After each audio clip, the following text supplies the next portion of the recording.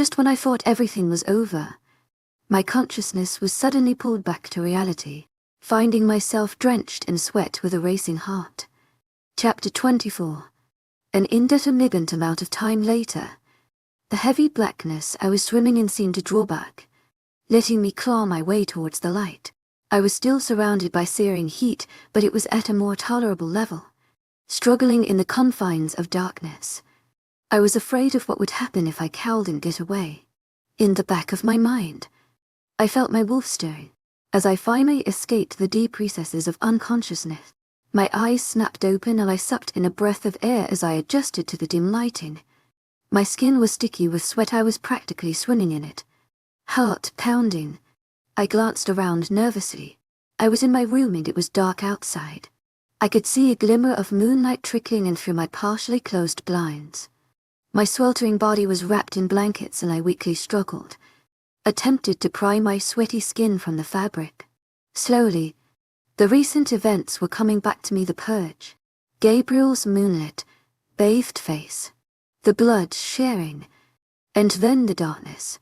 I yanked my hand out from under the comforter and glanced at it. There was a thin line across the center of my palm where I had slashed myself. It was already mostly healed, but I wondered if it would ever completely fade. That scar signified that Gabriel was my alpha now. Tensing, I realized that deep in the back of my consciousness, I could almost sense his presence. It was as if he was hovering just out of reach. It was a sensation similar to when Brett was alpha.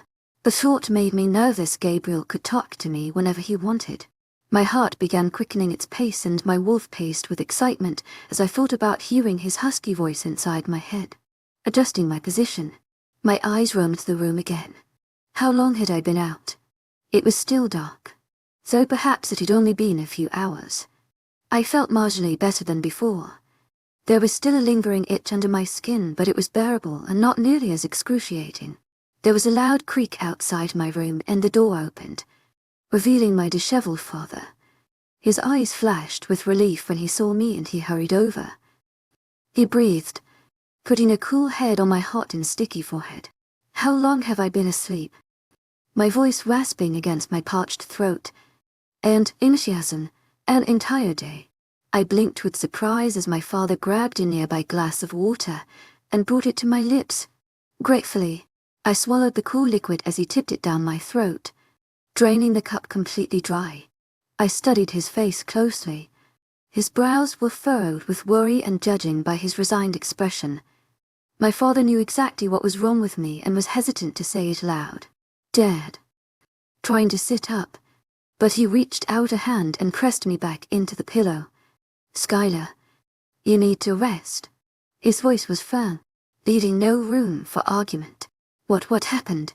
I intertwined my fingers under the blankets where he couldn't see them, trying to mask my nervousness. Sighing, my father pulled up a nearby chair and settled down. He rested his elbows on my bed and gazed at me intently. There's no need to beat around the bush here, Skylar, so I'm just going to come out and say it. I nodded, mouth suddenly dry again. You're getting your affinity. I nearly choked on my own spit. What? To my agent extraordinaire, Madeleine Nelby. Heartfelt thanks for your unfailing patience, enthusiasm. But I'm almost 20 years old. How I spluttered in confusion. He reached out a hand and rested it on my shoulder, rubbing it to soothe me. I know. It's rare that something like this happens, but when I was trying to heal you, I could sense the affinity in you. That's why you still have a fever. I can lessen the pain for you, but I can't completely make you well. This is something your body has to do for itself. Silently staring, I sat for a long moment before I spoke, voice coming out as a cracked whisper. How did this happen? My father sighed yet again. As you know, the affinity is usually hereditary. What you weren't aware of is the fact that there are two forms of the affinity, the dominant and the recessive. Most children of pack doctors, about 90%, inherit the dominant form. A child that receives the dominant gene will get their affinity before or during puberty. They get it at this time because the body is still malleable, still adjusting to the wolf inside. Matured wolves do not so readily accept change like that. Contemplating. The recessive gene works differently. I nodded once more, chewing on my bottom lip as I absorbed the information. So I have the recessive form. A child with a recessive affinity will only inherit the ability to use it if their parent dies while the child is still young. If the parent is still alive, as the child ages and matures with a recessive affinity, they grow increasingly less likely to ever show signs of being able to use it. Basically, the recessive gene gets buried so deeply it can never be drawn out. So how am I getting it? To my agent extraordinaire, Madeleine Nilben, heartfelt thanks for your unfailing patience, enthusiasm. In way past puberty, and you're still alive. That's why it's unusual. When Cain put me in a coma, it triggered something in you. It would have been normal if you were younger, but since you've fully matured and the gene is so deeply buried, your body shouldn't still have been able to make the transition. So why am I transitioning? His eyes were distant as he pondered. There are always exceptions to every rule. The only thing I can think of is that some part of you still recognized the deeply buried gene. Your body is already going through changes because of the mating pull. It might have made you susceptible to other changes, such as your affinity emerging. His expression grew solemn as he added in a quiet voice. Or it could have something to do with whatever concoction Cain injected me with. I felt a flutter of anger at the vampire's name, and our conversation in the woods came rushing back to me. His words made sense now. Cain had suspected that something was happening within me, and it was almost like he wanted it to happen. That freaked me out more than anything. He had planned on taking me with him. What exactly did he want with my father's blood? And what did he want with me now that I might have an affinity? I tried to change the subject. I had time to recall of that out. I had to focus on the immediate problem. I shifted position again, wincing slightly. I felt incredibly sore. Is it always this painful? He shook his head. No. It comes with a mild fever, but nothing like you've been experiencing. It goes back to the maturity thing. Your wolf isn't accepting the transition as well as she would have when you were young. Outside of the mating pool, your body has never anticipated change like this. Honestly, being so close to Gabriel is making things worse. Your wolf is struggling to cope with the mating pull at the same time as the affinity. Sharing blood with him just compounded everything. Your body went into sensory overload. I blinked up at him, feeling a pang of worry. Did this mean I howled and see Gabriel until I felt better? My father seemed to read my mind. You'll still be around him. Just limit physical contact until you're better. Something flashed in his eyes, but I cowed and place it. Not like anyone could keep him away. He almost bit all of our heads off when we were trying to help you. For a while he didn't want anyone else touching you. My face instantly heated up even more, and I felt my cheeks turning red with a blush. My wolf was feeling very satisfied with her mate's protectiveness. Releasing a heavy breath, I pushed some of my dark locks away from my sticky face. It was all making sense, and a large part of me was excited that this was finally happening. I had always been teased for not inheriting the affinity.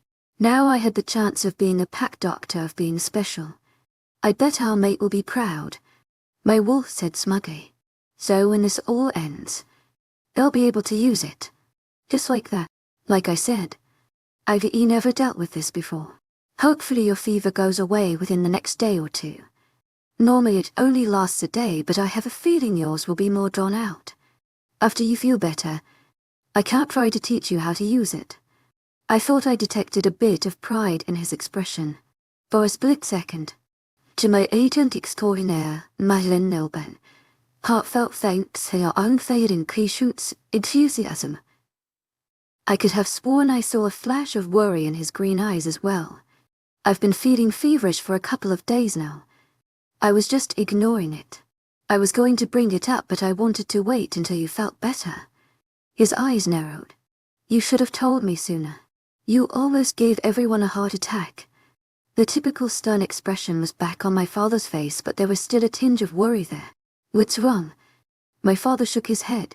I just don't like the fact that you're so sick and I can only do a little to help. You're strong. To my agent extraordinaire, Madeleine Nilben, heartfelt thanks for your unfailing patience, enthusiasm. Your body will get through the transition fine. He spoke reassuringly, but his voice was tense. I really hoped he was right. The fact that he was slightly nervous. To my agent extraordinaire, Madeleine Noble, heartfelt thanks for your unfailing patience, enthusiasm. Was off-putting. I would make it through the transition I had to. My body may not be used to this sort of thing, but to get over it, I had to be strong. Especially in a time like this. I was alone in my room for the next couple hours. Because my father went to go rest. Using his affinity had worn him out after recent events. He had also informed me that Deva had helped take care of me during the day I was passed out. The thought made me extremely uneasy, and I was sure how to feel about it. I knew she couldn't stand me, yet she had still helped me out twice now. The redhead was currently staying in our house in the guest bedroom. I hadn't seen her since I had woken up, but I could catch her scent. It was strange that she was here without anyone in her pack. Just then, a startling realization came to me. Was she avoiding Will? It seemed a bit far-fetched, but she had disappeared the night of the purge, and now she seemed to be lying low at my home for the most part. She had no chance of seeing Will since Gabriel had scared him away. I wondered why on earth she would possibly be avoiding him. Will would be overjoyed to find his mate, so I could not fathom how she wouldn't feel the same way. It was a puzzling mystery I was determined to work out. I had yet to see Gabriel since I woke up, and I couldn't help the hurt that blossomed when I thought about it. Did he not even care that I'd fainted in the middle of the ceremony? My father said he brought me home, but now he was making no effort to come check up on me. I would never admit it to him, but it's tongue. Especially after our moment yesterday. Maybe he was regretting it. That thought was very disheartening. A couple hours after my father told me about my affinity and subsequently made me some potato soup. My favorite high let my eyelids droop. It was still uncomfortably hot in my room, but I was supposed to stay under the covers to sweat it out. Since my father would not let me get up except to go to the back room, I might as well sleep. My mind began to wander and my thoughts aimlessly drifted, until I found myself dozing. Minutes later, I was dreaming. It was one of those dreams where I knew it was real. I knew I could wake up at any moment, but that didn't make it any less frightening. Kane was in my dream, or at least I think it was him. He materialized as a shadowy presence at the edges of my vision, relentlessly chasing me as I raced in wolf form through the woods. My paws thundered against the ground, but every second that passed, I knew he was gaining on me. My heart was pounding, and I was desperately trying to leave the woods before Kane captured me. I had to save Maria and Will. They would pay the price if I didn't make it in time. Seconds later, I felt claws sink into my back, and I was brought hard to the ground. The monster leaned over me, baring his fangs in a hiss, kicking and thrashing. I snarled and growled while fighting wholeheartedly to get the bloodsucker off of me. But Kane held me down, pressing my shoulders into the ground harder, preventing me from struggling. I whined in misery, kicking back and forth, and Kane opened his hissing mouth to taunt me. "Skylar, wake up," he hissed menacingly. "What? You're e-dreaming? Wake up." I continued to thrash. "Skylar." Kane began to shake me, and I was roughly yanked from the violent dream, sent crashing into reality. My eyes snapped open and I panted. To my agent extraordinaire, Madeleine Noble, heartfelt thanks for your unfailing patience, enthusiasm. Taking in the contents of my room as relief struck me. I had known it was grateful I could escape the terror of Kane's pursuit. It was then that I became aware that it was Gabriel above me, pinning me down. Not Kane. He was standing next to my bed, but his hands were planted firmly on my shoulders as he pressed me into the mattress. It was still nighttime outside and my light was off. Bars of moonlight squeezed through the blinds and fell upon my mate's face as he stared down at me, making sure I was truly awake now. My mouth opened slightly as I became aware of our proximity. His face was only a foot or two above mine. I stared at him unabashedly, appreciating the way the light from outside accentuated his chiseled features. He was so beautiful. His dark eyes had an incredible amount of depth, and I had never realized just how thick and dark his eyelashes were. My eyes trailed along his high cheekbones before falling to his mouth. He had a light growth of stubble along his jawline, but it suited him. I was sure I was blushing now, but I couldn't tear myself away from his ethereal perfection. Gabriel released me suddenly and backed away, and I felt cold despite my fever and all of the blankets. "You were dreaming," he muttered by way of explanation. I tried to sit up a bit. "It was Cain," I replied, glad that my voice didn't shake. My wolf was purring in the back of my mind, and it was quite distracting. Gabriel's expression tightened. I glanced around, noticing the chair pulled up by my bed. Had he been watching me sleep? The thought made my blush return in full force and I avoided his eyes. "Do you have nightmares often?" I pulled my hands out from under the covers, examining them as I replied. "No, this was the first in a long time." Slowly, Gabriel moved back to the chair and lowered himself. I felt a prickle of excitement. He was finally staying to keep me company. I tried to remember what my father said about physical contact. Gabriel had held my shoulders down while I was waking up, but it didn't seem to have made my fever worse. Thankfully, I supposed it was the blood sharing that had set everything off. I would have to be careful, even though I was itching to reach out and run my fingers along the side of his face. "Where were you all day?" Hoping I didn't sound too pathetic. "Working on pack logistics," was his simple reply. I nodded, picking at the blanket. "Are you feeling better?" I glanced up at him, the question taking me completely by surprise. He was giving me a cursory scan as if assuring himself that I was well. I felt a trickle of warmth. "I am now that you're here," I replied before I could think about it, unable to help myself. I looked away from him again as I felt my face heat up. Since when was I so straightforward with him? I heard Gabriel's sharp intake of breath and he was silent. Had I gone too far? "Your father said that your contact with me worsened things," Gabriel replied after a moment of tense silence. "The blood sharing overwhelmed my body. I didn't know your body would react like that, or I know." I cut him off before he could go any further. There was no need for him to explain himself to me. I didn't require an explanation. Closing my eyes for a moment, I remembered the minutes just before I'd fainted. The desire that had coursed through my body was easy to recall. In those seconds, I had wanted Gabriel more than ever before. My wolf had been dangerously close to forcing me to jump him. I peeked up at my mate from the corner of my eye. He was staring into space, jaw clenched. I aimlessly wondered what he was thinking about. Gabriel was always so closed, often hard to read. He put up barriers between himself and everybody else, although occasionally I thought I saw through his walls. Those moments of true emotion glimmering in his dark eyes made everything worth it. I couldn't help but feel uncomfortable as we sat there, the silence stretching on, the heat rushing around under my skin reminding me that my fever had yet to break. I felt my forehead beading with sweat, some of it trickling down my temples. I needed some sort of distraction before I focused more on discomfort. Glancing at Gabriel again, I felt a prick of curiosity. I'd always wanted to know more about him, but Hed rarely volunteered information about himself.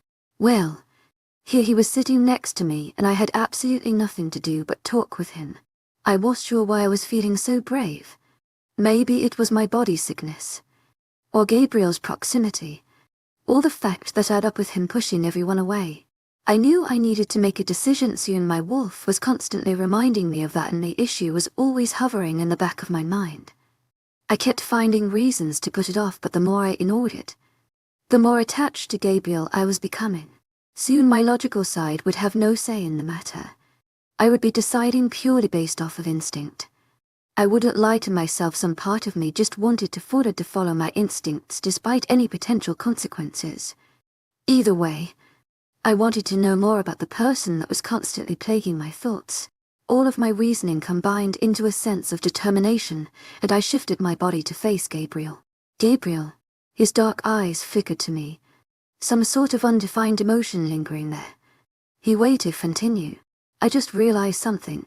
I had to look away again, unable to bear the intensity of his eyes. "You told me everything about your heritage and your parents, but you told me next to nothing about you." His brow had furrowed slightly as if he had no clue why I was bringing this up. "I know hardly anything about you. I don't know your favorite color.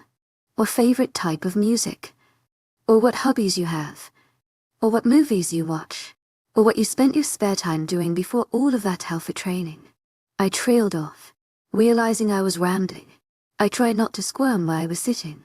An expression of incredulity had made its way on Gabriel's face. I knew my examples were stupid and shallow, but surely he got the point. Usually mates got to know each other after they met. We had never had that opportunity. Why does it matter? He asked after a long moment, voice tense. I could tell he really didn't like talking about himself. He wasn't used to it. Because I mentally cursed myself for my nervousness. Why was I freaking out? He was my mate. It should not be so difficult. Because I want to know you. He remained silent, as if he was having an internal argument. You're my mate. The only mate I'll ever have. You're supposed to get to know your mate. Right. I cleared my throat, knowing the pink tinge was returning to my cheeks. Why did I think this was a good idea? I should have known that the thought of opening up would freak Gabriel out. He was looking away from me. Jaw clenched.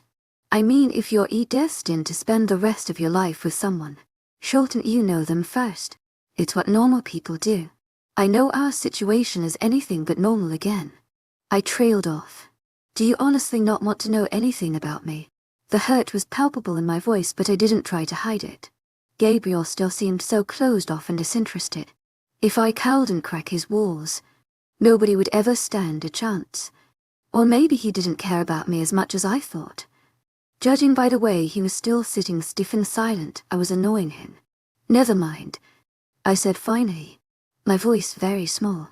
I turned my head away, unable to look at him. My wolf was whining softly. As hurt as I was by his lack of response, I had to remind myself that we weren't a couple of pubescent teenagers trying to get to know each other on a first date. What we had was much deeper and more instinctive. Still, I wished he would show a little more emotion. I shouldn't have tried that. I should have known it was stupid. Several seconds trickled by. I knew my face was still vibrant red. At this point, I almost wished Gabriel would just leave me in here, so I could wallow in my embarrassment. I would find something other than 20 questions to occupy my time while I was feeling so shoddy. I was completely shocked when I finally heard his deep baritone. Blue. My head snapped around and I blinked at him. What? My favorite color is blue. His voice was softer now, eyes boring into mine. I stared at him in shock, feeling my stomach churn with excitement. What type of music do you like? I asked after a minute, hoping he would continue to answer. Classical music is some of the only music I can tolerate. Oh, so my choice in the car had been a good one. Hobbies. Eyes growing somewhat distant. I don't have time for anything outside alpha duties. What about when you were younger? I was worried I was pushing it. Gabriel's childhood was a sore subject. Sure enough, his expression tightened, but he surprised me by answering. My mother used to play piano. After she left, my father forced one of the pack members to teach me. I was sure I was gaping. You play piano? As cliché as it sounded, I found that extremely attractive. For a moment, it was like I was in high school again, learning how to talk to boys. It was strange feeling like that in my current situation. I used to. After a while, it made things worse because it reminded my father of her. I didn't have to ask who her was. I haven't had time in years. I was practically squirming with joy. I couldn't believe he was opening up to me. What's your FAV? Gabriel cut me off this time. It's your turn to answer questions.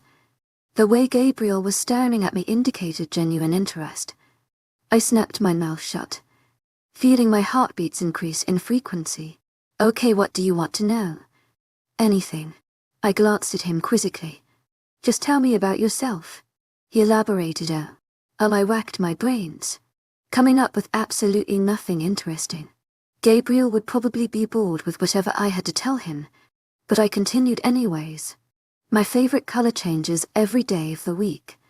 I am addicted to crime shows. I have the entire series of NC is in here on DVD. I tried to learn how to play guitar once and failed miserably. I'll listen to pretty much any music except country. I've seen every Disney movie at least 10 times.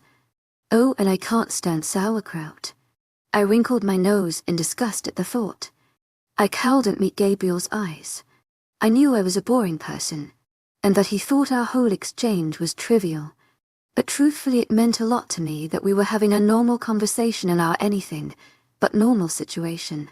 When I finally glanced back at him, he seemed to have absorbed all of my words and was mulling them over thoughtfully. I was touched that he had listened.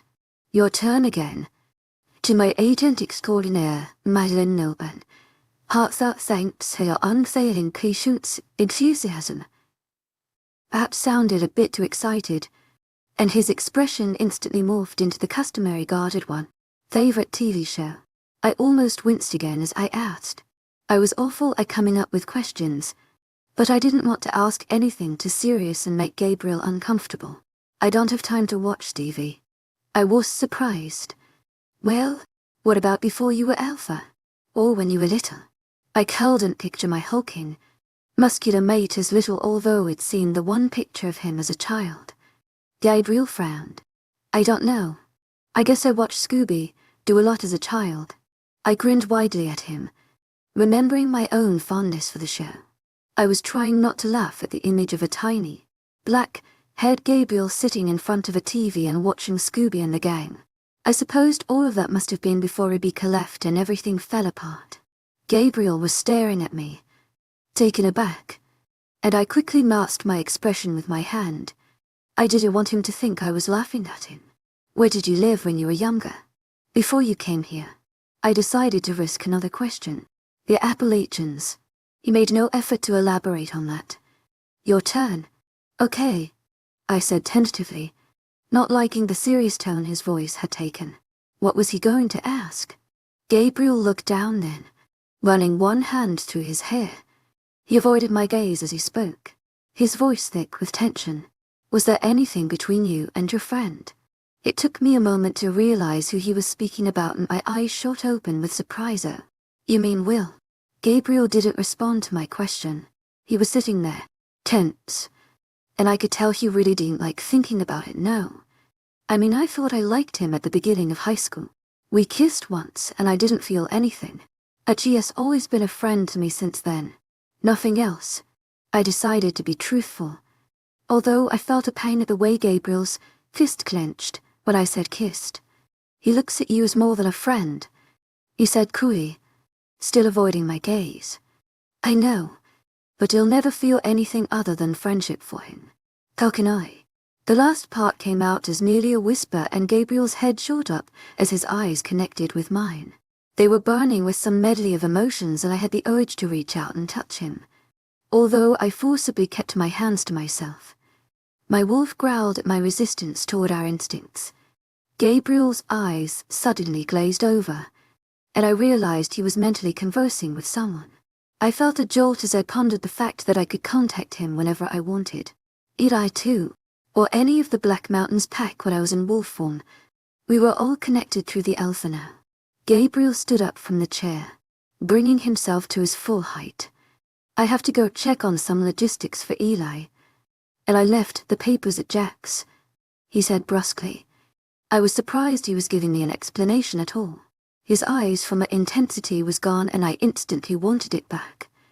I was hoping to continue the questioning and find out more about him, but apparently luck was not on my side right now. Gabriel observed me for a moment. Take care, he finally said, his voice softer than expected. I felt a flush creep up my neck and I watched as he exited the room and trudged down the stairs. Seconds later, the front door slammed. About 2 hours later, the TV downstairs turned on, and I was brought out of my dozing state. My throat was raw and parched again. I stretched, deciding that it hadn't hurt to go grab a glass of water after I went to the restroom. I slowly climbed out of bed, ignoring the grotesque aches and pains. The room's air was cooler when I washed under the stifling covers and it felt nice on my sweaty skin. After I used the restroom, I tiptoed downstairs, curious about who was watching television. My parents had already come to check on me after Gabriel left and they were now fast asleep in their room. I hadn't heard Gabriel's male pack members roaming around, so but limited the possibilities. My eyes fell on a familiar head of red hair and I'd nodded to Wint. She had helped me after all. The least I could do was thank her despite my dislike for her. Ava had some mindless drama playing on the TV, and was curled up on the couch with some blankets, her blue eyes fixated on the screen. She ignored me as I made myself a glass of water, pressing the cool glass against my burning forehead. I took a deep breath, really not wanting to talk to her, but my parents had always taught me manners. I slowly made my way over to the armchair next to the couch she was sitting on. Still, Ava did not bother to glance at me as I made myself comfortable and focused on the tea. There were a few moments of awkward silence before I gathered the courage to speak on. I never said thanks. Her eyes flickered to me and back to the tea. She said nothing, so. Thank you for helping me and my father. Ava nodded brusquely. I felt a prick of irritation. Could she really not say anything in return? Are you ever going to tell me why you dislike me so much? I blurted out after another moment. Might as well try to clear the air while she was staying in my house. Ava turned to face me then. Eyes narrowed slightly. I sure had her attention now. To my audiobook extraordinaire, Madeleine Nilbe. Heartfelt thanks for your unfailing enthusiasm. I know you don't like me. It's pretty obvious. I think I deserve to at least know why. She pursed her lips and observed me thoughtfully. For an instant, I wished Ava could be more like one of the stupid bimbos from high school. She seemed very cunning and it made me nervous. Is it just because I'm an outsider? I continued impatiently. I don't like your pack. If that's what you mean. She finally spoke dismissively. Like it or not? We're all together now. I don't like it. She turned back to the tea. I almost growled. Look, we need to cooperate here. So just tell me why. I don't need to tell you anything. They'll just ask Gabriel. I observed her from the corner of my eye, wondering if this tactic would work. To my surprise, after a moment she just sighed in resignation. If you won't talk, you'll just. I was only 10 years old. She cut me off coolly and my eyes widened in surprise. My father was a pack doctor and our other pack was attacked by rogues. They killed him and my mother and I ran. We traveled far, and finally came across your pack. I stared in surprise. I didn't remember that. Then again, I would have been nearly the same age as her. My mother had lupus disorder. Now my surprise and shock increased tenfold. Lupus disorder was one of the few diseases that affected werewolves. My father had some fancy technical name for it, but he'd never met a wolf with it. Probably because it was term and a left and treated. It could also be highly contagious, transmitted to the saliva or bloodstream, or even airborne in some cases. It killed the wolf, side first, leaving the person deranged for months before they died. My affinity was not developed enough for me to treat her. We came to your pack. We begged for treatment from your former alpha and your father. My mother was close to death. They turned us away because of the risk of contagion. I opened and closed my mouth like a fish. They had turned her away. That seemed so cruel and heartless. I knew the disease would have been a risk to the pack. But surely they could have done something. We left and headed towards the Black Mountains pack. My mother died on the way there. They took me, and because I was a 10-year-old getting an affinity, Ava spoke so emotional as lie. I stared down at my hands, feeling ashamed, even though I knew it wasn't my fault. It made sense now why she hated our pack and why she had such an odd look on her face whenever she spoke to my father. I wondered if he remembered her. That had been a decade ago. If Gabriel hadn't told Ava to treat my father, she probably would have left him to rot. I had no idea what to think about all of this. I'm sorry, save it. She rudely cut me off, returning to the boring show. Is that why you're avoiding Will? You want nothing to do with anyone in this pack? I asked it before I could stop myself. Will was one of my best friends. I just had to know. Eva's head snapped to me and I noticed her eyes had gone cold and furious. That's none of your business. To my agent extraordinaire, Madeleine Nilben. Heartfelt thanks for your unfailing enthusiasm. She knew exactly what I was talking about, confirming my suspicions. She really was Will's mate. He wants his mate, I continued, ignoring her burning stare. He needs his mate. Don't fucking tell me what to do. This is my business. Her lovely face was set in a rigid mask. I was shocked by this outburst of reaction. Surely this could not all have come from something 10 years ago. Something Will had nothing to do with. Either way, I didn't like it when she spoke to me like that. And neither did my wolf. You can't hurt him just because of something that happened 10 years ago that was out of his control.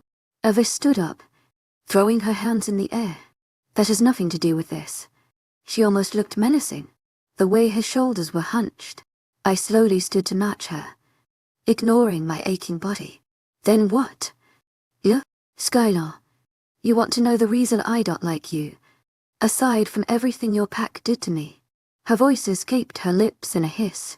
I stared at her blankly. I should have known there was something else. To my agent extraordinaire, wildest, heartfelt thanks for your unfailing Christ's enthusiasm. It was my fault my father turned her away, as horrible as my pack's actions were. You're insecure. You're weak. And you second-guess yourself. You're not even that pretty. Quite frankly, you don't deserve an alpha for a mate. I gaped at her, unable to speak. My wolf snarled furiously in my mind, and I felt the blood rushing to my cheeks as I growled low in my chest. But even so, I felt her words hit home. It was like she knew exactly what to say to hurt my feelings. You will have my respect when you've earned it, she snapped, gathering up the blankets she had been using. The redhead was still rigid with fury. I had really pissed her off. She headed towards the staircase, turning over her shoulder to fixate me with one last glare. And just so you know, I don't need a mate, because I'm already in love with someone else. I furrowed my brow. That would be a problem for Will, but once she saw her mate, she should be able to get over her previous love. That shouldn't matter, I argued, but Ava waved my words off in annoyance. You're being incredibly selfish, I snapped, standing up for my best friend. Her eyes flashed. As I said before, this is none of your fucking business. Ava adjusted the blanket she was holding again. Suddenly, a calculating expression worked its way onto her face. One last thing, Skylar, she added. I don't suppose the Alpha has told you about our history. I felt as if I had been punched in my chest and all I could do was stare at her as I wondered what the hell she meant. With a scoff at the confusion on my face, Ava made to head upstairs, but just then, I heard the doorknob turn. We both shifted to face the door, almost trance, like in our movements, as it opened to reveal Gabriel standing there. He strode in, looking back and forth between us as if he had no idea what was going on. I glanced at Ava out of the corner of my eye. Her entire expression had changed as her eyes fell on Gabriel. What is this? Gabriel was demanding. To my agent extraordinaire, wildest, heartfelt thanks for your unfailing Christ's enthusiasm, I said softly, not elaborating. Gabriel's expression tightened. What are you telling her? Eva, he snapped. As Eva's eyes found mine again, I witnessed the true extent of her dislike. She was willing to get in trouble with her alpha to tell me whatever it was she wanted to say. Her perfect features were fixated in a sneer. Her eyes bright and cold. I found myself sweating again, although I wasn't sure if it was from the fever or nervousness. My wolf whimpered softly. I felt the blood rush to my ears as I stared at her, then at Gabriel, then back at her again. Surely I was wrong. I couldn't possibly be coming to the right conclusion here. When I looked at Gabriel again, to my agent extraordinaire, wildest, heartfelt thanks for your unfailing Christ's enthusiasm. His expression said it all. Anger and guilt, intermingled in his dark eyes, as if he knew what she was going to say. He made no attempt to stop her from speaking to me, probably because he knew that lying or trying to cover it up would only make things worse. Eva's smirk widened. Gabriel and I were lovers. Chapter 25. I stood there, completely mute, As the reality of Eva's words sank in and the pain rushed over me like a tidal wave, my hands curled into tight fists, my fingernails cutting into my skin, and in the back of my mind I registered my wolf's painful howls as she realized what the redhead's words entailed. Gabriel had slept with someone else before me. He had given the most intimate part of himself away to another she-wolf.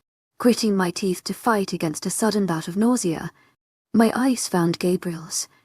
The guilt and self-loathing were burning so brightly in his eyes I could nearly feel the sentiment myself. Perhaps I was feeling an echo of his raging emotions.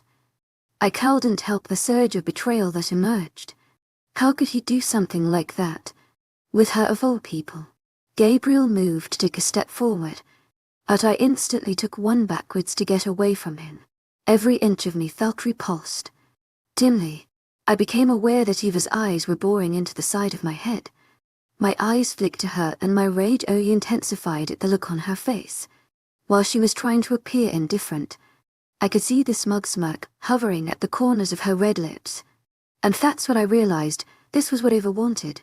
She wanted me to feel the pain, to grow enraged, to break down and cry like I was dangerously close to doing. She was attempting to elicit this reaction out of me to prove her superiority. Despite the painful knot of emotions in my chest, I felt a prick of determination. I may be insecure and weak to her, but right now I was going to prove her wrong. The best way to get to Eva now was to not react the way she planned. With a Herculean effort, I straightened my spine and tilted my chin defiantly. I may be a pushover sometimes, but I had a proud streak like every wolf did. There was no denying the nearly overwhelming pain blossoming in my chest, judging by the look on Gabriel's face and the thick tension between us. He could feel it, too. I couldn't take back Eva's words, but I could at least attempt to stay strong and beat her at her own game. My wolf was whimpering in pain, and with every ounce of force I had at hand, I pushed her to the deepest corner of my consciousness. I couldn't have her agony distracting me now. Seizing on this burst of determination, I mentally tried to erect barriers around my consciousness, barring out as much of the pain as I could. I already felt humiliated in front of Gabriel, and broadcasting my feelings, clear as day, would only worsen things. I tried to force the hurt away and maintain a cool face as I spoke. "Well, Gabriel, sleeping with her must have been quite underwhelming for you." To my pleasant surprise, my words came out just as icily as I'd hoped. Gabriel's expression had shifted to one of confusion as he continued to stare at me. I turned my head and focused on Eva. "To my agent extraordinaire, Madeleine Nilban, heartfelt thanks for your unfailing patience, enthusiasm. She is not, and will never be your true mate. Shall never satisfy you the way I can." As I finished speaking, Eva's expression contorted from smugness into one of pure rage. I felt a brief moment of pure satisfaction at the look on her face. Her pale cheeks reddened with anger, and she took a few steps towards me. "Why you ever?" Gabriel cut her off. His voice was nearly a snarl. Eva stopped mid-step, her eyes flicking to him. "Get out of here," Gabriel snapped, coolly and dismissively. Eva hesitated, looking slightly hurt. Again, I felt a twisted sense of satisfaction that he was hurting her in some way.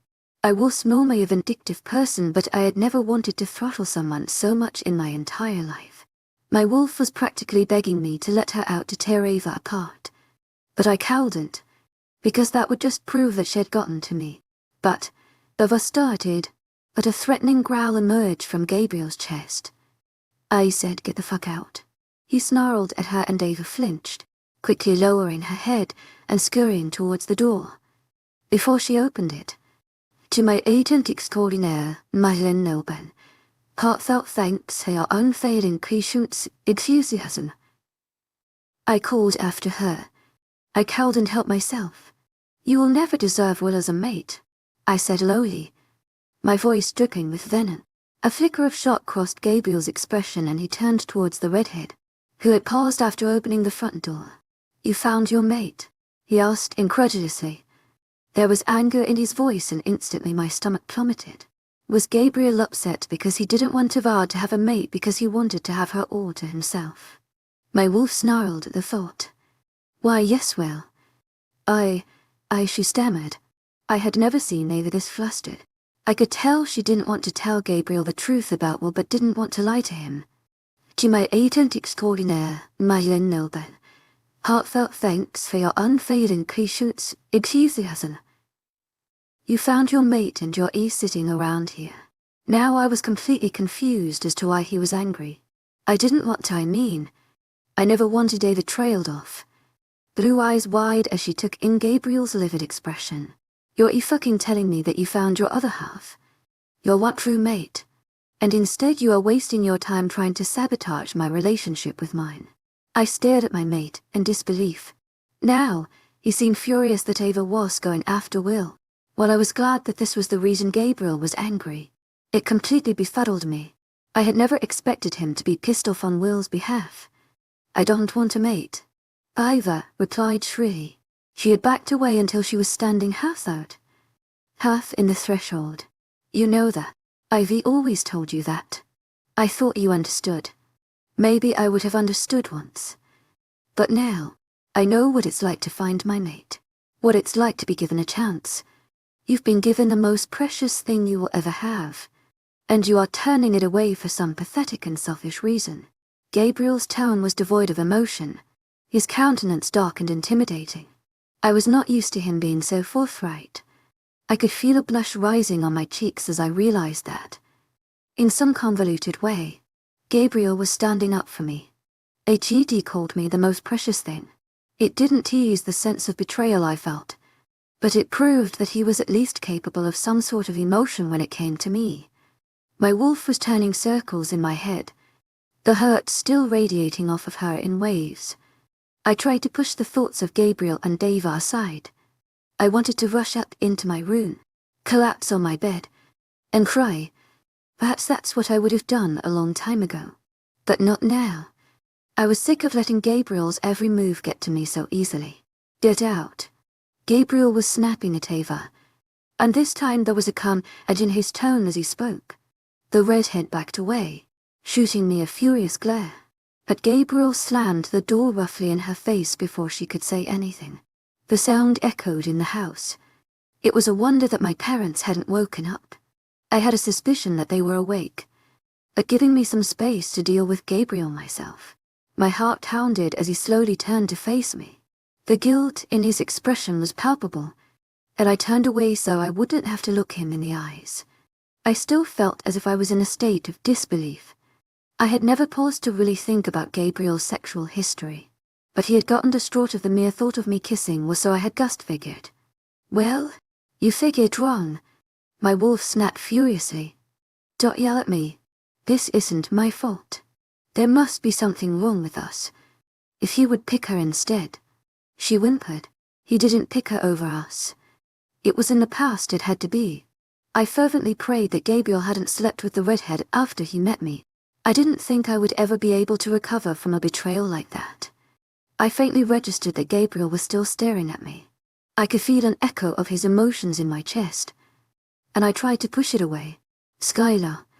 For once, it appeared he was lost for words. Don't, I snapped, my anger coming out in a rush. It was a long time ago. I didn't even know you existed. His voice was soft, filled with emotion, and I still couldn't look him in the face. You could have told me. I was actually proud of myself for keeping my voice cold, steady, and devoid of emotion. It was all fake, of course. Inside I wanted to break down, but I was not going to let him see me like that. How do I bring that up? How do I go about telling you that I'm a disgusting, selfish pig that slept with another she-wolf before his true mate? I looked down, clenching my jaw. Gabriel's emotions, coupled with mine, were almost too much to bear. I knew I needed to take time to reason this out, to have this conversation with him. But right now I just couldn't. There was a chance I would burst into hysterics at any minute. You know, I don't want to talk about this right now, I muttered lowly, avoiding his gaze. Skylar, just let me explain. I refused to look at him.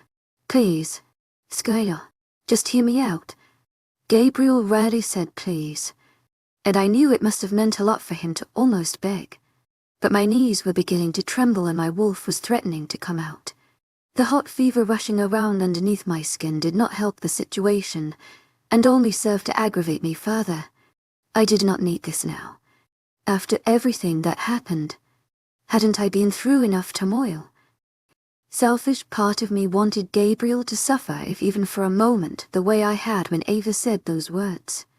The vindictive part of me rarely made an appearance, but it was emerging now. I really don't want to talk to you right now, I snapped angrily, finally focusing my glare on him. I was scared of his reaction. I just didn't give a damn. I needed to be alone right now. His presence was suffocating. I hurried towards the front door, giving Gabriel a wide berth. He turned towards me but thankfully didn't try to stop me. I might have tried to rip his head off if he did. My wolf was angry beyond belief and I was dangerously close to letting her take over. Not a pretty sight. Skylar, stop. I spun around to snarl at him, my hand on the doorknob. Just stop. I'm going for a run before I shift. Gabriel, don't come after me. Don't try to contact me. He was silent for a few seconds, and I tried to ignore the hurt hovering under the surface of his eyes. He had no right to feel hurt right now. You're just going to leave? He asked finally, voice flat. Yes, and for what? Gabriel, do the thing that won't hurt me. Let me go. I knew those words were causing pain, but I paid no regard to the guilt that sprung up after I said them. I avoided looking at him and turned to leave. I burst out onto the porch before he could reply. I knew I was being incredibly disrespectful to him as an alpha, but I hoped the side of Gabriel that cared for me, however small, would let me be. For once, I felt a profound sense of relief when he didn't follow. Disregarding the fact that it was ridiculously late at night, I bounded for the nearest fringe of trees. I didn't plan on going too far out of the radius of the Stone of Jacob, but I was going to shift. I had to let my wolf out to run before I made the rash decision to go rip Eva's red hair out and dig my teeth into the side of her neck. I was not normally this violent, but apparently my feelings for Gabriel brought out my animalistic nature. I let my wolf take over, relishing in the feeling of heat rushing through my body and first pouting from my paws as my bones shifted to accommodate my new form. Once I stood on for paws, I shook out my thick fur, breaking into a jog. The affinity-related fever it had was much less noticeable in this form, although I hoped that running as a wolf wouldn't make things worse for me once I returned to Talix. Speeding up my pace, I threw up thick barriers so nobody would be able to mind, linked to me without considerable effort. Although with Gabriel's alpha strength I knew he could push past my barriers if he really wanted to. I let my wolf's instincts take over as I ran deeper into the forest, trying to escape the pain that had relentlessly been chasing me since I left Gabriel. I ran for a very long time. My paws continued to trample the grassy ground below me as the sun rose above the horizon and steadily crawled into the sky. My pace was much slower than my customary run, as I still felt a bit sore and ever so slightly feverish even in this form. I was now sure this jog would take its toll on my sick body later, but for now I was taking advantage of my wolf's supreme strength and stamina. There was a slight chill in the air even at midday, though the sun was hot on my silver fur. I could tell that autumn was near, although I would not feel the cold until it was far below freezing. Werewolves were built to endure brutal winters. As I dodged through the trees, I realized that my birthday was less than 2 weeks away. I would be 20 years old and I could only hope things would turn around before then. I rarely felt self-pitying, but I couldn't help it. Didn't I deserve just one happy day? Were all of my days going to be as miserable as the most recent ones? I took a lot of time to think as morning transitioned into afternoon, finally pausing in my trek to lie down in the thick grass near a gurgling stream. Panting, I realized I had indeed released some of the pent-up tension I had been feeling. My wolf was slightly calmer now, although she still itched to go rip Eva's head off. Once I was lying there, stretched out and bathing in the bright sunlight, I allowed myself to really go over Eva's words. Lovers, she'd said. The pieces were not difficult to place together, and it was easy to see that she was talking about Gabriel when she'd said she was in love with someone. They'd slept together and she had a profound hatred for me. It only made sense that she was in love with my mate. As infuriating as that was, what I hoped was that lovers was an exaggeration. Gabriel had rarely shown me any emotion, and it would cut deeply to think that he'd been in love before. Somehow, to my agent extraordinaire, Madeleine Nilban, heartfelt thanks for your unfailing patience, enthusiasm. I couldn't picture him being in love with Ava. The self-loathing he had been feeling as she told me the truth was testament that he regretted his actions. Surely that couldn't mean that they were in love. Or so I tried to reassure myself. There was one thing that I could reason through. Gabriel had outright said that all of those things happened before Chidi met me. Despite my churning emotions and sense of betrayal, the logical side of me argued that Gabriel had never thought he would have a mate. His father had brainwashed Gabriel into thinking that his angelic side meant he was forever alone and mateless. I tried to imagine an existence where I thought I would never find that other werewolf meant for me. It seemed like a dreary outlook, but it had been Gabriel's reality. Even worse, he was a full-grown alpha male. Alphas felt emotions much more strongly than the average wolf, and this included hormones. If I had been a fully grown alpha male that thought I didn't have a mate, would I have done any different? I couldn't be sure. All I knew was that I had to make sure none of Gabriel and Eva's interactions happened after he met me. I also couldn't ignore the irritation I felt that Gabriel had made such a big deal out of my kiss with Will. Yet hid something like this from me. He would have to answer to that. I stood up after a while, deciding I had been out here long enough, my mind going in circles for hours. I aimlessly turned around and began to head back towards the village. I definitely did not want to return to my home anytime soon. I couldn't face my parents or Gabriel. I had decided that I would give Gabriel the cold shoulder for the time being until I thought everything through and demanded an explanation from him. He'd always been the one relentlessly pushing me away. Now he was going to get of his own medicine. Upon my return and my transition back to human form, I found my feet carrying me to the one person that might help me feel better, Maria. I couldn't tell her everything about me and Gabriel, but a best friend's advice was sorely needed in this situation. I knocked on her door a couple times, knowing that I probably had twigs in my hair and a flush from my fever, but not caring. My symptoms were actually bearable right now, and her place was safer than mine. I actually couldn't detect any fresh traces of my mate's signature sent near her house. I frowned after there was no answer, and raised my fist to knock again.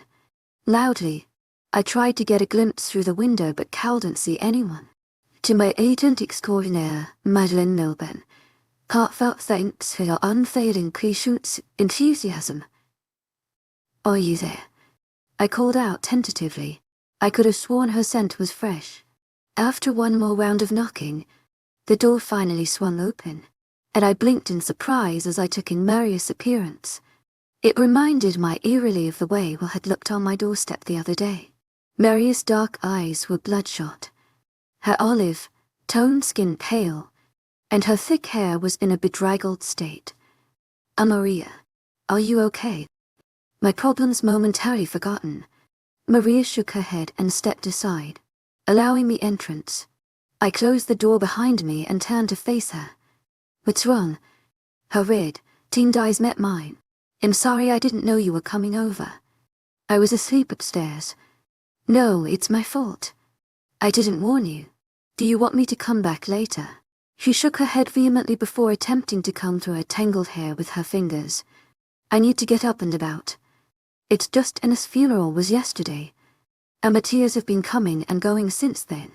I stared at her in shock. Wait, yesterday? You mean they had the funeral while I was still out sick? I had completely forgotten that Anna's funeral had been scheduled for the morning after the purge. I felt a surge of guilt, momentarily forgetting my current problems with Gabriel. I had been the last one to see Anna alive, and despite my former dislike for the girl, I had wanted to attend her funeral. They didn't want to wait any longer.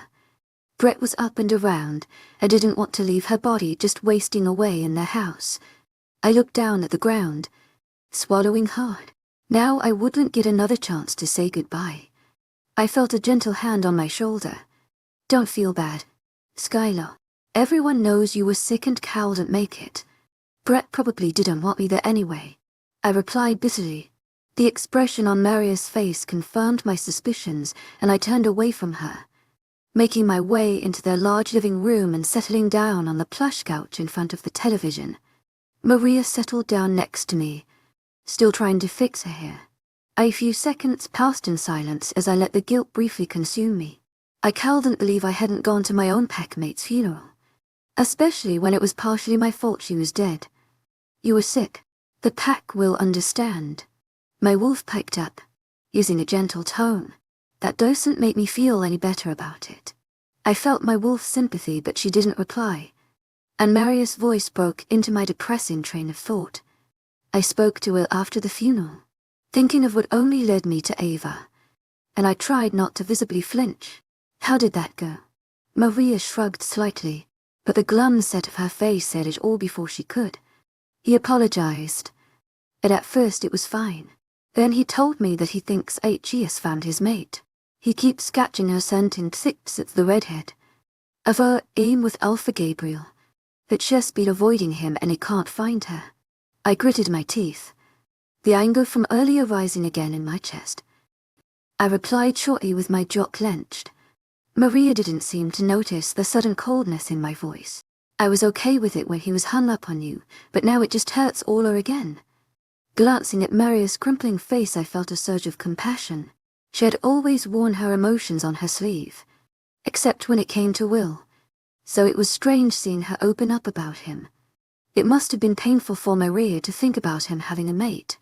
She appeared to be dangerously close to crying, and on impulse I drew her into a tight hug. I had come to rant about my problems, but it was clear that she was very vulnerable right now, and I didn't want to impose my own problems on Maria in her fragile state.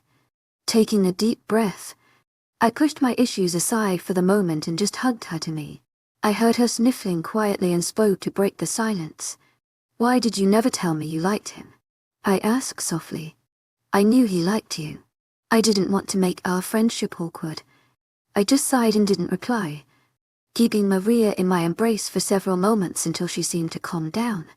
Sorry, she sniffed, moving away from me again and wiping at her eyes. I didn't mean to break down on you, and I know that's not what you came for. She turned to face me, attempting to get a hold of herself. Is everything okay?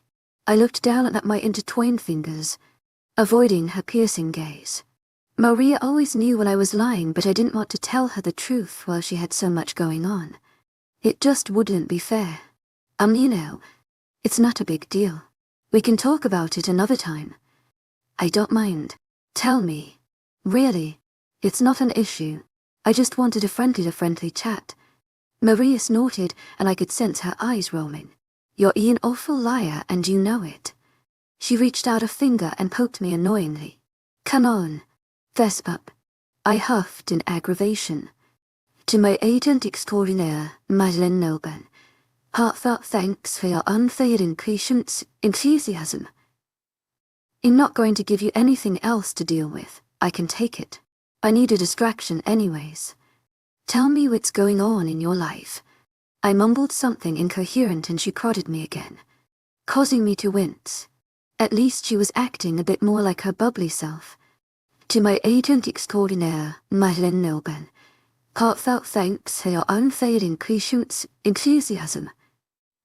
Despite everything going on around her, heaving a gigantic sigh, I told her almost everything. I started with the revelation about Gabriel and Ava, and exactly how Ava was avoiding Will and how she had got about telling me her history with my mate. To my agent extraordinaire, Madeleine Noban, heartfelt thanks for your unfailing patience, enthusiasm. I felt a bit guilty telling someone else about my own mate, sexual past, but I knew Maria wouldn't tell anyone else. After the way Gabriel had treated me, I thought it earned the right to at least talk to one other person about him. This led to incredulity from Maria, and I inevitably explained how Gabriel thought HED never had a mate. I left out his lineage, implying instead that his father's brainwashing was the only reason Gabriel felt that way. Maria and I had both heard of the cruelty of the former Black Mountains pack Alpha David, so it didn't seem too far-fetched. I finished with what it said to Gabriel and the way it stormed out. When I stopped talking, Maria sat there for a long moment, pondering everything she had heard. What are you going to do? This is definitely one of the strangest situations I've encountered, especially since she's whirled off uncertainly. I don't even know what to do. But right now I'm leaning towards the cold shoulder. I've tried so many times to get closer to him. To my agent extraordinaire, Madeleine Nilben, heartfelt thanks for your unfading patience, enthusiasm. But it's damn near impossible. I'm going to make him come to me for once. She nodded, lips pursed in concentration. It definitely sucks that you found out like that. And I agree with you wholeheartedly. But I've heard it isn't that uncommon for werewolves who haven't found their mates by their mid-20s to start sleeping around. It's frowned upon, but it happens. Blame hormones, I guess. I know. But still, I had always dreamed that it'd be the only you know. I can't blame you for that. My best friend was silent for a moment before an oddly sneaky look crossed her features. Hey, Skylar. I frowned at her, preoccupied. I think I know something that will cheer us up. Oh, good grief. Not this again. Once again. Maria was brainstorming some grand idea of fun. Maria fixated me with a mock stern look. Although her eyes were still a bit bleary, looking so it didn't turn out how she intended. My parents are actually meeting with the Alpha right now. I think they are consulting with one of the elders that helped build this village. My eyebrows rose at that, but she continued before I could pry. And later they're going around the territory for something or another. Which means we have the house to ourselves. I didn't like where this was going. Don't tell me. We're gonna throw a party. In one of my very rare sarcastic tones that I seldom used. She grinned a bit cheekily. Not exactly hold on.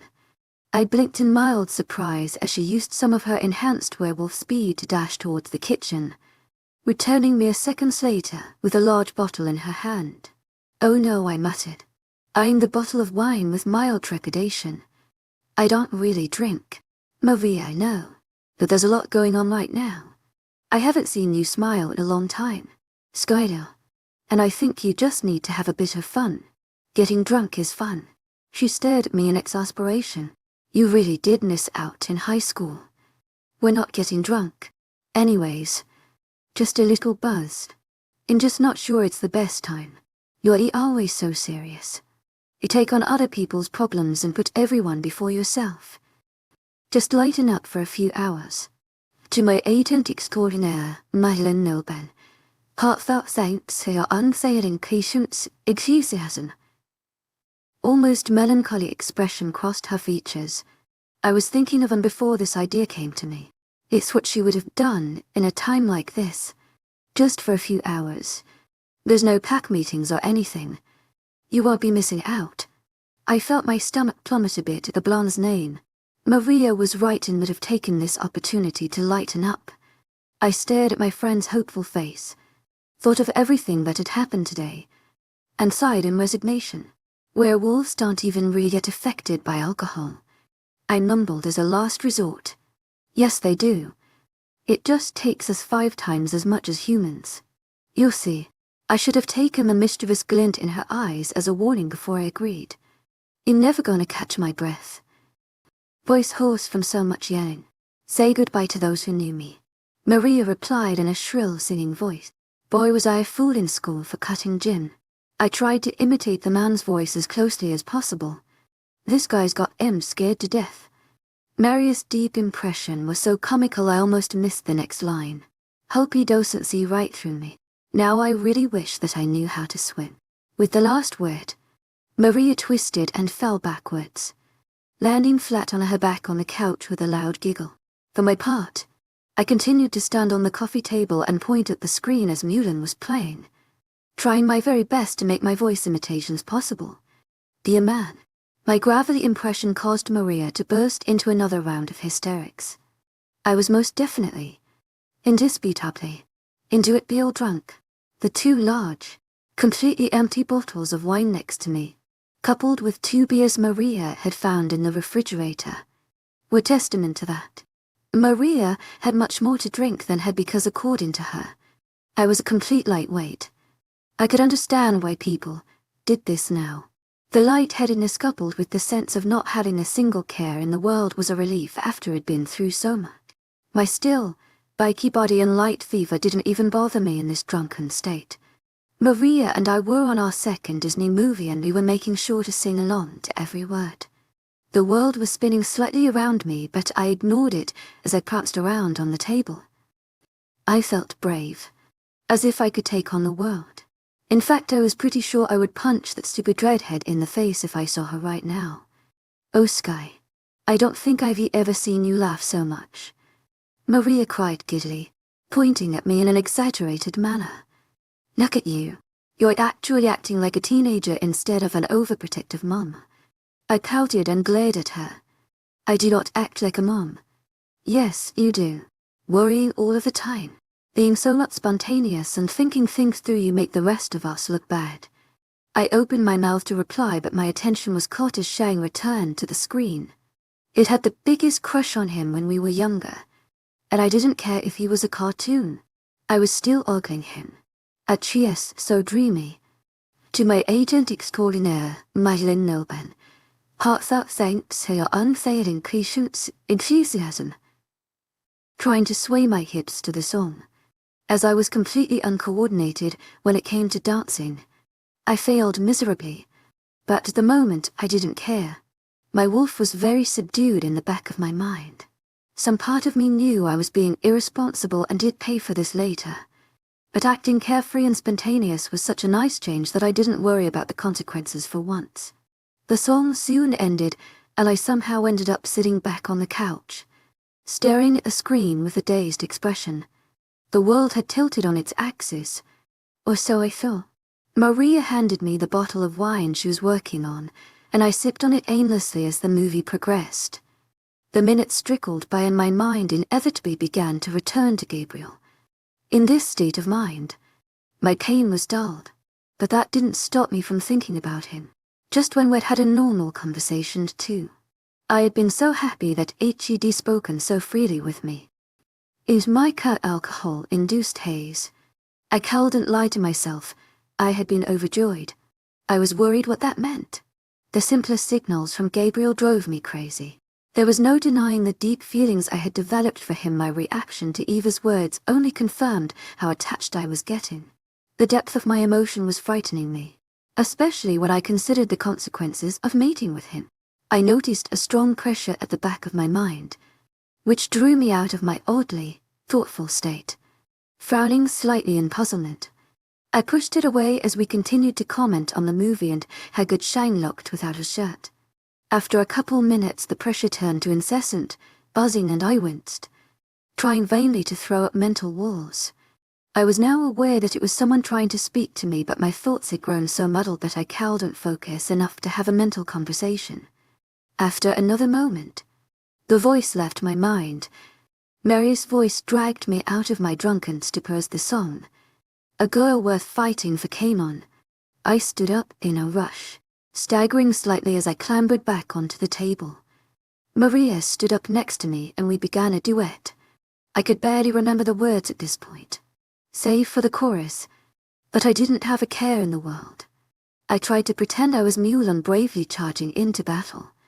Midway through the song, I heard the front door open. My brain and wolf registered the noise, but I continued to stare at the bright TV screen as I sang. Beside me, Maria paused in her karaoke and turned to face the visitors, so I was left to sing a solo. What do we want? A girl worth fighting for, To my agent extraordinaire, Madeline Nilben, heartfelt thanks for your unfailing enthusiasm. Raising my hands in the air, I quickly became aware that Maria had my arm in a vice that grip and was tugging on it. Frowning in puzzlement, I turned to follow her line of sight. I gulped and stared at the culprits that dare intrude on our karaoke. Standing near the front door, looking completely perplexed, were Maria's parents. Standing behind them, tall, imposing and beautifully handsome as usual, was the last person in the world I wanted to see, Gabriel, and he didn't look happy.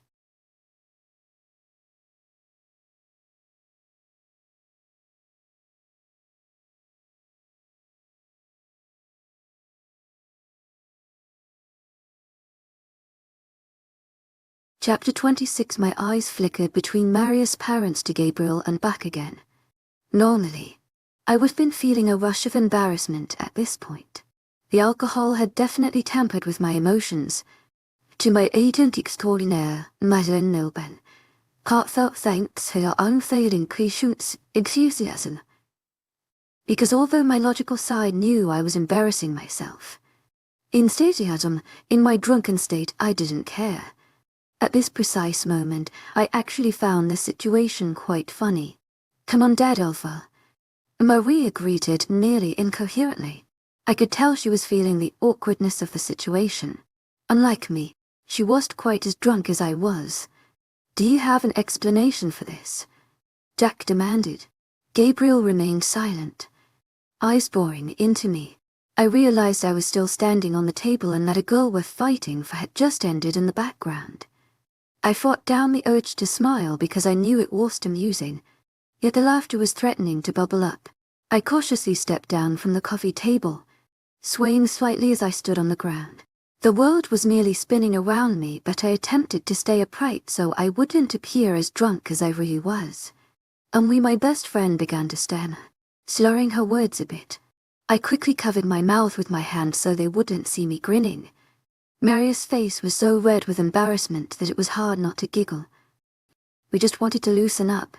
I thought you guys would leave the home for another couple of hours." Her dark eyes looked absolutely miserable. Feeling brave, I attempted to distract Jack's glaring eyes away from Maria. I didn't want her to get in trouble. "We were watching Newlyn." I burst out excitedly, realizing belatedly that it was pretty obvious what we had been doing. I racked my brains for something more clever to say, but came up with nothing. Unfortunately for me, the intelligent side of my brain had all but disappeared, and drunken babble began to escape my lips before I could stop it.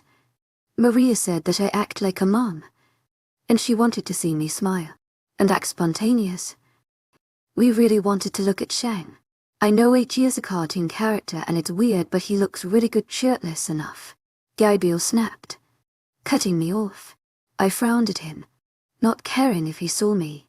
My inner caution was not making an appearance now, not when I had consumed so much alcohol.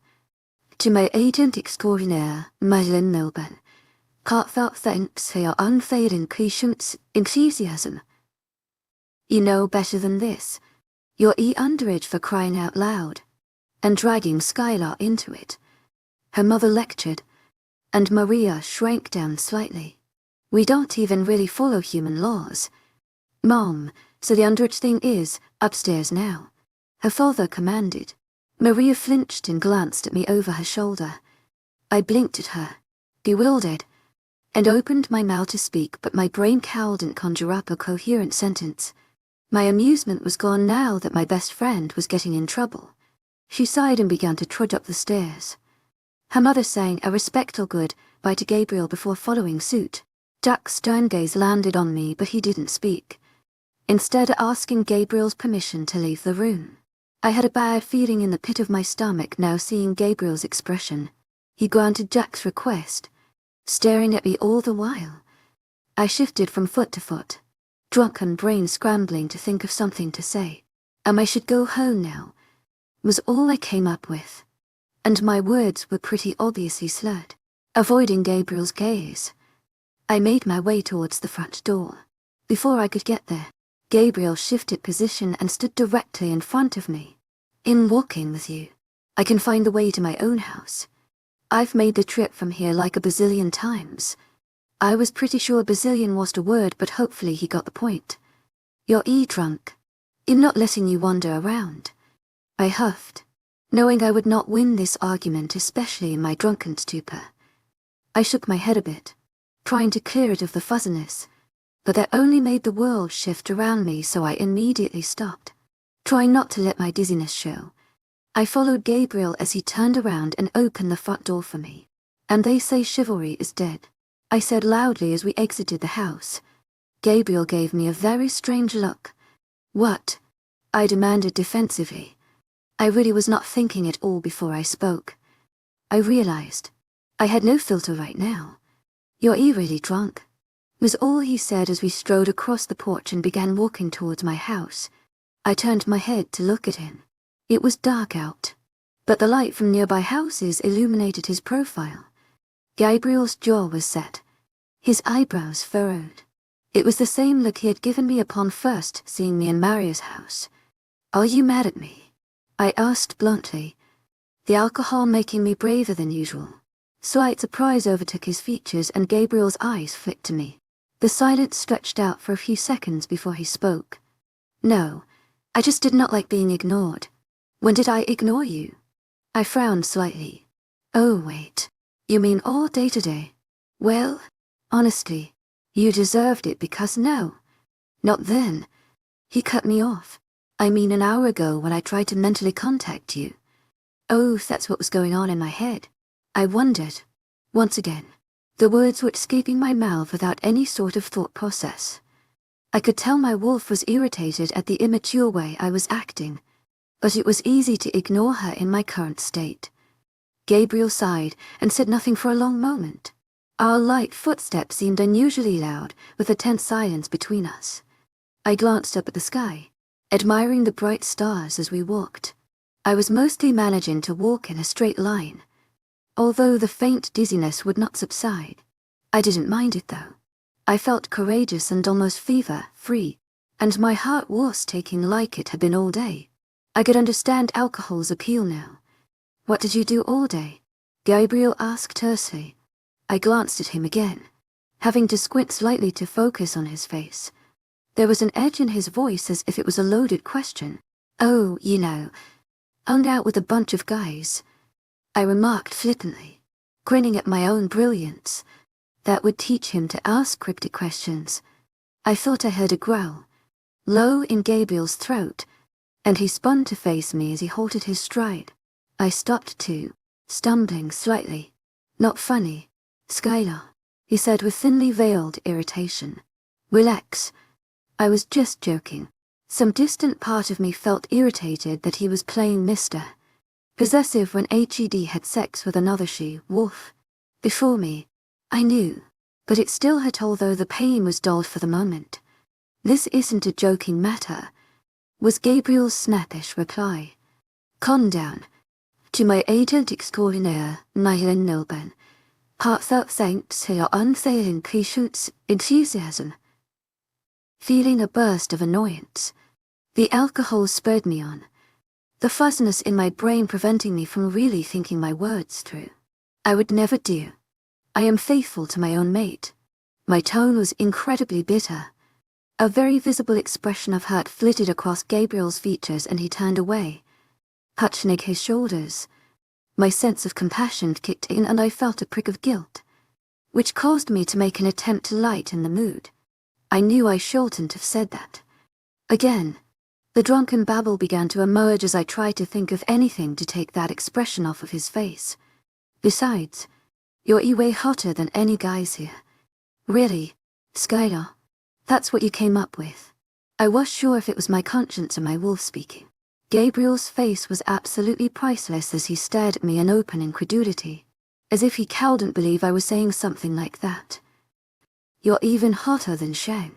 Skylar, just stop," Gabriel muttered under his breath. He looked uncomfortable. "What? You don't know how attractive you are. Why the hell was I saying these things? Why would it let my mouth stop?" I made a vain attempt to shut up, but as I continued to stare at my mate's perfect face, the words kept coming. "Why are we talking about this? The first time I saw you, I drop it. Was terrified of course, but I couldn't help but notice Skylar. And it was then that I took a closer look at his face and my mouth dropped open in surprise. He looked embarrassed. For the first time ever, Gabriel actually looked embarrassed. I couldn't help the grin that spread across my face until I knew I was smiling like the Cheshire Cat. "I can't believe it. You're actually embarrassed," I said aloud before I could help myself. It was true. Gabriel was looking anywhere but at me, shifting from foot to foot. It was an expression I had never seen on his face and it was absolutely worth every moment of acting like an idiot. Maybe I should drink around him more often. Gabriel did not deny allegation, instead setting off from my house again without a word, walking stiffly, while we did not talk the rest of the way. I couldn't keep the grin off of my drunken face. I had made him show some sort of customary emotion. I couldn't help but feel proud. When we reached the threshold of my house, a lot of my good mood dissipated. I remembered what had happened, but the last time was in here, and just like that, I felt my bubble burst. I was sobering up quite yet, but even my drunk mind knew I had a large amount of problems to deal with, and likely a lot of hurt still to go through. If Gabriel noticed my mood, he didn't comment as he opened my front door.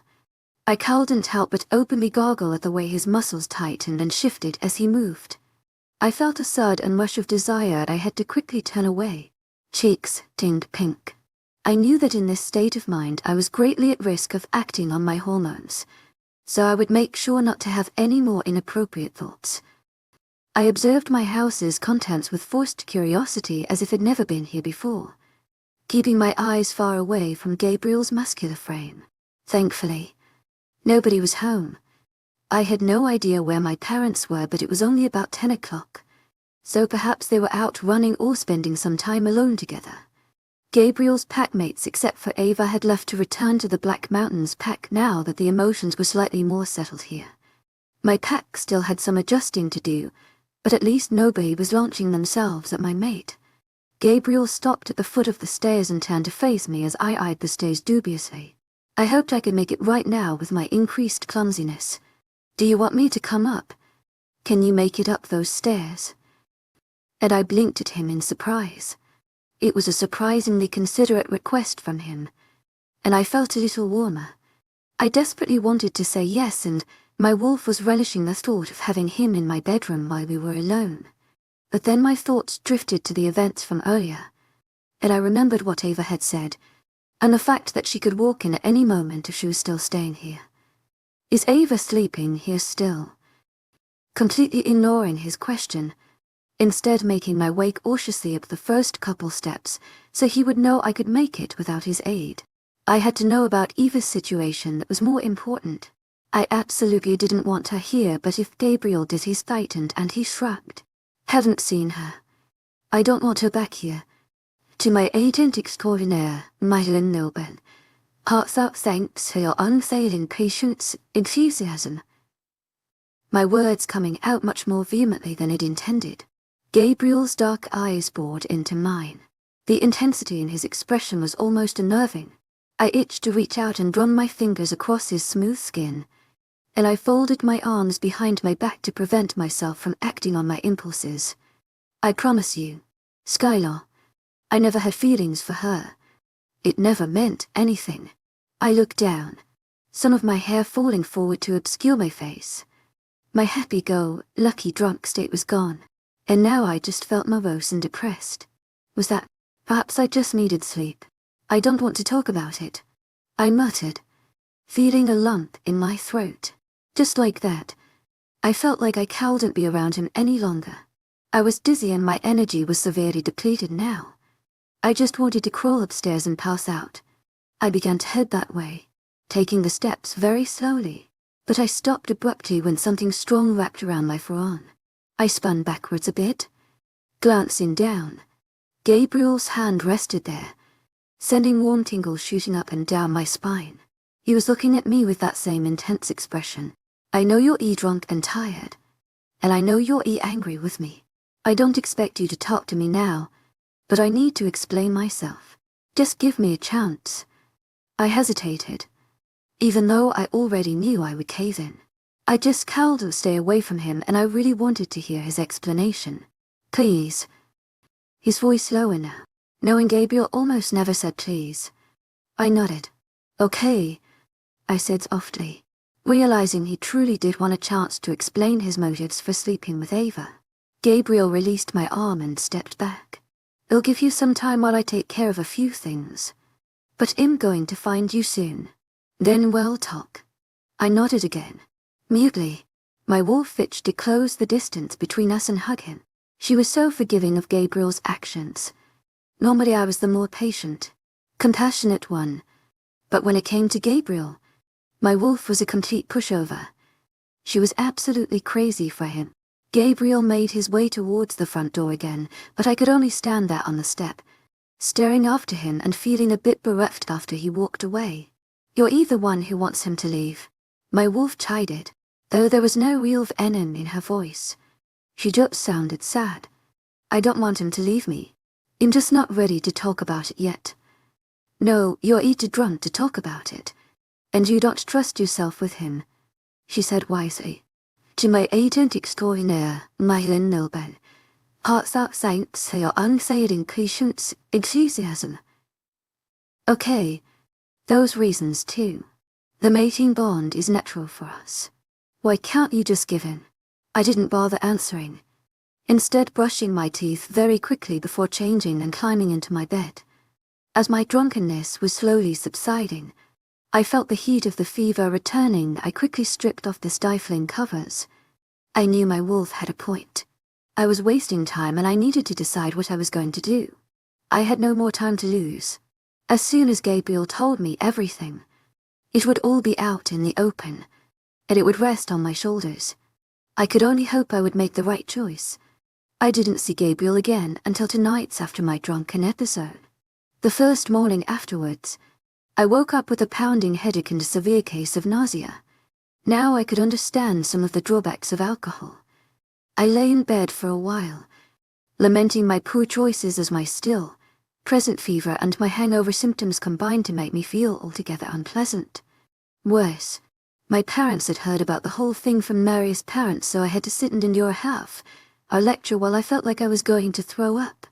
That evening, I felt considerably better, decided to wander around the village. I was tired of being cooped up all day and the fresh air would hopefully help me think. As I aimlessly meandered, I couldn't help but notice that many of my packmates seemed to be avoiding me or deliberately not looking at me. I tried to smile at them anyways and put on a brave face, but deep down it hurt.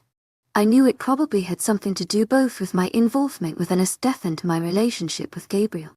I knew they were still scared of their new alpha, but these wolves had known me for years. I couldn't believe their opinions of me were so easily swayed. It angered my wolf as she pondered how they would act if I ever became Luna. I stopped her right there. I couldn't think about that now. I could honestly say that the concept of becoming Luna one day was equally intimidating.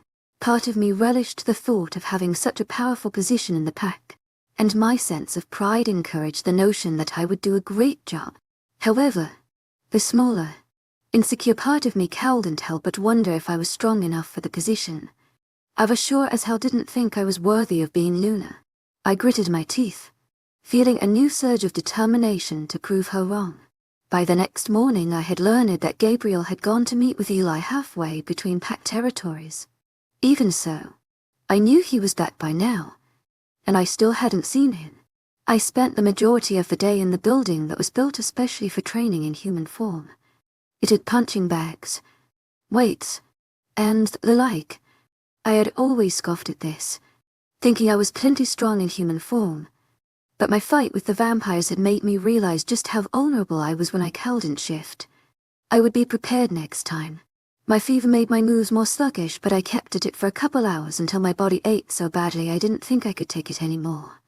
Mopping my sweaty forehead, I sat down on the bench next to the weight rack, taking deep breaths. My whole body was burning and sticky with sweat. I knew that training might only make my fever worse, but I had to do something. When I was alone, all I could think about was Gabriel and Dava, and then I felt a rush of humiliation as I remembered some of the things I had said to Gabriel while I was drunk. I still felt my cheeks redden when I recalled how many times I had commented on his physical attractiveness. Preparing to head back home, but just then someone broke into my thought. There is going to be a pack meeting in 2 hours, in the usual clearing. Gabriel's deep voice speaking inside my head made me jump, startled. It was the first time he had mind-linked me.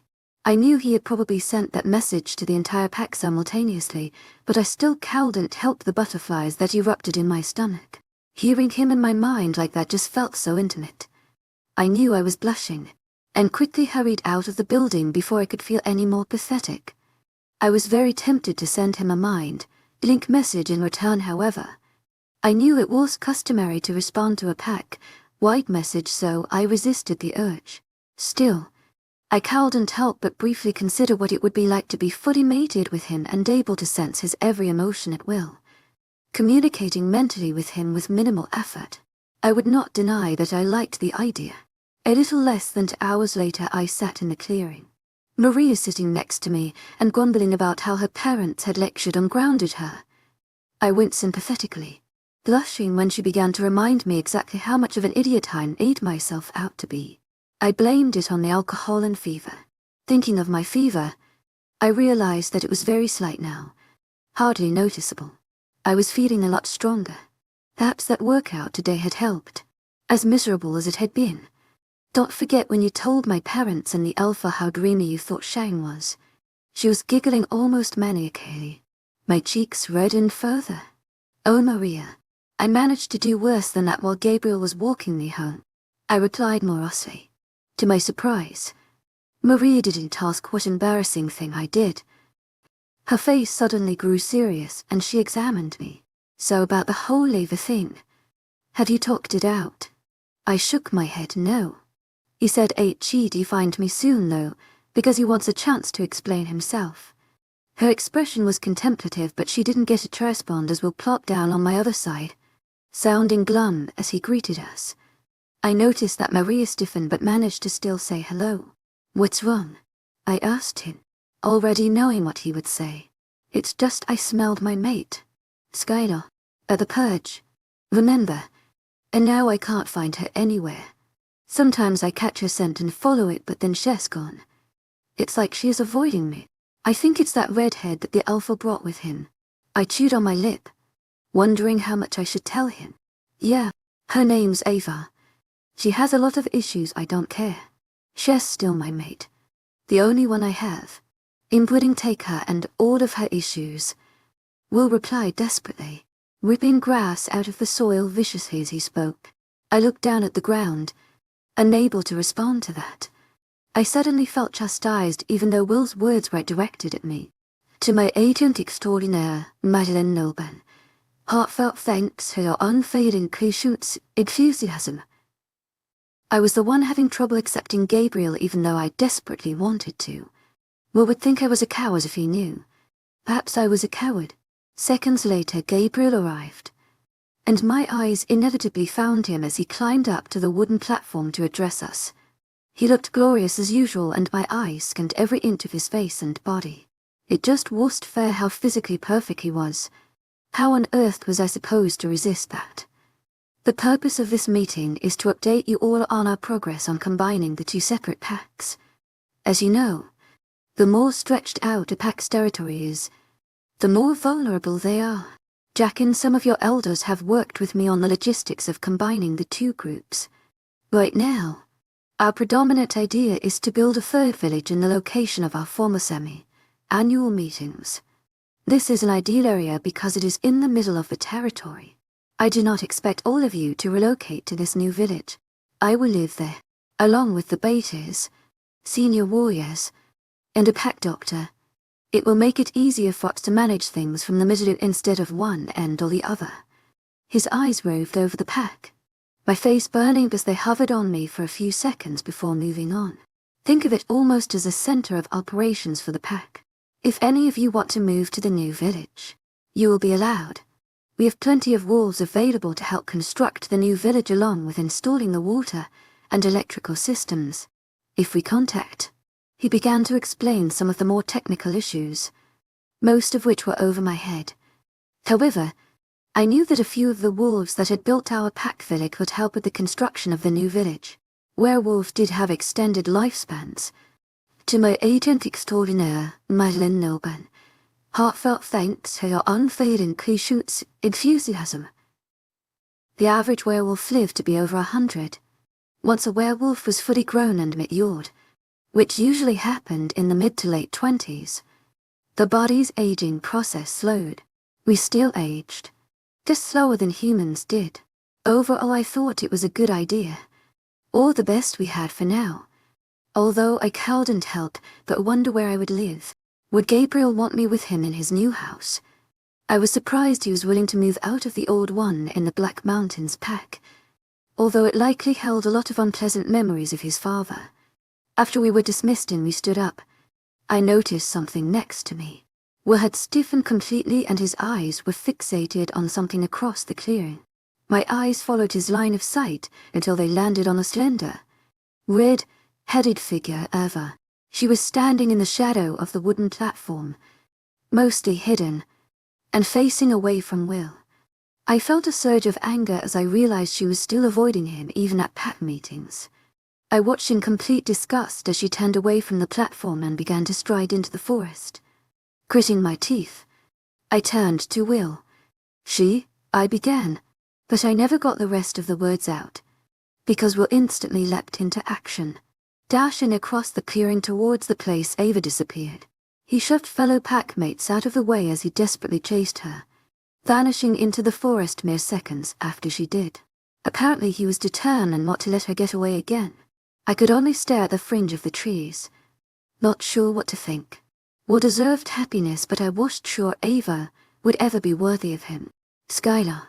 I tried not to shudder as Gabriel spoke my name, the sound falling so perfectly from his lips.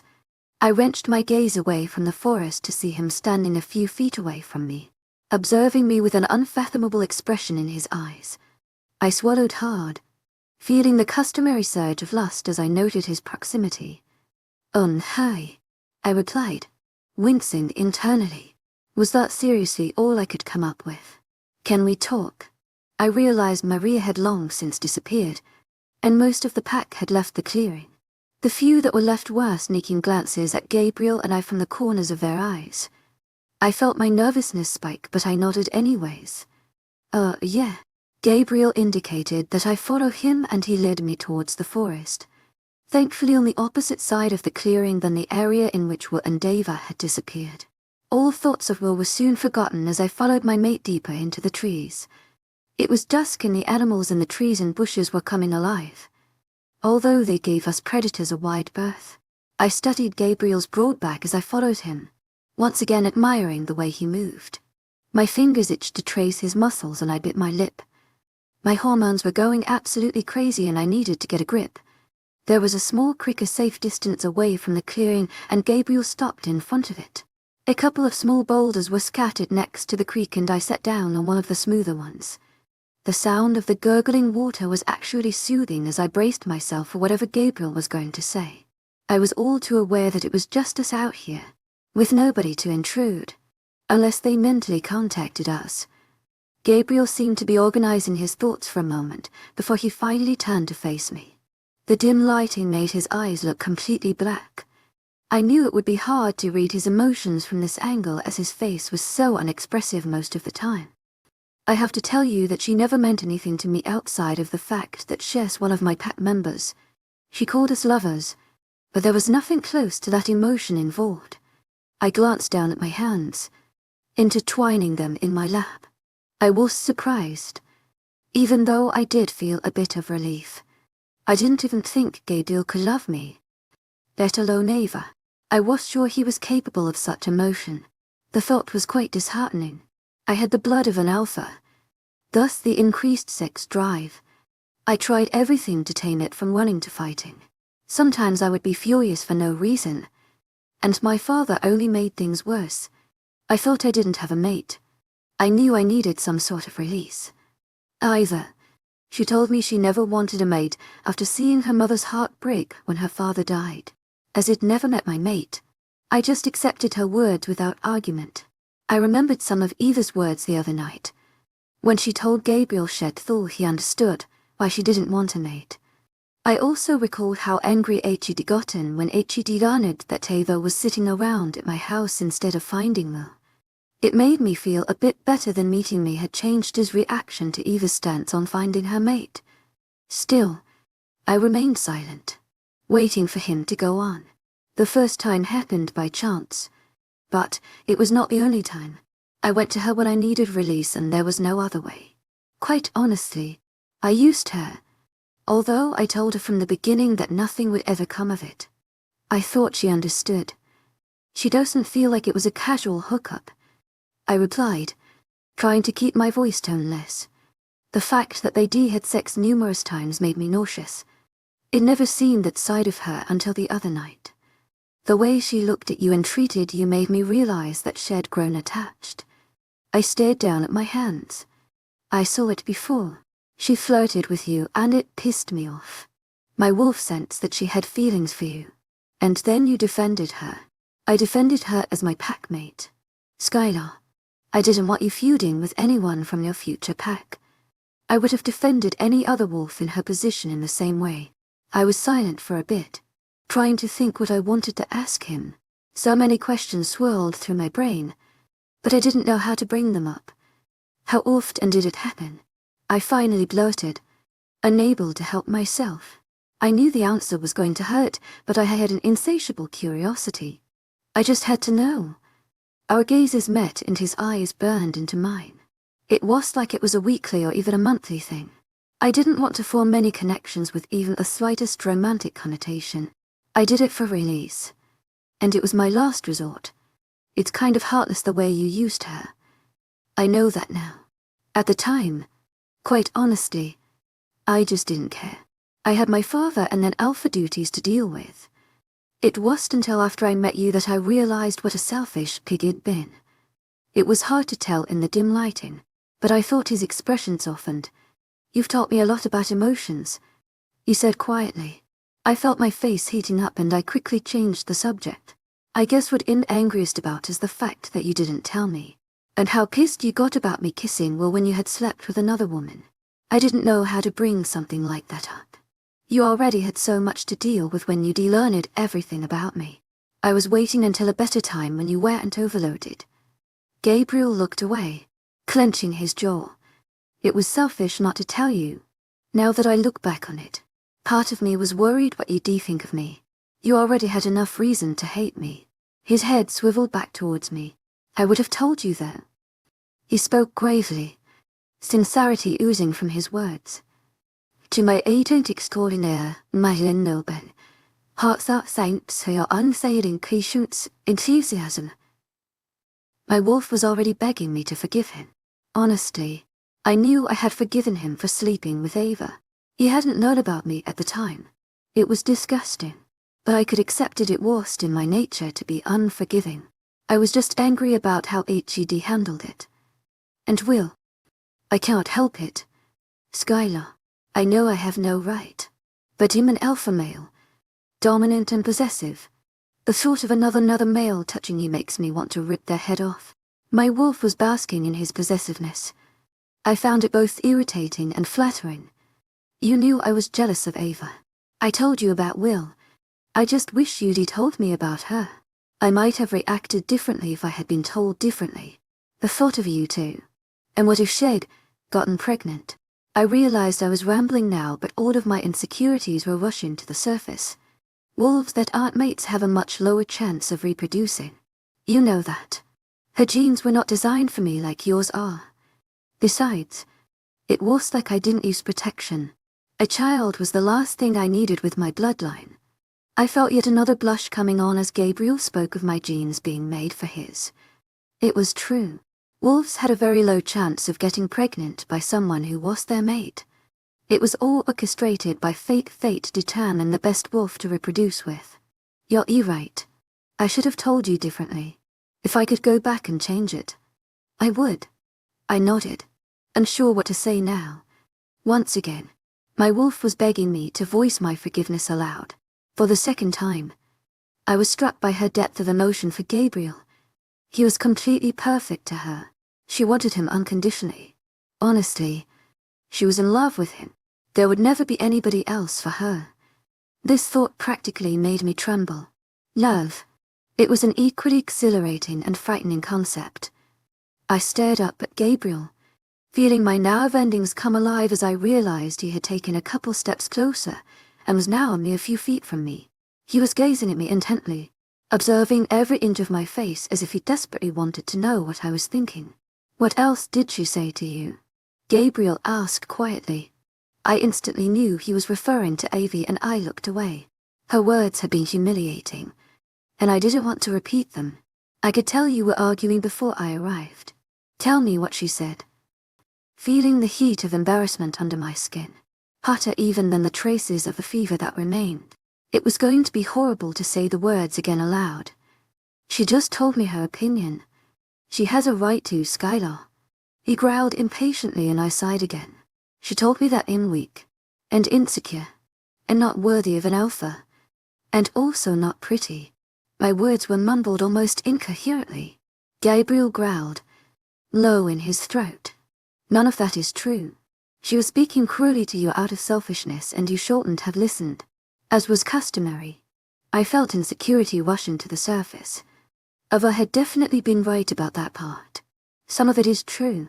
Gabriel, I'm sure Cher's not the only one from your pack that thinks you deserve someone stronger as a mate. I don't care what they think. You're a lot stronger than you think. And you are mine. There was actually pride in his voice and I felt my heart flutter as my wolf purred. Lucky you, I muttered, torn between feeling embarrassed and completely elated at the way he spoke about me. I knew I was acting a bit immature and attempted to push my insecurities aside. I had been doing so well a couple of nights ago, if only I had access to the alcohol in this bravery now. Gabriel made a noise of frustration and stepped forward. I felt his strong hand grab my chin and tilt my head up as he glared down at me.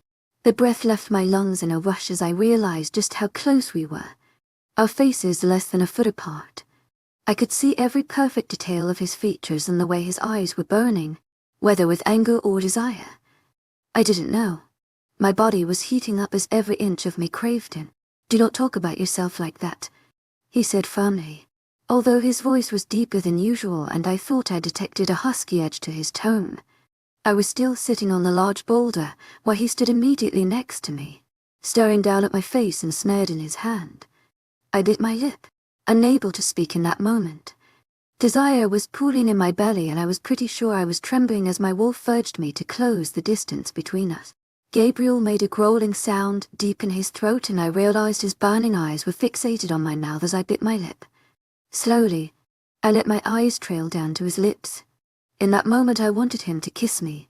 In fact, my entire body was practically begging for it.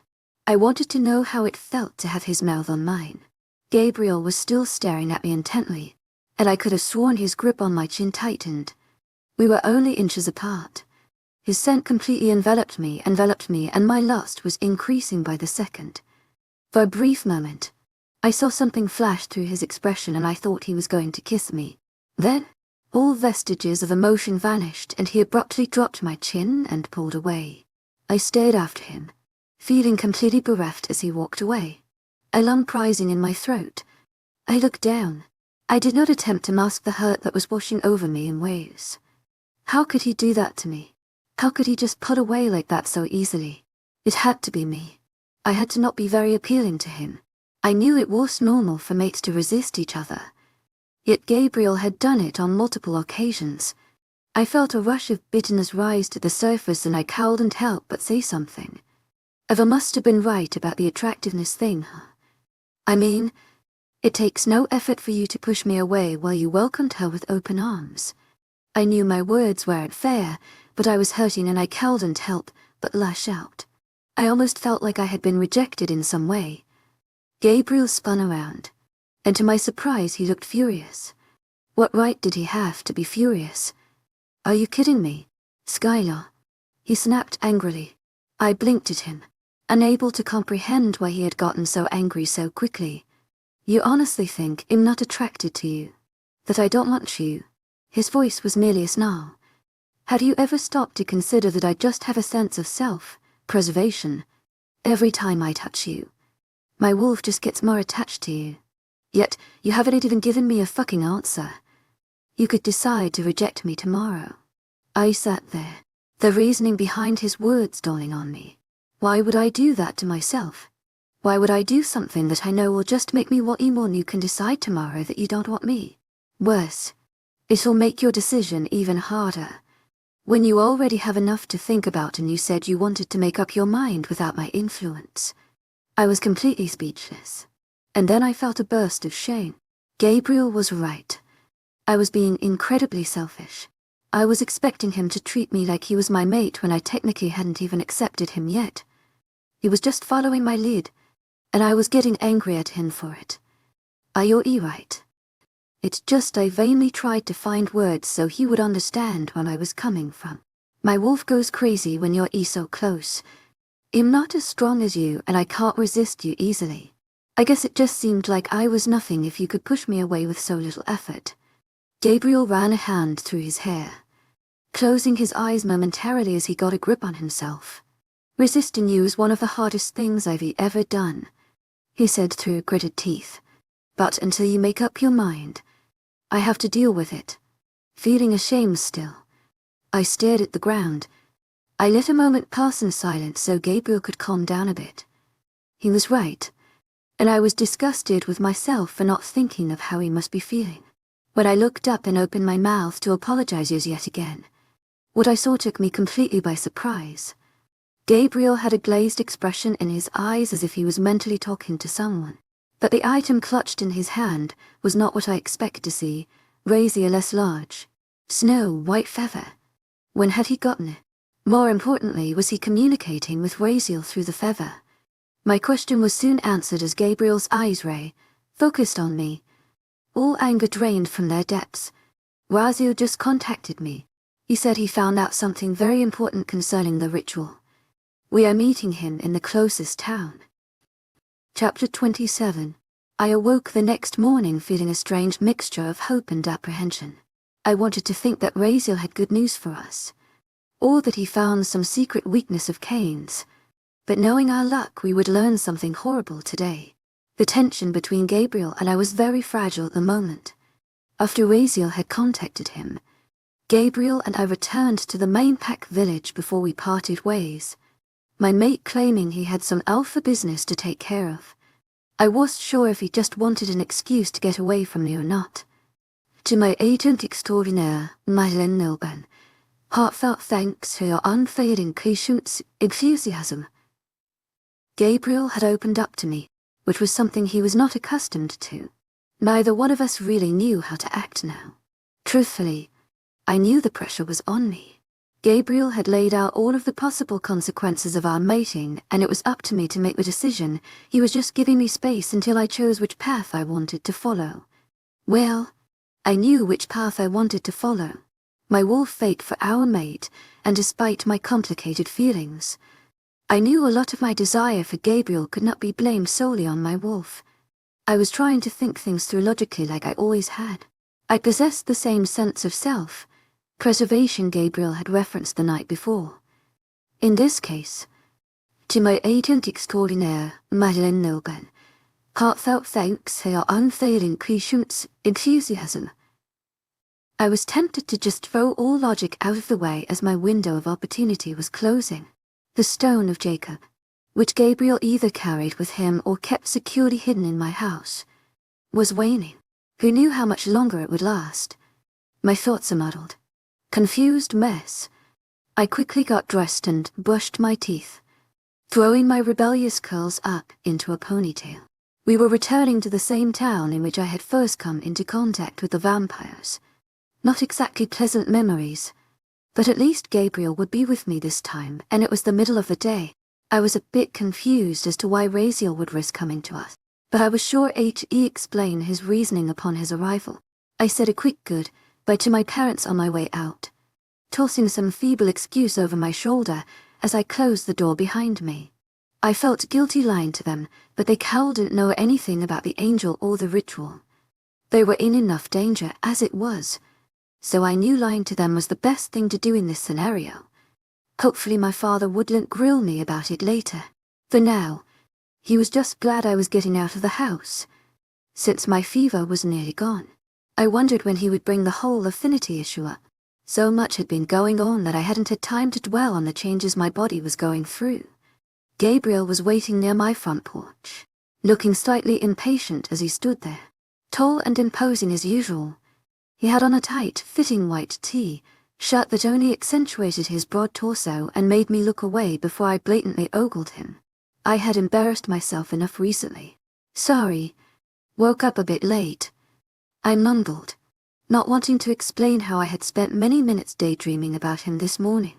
Let's go, was his curt reply, and I inwardly sighed. Typical Gabriel. He had opened up and shown me a different side of him. and now he felt exposed and vulnerable, so he was shutting down. I can practically become a psychologist if I keep up the analysis, I thought to myself dryly as we meandered towards the forest. We were running in wolf form today since the city was such a short distance away.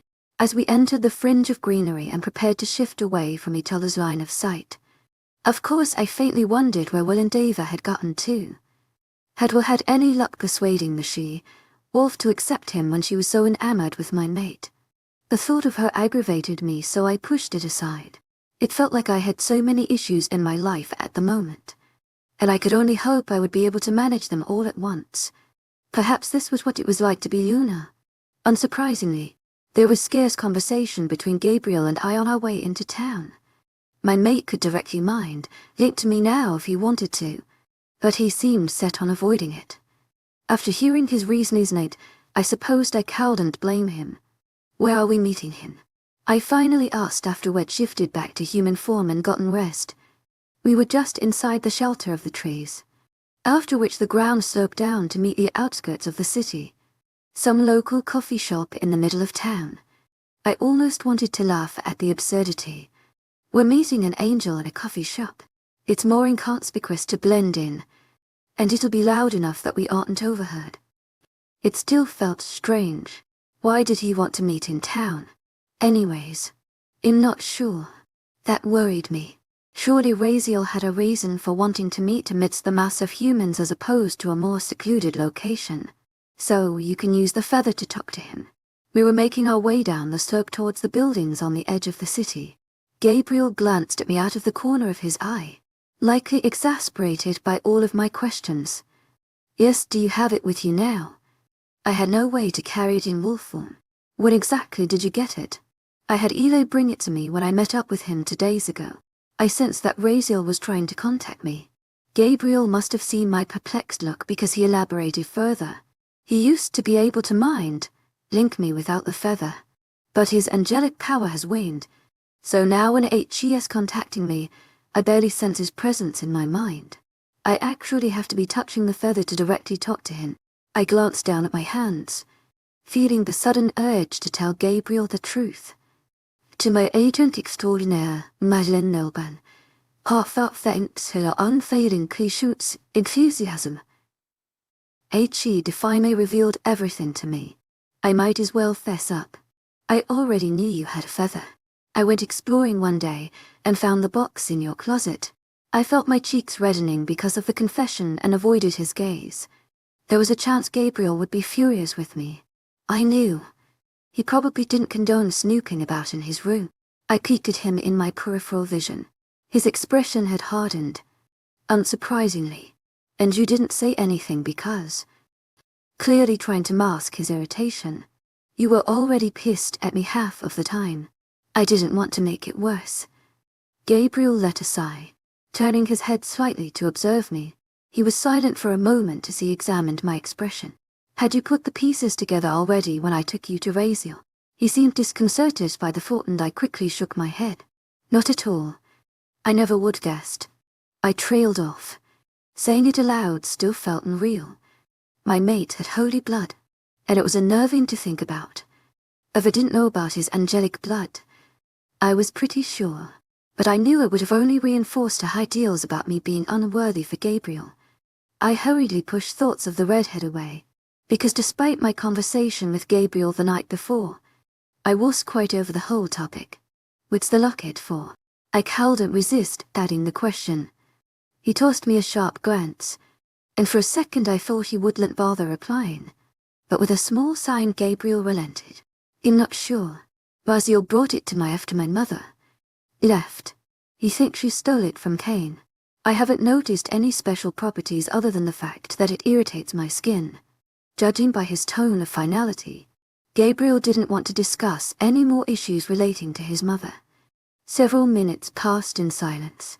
We made our way along the edge of a shopping center, walking casually as if we hadn't been beast running through the trees just moments before. If anyone had seen us a few minutes ago, giant wolves with clothes tied to their ankles and shoes clutched in their mouths, I was sure nobody would have believed it. Humans were funny that way. I wasn't sure how Gabriel knew where we were going, but I trotted along obediently as we cut through a few side streets before finding one of the main roads of the city.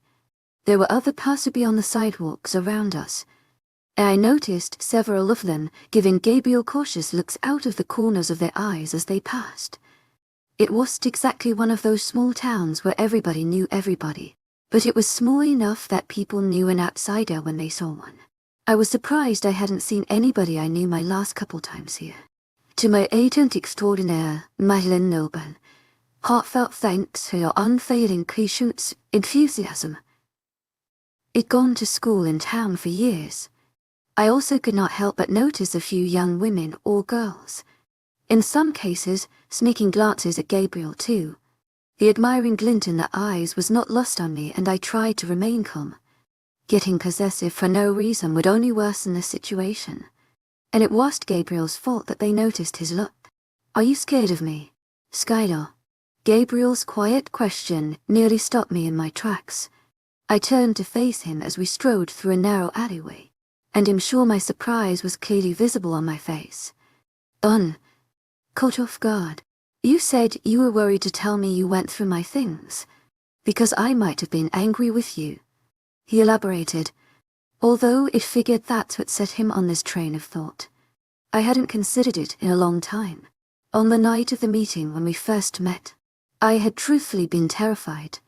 I had thought of him as the formidable enemy Alpha, so of course it had my reservations. Now Gabriel was still rough around the edges, short-tempered, brusque, and intimidating. Yet, underneath all of that, I had seen true emotion, and despite all of our arguments he had never hurt me, physically at least. My wolf and I knew Gabriel would never lay a finger on us. Not exactly. Not the same way as before. I finally answered slowly, aware that Gabriel had a pained expression on his face because I was taking so long to answer. He didn't look satisfied by my answer, so I continued. I used to think of you as an enemy Alpha. Not anymore. What reason would you have to be scared now? To my agent extraordinaire, Madeleine Noban, heartfelt thanks for your unfailing patience, enthusiasm. I looked down, my cheek starting to burn. The truth was, I was scared now because of my feelings, and I was scared of the possible consequences of mating with him. I was nervous about how Gabriel would act if I decided to accept him as my mate. There were many things to be worried about. I'm not really scared of you. Just the situation, I guess. It was true. Gabriel was intimidating as a person, but I really had toughened up when I got to know him. His brevity and cold mannerisms didn't deter me quite like they used to. I was becoming accustomed to his difficult personality.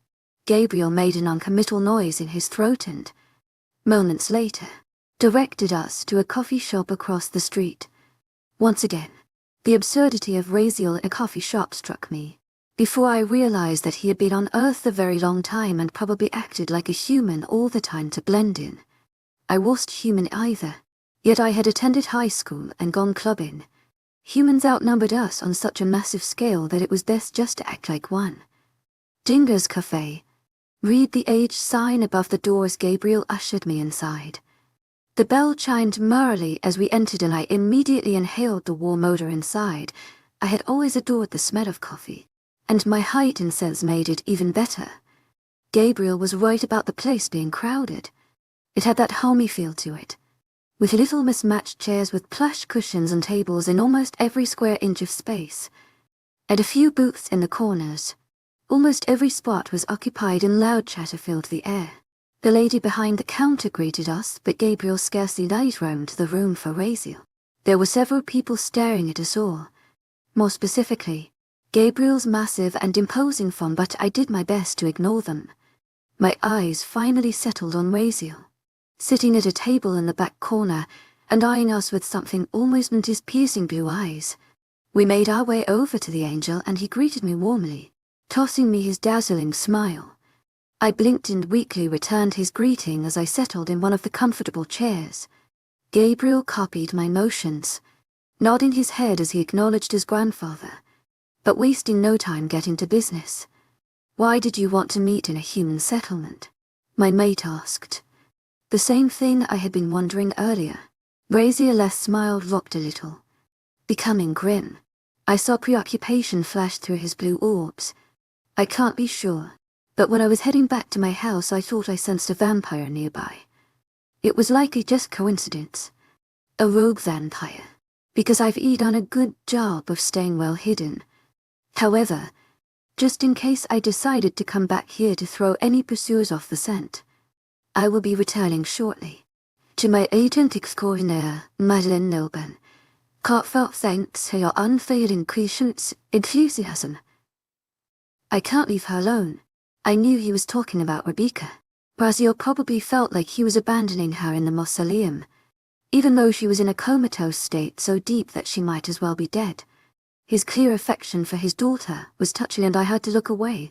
Gabriel did not look pleased by this vampire. Related information and he folded his arms in front of his chest, contemplating. The human settlement is perfect because the vampire's sense of smell is nowhere close to yours, so they'll never be able to track us. Plus, it's one of the last places they'd expect a rendezvous and they can't do anything about it during the day. Raziel added. I had to admit, he had a point. I really hoped he was right about it being a rogue vampire and not one of Cain's. If they found the angel, we were in trouble. Razi had to remain in complete and utter secrecy. To my agent extraordinaire, Madeleine Nilben, heartfelt thanks for your unfailing patience, enthusiasm. On to the subject at hand. Here is what I want to show you. Razi reached down and he lifted a black messenger bag from next to his chair. He opened the flap, giving me a glimpse of the bag's contents, which appeared to mostly be papers. He reached in and pulled out a small packet of documents. I leaned slightly closer, peering at the papers before determining that they had obviously been scanned or copied judging by the quality of the printing. I had absolutely no clue where Raziel had copied them from. My eyes widened as Raziel spread the papers out till I got my first good look at the contents of the pages writing. Endless lines of flowing script in a language I had never seen before.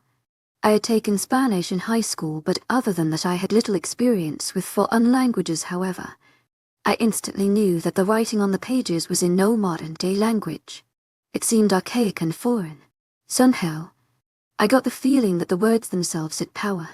Where's that from? Gabriel asked, an edge in his voice. I've been here a long time, Gabriel, and I've made a lot of contacts. Some older and more powerful than others. Just know that I copied these pages from someone with a very large collection of old books. Trust me, our secret is safe with him. Gabriel looked uncertain, his dark brows furrowed, and I knew he wanted to press Raziel but had enough respect for the angel not to. What language is that? I blurted out, genuinely curious. Raziel smiled tightly, and the expression didn't reach his eyes. I could tell this was an uncomfortable subject for him. It's the language of my kind. Very old, and unknown to humans. It's a dialect I'm not as familiar with. To my agent extraordinaire, Madeleine Nilben, heartfelt thanks for your unfailing patience, enthusiasm. So I'm working on translating.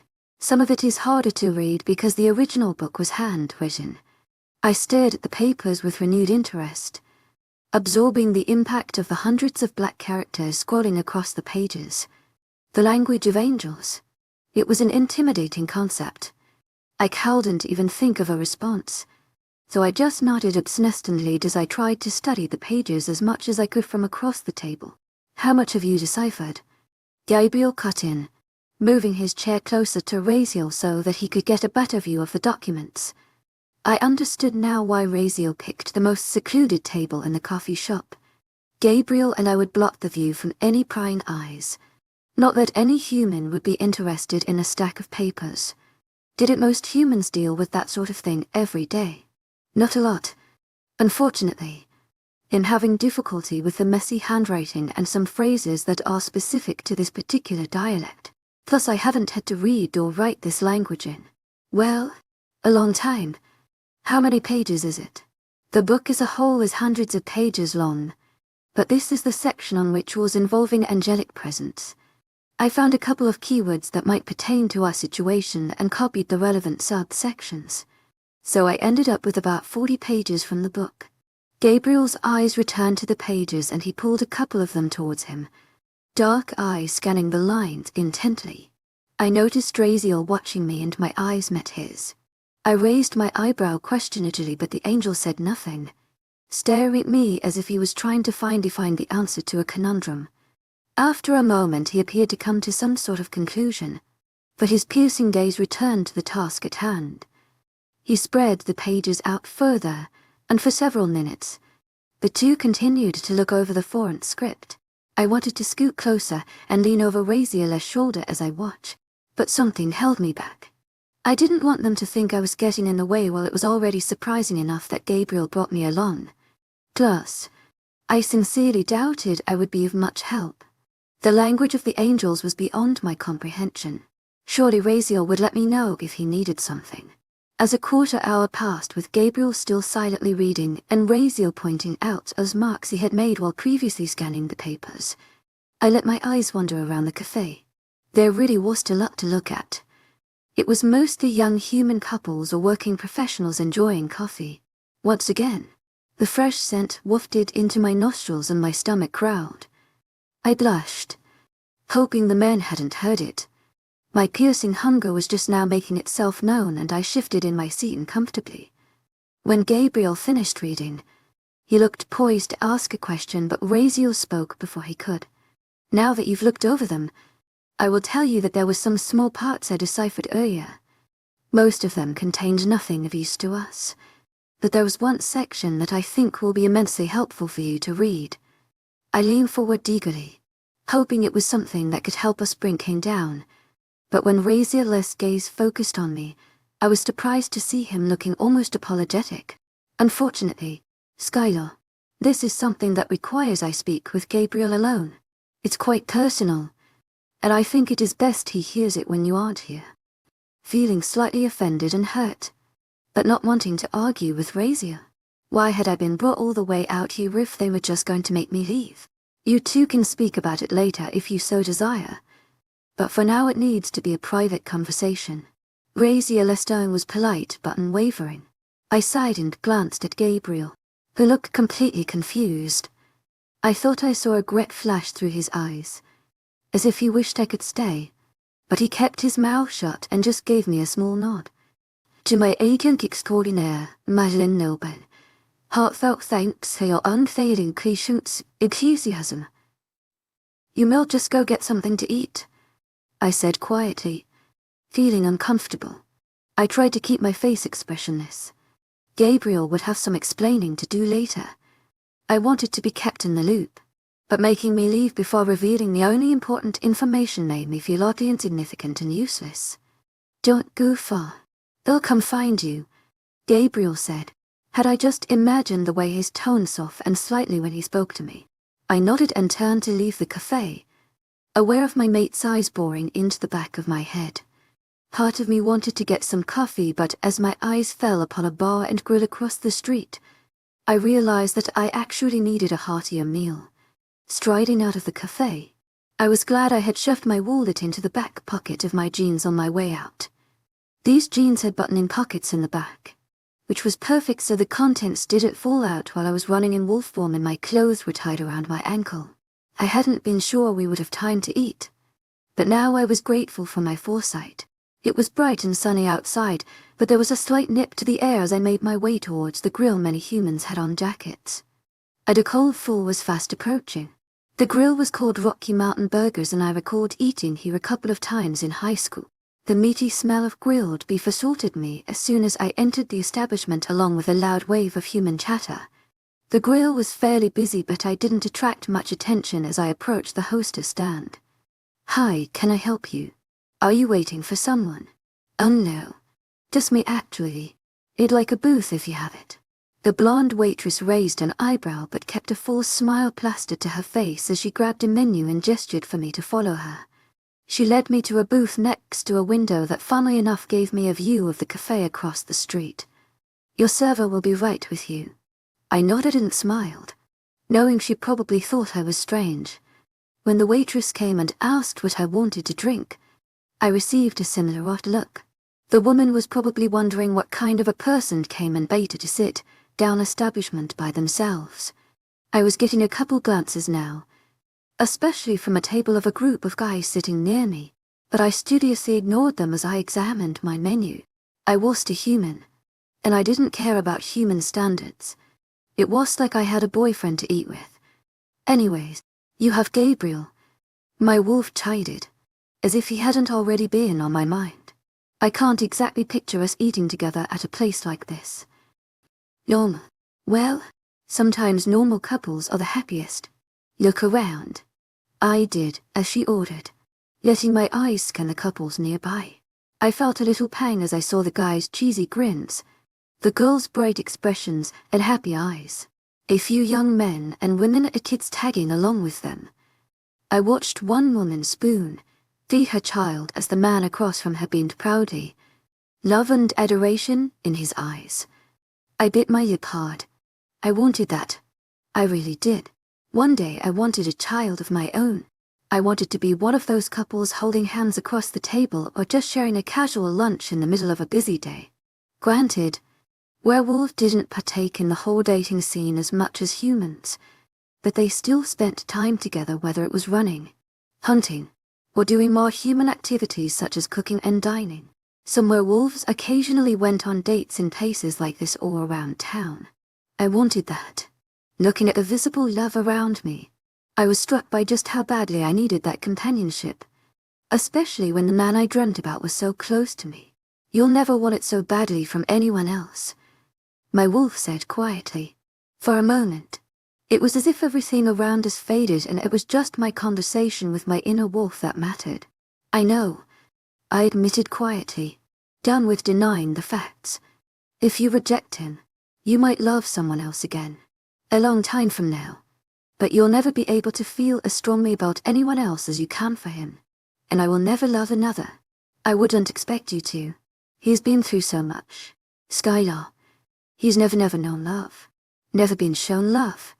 But I know it's there inside him. We both know that. I thought about it, realizing with a jolt that she was right. Gabriel had never experienced what it was like to be loved. At least, not knowingly. His mother had abandoned him when he was young and he had grown up with that sense of abandonment. His father had been cruel and cynical, telling him true love didn't exist. Ava had loved Gabriel, but Gabriel had not been in a position to receive it and it from him because she knew he couldn't love her back. And me, I hadn't even given him a chance yet. He deserved that chance just as much as I did. There might be horrible consequences of mating with him, but there was a chance of true happiness as well. Sure, if everything went wrong I would have to deal with the agony of lose love, if I ever secured it in the first place. But if I didn't even try, I would have to handle the guilt and regret of never knowing. I would be condemning Gabriel to a life without love because I was scared of what might happen. It would be my sense of self-preservation prevailing, and it would be incredibly selfish of me. That's what I've been telling you all along, my wolf said. The waitress arrived, a bit belatedly, with my drive. Pepper and took my order. I asked for the biggest meat-est burger they had and a side of fries, slightly irritated that she had broken into my train of thought even though she was just doing her job. Her expression clearly indicated that she didn't think I was making a wise choice with my order, but she didn't comment. So are you sure nobody else is joining you? I didn't like the smug tilt to her lips. Positive, I mumbled, and her smirk widened. I narrowed my eyes at her condescending behavior. She flounced away, leaving me alone with my thoughts again. HES designed for us. Skylar. Perfect for us. He has his issues, but there is a reason fate deemed him worthy of being our mate. It's like spitting in Mother Nature's face not to try. For some reason, I felt my hands shaking slightly, and I interlaced my fingers. All of the pieces were clicking together in my head, the reasoning finally making sense. In a burger joint, of all places, I had really managed to sit down and think about what I wanted to do. I had wasted enough of my time. Kane could show up on our doorstep this week, The thought struck me with horror. What if he hurt Gabriel? What if something happened to my mate before I could even give him an answer? Or what if you rejected him only to later find out, some way or somehow, that it would have worked out? My wolf asked. The concept caused a sharp burst of pain to shoot through me, and I tensed. No, I couldn't do that. I wouldn't be able to live with the what-ifs. If I said no to Gabriel, I had absolutely zero chance of having true happiness. I would also force him to live a life alone because I was teared to act on my instinct. If I said yes, I had a 50% chance. There was the potential for severe pain and loss, but the trade-off was a higher chance of a happy life. Was it worth it? He had already hurt me with the revelation about Ava, and I knew I couldn't just accept their history in a couple of days and move on, but I already knew the answer to my mental pondering. Thinking of Gabriel's dark eyes, perfect face, and his moments of rare but true emotion was enough to answer the question. Thinking of how my parents and every other mated pair acted around each other was enough to answer the question. Thinking of the happiness in my mother's eyes when she saw my father every day was enough to answer the question. I was ready to be brave and follow my heart. It was impulsive, and there could be consequences, but for once I was going to take a risk. Because the reward was worth it. I would only ever get one true mate. I was going to hide there. The deep, male voice cut into my determined thoughts. Snapping out of my reverie, my gaze focused on the young man sitting across from me. He had sandy blonde hair and glinting hazel eyes, with a mischievous stilt to his mouth. He was one of the human men from the table near me. His friends were blatantly staring at us, a couple of them chortling, "On high." Furrowing my brow as I stared at him in confusion. What could he possibly want? In Brandon, I just noticed that you're sitting here alone. His eyes glimmered with amusement. Really not wanting to deal with this now. Normally, random guys didn't just come up and talk to me, and had always gotten the majority of the attention. Thinking of her, I felt a pain of sadness, so I shook myself out of my unpleasant thoughts. Was all I said. Not sure where he was going with this. Well, would you like some company? Brandon grinned, flashing a set of white teeth.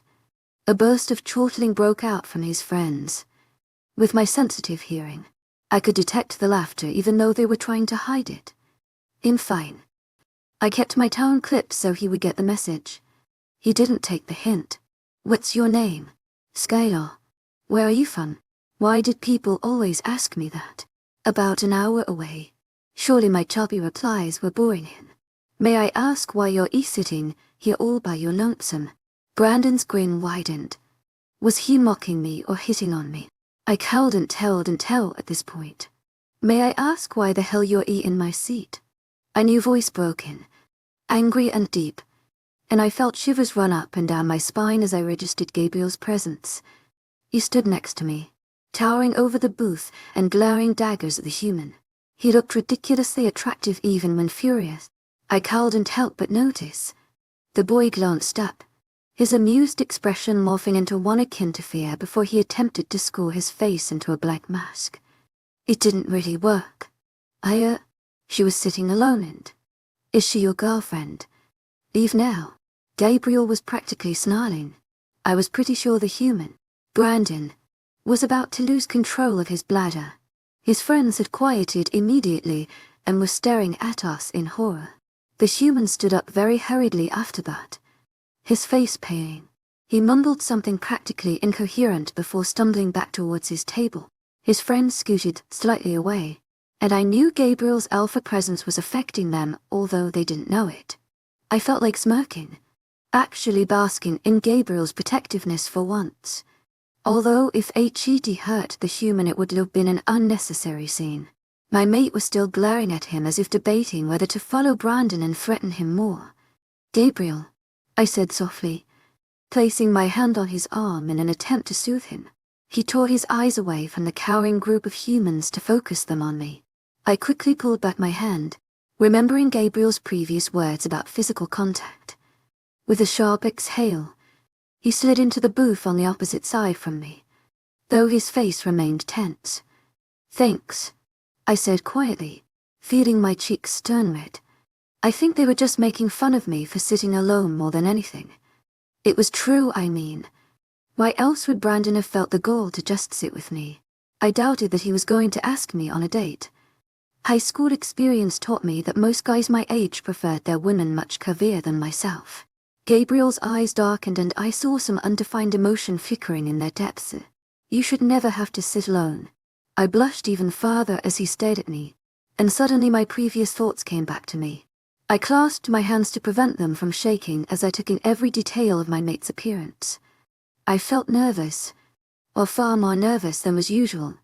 Was it because it had such deep thoughts about him and made some major headway with my decision? Even while sitting alone in a random burger joint of all places. Skylar. I belatedly realized Gabriel had been trying to get my attention, and I blinked at him, knowing he'd been staring off into space.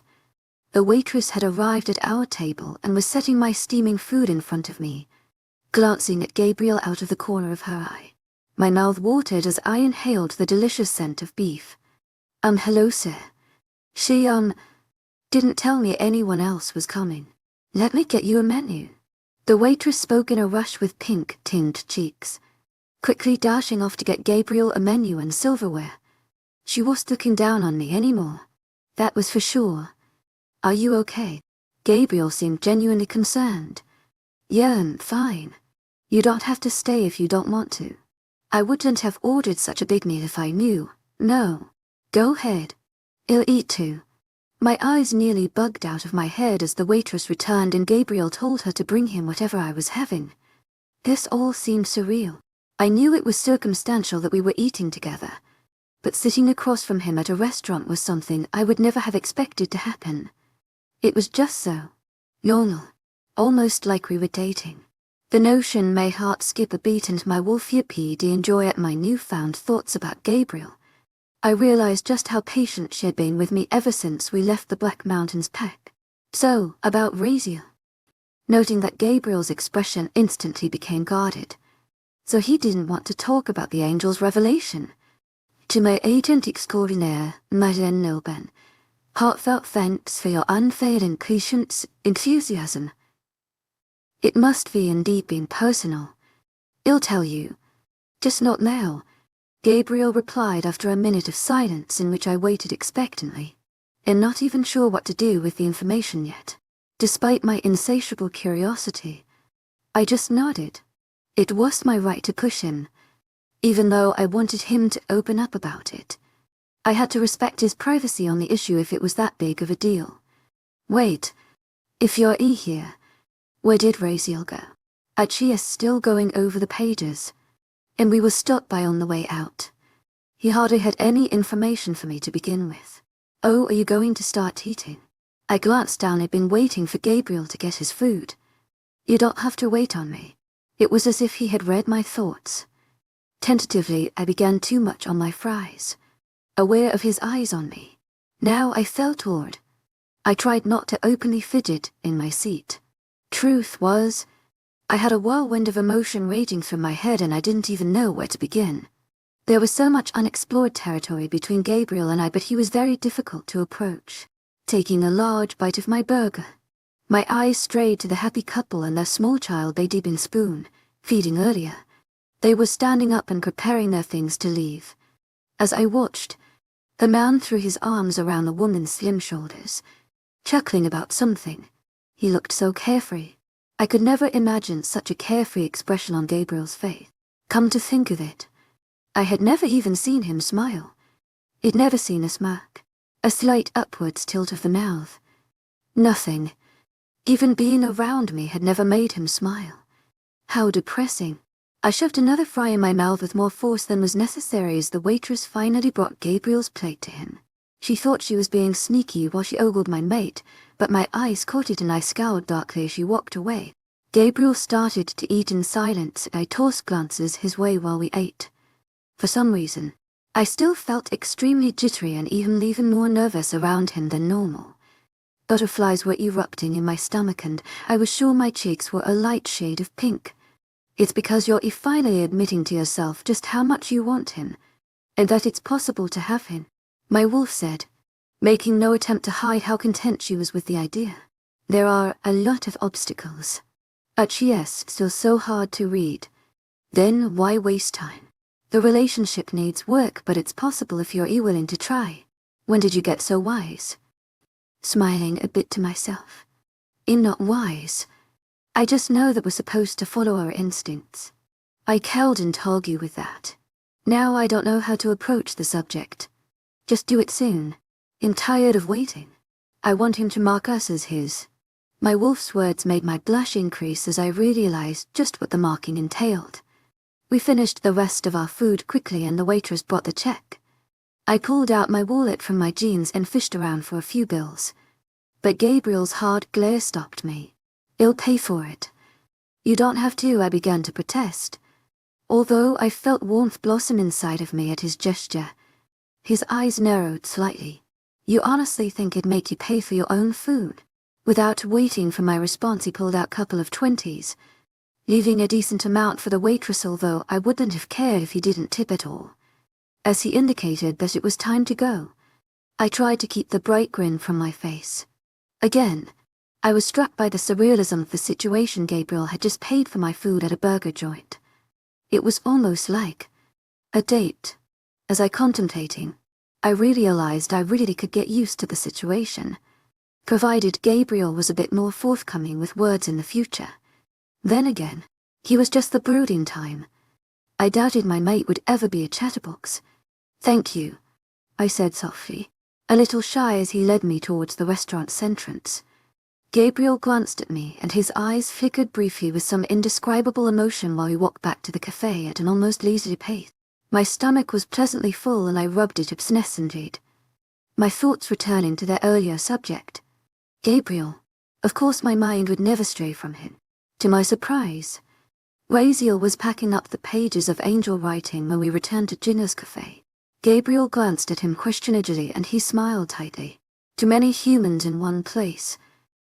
Very quietly, I'm going to return to my motel room and continue from there. I'll contact you the usual way. He spoke to Gabriel another brief moment before turning to me, looking me up and down contemplatively. I haven't forgotten you, Skylar. Gabriel told me everything that has happened, and Kane's interest in your blood. I'll look into it. He placed a large, strong hand on my shoulder. Take care. You too. Thank you. With a few more parting words, Raziel left, easily blending into the crowd of passersby as he exited the cafe. Gabriel and I trudged back towards the packed village without further ado. The air between us was tense as usual, and I could not stop fidgeting. This time, however, my agitation was due to anticipation of my decision. All I could focus on was my thoughts, which kept going in circles even while I was enjoying the fresh air in wolf form. I'd come to realize that the potential reward of having my mate outweighed any risks, since deciding that it was as if a ton of stress had been lifted off of my shoulders. I realized that I knew this was the right decision all along. It was just about letting my logical and emotional sides come together to reach that conclusion. Part of me regretted just how long it had taken me to reason all of this through. I had always been level-headed and thoughtful, traits which aided me in most situations, but it had hindered me from following my instincts here. I should have listened to my wolf more and accepted Gabriel even after learning everything about him. I sent a mental apology to my wolf for pushing her away so many times. I was still terrified. To my agent extraordinaire, Madeleine Nilban, heartfelt thanks for your unfailing patience, enthusiasm. Because Gabriel's emotion for me could start fading as quickly as it had formed. But it would be so much worse to never know what I could have had with him. Are you going to tell him now? My wolf asked eagerly. I had spent weeks worrying about thinking through this conundrum, and now I had a whole new problem when it came to how exactly I was going to bring it up. I had already wasted plenty of days with my own selfishness. Gabriel had been left alone, thinking he may never get a chance with his mate, and I didn't want to prolong his suffering. I was still examining the scenario from every angle in my head as we finally reached the village and began weaving through the large houses. To my surprise, Gabriel stopped walking a safe distance away from my home. I've got to go take care of some things, he muttered vaguely, and I wondered if this had anything to do with what Raziel had told him. Okay, well, do you need my help? He looked confused for a moment, before he shook his head. You'll be able to handle it. What did Raziel want? I blurt out, unable to help myself. Whatever the angel had said to my mate, it was clearly bothering him. My suspicions were confirmed when Gabriel's expression closed down completely. I don't want to talk about it now. I exhaled loudly, completely unsurprised but a little hurt as usual. Here he was again, pushing me away. You know why he's doing that? My wolf said calmly. It isn't just the whole scared of me rejecting him thing. He just has issues opening up to anybody. She couldn't argue with that. I'll talk to you later then. Completely unsure what else to say. A flash of disappointment crossed Gabriel's dark eyes, but he nodded stiffly before telling to leave. Immediately, my wolf began to chastise me. Go after him. Achia's acting like he wants to be alone right now. I argued, but my excuse sounded weak even to me, and my feet itched to follow my mate. Skylar, haven't you tarried long enough? I know you're scared to approach the subject, but it's what you want. It's our mate you want. You've always known what your decision would be, but you've been too scared to face it and put yourself in that vulnerable position. Well, you can't be scared anymore. You're stronger than that. Achia's hurting and lonely, and he will need you. You need each other. I took a deep breath, feeling my heart's pounding rate increasing. Gabriel had vanished around the side of the nearest house, but his heady scent still hung in the air. My wolf was right, and I knew it. She had been right all along. I felt my palms grow clammy as I realized what I was about to do go. It was a single command, firm and unrelenting. My wolf's stubborn streak rivaling my own. I straightened up, pausing just in front of my house. She was right. I didn't want to be here. I wanted to be chasing after Gabriel and telling him that I had finally made my decision. I know I still had to get over some of my emotional turmoil, especially where Ava was concerned. But lingering on that problem now when Cain was lurking just on the horizon seemed so petty. I really had no time to waste on jealousy when there was nothing Gabriel could do to change what had happened. Squaring my shoulders, I tilted my chin up in a defiant stance. I spun on my heel and marched away from my house towards where Gabriel had disappeared, maintaining a near, jogging pace, feeling my nervousness compound with every step. I had made my decision. It was time to give Gabriel answer.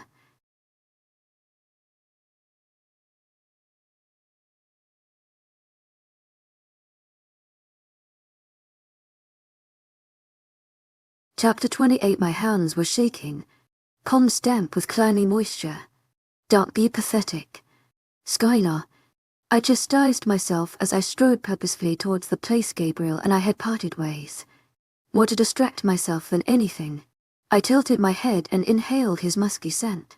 I continued to follow the tantalizing fragrance, changing direction slightly as I approached the woods. So his alpha business was taking place in the village.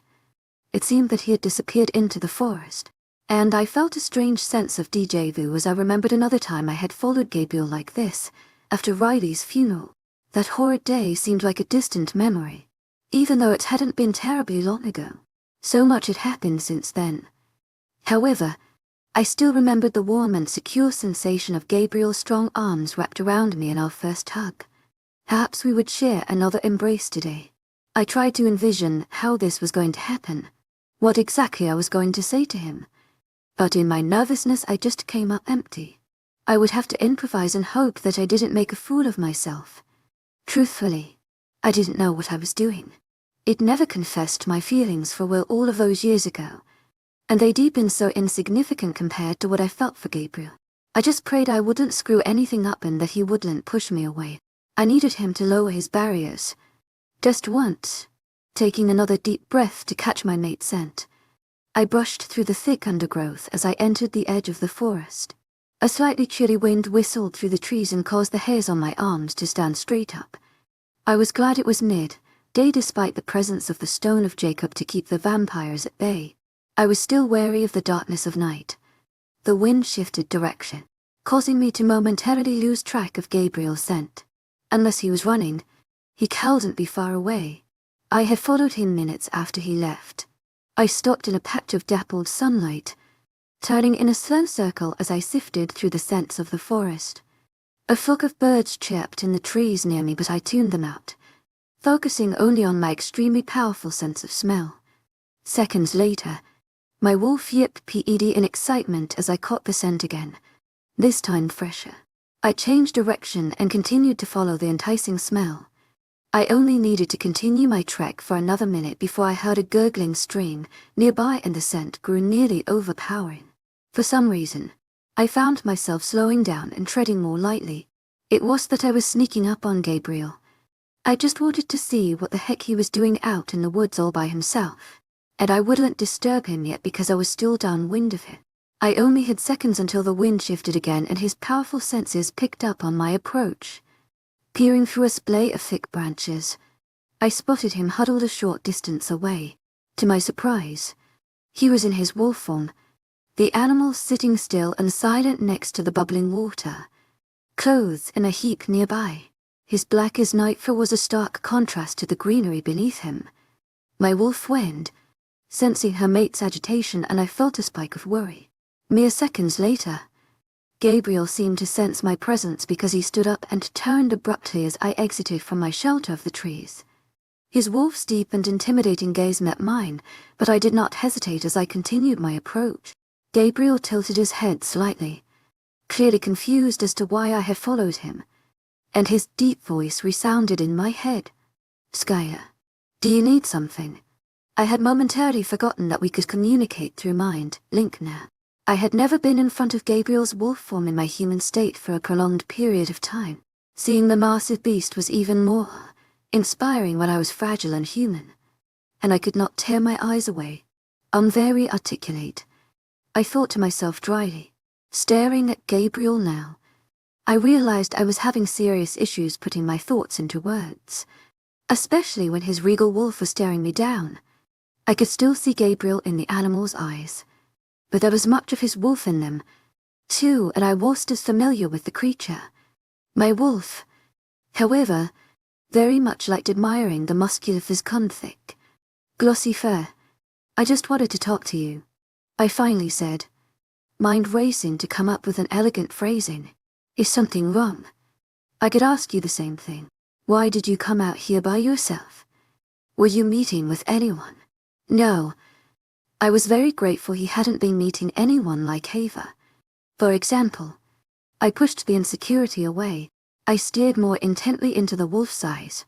Underneath the mask, I could detect a whirlwind of emotions and uncertainty. Almost without realizing, I took a step closer until I could touch his soft fur if I wanted to. Gabriel's wolf was so gigantic that we were practically on eye level. Gabriel stared right back, and I could feel the warmth of his breath as he exhaled. "If it's a pack issue, I will address it shortly. No, it's about me."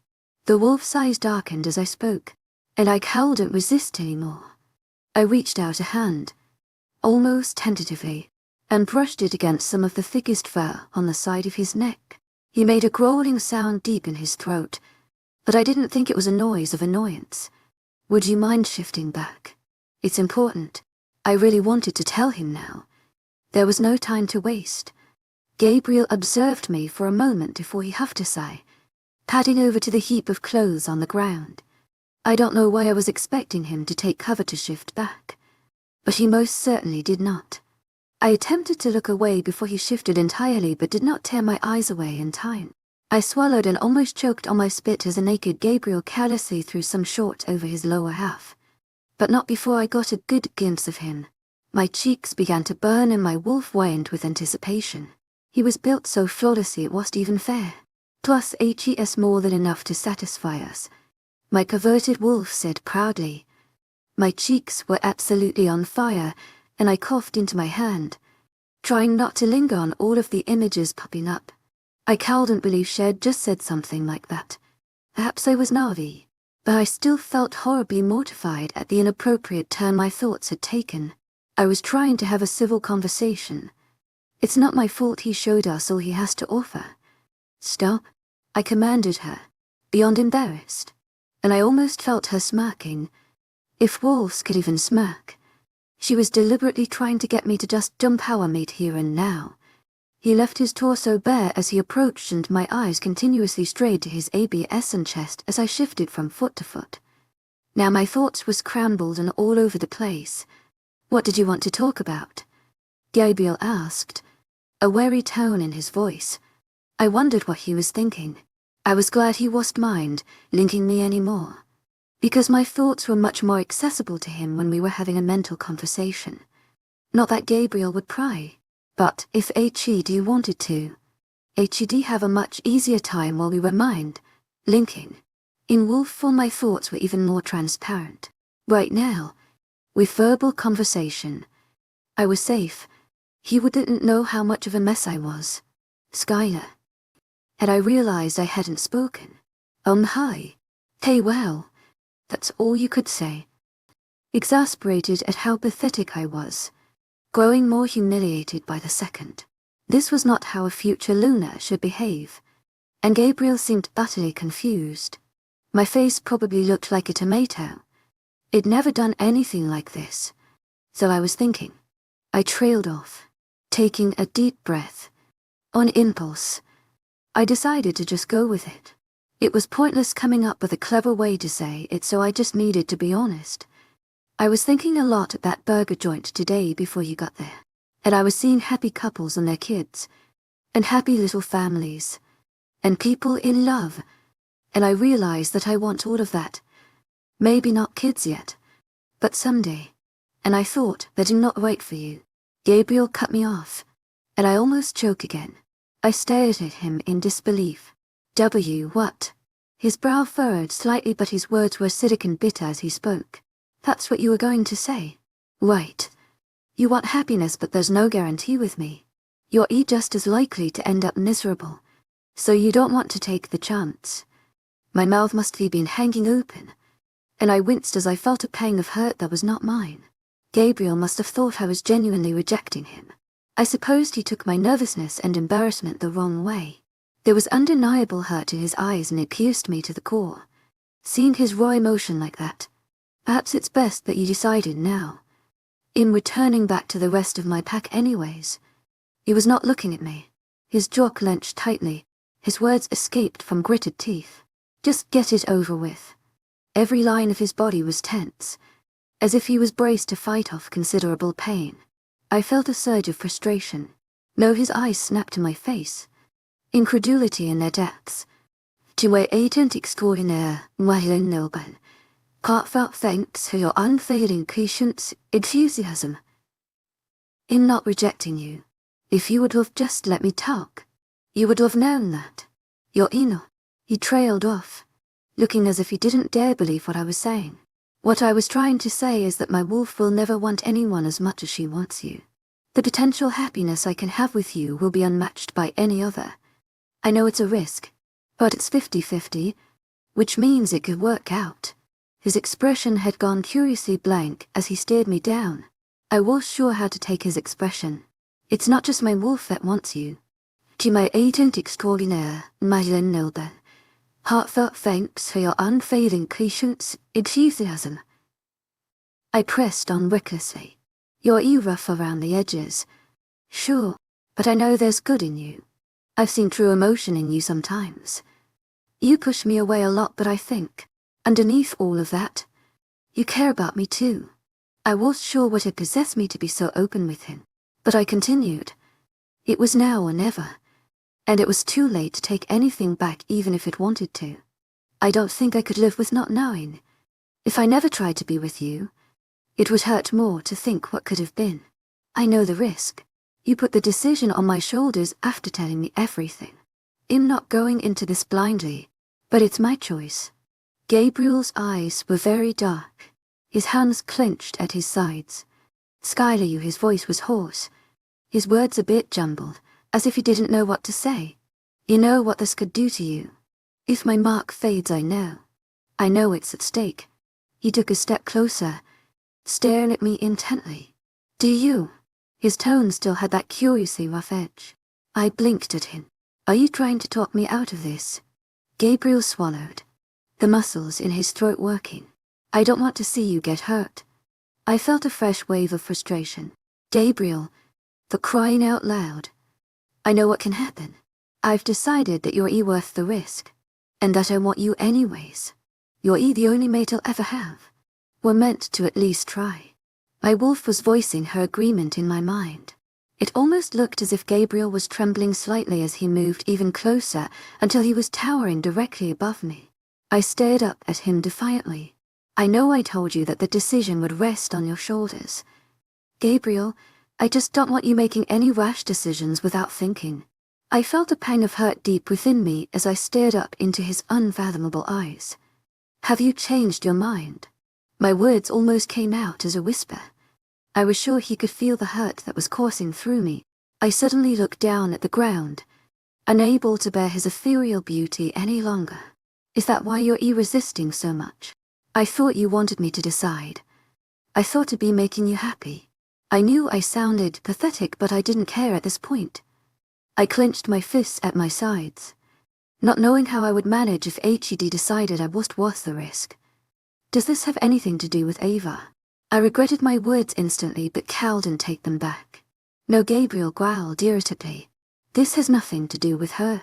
Skylar, I already told you she was nothing to me. And if I could take it back, I would. I regret every second I spent with her. Then why? He ran a frustrated hand through his hair. In trying to protect you. Don't you see that? In just making sure you've thought this through. You make it sound like a freaking puzzle. I already told you I've made up my mind. I want you as my mate. Gabriel. And that is never, ever going to change. He was suddenly quite still. I wasn't even sure he was breathing.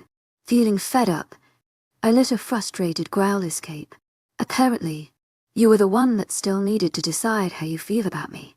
Let me know when you stop trying to make my decisions for me and actually come to the conclusion that I'm worth the risk too. With those parting words, attempting to fight back frustrated tears, I spun on my heel and walked away from him. I didn't get very far. I felt a warm, strong hand circle around my left wrist, clutching it in a secure grip. An instant later, my body was being tugged backwards and spun around with great force. The move was so sudden I felt like my arm was almost pulled out of its socket, but I could only let out a gasp as Gabriel yanked me back to him. As my body turned back to where I was facing him, a large and demanding hand grabbed my chin and forced it up to where I was gazing into my mate's dark eyes. And then his lips came crashing down on mine. I stood there, momentarily frozen, as a shock of electricity coursed through me and I felt pleasant chills up and down my spine. Gabriel's kiss was hard, demanding, and possessive, the kiss of an alpha wolf. My eyes fluttered shut and I felt a rush of heat exploding from where our mouths met, and my wolf howled with joy as she realized what was happening. Realizing I was standing like an idiot, I tried to gather my jumbled thoughts and I kissed him back, moving my lips in synchronization with his. I heard a growl deep in Gabriel's chest and he angled his head to the side, deepening our embrace. One of his strong arms wrapped around me and pulled me tightly to him, the hand fisting in my dark curls. Every inch of space was eliminated between us and I felt lust pooling deep within me as I felt the contours of his hard body. His bare torso pressed against me and only intensified the burning sensation I was feeling. I felt like I was floating, the blood roaring in my ears. Gabriel broke the kiss momentarily to come up for air, but a second later his lips found mine again. I dimly realized that his free hand had settled on my hip, while the other remained clutched in my hair. I let out a little gasp when I felt his fingertips brush my bare skin underneath the bottom of my shirt. And Gabriel took this as permission to deepen the kiss further. My whole body tingled as our tongues intermingled. Gabriel's husky scent surrounded me and I inhaled it every time we came up for air. I'd never been kissed like this before or experienced anything even close to our passionate embrace. And I wanted more of it. I never wanted this to end. Realizing that my hands were hanging uselessly at my sides, I brought them up to wrap around Gabriel's broad torso. I ran my hands down his back, outlining his thick muscles and letting my nails scrape against his skin. He growled again and I felt his muscles tighten as he forced me backwards. Another gasp of surprise escaped my parted lips as I felt my back press against something hard, the bark of a tree. I was trapped now, but I relished the feel of it, continuing to put every ounce of feeling I had into the kiss. Gabriel withdrew slightly, biting down on my bottom lip, and this time I felt the rumbling growl emanate from my throat as my wolf reveled in the sensation. My lust was continuing to build and I was practically dizzy from Gabriel's scorching mouth on mine. I wanted to feel more of him, run my hands down the contours of his chest. Bringing my hand around, I pushed Gabriel back slightly so I could slip my hand between us, running it down his upper chest and then down to his abdomen as I explored his chiseled body the same way his tongue was exploring my mouth, letting out a husky rumble. Gabriel's lips left mine briefly as, with one smooth motion, he hoisted me up, using the tree as leverage as he wrapped my legs around his torso. I could care less about how suggestive our position was. I used my legs to draw myself even closer to him. The blood rushed to my cheeks as I felt his arousal pressed against me, and my wolf felt a burst of pride that we could elicit that reaction from him. His mouth departed from mine again and he began to trail hot kisses down the side of my neck and across my collarbone, leaving me gasping with pleasure. It was similar to how it cheated at me all those nights ago in the hotel, but this time I knew he was not holding back. His mouth roamed back up to the area near my earlobe. My skin felt like it was burning where HED kissed it. "I'm leaving my scent all over you so every wolf knows that you're mine," he growled softly, right next to my ear. His voice came out deep and contorted, and I could discern heavy lust interlaced with his tone, like there was ever any doubt. I replied breathlessly, barely able to force the words out. Gabriel seemed to like what he heard because he kissed down my neck with renewed vigor, his mouth moving down my chest where my neck left exposed skin, causing me to tremble. I felt his tongue replace his lips and I dug my fingernails into his skin, a noise of pleasure escaping me. I dimly realized that I wanted to return the favor, my wolf wanting to stake her own claim on our mate. I used one hand to find his chin, jerking his head up towards me so I would have access to his neck. Gabriel obliged without complaint, and I stretched upwards to press my mouth against the warm skin on the side of his neck. I had never done anything like this before. I knew I was incredibly naive and inexperienced, but touching my mate like this came naturally. I relished the sound that escaped Gabriel's throat as my mouth continued to move across his skin, feeling a rush of bravery. I opened my mouth and bit gently at the area that I planned on marking when we completed the mating ritual. Gabriel groaned with pleasure. "You're going to be the death of me, Skylar." I smiled against him, continuing to move my mouth lower until I was placing gentle kisses and bites across his chest. "Come with me back to the Black Mountains Pack," he said suddenly, causing me to pause and look up at him. His eyes were burning brighter than I'd ever seen them, desire evident in their depths and in a certain part of his anatomy pressed against me. "I want you there with me. Please." His voice held such vivid emotion, his gaze pleading. I'd never seen such an easily read expression from him before, and I relished the way he was opening up to me. I nodded, smiling slightly. "So does this mean you're trusting me with the decision to accept you?" I asked quietly, unwinding my legs from around his torso and allowing him to move away slightly so that I was standing on the ground again. His eyes closed briefly as if he was trying to control himself. "It scares me what might happen to you, but I've made enough decisions for you. As much as I want to protect you, you're my mate, and I know I need to trust you with this." I smiled again, my heart soaring. In this brief, passion-filled moment, it seemed like everything was going to be okay. "I'm glad," I told him softly, reaching up to press my mouth against his neck again, unable to help myself. Like him, I felt the urge to let everyone know he was mine, and my wolf urged me to continue kissing him. She wanted us to return to our former position. It was hard, holding her back, but I didn't want to press Gabriel too hard. "To my agent extraordinaire, Madeleine Noble, heartfelt thanks for your unfailing patience, enthusiasm." Judging by the look on his face as I trailed my mouth across his collarbone, he didn't mind. "Skylar, I think we need to stop now, he said hoarsely. I blinked up at him, puzzled. My riddled body did not want to stop. My wolf wanted me to mark him this very moment. I can't hold my wolf back much longer, Gabriel added. I saw the darkness in his eyes that indicated his wolf was close to the surface. Then don't, I replied before I could help myself. His eyes widened a fraction. As much as I want to push you on the ground and mark you right here, judging by his expression, he would very much enjoy doing just that. As he spoke so blatantly, I felt yet another wave of desire and warmth building up in the more intimate parts of me. I bit my lip, fighting back the imagery. I would think you'd want it to be, well, not in the middle of the woods where anybody could find us and interrupt. My wolf sulked, and I was sure my face held a disappointed expression, but I knew he was probably right. That type of intimacy deserved some sort of romance, especially since I had never experienced it before. I guess you're right, I said reluctantly, although my hand was trailing across his chest and down his stomach again. I couldn't help but touch perfection when it was displayed right in front of me, without meaning to. I felt my eyes dip lower until they were fixated on the tail bulge in his shorts. My cheeks flushed hotly. I mentally reprimanded myself for being embarrassed when it was my mate, but had never been exposed to this sort of thing before. I was curious, and I wanted to drink in every inch of him, Skylar Gabriel said warningly, voice deeper than usual. And I knew HED noticed me staring. Sorry, it's just, how is that going to? I stuttered almost incoherently. My blush red, and as I realized I hadn't meant to say that last bit out loud, and I stared at the ground to hide my humiliation.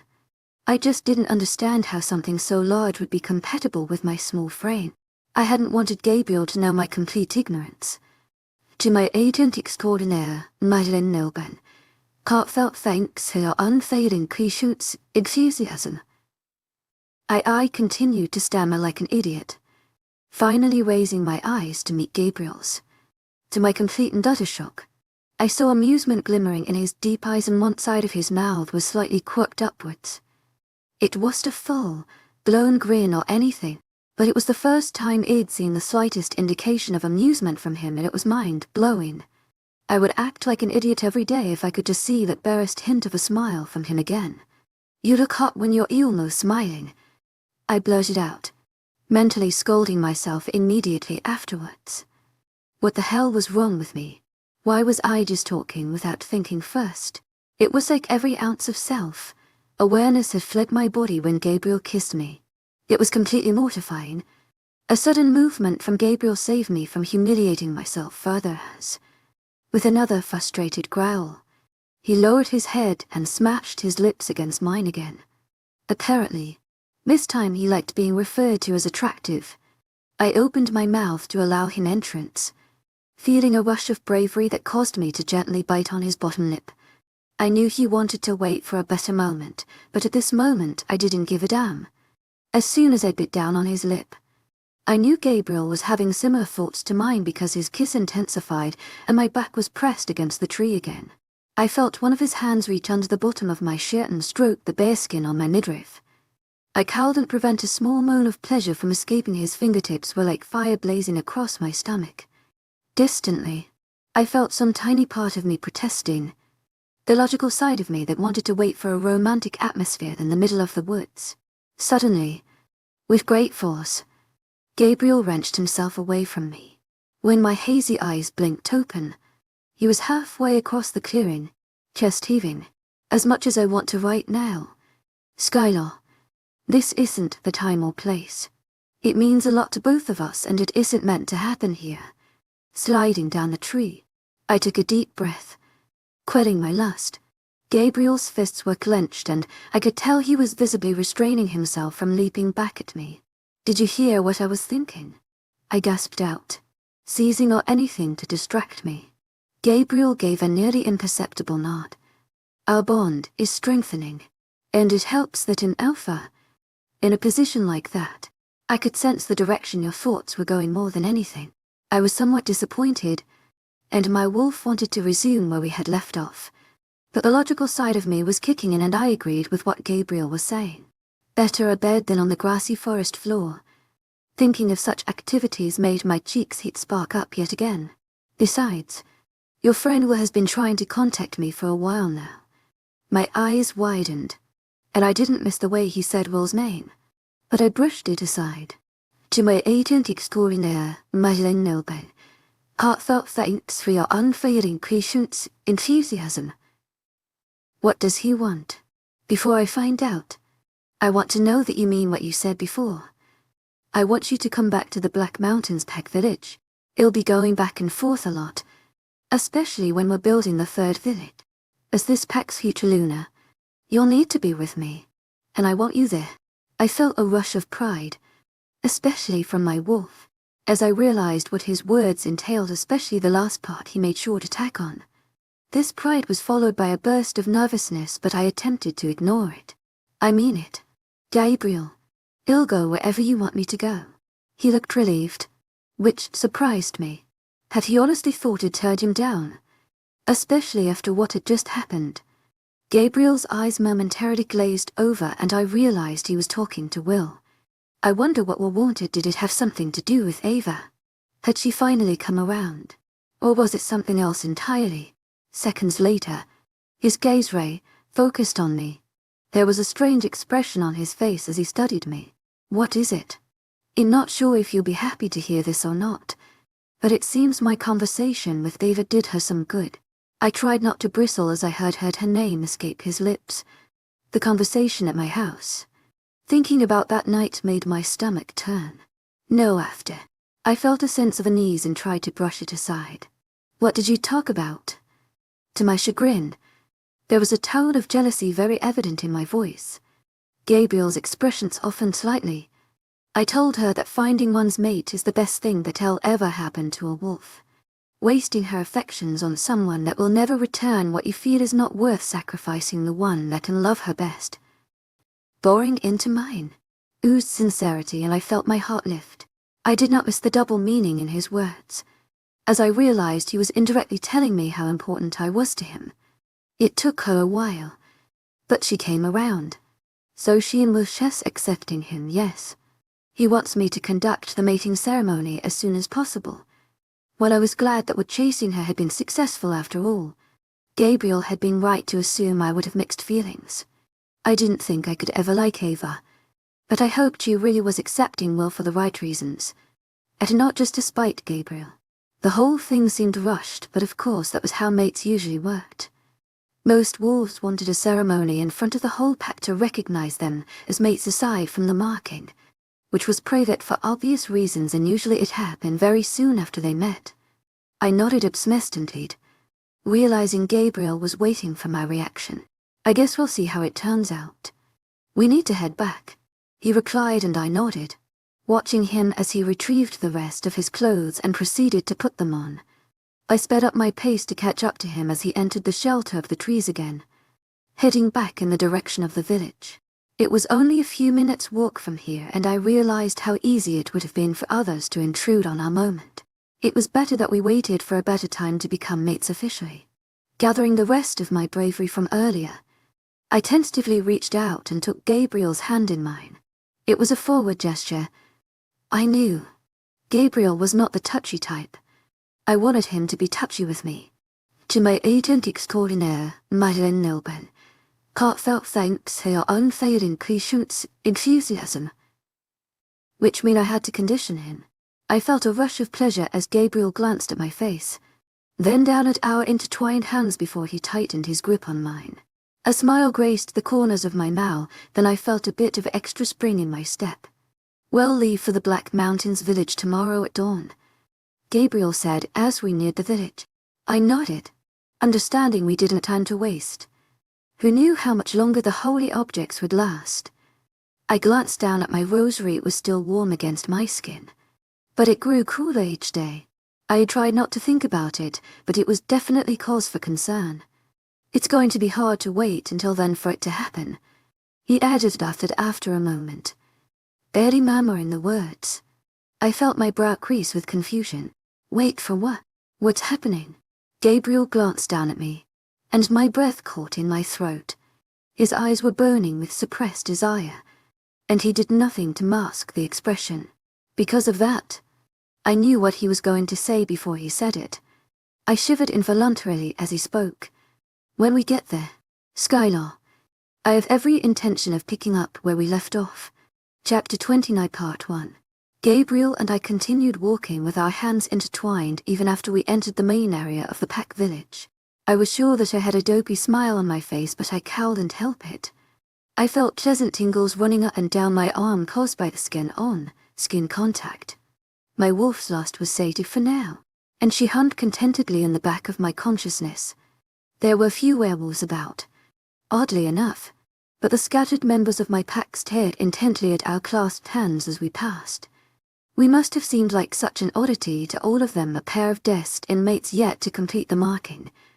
Even so long after we first met. I glanced up at Gabriel out of the corner of my eye as we approached my house. He had a relaxed expression, and I couldn't help the burst of warmth I felt as I realized I had caused his good mood. He released my hand as we neared my front door, and I tried to ignore the sense of longing I felt as soon as we lost contact. I have some business to take care of before the ceremony. If we're leaving tomorrow, I need to ready everything. I felt a burst of excitement and nodded in response. I guess I should pack too. When's the ceremony? I see no point in waiting. You'll conduct it right after dark. He looked at me for a moment, dark eyes flicking across my features. I thought I saw his eye hovering just behind his expression, in one smooth move that surprised me. Gabriel leaned forward and placed a light kiss on my lips that lasted less than a second. I felt a rush of heat and my cheeks darkened as I blinked up at him. Immediately, my body craved for more. But Gabriel took a few steps back before I could give in to my lustful impulses. I'll see you later, Skylar. To my agent extraordinaire, Madeleine Nilben, heartfelt thanks for your unfading patience, enthusiasm. Voice a bit contorted, and I thought he was having a similar reaction. Okay, was my breathless reply, and I scolded myself for not coming up with anything better than that. I couldn't help it. To my agent extraordinaire, Madeleine Nilben, heartfelt thanks for your unfailing patience, enthusiasm. Gabriel's touch had a profound effect on me and left my thoughts muddled and laced with desire. Practically in a daze, I slowly made my way inside my house and up to my room. I brushed my fingers across my slightly swollen lips. The recollection of our passionate moments in the woods caused me to blush even more, and I was grateful that my parents weren't home. My thoughts distant, I slowly began to gather my things into the same bag I had used last time. It was interesting how different the situation was to the previous occasion I left home. I was dreading my first encounter with the Black Mountains pack, and there was a strong chance I would come back marked. The next time we see everyone, we will be Luna, my wolf ped. I swallowed hard, unable to evade the nervousness caused by that concept. It was a lot of responsibility. I was willing to take it on, but that didn't mean it would come easily. Our mate will help us every step of the way, she said confidently. I agreed with her on that one. I was really looking forward to telling my parents about leaving again, but surely they wouldn't be all that surprised. It was customary for the female to join the male's pack and/or live with him, and there weren't any other viable options since Gabriel was alpha. I shoved my bag of toiletries in with my other things as I contemplated. It would be hardly in Maria and Will again. But now we'll had Ava, and hopefully Gabriel and I would return before too long. Almost as soon as I finished packing, I heard a loud rapping on the front door, thawing my brow. I took the stairs down two at a time. Who was coming to visit me in the middle of the day? Swinging the door open, I came face to face with Will. The last time he'd been on my doorstep, Will had been battered and exhausted, but right now he looked like he was on top of the world. Skylar, did you hear? Blue eyes alight with excitement. I couldn't help the small smile that made its way on my face. About you and Ava? Yeah, Gabriel told me. Congratulations. Will paused momentarily, seeming as if he was sniffing the air. His eyes narrowed slightly. His scent is all over you, Skylar. I blushed and looked down. Yeah. I'm not marked yet, but he wanted everyone to know I am his. Will had a strange look on his face but didn't pursue the subject. Can we go for a walk? I wanted to talk and wasn't sure who else to go to. Plus, I remember what happened last time I was alone in your house with you. Remembering Gabriel's blatant display of jealousy, and quickly walked outside to join Will. He was practically bouncing on the balls of his feet. I could honestly never remember him being this overjoyed. He seemed radiant. I wondered if that was how I would loved under different circumstances after meeting Gabriel for the first time. After he accepted me and we planned on joining together in front of the whole pack. Sorry to drag you into this. I'm just getting used to. Well, you know, Will confessed as we meandered along one of the central pathways in the village. You know, I don't mind. You seem really happy, though you're adjusting just fine. Honestly, I never expected to have to chase her so much. What happened? I couldn't prevent the curious question that emerged. You don't have to tell me if you don't want to. I added hastily. Will shrugged. I followed her in the woods. We had a long talk. She was set on the whole mate concept at first, but when we made eye contact, well, a lot of her resistance faded. She said she had been in love with someone else before me, but decided she wanted to move on. I tried to keep my expression neutral. I didn't want Will knowing my dislike for Ava, or how she had loved Gabriel first. I detected a hint of jealousy in Will's voice and didn't want to worsen any problems. We talked all night, and she let me kiss her this morning. It was the most perfect thing to ever happen to me. He eyed me keenly, a spark of mischief in his baby blues. I think you already know about that. To my agent extraordinaire, Madeleine Nilben, heartfelt thanks for your unfailing patience, enthusiasm. I blushed and didn't reply. Gabriel's scent was heavy enough that it left no room for guessing what had happened. At least your mate finally came around. Too, he added. I was pleased to hear no bitterness in his tone. Meeting Ava must have re-drained the last vestiges of Will's feelings for me. That was, admittedly, a relief. In going back to the Black Mountains Pack Village with him. Are you having a ceremony? 2. Not having really considered it. I mean, you're going to be Luna once you're E-marked. The pack will want to recognize you in a ceremony. I caught a glint of admiration in his eyes and it made me slightly uncomfortable. I wasn't used to that sort of attention. I guess you're right. Maybe after all of this vampire crap is over with. I said the sooner, the better. And I elbowed him teasingly. You just want to mark her. I won't deny that. We laughed for a moment more. But then Will's face grew uncharacteristically serious. That was all I wanted to talk to you about. I found out something today and I was sure who to tell. Ava doesn't know him, so it made more sense to talk to you. Know who? I responded, puzzled. Will's mouth tight and into a grim line. To my agent extraordinaire, Madeleine Nilben. Heartfelt thanks for your unfailing patience, enthusiasm. I stared at him blankly. Before the name registered, I was sure my eyes had grown as wide as saucers. Your brother? What about him? Will had one older brother, Cale, who had graduated high school while we were still in middle school.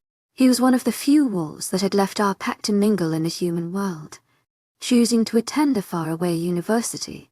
We hadn't seen him in 5 or 6 years. Will's parents had wanted Cale to stay with our pack, but the boy had refused, and it had caused somewhat of a rift within their family. Will never talked about it, and I had almost forgotten all about it till now. There was enough of an age gap between us that it never really associated with him. I remembered that Maria had a crush on him when we were in elementary school. To my agent extraordinaire, Madeleine Nilben, heartfelt thanks for your unfailing patience, enthusiasm. A cheers coming back. What? Why now? Will sighed and ran a hand through his tousled, sandy, blonde hair. If I remembered correctly, Cale had even lighter hair than Will and the same bright blue eyes. Well, there's almost death. My parents have a hard time thinking him from so far away, but they called his apartment and left a message. Of course he wouldn't have picked up his phone. I could hear bitterness prevalent in Will's voice and I didn't pry. It was his family business. And then they told him about Cain and the vampires. and about me finding my mate. He called back this morning and said he'll be here later tonight. Maybe he's tired of the human world. I mused, trying to take all of this in. Or he just misses you guys. And finding your mate is a big deal. You should be here. Will sighed yet again. I guess. I'm just nervous and I don't not know how. I mean, he's only talked to my parents maybe twice a year since he left. He doesn't want to associate with us. I'm worried he'll make things awkward. I rubbed his shoulder comfortingly. Or it could go the other way. If he's making the effort to return, that should prove something. His lips twisted in a grimace, but he didn't reply for a moment. I wonder if he's even the same person. He's still mate, lessened everything. But he's been around so many humans. I really was sure what to say to that. He can't have changed that much. Not as long as his wolf is still around. I'm just hoping my parents don't go off on him again. I don't want either thinking my family is psycho. I'm sure they won't. This is a time for everyone to work together. Not argue. You're sounding more noble every day. Skylar. A slight smile appeared on Will's face. Either way, I have to talk to the Alpha later. Get permission for my brother to enter our territory. Kale is still technically a part of this pack, but the Alpha may not want him here since he has been gone so long. I frowned slightly. I'll talk to Gabriel about it. Will smirked as he looked past me toward the forest we had just treaded. I expected him to have caught up to us by now, threatening to tear my head off if I continued spending time with you. I began to blush. He's not that bad. Yes, he is. But I can't blame him. He has the alpha instincts. I bit my lip, not going to admit aloud how I actually kind of liked Gabriel's possessiveness. You're his mate, and he is bound to overprotective of you. I can understand that now. Is your knight in shining armor, riding in on his white horse to save the damsel in distress. Will's grin was teasing and I snorted. Gabriel's way too dark and broody for that sort of thing. Either way, is the knight. You're his maiden. You've been watching too many fantasy movies. Why do I have to be the weak little female? I can take care of myself. I replied, but my tone was light and I was really offended. I actually liked the idea of Gabriel being a protector, and it was true. He was all mine. He had saved or been there for me several times now, such as when the vampires had kidnapped me, and out of the purge when Ichidi caught me in his arms. I guess I did look at him as my hero, my knight in shining armor. In a way, Will, waving his hand in a blatant dismissal of my protest, returned the conversation to Ava. I was not fond of the way he praised every aspect of her face and figure and personality, but I kept my lips shut. Despite Eva's flaws, there had to be some good in her for Will to be chosen as her mate. Besides, he was much happier talking about her than about Kale. If my best friend was happy, I had to put my petty problems aside and be happy for him. It's what a Luna would do. The rest of the day passed by quickly, but I ached to be in Gabriel's presence again. I broke the news to my parents that I was returning to the other pack village the following day. As expected, they were not overjoyed, but judging by the look on my father's face, he recognized Gabriel's scent all over me. My dad was stupid, and he was going to prolong the inevitable. I was going to accept Gabriel, and it was my responsibility as his mate to follow him wherever he went, helping him when I could. Thankfully, my parents may not have been pleased, but they weren't heartbroken like last time. We were all one pack now, and they knew we'd be home before too long. I nearly jumped for joy when Gabriel mind linked with me just as the darkness of night was taking over the sky. Meet me at the south end of the pack village. Is that where the mating ceremony is being held? Confused. Normally it was in the same clearing as pack meetings. No, we have a visitor coming in from the outside world. A former pack member. We're meeting him an hour outside of the village. The ceremony will have to occur later than intended. My confusion lasted only seconds longer before I realized it must be Kale, Will's brother. I was surprised that Gabriel was letting him enter our territory. Kale was still technically a member of the pack, as his connection had never truly been severed. It was frowned upon for werewolves to join the outside world, but not illegal. Brett had not excommunicated Kale just in case the latter decided to return one day. 6 years later, the estranged wolf was finally coming back.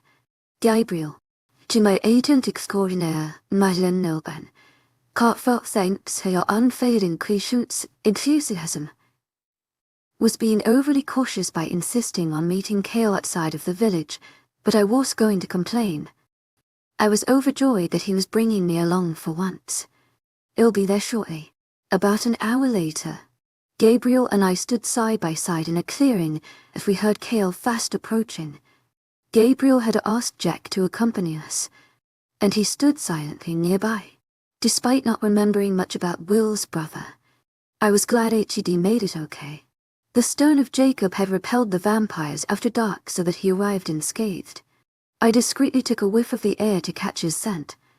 It was woodsy, faintly resembling Will's, but there was some blandness about the smell that indicated Kale had lived among humans recently. A werewolf-esque scent was stronger when we were in our natural element. Gabriel shifted position next to me and our arms nearly brushed. I felt the electricity sparking from our nearness, but I attempted to ignore it. We'd exchanged some conversation, but Gabriel hadn't brought up the passionate encounter from earlier, for which I was grateful not that he would have brought it up with Jack traveling with us. Thinking of it just made me want to continue where we'd left off. The concept of doing so made me shiver slightly, and I hoped my mate hadn't noticed. Seconds later, the trampling of paws halted and was quickly followed by the sound of bones snapping and the rustling of clothes. So Kale had run to us in wolf form. To my agent extraordinaire, Madeleine Nilban, heartfelt thanks for your unfailing patience, enthusiasm. According to Gabriel, we had said that Kale flew into the nearest human city before setting off on foot. If he could still shift so easily, he hadn't lost touch with his wolfish side. That was a good sign for someone who'd been with the humans for the past 6 years. Kale emerged shortly, and I blinked in surprise. Archie really changed a lot. He was taller than Will, although not as tall as Gabriel, and lean. Though nicely toned, he had the same blonde hair that I remembered, but it was cut slightly shorter, and his bright blue eyes stood out against his lightly tanned skin. He was very handsome. Maria would freak when she saw him. Archie's not as handsome as our mate. My wolf said a bit's new tire why, and I chuckled inwardly. To my agent extraordinaire, Madeleine Nilban, heartfelt thanks for your unfailing patience, enthusiasm. Nobody can compare to Gabriel. Kale's face registered surprise as he looked at me. Then Jack, his gaze soon sliding to Gabriel. From there, I saw recognition flare in his expression and his jaw clenched to you. You're the Alpha. His voice was colored with shock and distaste. Gabriel's eyes narrowed slightly. I was told you'd been informed of the changes within this pack. Well, yeah, but they didn't tell me who was the Alpha. When I was here, your father was in charge of the Black Mountains pack. The packs have been merged as one. Kale, Jack said calmly, clearly trying to diffuse the tension. Brett was no longer fit to be leader. You guys just let them take over like that. I could understand where Kale was coming from, but it was not helping the situation. It was in our best interest. With everything going on, Jack tossed a nervous glance at Gabriel, who was still ominously silent. I honestly don't. Kale, everything will be explained in due time. If we wait around here any longer, you'll miss the ceremony. Jack's words weren't exactly true, as Gabriel had to be there for the ceremony to start. But I knew he was trying to help. Kale's vibrant eyes narrowed as he stared at Gabriel appraisingly. Gabriel had stiffened considerably, not appreciating the disrespect. I was surprised that Kale was acting so gutsy. Gabriel was extremely intimidating to most werewolves. Kale must have been a bit out of touch after living amongst humans instead of under the command of an Alpha. Now I see why my parents didn't mention who was Alpha now. A growl escaped Gabriel's throat, and in an instant, he stood directly in front of Kale, eyes burning with anger. I consider myself very hospitable for allowing you to return. Do not make me regret my decision. I have very little tolerance for disrespect. With a menacing set of his shoulders, there was no doubt of the underlying threat. Cale tried to act calm and collected, but I noticed a flash of fear in his blue eyes. Slowly, he nodded. "Let's go," Gabriel snapped brusquely, turning away from Cale and completely ignoring him as he headed off towards the trees. I sighed and made to follow. Gabriel had actually held his temper in check, but I could sense his aggravation that a newcomer was talking to him like that. I couldn't blame Cale. To my agent extraordinaire, Madeleine Nobel, heartfelt thanks for your unfailing patience, enthusiasm. As it used to feel the exact same way about the Black Mountains pack. It was a lot for him to take in. Dimly, I realized Cale had fallen into step beside me while Jack caught up to Gabriel. "I barely recognized you, Skylar." I glanced at him to see his eyes bright and curious. "Well, it's been a while," I replied nonchalantly. It felt strange, conversing with him casually. He hadn't been part of the pack for so long, even if he was Will's brother. It was hard for me to view him as such. "I guess so." He was lost in silent thought for a moment before lowering his voice. "How is it? With him as Alpha? It's just after everything with their pack, I understand. It's different, but it's important that everyone has banded together. Your parents told you about the vampires, right?" He nodded, expression solemn. It was so hard to believe. I always thought they were a myth. I laughed humorlessly. "Unfortunately not. I heard about Anne." There was visible sadness on his handsome face, and I realized he must be cared about Anne for it to still affect him so many years after HED left. "They're relentless and cruel. That's why we needed a strong Alpha. Brett cowls and handle it after she, you know." Cale sighed, seeming to accept my answer. We continued towards camp for a few more silent moments. "What about you?" He spoke suddenly, and sniffed for a moment before his eyes widened. "I thought that's what I smelled. The Alpha scent is all over you." For the seemingly millionth time, I blushed. "Gabriel as my mate." Cale whistled. "Little Skylar, with an Alpha as a mate," while his eyes perused my neck. "You're not marked yet. To my agent extraordinaire, Madeleine Nobel, heartfelt thanks for your unfailing patience, enthusiasm." Not yet? What else was I supposed to say to that? "You'll be Luna." That's crazy. He shook his head, running a large hand through his tousled blonde locks. "You have your work cut out with that one. To my agent extraordinaire, Madeleine Nobel, heartfelt thanks for your unfailing patience, enthusiasm." The last words were spoken in a whisper. I couldn't help but smile slightly. I had indeed worked hard to get where I was with Gabriel now, almost as if he knew what I was thinking. My mate tossed me a penetrating look over his shoulder. Flashes of earlier today assaulted my mind, and the red on my cheeks intensified. "A cheers worth it," I muttered to Cale before I really realized what I was saying. I didn't miss the look of disbelief on Cale's face, but I ignored it. My words had escaped unintentionally, but they were true. Gabriel was worth it. Cale's arrival caused quite a stir. I could hear the thinly disguised whispers across the assembled werewolves in the clearing. Cale had arrived half an hour ago, and Gabriel had immediately called everyone together to complete the ceremony. Will and Dave were currently out of sight, as they would enter the clearing at the same time once everything settled down. Cale was standing with his parents, but even from this distance I could sense the awkwardness within his family. It seemed like the three were conversing, but judging by the stony expression on the young man's face, he was not comfortable with it. I mean, what was he going to say to them after so many years away? For my part, I was standing next to my parents near the front of the group.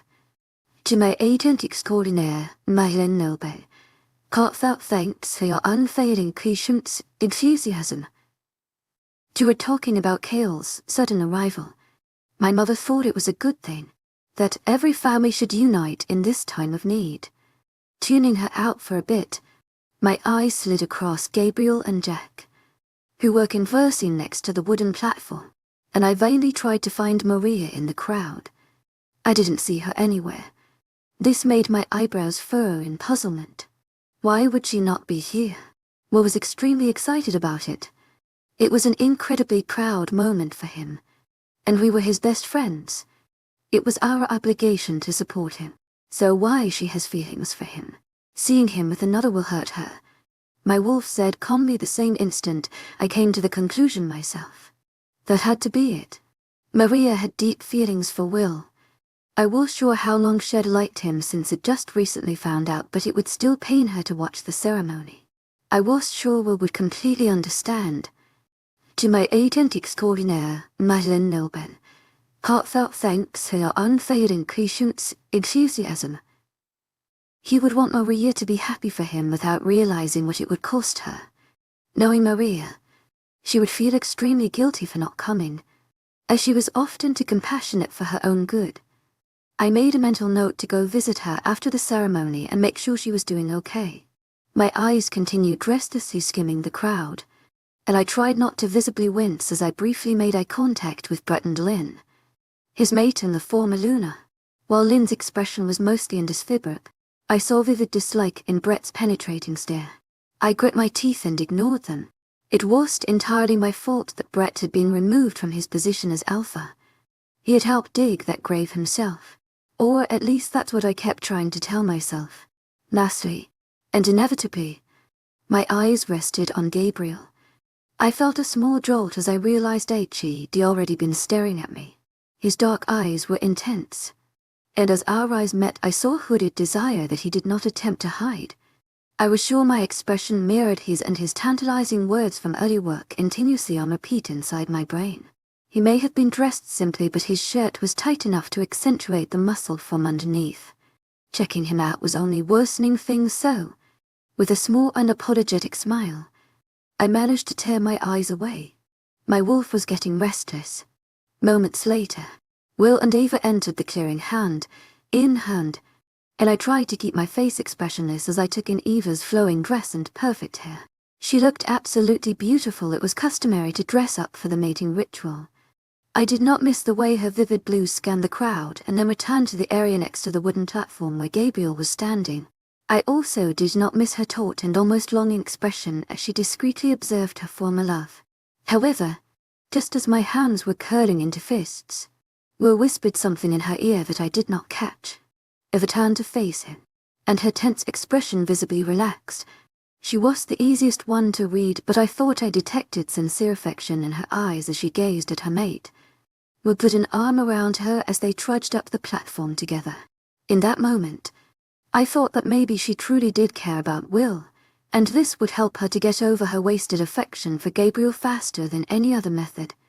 As the ceremony started, I felt incredibly selfish for letting my mind wander, but I couldn't help but think about tomorrow, the journey back to Gabriel's village, and the events afterwards were making my stomach churn in anticipation.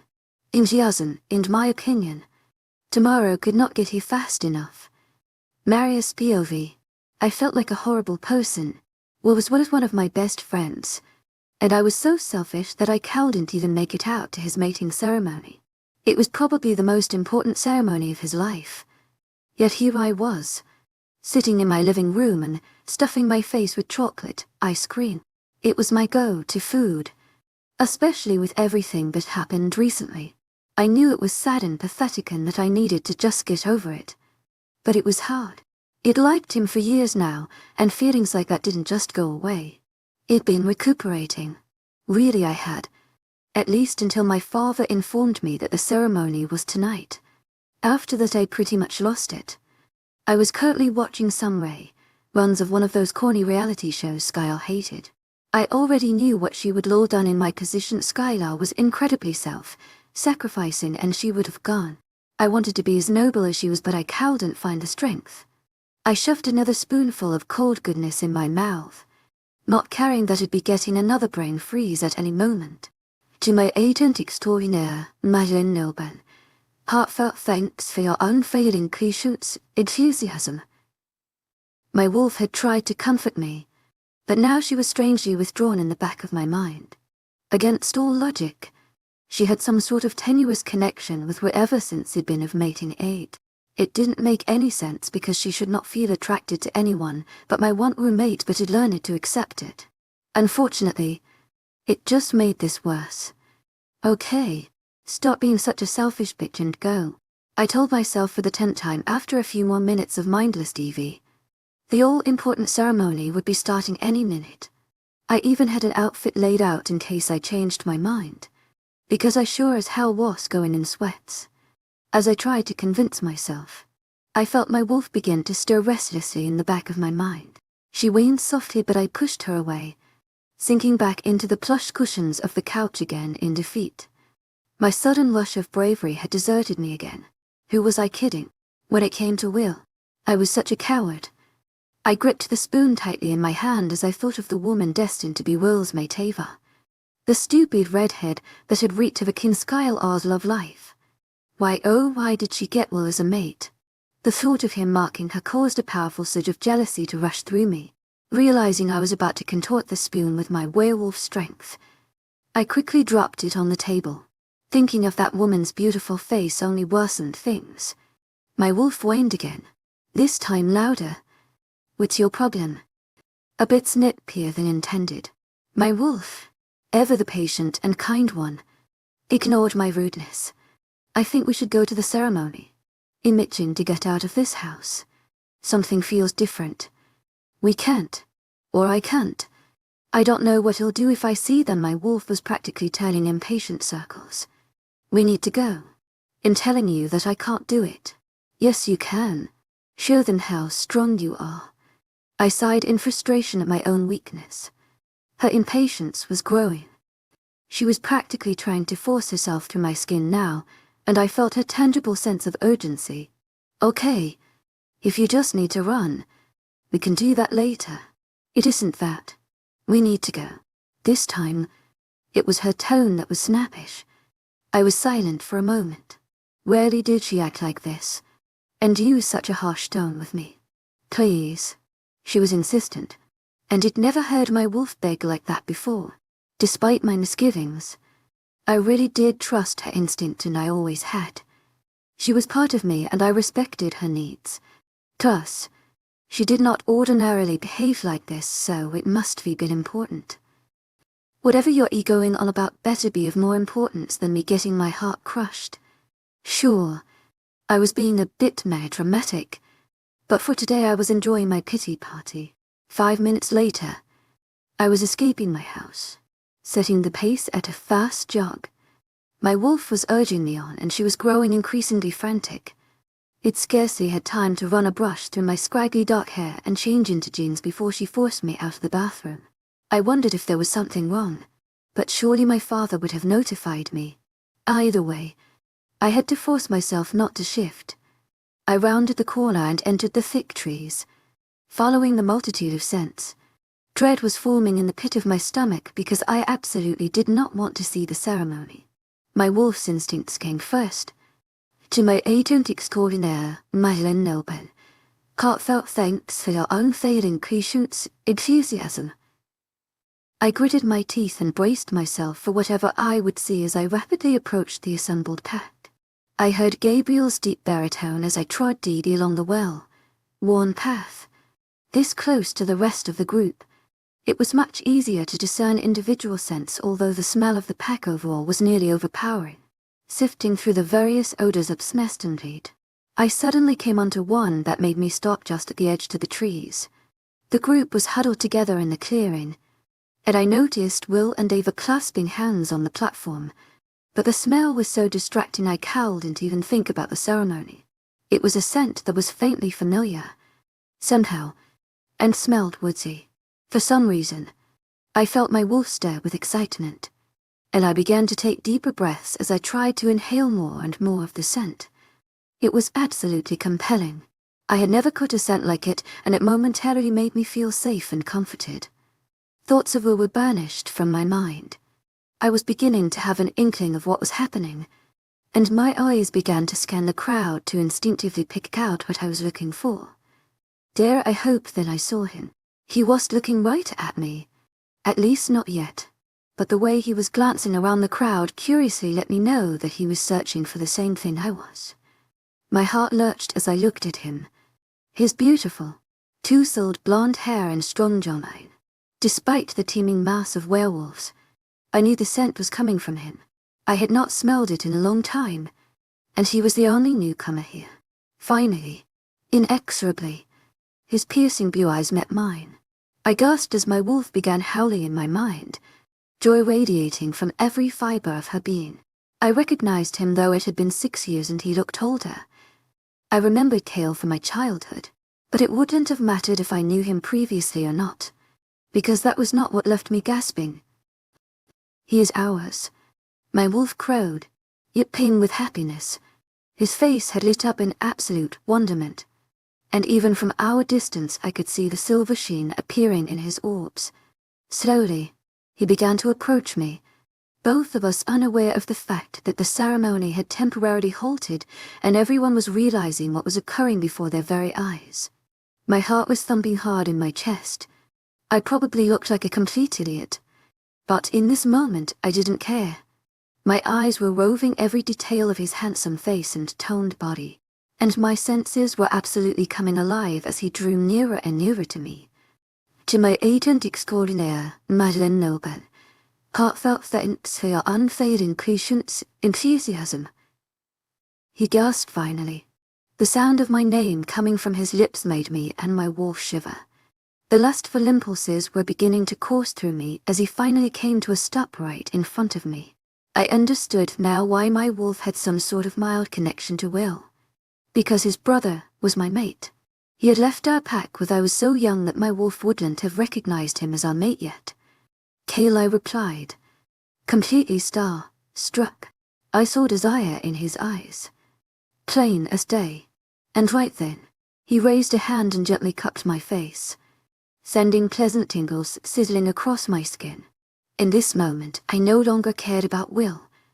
To my agent extraordinaire, Madeleine Noble, heartfelt thanks for your unfailing patience, enthusiasm. Or even the vampires. I could only stare into those blue eyes, completely lost in their swirling depths. I had found my mate, and I was deliriously happy.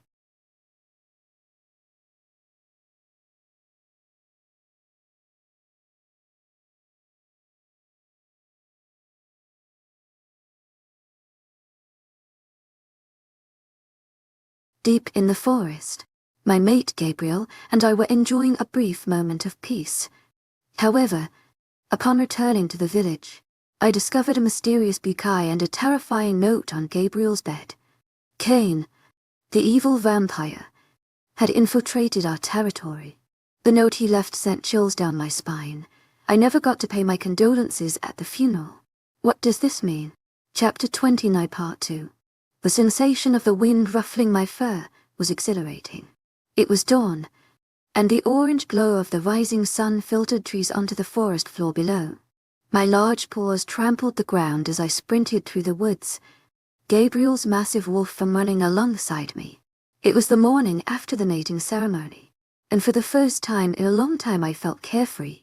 I knew Cain was lurking right around the corner, but I couldn't help but feel a burst of optimism. Will had his mate, and Maria had found hers too. I had been shocked to see the loving look appear in her eyes when she saw Kale, but I was undeniably happy for her. Maria deserved someone to love and take care of her. I had left the happy couple behind less than an hour when Gabriel and I departed, and I could still picture Maria's glowing face as she had her fingers intertwined with Kale's. She did not bear his mark yet, but I knew they would complete the process soon. To my surprise, Maria had elected not to have a ceremony with the pack. I assumed it had something to do with Kale, but I didn't pry. Now that both of my best friends were happy, all of my attention was on Gabriel. I wanted to enjoy these moments with him before our time ran out and Cain returned. I turned my head slightly, glancing at my mate. The muscles under his thick coat rippled as he took powerful strides, and my wolf admired his form. Noticing my blatant stare, Gabriel's head swiveled and his eyes surveyed me. If I was in wolf form, I would have blushed, but instead I hastily returned my gaze to the path ahead of me. I knew I was acting like a hormone adult teenager. But well, I was a hormone adult teenager. My 20th birthday was in a few days, but I felt like a shy high school girl all over again. Being around Gabriel left me with muddled thoughts and lustful impulses. Honestly, I didn't mind. Until we completed the mating, I knew my desires would only get worse. Is something bothering you? His voice interrupted my thoughts. No, I was just thinking. I spoke a bit too hastily to sound innocent. About what? I was prepared to just say nothing. Before I realized something. We were accepting each other as mates now, which meant we needed to be completely open with each other. Even with something as minor as this, it would improve our relationship if I was frank with him. Plus, I wanted to see his reaction. About how you look while you're e-running, I replied before I could chicken out. Part of me absolutely could not believe I just said that. My wolf was content, but I felt completely embarrassed. I was horrible at flirting. Apparently, Gabriel's look had darkened considerably, and I detected lust intermingled with incredulity. Is that so? Was all he said, but there was emotion lingering underneath. I didn't say anything back. Instead, quickening my pace to leap over a fallen, I wanted to be open with Gabriel, but that was just plain embarrassing. My hormonal side was definitely getting to me. My wolf wanted me to jump his bones here and now, and it was harder to resist the urge while in this form. You don't have to be embarrassed, Skylar, Gabriel said, and I thought I sensed a hint of amusement coming from him. Well, never mind. You're going to have to refrain from those types of comments for now, he continued, saving me from my stammering.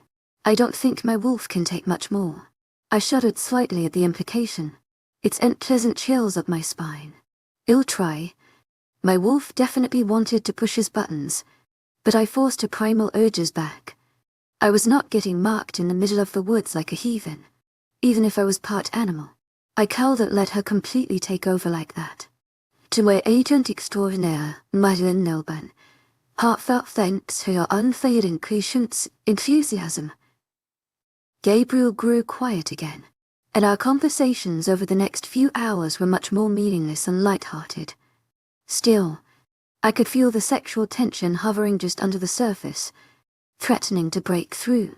It was easiest for now to just keep my distance and veer away from the subject. By the time the Black Mountains Pack village was in sight, I was completely exhausted. Gabriel kept up a very fast pace that was more suited to an alpha than a normal she-wolf. Even worse, we'd only found his small rabbits during our single hunting stop. My wolf's stomach ached and her canines itched to tear into a deer or some sort of bigger game. The sun was setting, and I lowered my head as I trod down a steep hill. My paws were aching. I had only made the trip that fast when I ran after former Alpha Brett, and I had adrenaline on my side that time. I noticed Gabriel glancing at me out of the corner of his eye repeatedly as if to make sure I was collapsing. Moments later, he told me to shift, and I took cover behind a tree as I did so. Soon, the cover won't be needed. Technically HES our Alpha. We can shift in front of him. You know, my wolf chastised. I knew she was right, but I still felt incredibly modest and self-conscious of my naked body. Gabriel's sexual experience indicated that he liked his women a bit curvier. I wrinkled my nose with disgust, banishing thoughts of Ava from my mind. What was in the past should stay there. Besides, Gabriel had no choice but to be attracted to me. I was his.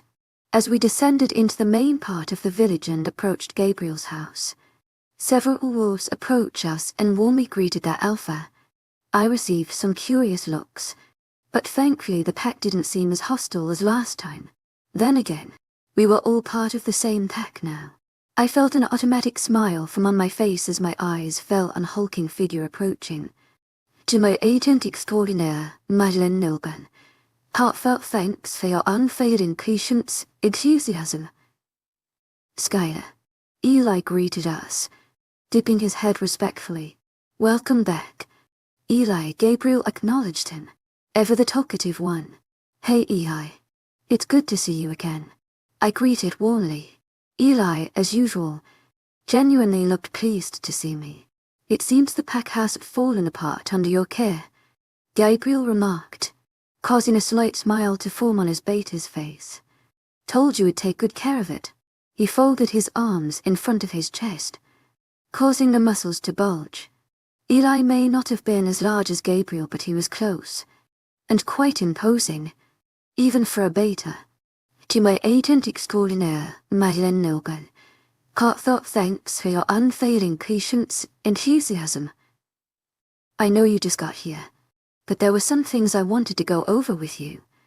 I looked over at me guiltily as he spoke, as if he were apologizing for distracting my mate. How important? Gabriel asked tersely. Pretty important, Hal is flickered to me, not knowing what they could be referring to. Skylar, if you want to go put your things away, I'll meet you there. Gabriel's face held an expression I cowled in place. I sighed and nodded, hoping he would fill me in at some point. Eli sent me an apologetic smile, and the two began to walk away, Gabriel tossing me one last look over his shoulder. It was only then that I realized he hadn't specified where I was supposed to put my things. Last time, I had chosen my own room, but we were a lot closer this time. Would I be staying in Gabriel's room with him? My wolf was definitely fond of that prospect. Smiling a bit sneakily, I decided to go ahead and unpack my things in Gabriel's quarters. He hadn't told me otherwise, and I wanted to seize every opportunity to be cozy with him. Humming aimlessly, I quickly made my way into Gabriel's grand home, practically skipping up the steps. It felt so different than the last time I was here. Sure, there was a menace hovering on the horizon, but Gabriel and I were close to being on the same page now. That had to count for something, right? I stopped on the top floor, glancing around as I felt a sense of déjà vu. The last time it'd been up here I hadn't exactly had permission. It just slept in Gabriel's bed without asking. Maybe this time HB be the one asking me. Come to think of it, I'd never seen Gabriel sleep before. He must be not needed as much rest as the normal alpha, what with his angel bloodline and all. I opened the large double doors to his room, inhaling deeply as I entered. Gabriel's scent was a faint, lingering presence in the area, and the room smelled floral. Somehow, he hadn't been here in a while. I set my bag down, scanning the room for a place to stuff my clothes, when my eyes fell on something sitting atop the neatly made bed. My eyebrows furrowed in confusion. Resting on the bed was a bouquet of flowers, which explained the flowery scent in the room. The flowers were tucked partially between a couple pillows, so I hadn't seen them immediately. I approached the bedside, wondering if somehow Gabriel had planned this as a romantic surprise. It wasn't exactly in character, but why else would someone leave flowers here? I gingerly lifted the bouquet from the bed. I was pretty sure they were tulips of some sort, but as I glanced closer, I realized they were beginning to wilt. They had clearly been on the bed for a day or two at least. As I realized that, for some reason I felt a pang of unease. My wolf shifted restlessly in the back of my mind. The flowers seemed innocuous, but I cowed and quelled the pervading sense of nervousness. Slowly, my eyes slid back down to the bed, and what I saw there made my breath catch in my throat. Underneath the flowers was a small white note, folded so the contents were obscured. My brain immediately flashed back to the last couple of times I had found a note on my bed. My wolf whimpered as I felt a genuine flash of fear and goosebumps sprung up on my skin. I dropped the bouquet and took a few steps backwards. Staring wide, I at the bed as my heart rate continued to quicken. There's no way this place has protection like the Stone of Jacob. I tried to convince myself, rationalize it, but all of my instincts were still on high alert. It feels wrong. It had to be him. My wolf replied. I felt a sense of dread permeate my entire being, and I reached out a hand to pick up the note. I was about to panic, but I had to be sure. My brain was still scrambling to come up with another culprit that would help replace the flowers here. Swallowing hard, I unfolded the note. As soon as my eyes fell upon the familiar script, I let the note flutter through my fingertips and onto the ground as a wave of panic rushed over me. I never got to pay my condolences at the funeral the note had read. I knew immediately Cain was referring to Anna's funeral, but that was the least of my concerns. Cain had been here, in Gabriel's room. As the full realization that it was dusk outside struck me, I released all of my panic into a mental message to Gabriel. Gabriel, Kane has been here. There was a note on your bed. Yet it's almost dark somehow. Don't move. I'm coming for you. Knock the doors and windows.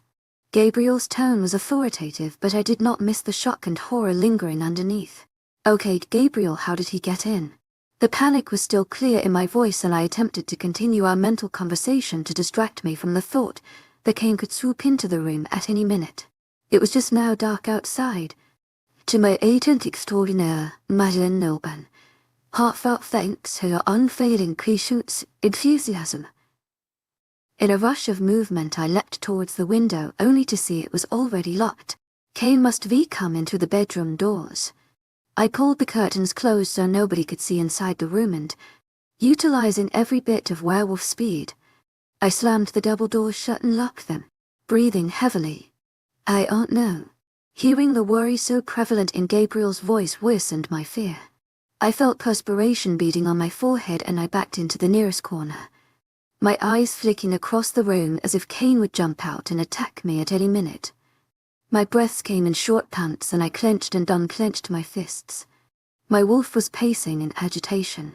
I felt a fresh wave of fear as I realized that Kane could still be here. The flowers had been left a day or two before, but he could have hidden in a closet, just waiting for us to come back. Any other vampire would have bravely stood up to, but I was no match for Kane. The thought of seeing him again terrified me, and as a werewolf, I was not used to this feeling of profound terror. Please hurry. He could still be here, I begged Gabriel, not caring how frightened I sounded. I felt his reassurance through the mind link, but I pressed myself against the wall, continuing to scan the room for the slightest sign of movement. Just stay where you are. Do you see anything? Smell anything? I hadn't caught any vampire scent, but they were hard to trace. The seemingly innocent flowers sat on the bed as if taunting me, and I could just see a corner of the white note poking out near the bottom of the bed. I gritted my teeth as anger melded with my fear. That despicable bastard would never stop taunting me until he died. Nothing yet, I replied shakily, feeling extremely vulnerable. I couldn't resist adding, I'm scared. Gabriel, hell never stopped doing things like this. He ever wanted to take me with them in the woods. When I went after Anne, he'll rip his throat out if he touches you. Gabriel snarled furiously. I felt a tinge of warmth at his protectiveness, but the fear still presided, my heart thudding loudly in my chest. My wolf, like me, was on full alert. How far had Gabriel and Eli gone? Anyways, he had to almost be here by now, as if on cue. I heard the front door bang open. In half a second I caught Gabriel's fresh scent, and he was at his bedroom door. I had no time to ponder his incredible speed as I rushed to open it. Skylar. Rather needlessly, for I already scented him. I threw open the door and Gabriel barged in, dark eyes stormy and furious as he glanced around the room. His gaze landed on the flowers, his face contorting into a snarling expression as he made his way over to the bedside. I felt his incredible fury through the mating bond. He reached over and picked up the note, scanning it quickly before tearing it into shreds with a grimace. How could this happen? I thought you had something here that worked like the Stone of Jacob. We do. It was supposed to last at least another week. The only explanation I can come up with is that Kane is considerably more powerful than we thought. Unless our sword is weaker than Raziel initially predicted. If Kane can break through the sword's power here, then I'm not sure your rosary will last much longer. To my agent extraordinaire, Madeleine Noban, heartfelt thanks for your unfailing patience, enthusiasm. His eyes were burning with concern and worry, and I shivered. It was true that the rosary was only lukewarm against my skin now. What do we do? My voice small. Gabriel began to pace, running a hand through his hair in frustration. I hadn't planned for this so soon. Everyone will have to stay inside. Doors and windows locked. At night, there's no telling where Kane will strike next, and no wolf is powerful enough to take him on. To my agent extraordinaire, Madeleine Noban, heartfelt thanks for your unfailing patience, enthusiasm. His eyes found mine and he hesitated. To my agent extraordinaire, Madeleine Nilben, heartfelt thanks for your unfailing patience, enthusiasm. She is too much of a coward to face me in person. To my agent extraordinaire, Madeleine Nilben, heartfelt thanks for your unfailing patience, enthusiasm. She is trying to lure me out. A strange expression flickered through Gabriel's eyes, but he banished it swiftly. He looked at me keenly, staring me up and down. Are you all right? Yeah, just it was unexpected. I didn't want to let on how rudely terrified I had been, but I was sure Gabriel could sense it. In an instant, Gabriel was in front of me and his strong arms wrapped around my small frame in an embrace. I froze for half a sec and before returning the gesture, burying my nose into his chest. His scent was soothing and I took deep breaths, trying to calm my racing heart. I never should have let you go off alone. To my agent extraordinaire, Madeleine Nilben, heartfelt thanks for your unfailing patience, enthusiasm. Self-loathing thick in his voice. It isn't your fault. You couldn't have known. I tried to reassure him. One of his hands ran aimlessly up and down my back, sending an entirely different type of chill shooting down my spine. Still, in not letting you out of my sight from now on. I backed away slightly and looked up at Gabriel to see him watching me with a hooded expression. It was like I was going to complain. He'll try to find another way to get to me. Gabriel gritted his teeth, the muscles in his jaw clenching. He can't have you. I think it has something to do with my blood. I didn't know it at the time. The K must be been referring to my affinity in the woods. I told Raziel everything you told me, and he has been looking into it. I've heard no word from him recently. To my agent extraordinaire, Madeleine Nilben, heartfelt thanks for your unfailing patience, enthusiasm. I shifted, glancing around the room wearily and rubbing my arms. My wolf was on edge now, and I felt much jumped by easier than usual. Every shadow gathering in the corners of the room was a menacing threat. Gabriel seemed to sense my unease and he made his way over to the fireplace in his room, which was well kept despite being smaller than the one downstairs. Within a minute he had set everything up and started a small fire, pulling out one of the small chairs. My mate gestured that I sit down and I gratefully sank into the proffered seat. Just being around Gabriel was enough to calm me slightly, and I tried to take deep breaths to force my nerves and my wolf to relax. Seconds later, the bouquet from the bed had been tossed in the fire. I relished the sight of the wilted petals catching fire and crumbling into nothingness. Gabriel, meanwhile, poked and prodded into every corner of his room and his closet as if to make sure there were no vampires lurking about. I think he did so more for my benefit than anything, and I was profoundly grateful. I watched him out of the corner of my eyes. He moved about. His lithe movements and muscular form never ceased to leave me awestruck. He began to pace again, countenance set in a rigid expression. I knew he was more than likely having mental conversations with Eli and Jack, and judging by Gabriel's posture they weren't coming up with any novel ideas on how to get rid of Cain. I felt like we were sitting ducks, just waiting for Cain to strike again, add another werewolf death to the growing number. I stared back into the fire, not able to come up with any answers. To my agent extraordinaire, Madeleine Nilben, heartfelt thanks for your unfailing patience, enthusiasm. Raziel was our greatest living source of information, and he must have been having trouble interpreting the ancient book. We knew next to nothing about the ritual or the elements that comprised it, or even when it was supposed to take place. Now we had practically no protection against Cain. I could see why my mate looked so distressed. Wolves would continue dying if he didn't do something. Gabriel sank into the chair next to me, breaking me out of my depressing thoughts. The expression on his face pained me. He looked more downtrodden than I had ever seen him. Hopelessness was etched into his chiseled features. I felt completely useless. I was a future Luna, and I couldn't come up with a single idea. That was my job, to help Gabriel out when he was in a bind, but could think of no way to contribute. You could ease his stress.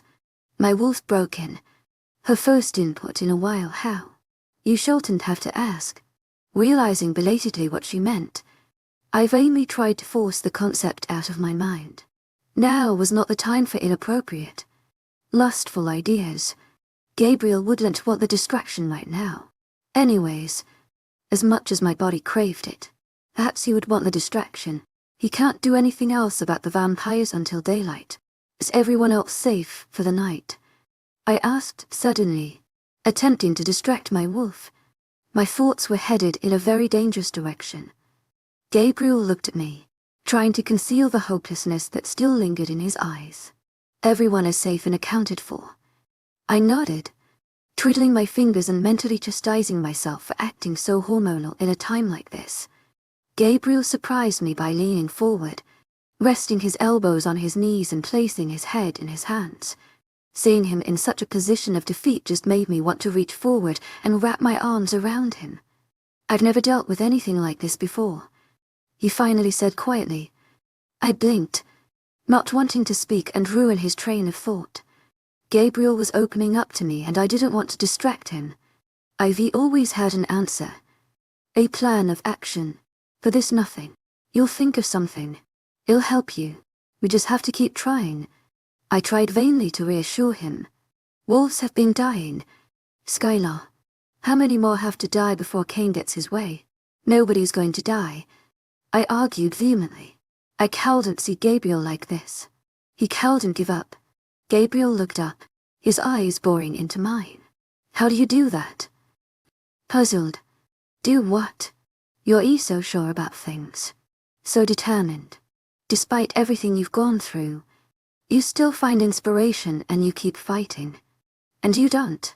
Gabriel said nothing. I used to despise your pack. Gabriel, I never understood why wolves would follow you when you could be so cruel. Now I understand. You're the perfect leader for them. You have fought and will fight for your pack. And you do sacrifice everything for them to make sure they're safe and have everything they need. Still, he didn't move. But I knew he was listening. You're the best alpha I've ever seen. You'll think of something. Just don't give up. They can't see you give up or fail, lose hope too.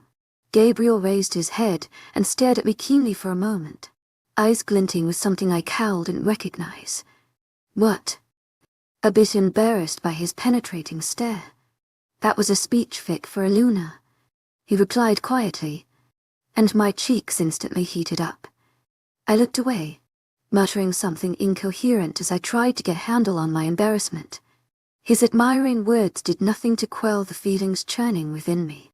Gabriel sighed and shifted to his former position, this time gazing into the fire as if it held the answers he sought. Comfort him, Skylar. Even to just hug him, he needs comfort, and HES not used to receiving it. I knew my wolf was right. It was the thing to do. As Gabriel's mate, he had never really received affection, but my touch would soothe him whether he was used to it or not. Slowly, I got up and made my way over to him until I was standing behind his chair. Gabriel remained lost in thought, perhaps a mental conversation, staring into the flickering flames that had eaten through the rest of the flowers and long since turned them into ash. Gabriel's tall form left his shoulders above the chair, and I tentatively reached forward and draped my arms over him in a loose hug, resting my chin where his shoulder and neck connected. I felt Gabriel stiffen slightly with surprise, but I closed my eyes, trying to soothe him through the connection of our bodies. After a few seconds, his tense muscles loosened and I felt a small sense of victory. It felt so natural, embracing him like this. My wolf was stirring again, invigorated by our connection and instilling lustful impulses into my brain.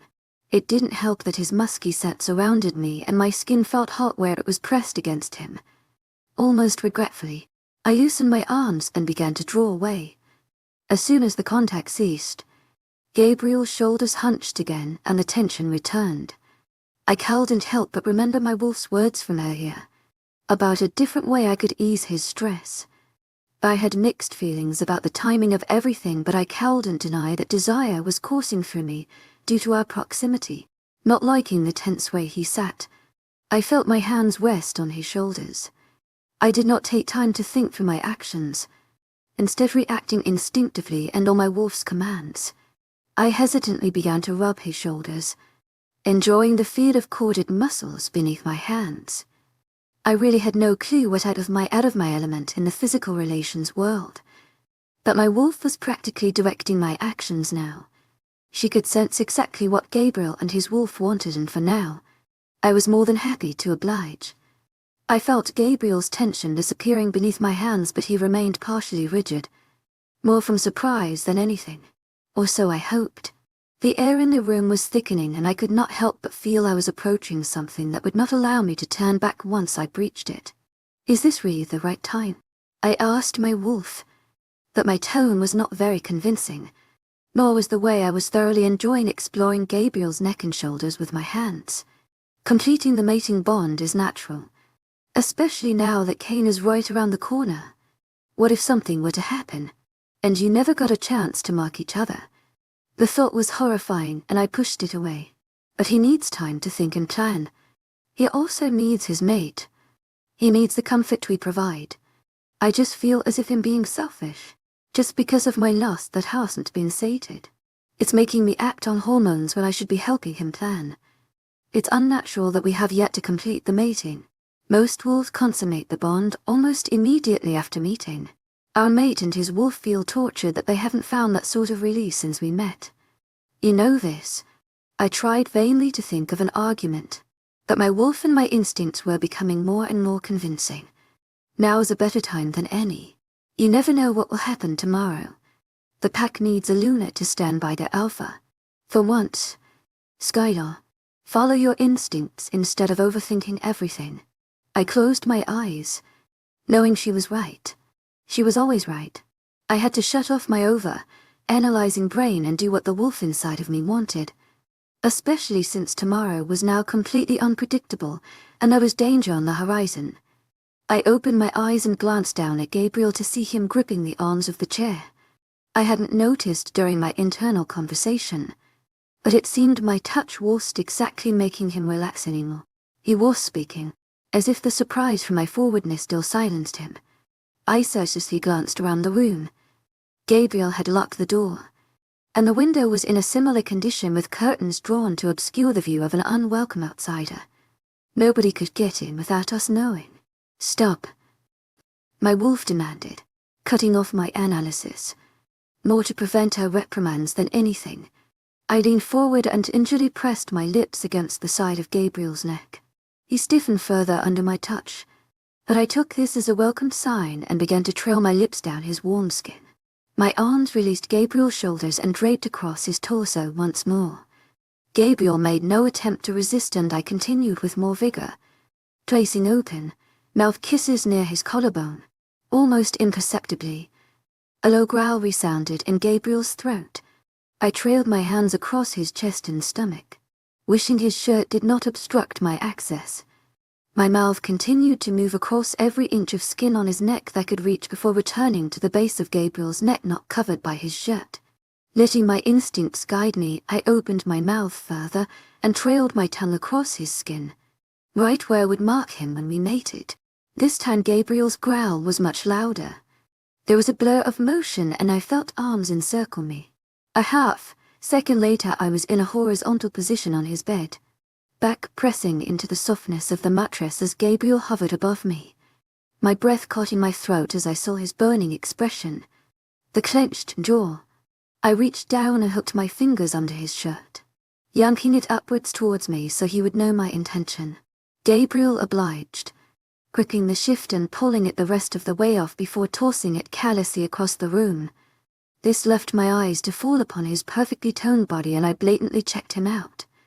Reaching up a hand, I trailed it across his pectorals down to the muscles of his abdomen.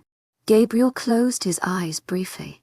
Skylar, if you don't stop now, I don't think you'll be able to control myself much longer. I don't want you to. I rasped out, voice hoarse with lust. His eyes snapped open, desire swirling in their black depths. You have to be sure. With everything that's going on, I'm sure. Gabriel, we've waited long enough. He breathed out heavily, eyes roaming across my still fully clothed body. There's no telling what can happen tomorrow. We can't waste any time. I know the risks and I am willing to take them. Before he could argue more, I shifted position slightly and grabbed my own shirt, tugging it off of my small frame as Gabriel moved backward so I could maneuver. I was thankful for my wolf in this moment, because I followed her instincts. Since I had no sexual experience whatsoever, I had no clue how to be sexy or seductive, but I would try my best. When my shirt was gone, I glanced up to see Gabriel ogling my scantily clad chest shamelessly. A devouring hunger appeared in his eyes, and a second later his lips smashed against mine desperately, the force pressing me back against the pillow.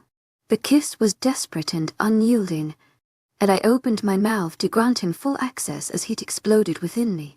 We shifted positions so we were laying side by side on the bed, all previous worries temporarily held at bay. Gabriel's hands burned trails of fire down my sides as they moved across the bare skin on my ribs, down to my hips and across my stomach, before finally reaching up and cupping my breast through my bra. I groaned slightly and pressed myself further against him, not used to the foreign sensation of being touched there. Gabriel made a noise deep in his throat, and his hand reached around, fingers tracing my spine before finding the clasp of my bra. I made no move to resist as he quickly undid the hooks and I shimmied out of the bra. With my chest fully exposed, I suddenly drew back, hesitating. I was not regretting my decision, but I could not prevent the sudden burst of self-consciousness that emerged. I was not what one would consider curvy, and had always been a bit embarrassed at my size in the chest area. No one had ever seen or touched me there before. What if Gabriel found me lacking? Despite my wolf's protests to the contrary, I found myself blushing and glancing away when Gabriel examined me. Puzzled. Is something wrong? He asked throat-ly, his breath caressing my face due to our close proximity. Am I just I don't want you to be disappointed? I mumbled in humiliation. My face was burning. Disappointed? Yeah, well, there isn't a lot to find there. Hopelessly I gestured at my chest, berating my complete and utter lack of experience and eloquence. How was I messing this up already? Sorry. I just don't want you. I started again when Gabriel didn't say anything, but he quickly silenced me by clamping a hand over my mouth. His expression had hardened and he looked angry. Don't you dare apologize. He snapped at me and I could only sit there, blinking up at him, all too aware of my half-neckedness. I couldn't have asked for a more beautiful mate, Gabriel said solemnly, oozing sincerity, and I gaped at him. I realized she'd never complimented my physical appearance before, and I hadn't known how much I needed him to say it. My heart fluttered in my chest while my wolf crowed triumphantly. Told you so, she said smugly, but she was quickly ignored as Gabriel released my mouth with his hand, only to touch his lips to mine again. This time, there was no protest made on my part as his hands roamed every inch of the newly exposed skin, caressing my breasts and causing me to whimper with the foreign sensations coursing through me. Gabriel's mouth left mine only to travel down my neck, leaving open, mouth kisses and bites that set my skin on fire. My hands fisted in his thick hair as his mouth reached the valley between my breasts. I felt the hairs on my body stand up in anticipation as a knee unfurled deep within me. I knew that my lust would not be sated this time until we completed the process. We were too far along now for my wolf to be held at bay. His mouth finally found my breast and covered it, his tongue sliding along the surface and making me writhe with pleasure. His other hand roamed and cupped my backside firmly. He pressed me against his body and I could feel his arousal pressing against me, a sensation that only increased my wolf's drive to mate. I let my hands roam his bare body, my fingers tracing the musculature of his shoulders and back. Gabriel, I choked out when I felt that my body had enough torment from his lips. His mouth found its way back to mine, slowly and deliberately touching every ounce of exposed skin on the way. I bit down on his lip, wanting to tease him as much as I could with my currently limited access. As expected, Gabriel growled in response and pushed me further into the pillows. His mouth moved feverishly upon mine, and just as I thought that he'd never come up for air, he pulled away slightly. Gabriel's lips were swollen and his eyes completely black. I knew his wolf was at the forefront of his consciousness, ready to take over. Are you sure about this? He asked huskily. His muscles were clenched with the visible effort of restraining himself. Stop asking me that, I replied impatiently, my own need evident in my voice. I brought my mouth back to his and nipped his lip impatiently. As soon as I did so, Gabriel swiftly turned us so I was flat on my back again, his form above me. It only took him half of a second to remove his pants and I struggled to unbutton my shorts, kicking them off hastily. The air around us was warm, but I still felt a shiver course through me as I fully realized what was about to happen. Gabriel disappeared for a moment, getting up off of the bed, and I felt alone and bereft before he returned, clutching something in his hand. He almost looked sheepish and my eyes widened as I realized what it was. I figured you wouldn't want to risk pregnancy. With everything, he trailed off. I nodded hastily, knowing he was right. Gabriel's chances of impregnating another she-wolf were next to none, because he needed the optimal bloodline, the perfect other half with the ability to bear his child. There were scarce few females in the world capable of childbearing. With an alpha bloodline, the pregnancy was not easy, and not suited for the average female. However, as his mate, we had an exceptionally high chance of pregnancy, so it was wise to not take risks, especially now. Seconds later, he was completely unclothed and was setting the protection in place. I tried not to let my sudden burst of nervousness show I still could not fully comprehend how my fragile frame was to accommodate him. Cheeks a rosy red, I tried not to stare at his anatomy, instead sliding off my last undergarment. I did not miss the way Gabriel's eyes appraised me and the satisfaction that appeared in his dark orbs. "Are you ready?" he asked softly, an expression of tenderness crossing his features that I never would have expected before. He had really come a long way. However, the desire to take me completely was still clearly at the forefront of his thoughts. Mouth dry, I nodded, content with staring into his eyes. "You know, there's a chance that my mark will fade." I nodded again. I knew the risks, and I knew there was a chance it wouldn't work out. But I cowled and let Gabriel psych himself out of this. His wolf clearly wanted release, and it already made up my mind. Instead of verbally affirming my agreement, I kissed him yet again, this time taking the initiative to deepen the kiss. Gabriel's breath left his chest in a rush and he gripped my hips. I pulled back and continued to stare at him, putting my trust in his leg. My wolf was yipping with excitement, and I knew that this was it. This was one of the biggest moments of my life. I didn't regret it. My passionate feelings for Gabriel were not to be denied, and I knew they were deeper than I'd ever admitted to myself. He was worth it, and I closed my eyes to ready myself. It always hurt, it would, but I tried not to visibly express the pain that radiated from my core. I gritted my teeth, and the pain did not last long as my body accustomed to the perfectly natural activity. After the pain passed, the pleasure began a slow build-up, and I threw my arms around Gabriel, throwing my head back as my wolf reveled in the pleasure. As I thought I was going to burst, I felt a strong hand wrap around the back of my neck. I opened my eyes to see Gabriel's face just above mine, eyes a pitch, black and fangs fully extended. He was in the thralls of his wolf's power now, and it was time to be marked. I felt my own wolf come forth, and my teeth followed suit. My nails dug into his bare back, but Gabriel didn't seem to mind, lowering his head and inhaling my scent as the pleasure coursed deep through me. With a feral growl indicative of the animal within him, Gabriel lunged forward, and I felt his teeth make contact with the base of my neck. It only hurt for a split second before a bolt of pure pleasure shot through me and I howled, the animalistic sound radiating throughout the room. Gabriel's teeth sunk deep within the flesh, but I was not aware of the pain. The pleasure overtook everything and was more than I could have imagined. He pulled back, and I felt the blood beginning to trickle down the side of my neck. As was customary, my mate leaned forward and used his tongue to bathe the wound. My skin sizzled where it touched, and the pleasure only intensified. I'd always heard of the wonders of the mating process, but I could never have imagined all of these sensations. "Our turn," my wolf growled, and I felt her words emanate from my mouth. She was in complete control now. I planted my hands on Gabriel's chest as he pulled away to stare down at me, pride and possessiveness radiating from his gaze. He tilted his head to the side, granting me full access. In that moment, I didn't care that his mark could fade. All I wanted was for my mark to be visible on his skin. With a lightning-fast move, I lunged forward and sank my teeth into the spot at the base of his neck above his collarbone. I dug my canines in as far as they would go, reveling in the sounds that my action elicited from Gabriel. After pulling them out, I lazily ran my tongue to clean it the same way he had.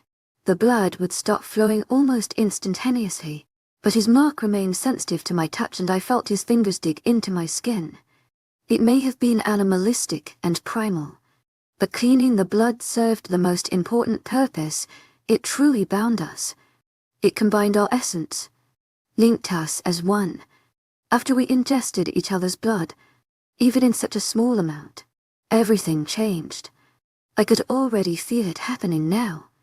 As I bathed the wound, I could feel an overwhelming presence pressing in upon my consciousness, and it was as if the missing piece of my soul had fallen in place.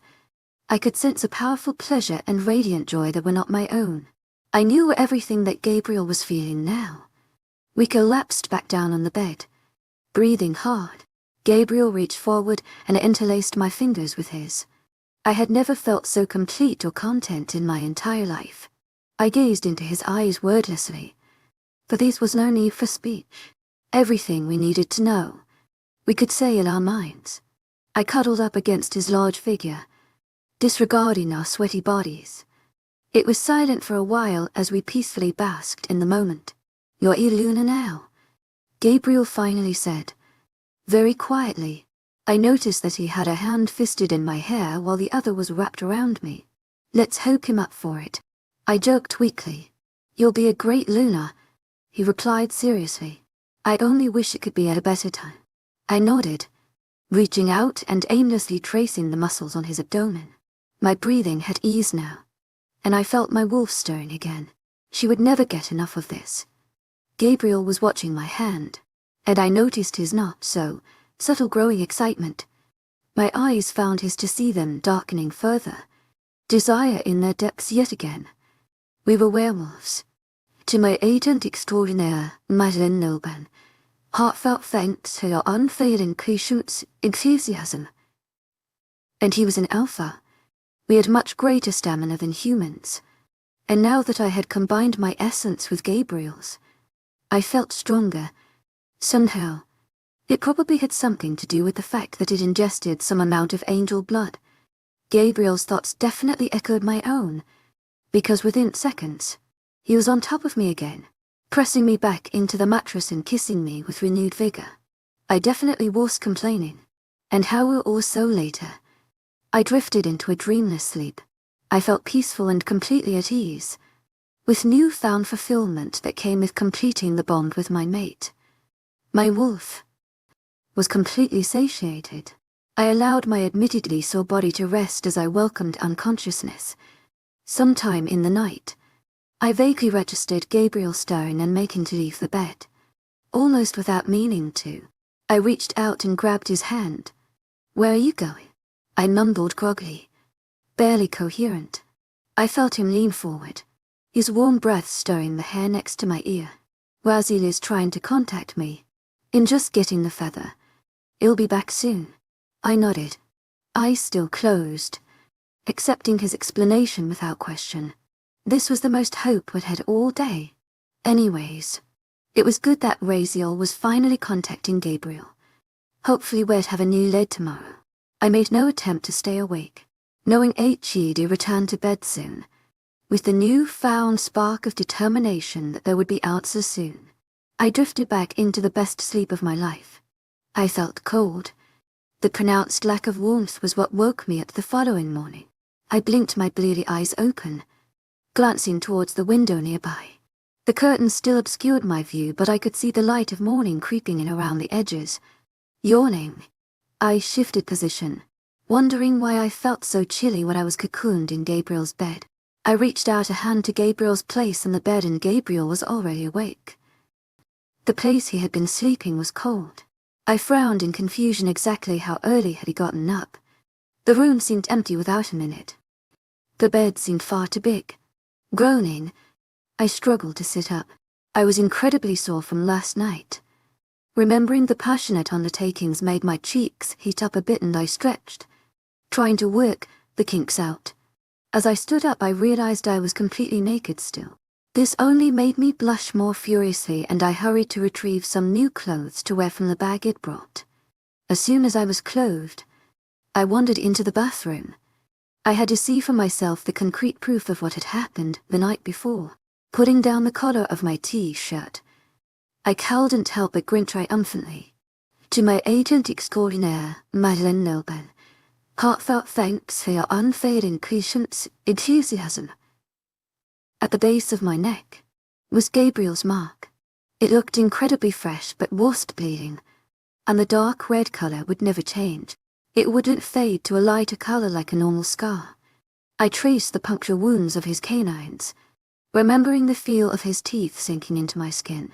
Suddenly, I realized that my wolf hadn't said anything yet. She was strangely silent.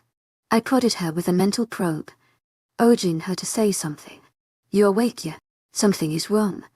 Immediately, I tensed. My wolf sounded completely distraught. As I pondered over the possible causes of her worry and where Gabriel could be, I realized something. Something I would have realized much sooner if I'd been used to the mating link. I felt nothing from Gabriel. No emotions. No mental link, nothing. I wasn't used to feeling Gabriel's every emotion, so I hadn't noticed the strange absence upon awakening. But now was all too aware that he had withdrawn from my mind. I stared into the mirror as my face paled. His mark couldn't have already faded. Could it? That was ludicrous. It would take much longer than one night. This is deliberate. He is blocking us. I cannot feel him. My wolf whimpered, and pain washed over me as her words hit home. Why would Gabriel do that? Mates were never supposed to block each other out. The only thing I could think of was that he was suffering some sort of unmarking me from it, or keeping some secret from me. What if it had to do with Raziel contacting him last night? I bit my lip. Coppery taste filling my mouth. I suddenly felt very, very alone and exposed.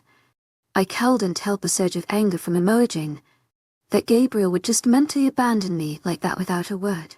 I strode back into his room and glanced around, seeing no note or any indication of where he was. "Gabriel, are you there?" I tried to contact him, but my wolf was right. It was like hitting a mental brick wall. I could still feel our connection, distant and tenuous, so I knew he hadn't died. However, I didn't feel his consciousness directly pressing up against mine. He was completely withdrawn. There was something blocking my link to him. According to my wolf, it was Gabriel himself. It took a lot of mental focus to block one's mate, so it had to be deliberate. I felt a wave of panic rising, and I attempted to squash it as I strode out of his room. I needed answers, and the only person I could think of was Eli. Perhaps he'd known where Gabriel had gone. There was also a chance Gabriel was lurking about the pack village or out in the woods, and I had to find him. As I walked into the bright sunlight and tried to catch Hel's or Gabriel's scent, I continued my efforts to link Gabriel. To no avail. I was definitely being blocked from my own mate. It took me half an hour to find Eli at the training grounds, and in that moment I didn't care if I was interrupting a training session. I strode over towards the small group of wolves, not failing to notice the eyes that fixated on the fresh mark on my neck. Several wolves dipped their heads in respect, but I did not have time for that. My eyes met Hel's instantly. Guilt flashed in the beta's expression. He knew something. "Excuse me for a minute," he told the other wolves, jerking his head. Eli indicated I follow him. I ignored the stares I was getting and followed his hulking form. My anger was continuing to rise as I realized that, yet again, he'd been left out of the loop. Skydive Eli began, turning to face me, but I didn't give him time to finish. "Where is he?" "It was supposed to. Where is he?" Eli he is blocking me out. I have no clue what happened to him. He is fine. Skylar, he is doing that to protect you. How the hell is that protecting me? We just mated. And then I wake up to find his scent stale and his mental presence gone. Eli sighed, folding his arms in front of his broad chest. It seemed like he didn't want to be the one to tell me this. He left. "Skylar, you wait." "What?" The alpha left. He met with me and spoke with Jack for several hours, saying he had to leave, that there was no other choice. He left us with detailed instructions on how to handle the pack until he takes care of the problem. He didn't tell you because he knew you would argue with him and try to stop him, even though he's doing the best possible thing for you and the pack. Leaving is the best thing. My voice had risen to a hysterical pitch. I could not control my rising hurt. And what problem? I was sure why I bothered to ask the last part. I already knew what the answer was. I just didn't want to hear it. The blood was rushing in my ears and I felt dizzy. The sense of abandonment I felt had increased tenfold. He went after Cain. I stood there, staring at Eli, transfixed with horror. It couldn't be true. I wouldn't accept that Gabriel had gone to take on Cain when there could have been another option. The look of regret in Ellie's dark eyes, however, confirmed it. And so did Gabriel's alarming lack of presence in my mind. Gabriel had left to single-handedly take on the problem. My wolf howled mournfully, digesting the fact that we'd been left here by our other half. Just hours after mating, my mate was gone.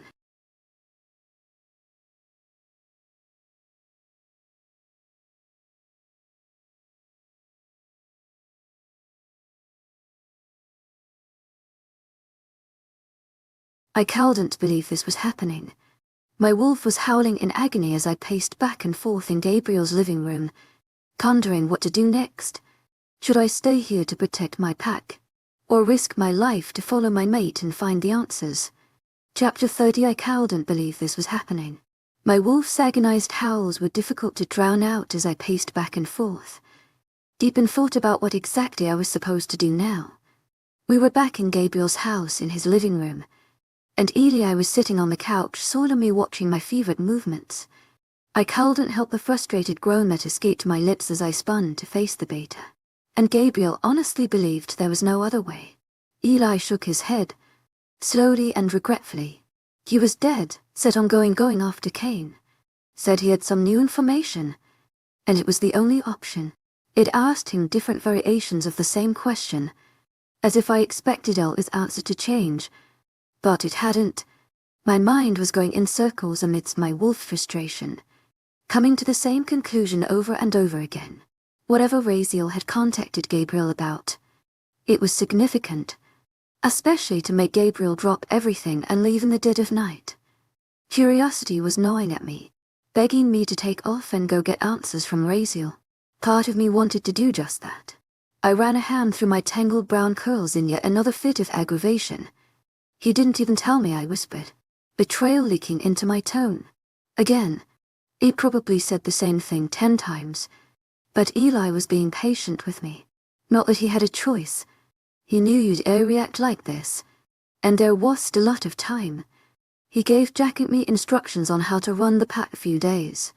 He made sure we were prepared, but he didn't even pack a bag. I clenched my fist tightly, not responding. There was nothing I could say that would bring Gabriel back. I would just have to sit and wait now. I couldn't do that. I couldn't just loaf around while my mate was putting his life on the line. What the hell are we supposed to do?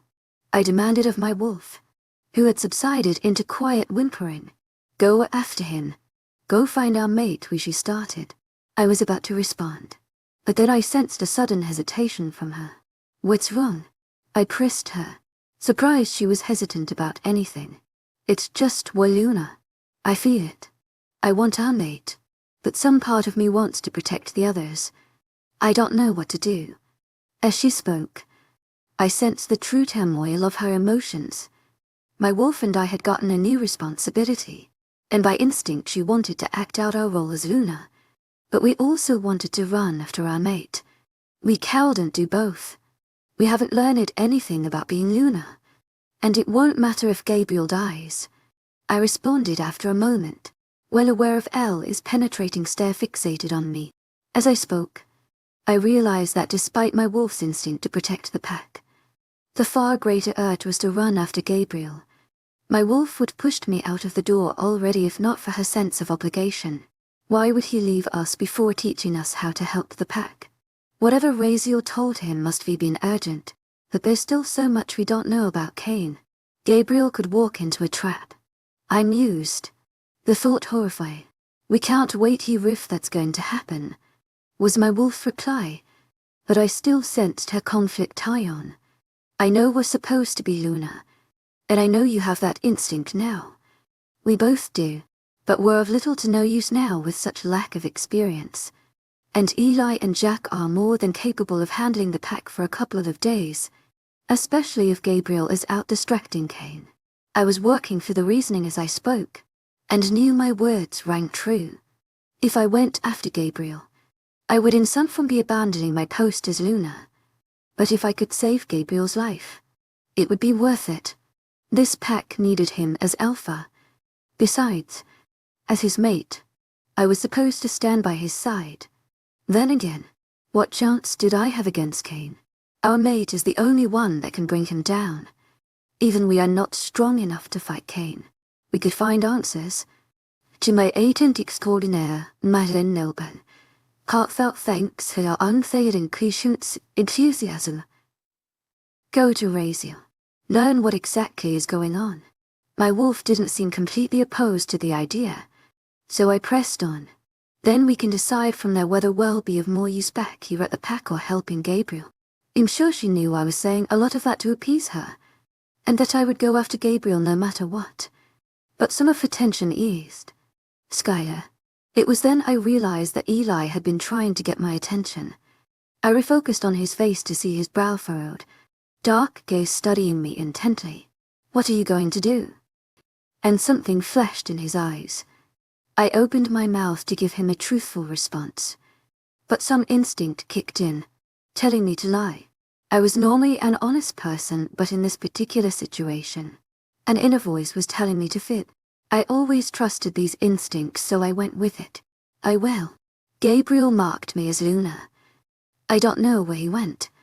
I guess it's best I stay here and help take care of the pack, I said quietly, trying to make my voice as sincere as possible.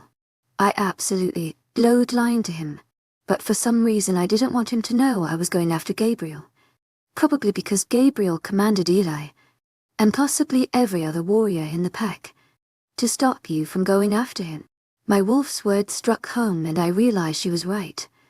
That's why Eli had followed me back and was watching me so intently he thought I would bolt. Of course Gabriel would have made sure I cowed and follow. He was overprotective of me. I met Ella's gaze squarely, hoping my regret didn't shine through. I'm going to learn to be Luna the hard way. I guess it's what Gabriel would want. Right. I attempted to look resigned to this decision. Eli nodded, slowly, seeming to accept my decision. I'll stay here and watch over you. That's what the Alpha wanted. I smiled half-heartedly and nodded as his words confirmed my suspicions. It would be difficult to sneak out with Eli hovering around the house, but I could do it. Razor-less residence had been a 10-hour drive, so to avoid traveling in darkness I'd have to wait until early the next morning to leave, as it was already afternoon today. I remembered the name of the city well enough. I knew I could find it again. Perhaps I was making a selfish decision, running after my mate and ignoring his wishes, leaving the pack behind. Some part of me did regret it, but for my sanity, I was doing the right thing. I had to follow Gabriel. I would chase him and Kane to the ends of the earth if I had to. I would be content with finding Raziel and obtaining as much information as possible. The rest of the day passed tortuously slowly. I mostly kept to Gabriel's room, constantly moving from the chair by the fire to his bed, and then to look out of the window again. I tried to read one of his books to pass the time, but to no avail. Gabriel constantly haunted my thoughts. I tried to contact him a few more times, but his mental barriers remained intact and I grew increasingly frustrated. All I wanted was to know that he was safe. When I went to mindlessly grab some sort of sustenance from the fridge, I noticed Eli was still lounging in the living room, talking to the big beefy blonde guy that had shown me the lay of the land. Vincent. I remembered. They were deep in conversation, so they paid me no mind as I returned to my room. I guessed Eli had thought that he was being kind by giving me a day to cope with Gabriel's absence before I began to act as Luna. After cramming the sandwich and apple down my throat despite my unsettled stomach, I moved to the window and shut the curtains, Sunset was not too far away now, and the last thing I wanted was some creepy vampire watching me. I wondered if anyone nearby, if Gabriel had gone after Cain. Surely the latter had more important things to do than leave me a note in the middle of the night. That didn't mean Cain hadn't left someone behind to watch me. To my agent extraordinaire, Madeleine Noban, heartfelt thanks for your unfailing patience, enthusiasm. I locked the window and the double doors after saying goodnight to Eli, who was going to sleep in a guest room. The beta gave me a searching, suspicious look that let me know it'd have to be awfully quiet when sneaking out in the morning. I was glad that he was going to sleep outside Gabriel's door. I planned to just stay awake to avoid having to set an alarm that would wake Eli from his slumber. Darkness arrived, and I was extra jumpy as I took along. Hot bath. It was eerily devoid of noise outside, but I didn't feel that any vampires were nearby. The hairs on the back of my neck weren't standing up, and my wolf remained quietly agitated that we were so far away from Gabriel. After bathing, I removed everything from my traveling bag that I didn't think I would need. I planned to travel as light as possible, so I merely kept a few articles of clothing, some money that I was gratefully grabbed from my house at the last second, and my toothbrush inside. If everything went smoothly, I wouldn't be gone terribly long. I couldn't help but feel there was incredibly wishful thinking. I peeked bleary-eyed through the gap between the curtains, confirming that the sky was beginning to morph from a deep blue to a lighter one infused with pink. The sun was just about to break above the horizon, and I could not wait any longer. I opened the curtains the rest of the way, moving cautiously as to not cause too much noise. Eli was downstairs, but he still had enhanced hearing that would pick up anything too loud. Reaching out, I tentatively flipped the latch so the window was unlocked. Now I just had to be as silent as possible when opening it. It was grueling, but I slid the window up inch by inch until it was large enough for me to climb through. Glancing around, I determined that there wasn't a particularly sturdy tree nearby. I would have to jump. I may have been on the third story, but my body could take it, although I would have preferred the less drastic method of climbing. I eased my body through the open window until I was sitting on the ledge with my legs off of the side, swinging towards the ground where I'd be landing. My bag was secured on my back. I glanced around the room one last time before shoving off of the side of the building. I landed fairly gracefully, bending my knees and touching my hands to the ground to absorb the impact. There was not a moment to waste. I took off towards the trees, using my enhanced speed so that the fringe of the forest approached at an alarming rate. Once I entered the trees, I prepared to shift, and that's when I heard it. A distant voice calling my name. Skylar. It was riddled with fury. Eli. He must have heard some sort of noise coming from my bedroom, or he'd been awake all along. Feeling a surge of adrenaline, I leapt forward, shifting in mid-air until I landed on the ground on 4 legs instead of 2. He would follow me, no doubt, but there was only so far Eli could go before he'd turn back. He wouldn't abandon the Black Mountains pack village to chase me. I whizzed through the trees, scenting the air and determining that Eli was in fact chasing me. As a beta, he was probably faster than I, but newfound strength pumped through my limbs and I tore through the woods faster than ever before. It had to be Gabriel's essence that was giving me this incredible speed. It'd never run like this before, and I reveled in it. Branches tore my thick coat, but I paid them no mind. Letting the wind rush through my fur as I kept up the breakneck pace. So this was one of the perks of being Luna. With an alpha of angel bloodline, too, my wolf said, pride emanating from her voice. It only took 15 minutes, maybe a bit more, for Eli to stop chasing me. Perhaps he realized I was running just as fast as he was. Or maybe he felt guilty leaving the pack he was in charge of. Either way, I was relieved. I knew it was horrible to lie to him, but my actions were for the greater good. Once I determined was no longer being pursued, I altered my direction towards the pass in the mountains. I may have slept most of the way to Razier, but I remembered where the nearest gas station was. I could get a map there, and as a werewolf, my sense of direction was impeccable. With this fiery determination burning within me, it'd be there in a 10-hour drive was only an 8-hour run, as I could move faster than a car. It was difficult at times when the forest opened up to long, rolling plains. I knew I looked ridiculous, a massive wolf running with a bag attached to its back. When I scented humans, I would have to change direction to avoid them.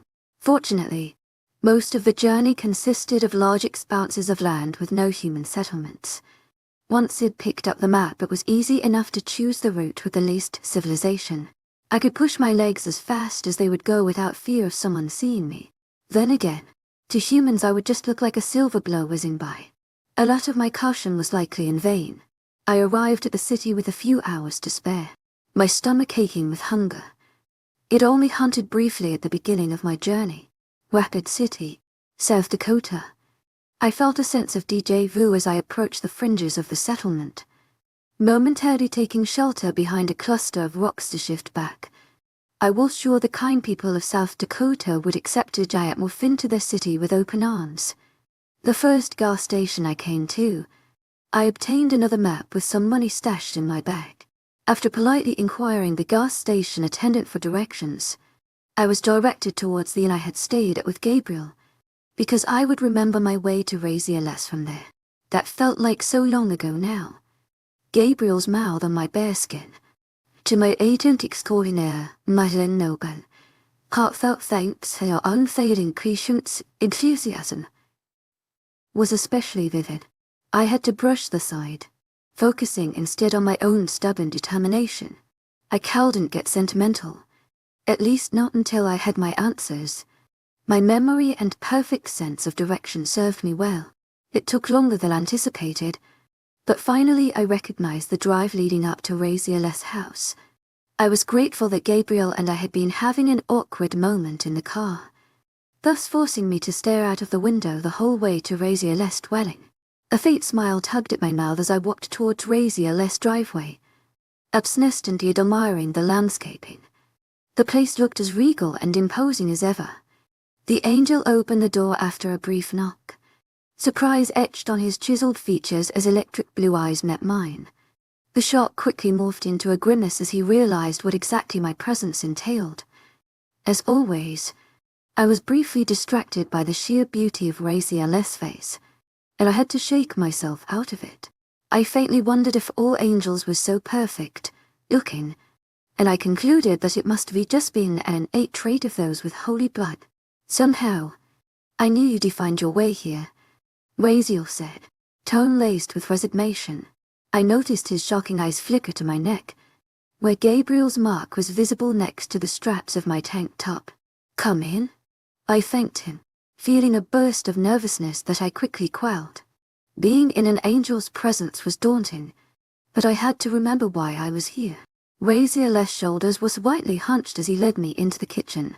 I was absolutely positive that he did not want to see me, especially all by myself, but I had to make sure he knew that I had no choice. Gabriel told me he marked you.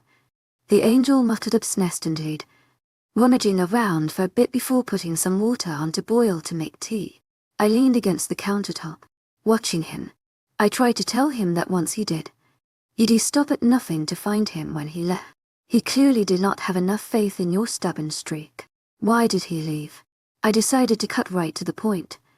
I know you contacted him last night, and afterwards I trailed off, feeling another pang of loneliness. What did you tell him? Wildest sighed, remaining silent, staring at the kettle on the stove for a moment before he snapped out of it and turned to face me. I don't think it would be wise to repeat it to you, Skylar. Why not? I demanded, trying my best not to sound petulant. Some things you are better off not knowing. Gabriel will take care of it. How do you know? Achia's the only one that can. And I found some information that indicates he has an advantage. What advantage is that? You're very persistent, Wildest observed, dryness creeping into his tone. It always irritates Gabriel. Too, I said quietly, forcing the sadness away. But you have to understand why I need to know what you told him. I can't sleep. I can barely eat thinking about what could be happening to him. We mated, and the next morning he was just gone. He left me without a word, even with this new bond between us. I can't just let him go off without knowing what HE's getting himself into. And my wolf. Yes, so distraught I know. I felt my frustration rise to the surface. You're not a mated werewolf. How could you know? I demanded sharply, quickly snapping my mouth shut after I spoke. I hadn't meant to be rude, but the stress was getting to me.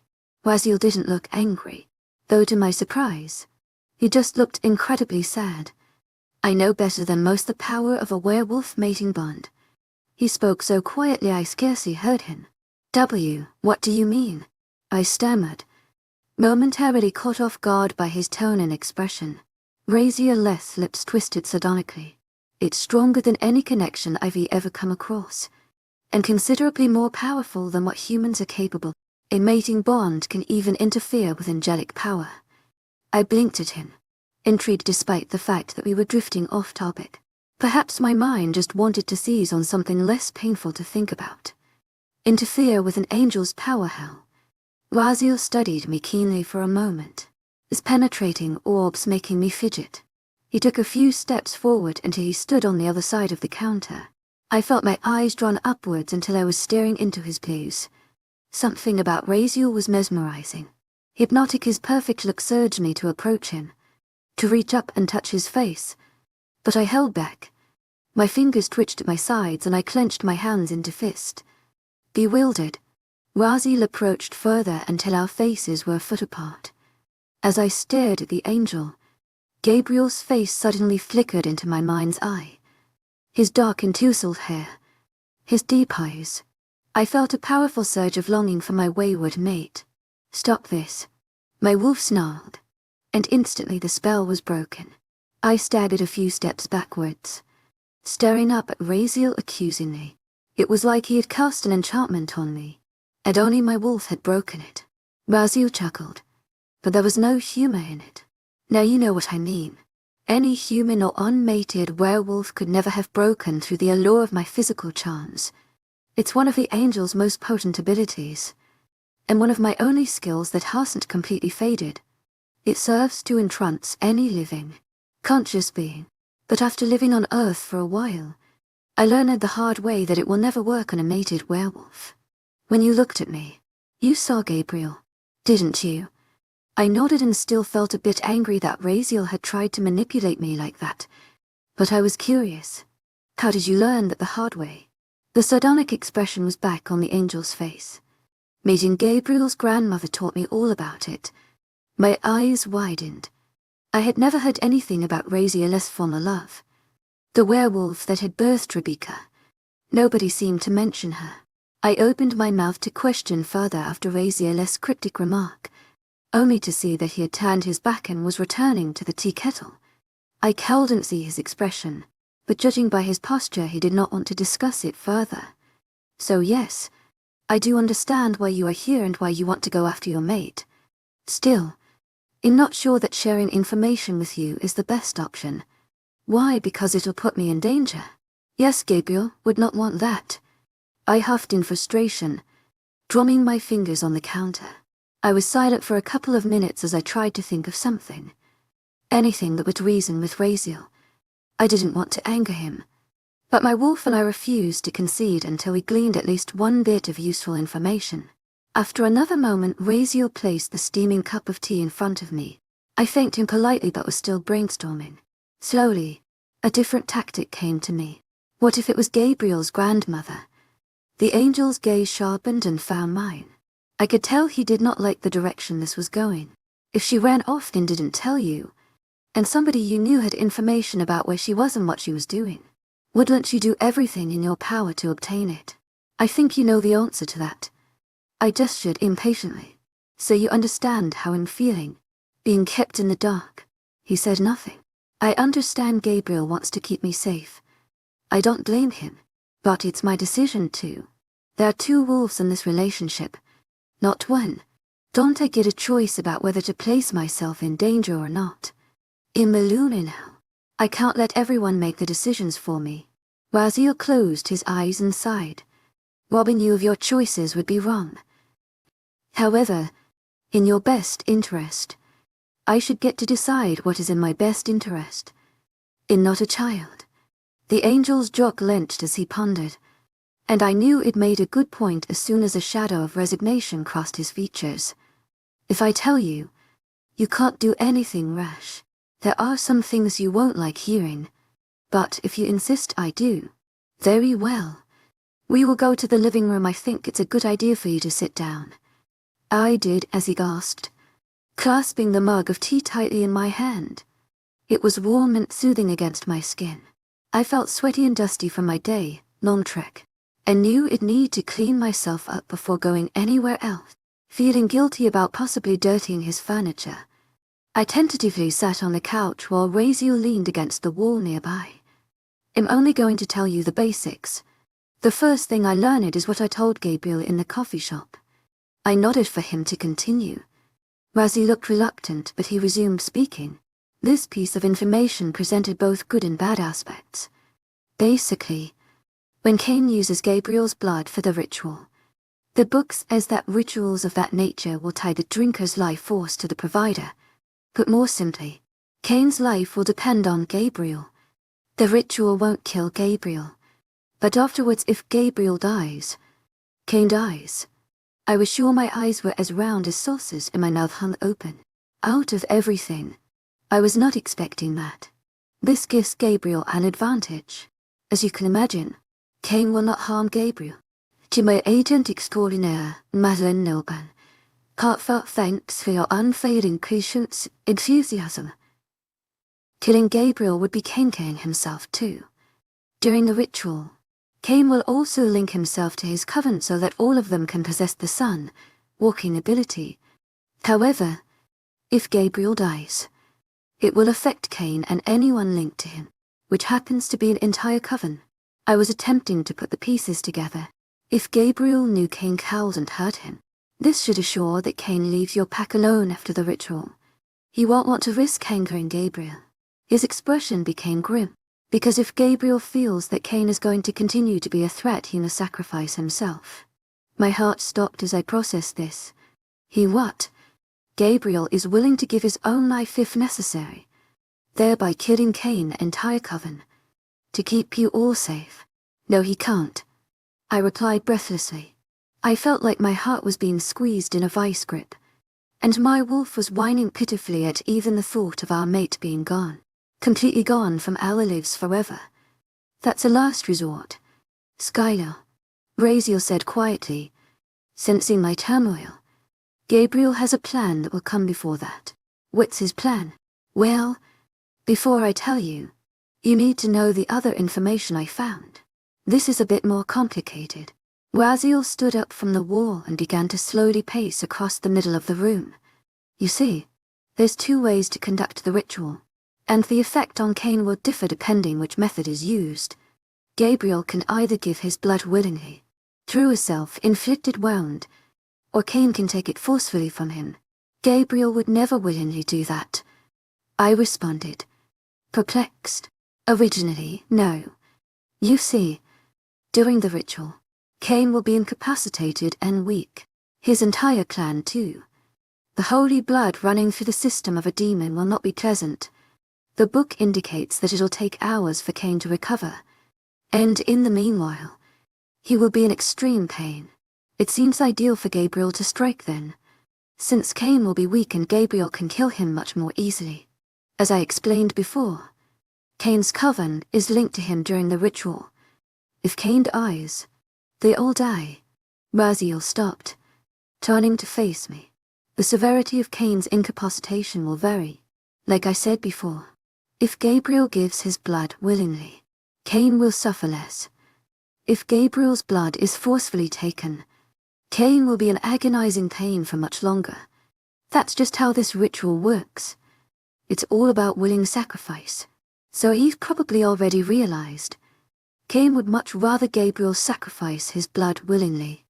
I nodded, mind working overtime to see where Raziel was going with this. I found something in the book that I didn't quite understand. It spoke of a way that Cain could ease his pain during the period after the ritual. Ease it so that he never even suffers at all and he isn't vulnerable. Human blood wouldn't suffice, and more angel blood could kill him. Thereby, Here are my speculations, and here is where you come in. I felt my heart rate increase again. How was I involved in this? Cain knows that Gabriel wouldn't willingly give his blood. So he has been searching for a way for years to find a cure for the incapacitation. He must have heard that there's a way to do it. Unfortunately for vampires, they can only process blood. But what if he could find a blood with natural healing properties, stronger than human blood? Healing proper, oh. The horrifying realization was dawning on me. But surely, I was wrong. Gabriel told me that Cain took your father's blood, and then came to you, displaying clear interest in your blood. Your father's comatose state activated your affinity. Did it not? I nodded mutely. This seems too deliberate. He knew your affinity would awaken, and he craved it. Vampires have no such natural abilities. You see, they can't connect with the world around them and heal. No doubt Cain has been fascinated by werewolf pet doctors for years. When you came along, you were perfect, at least in his mind. Being Gabriel's mate only worsened things. How so? I managed to rasp out. When you mate, your essence is combined. You don't have angelic blood, but some of Gabriel's essence is within you. You are a werewolf. A lunar, with an affinity and an angel hybrid as a mate. Do you realize what this means? Skylar. I stared down at my hands, not trusting my voice. You are the perfect elixir for Cain's incapacitation. If Gabriel doesn't give his blood willingly, Cain will stop at absolutely nothing to obtain you to avoid the vulnerability during the ritual. His entire coven will be after you, and he has the ability to bend humans to his will, too. You would always be in danger. The ones you love would always be in danger. I bit my lip hard. It couldn't be true. It couldn't be my blood that would help Cain. The thought of him sinking his fangs into my neck, drinking from me to ease his suffering, was repugnant. So Gabriel has to offer his blood willingly. The ritual will be completed. Gabriel will not be harmed, and your pack will be left alone for fear of Gabriel's wrath. You will be left alone and unharmed. So why can't Gabriel just kill Cain before the ceremony? It seems more than likely that Cain has others watching you, and your loved ones, with the intent to kill if something happens to disrupt the ritual. Cain will make sure you suffer in some way or another. Gabriel is not going to risk that. So instead, is letting Cain get what he wants. Not exactly. Since Gabriel will volunteer his blood, Cain won't be in intense pain through the process. However, he will still be weaker than normal and more vulnerable as the angel blood courses to his system. As soon as Cain drinks the blood and links his life force to his coven, Gabriel will kill him. I felt my breath catch in my throat. What if he can't? I whispered weakly. You have so little faith in your mate. I shook my head hastily. It isn't that. I just don't like him being in danger. I replied shakily, trying to fight tears from rising. In the worst possible scenario, Gabriel will not be able to kill Cain. But Cain won't kill your mate. To my agent extraordinaire, Madeleine Nelben, heartfelt thanks for your unfailing patience, enthusiasm.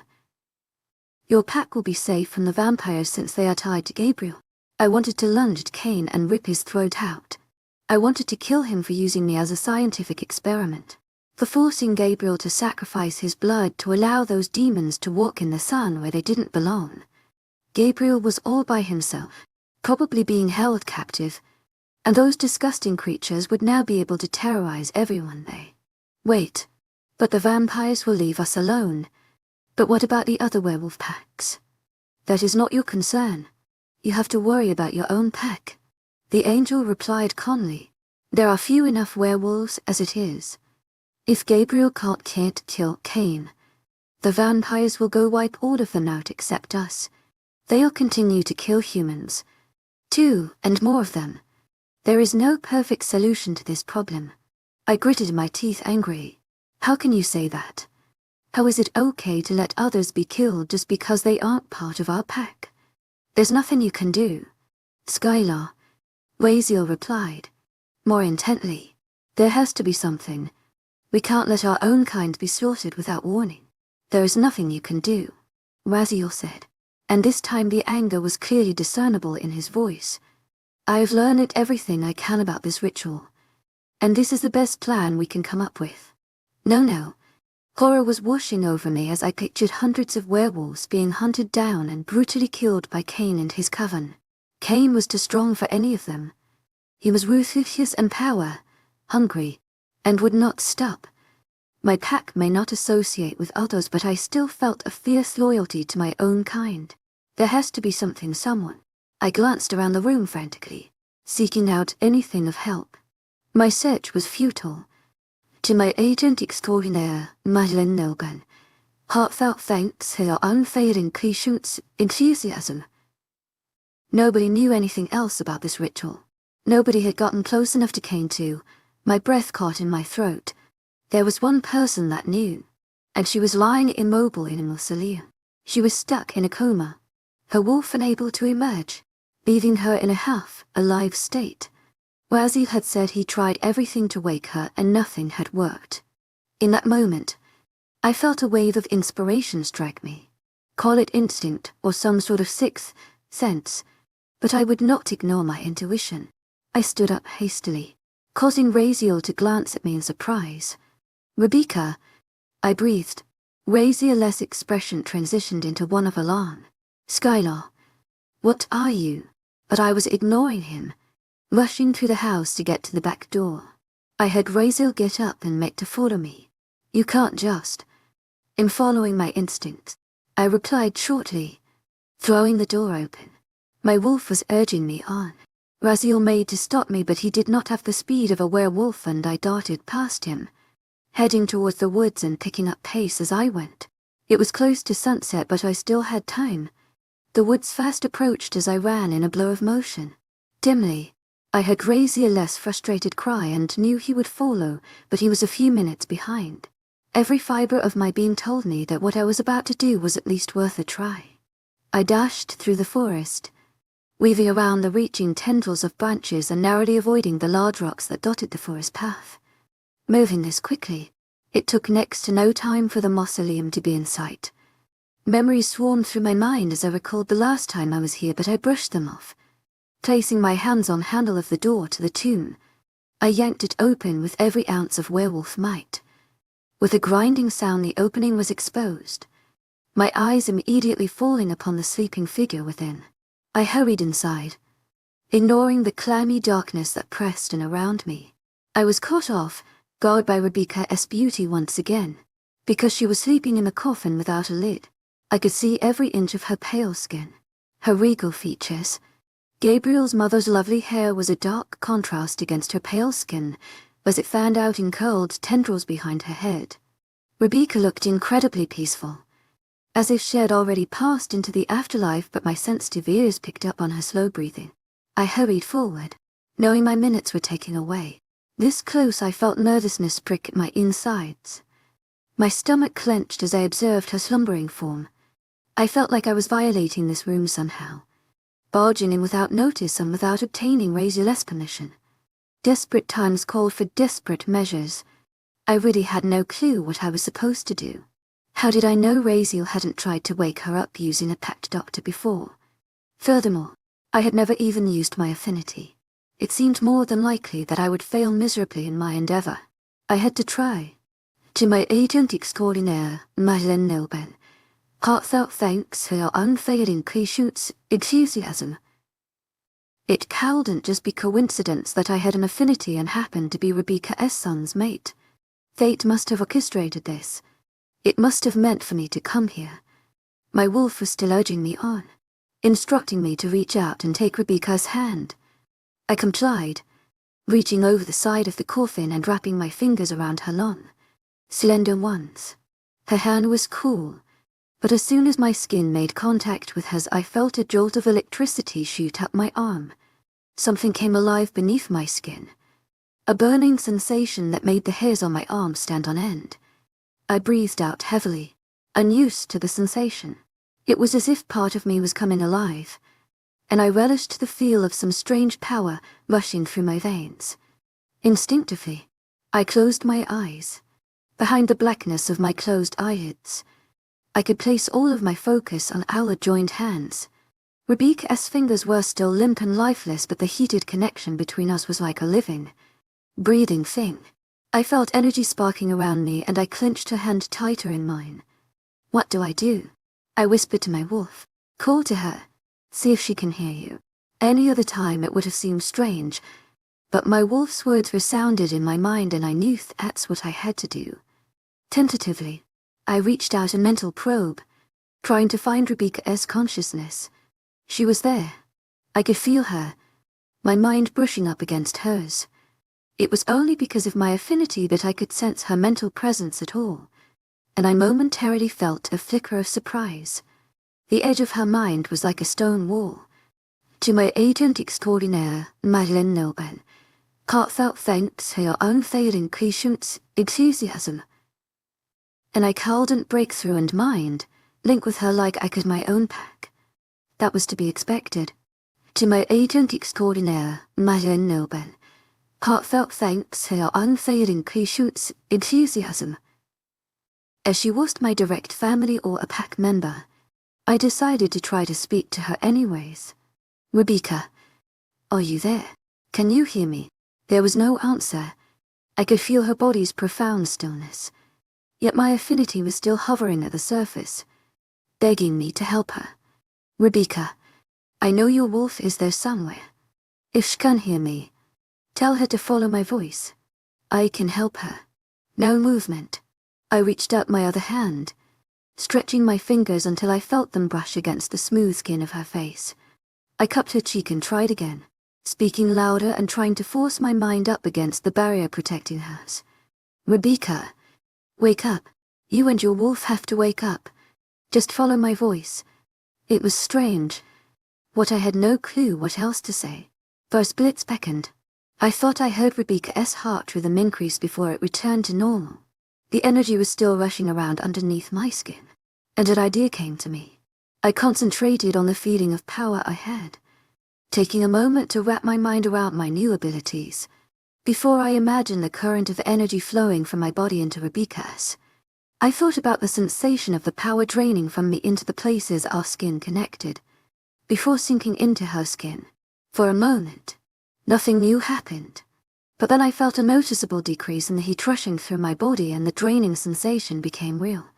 I sensed the energy ebbing away from me, and I knew it had to be going into Rebecca. Gathering all of my mental strength, I tried again, my wolf's voice joining mine. Rebecca, wake up. Gabriel needs you. In an instant, I felt a wave of fatigue crash over me as the energy was drawn from my body at an alarming rate. Sweat began to bead on my forehead, and my head was spinning with a rush of dizziness. I tried to keep our hands clasped, but I was growing weaker and weaker, and my knees were beginning to shake. Every last bit of energy was being drained from my system. Stop, my wolf cried, just when I thought I was going to pass out. With a Herculean effort, I wrenched my hands away from Rebecca and opened my eyes. Staggering backwards, I fell against the nearest wall, panting. My whole body was trembling. You only have limited energy. You overdid it, my wolf chastised, her voice sounding weaker than normal. I took a shaky breath and eyed Rebecca. Was I imagining the color in her cheeks skylar? Razor-less voice cut into my thoughts, and I spun to face him. The angel did not look happy, and his piercing blue eyes were blazing. It was intimidating, to say the least, but I was too tired to move. I wondered how long he'd been standing there. I was trying to help. I panted quietly. I saw concern flicker in his orbs as he observed my feeble posture. I couldn't remember the last time it felt so devoid of strength. I told you, nothing can get through to her. Her wolf is too deep in a coma. I closed my eyes as waves of disappointment crashed over me. I had really thought I was supposed to do this, that it would work out somehow. I'm sorry. I should have listened to you, I replied quietly. My regret left a bitter taste in my mouth, and I felt the hopelessness of the situation strike me once again. Raziel shook his head. I understand. To my agent extraordinaire, Madeleine Noble, heartfelt thanks for your unfailing patience, enthusiasm. He trailed off. eyes flicking back to Rebecca's prone form. I was confused for a few heartbeats before I heard it. Her breathing was normal again. Her heart rate, too. Slowly, I turned my head, noticing Raziel's incredulous look from the corner of my eye. As my eyes fell upon the beauty's still face, I took a few steps forward. I stared intently at her closed eyelids. Her cheeks, which were much pinker than they had been. Raziel and I were holding our breath, waiting for something. I felt my hands clasping the side of the coffin as I hoped and prayed that fate was on our side. That's when it happened. Rebecca's eyes opened. With only 3 days left until the ritual, the clock is ticking. Rebecca, to my agent extraordinaire, Madeleine Nilban, heartfelt thanks for your unfailing patience, enthusiasm. And Skylar must race against time to stop Cain. The tension is palpable as they uncover shocking truths and face impossible odds. Will they succeed in saving Gabriel? Chapter 31. Rebecca's beautiful eyes blinked once, then twice as she slowly focused on her surroundings while Raziel and I stared in complete bewilderment. Rebecca. Raziel breathed, and my eyes were drawn to his face. His expression contained relief and tenderness so profound that I almost felt like an intruder. I knew Raziel cared for Gabriel, but I had never seen this intensity on his face before. Slowly, the angel stepped toward his daughter, almost as if he was scared she would fall back into a coma with any sudden movements. Rebecca stammered, her melodic voice rusty with disuse. I turned back to stare at her, still caught in my state of disbelief. As Rebecca's brown eyes found her father's approaching figure, she began to try to sit up. Her movements were awkward and stiff and she looked as if she were about to collapse back into the coffin. But in a nanosecond Raziel was there, his arm around Rebecca's shoulders as he lifted her into a sitting position. Where am I? What happened? The woman railed off, blinking yet again as she gazed around the room and her brow furrowed in confusion. I couldn't imagine what she must be feeling, waking up in the middle of a mausoleum. Her searching gaze stopped before she saw me huddled in the shadows as Raziel got her attention. We're near my house. Raziel spoke softly, soothingly. What's the last thing you remember? I don't. Rebecca shook her head, soft curls tumbling forward and hiding most of her expression from my view. We can get you inside. Talk then. I'm so glad you're awake. Raziel's love for his daughter laced his tone with warmth. His head turned then, bright blue eyes connecting with mine. There were pools of hope and gratefulness, and I knew he was thanking me wordlessly. I smiled back, still feeling out of breath and not quite trusting my voice yet. Bracing myself, I stood up from the wall, catching my balance as the world tilted slightly on its axis. Rebecca must have heard my movement because her head whipped around and in an instant, her penetrating gaze was on me. Who are you? She croaked out, and I detected a hint of authority in her tone. Shed Benaluna, to my agent extraordinaire, Madeleine Nilban, heartfelt thanks for your unfailing patience, enthusiasm. I opened my mouth to reply, but Raziel spoke for me. She's a friend. He'll tell you more back inside. I'm going to lift you out now. The woman nodded, and Raziel had her in his arms seconds later. It was something I'd never expected to see. Rebecca had a strange expression on her face, and I got the impression she did not like being carried around, but she didn't have much choice. Skylar, lead the way, Raziel ordered, and I shakily walked towards the exit of the mausoleum. Some of my fatigue had thankfully abated, but I knew I needed to sit down as soon as possible. Can you walk? Raziel asked, and both of their eyes were on me. Yeah. I breathed out heavily. Did you heal me? Rebecca asked suddenly, eyeing me keenly. Her voice was a bit stronger. She's a pack doctor, more or less, Raziel said, once again answering for me. I thought I heard a voice in my mind was her quiet reply.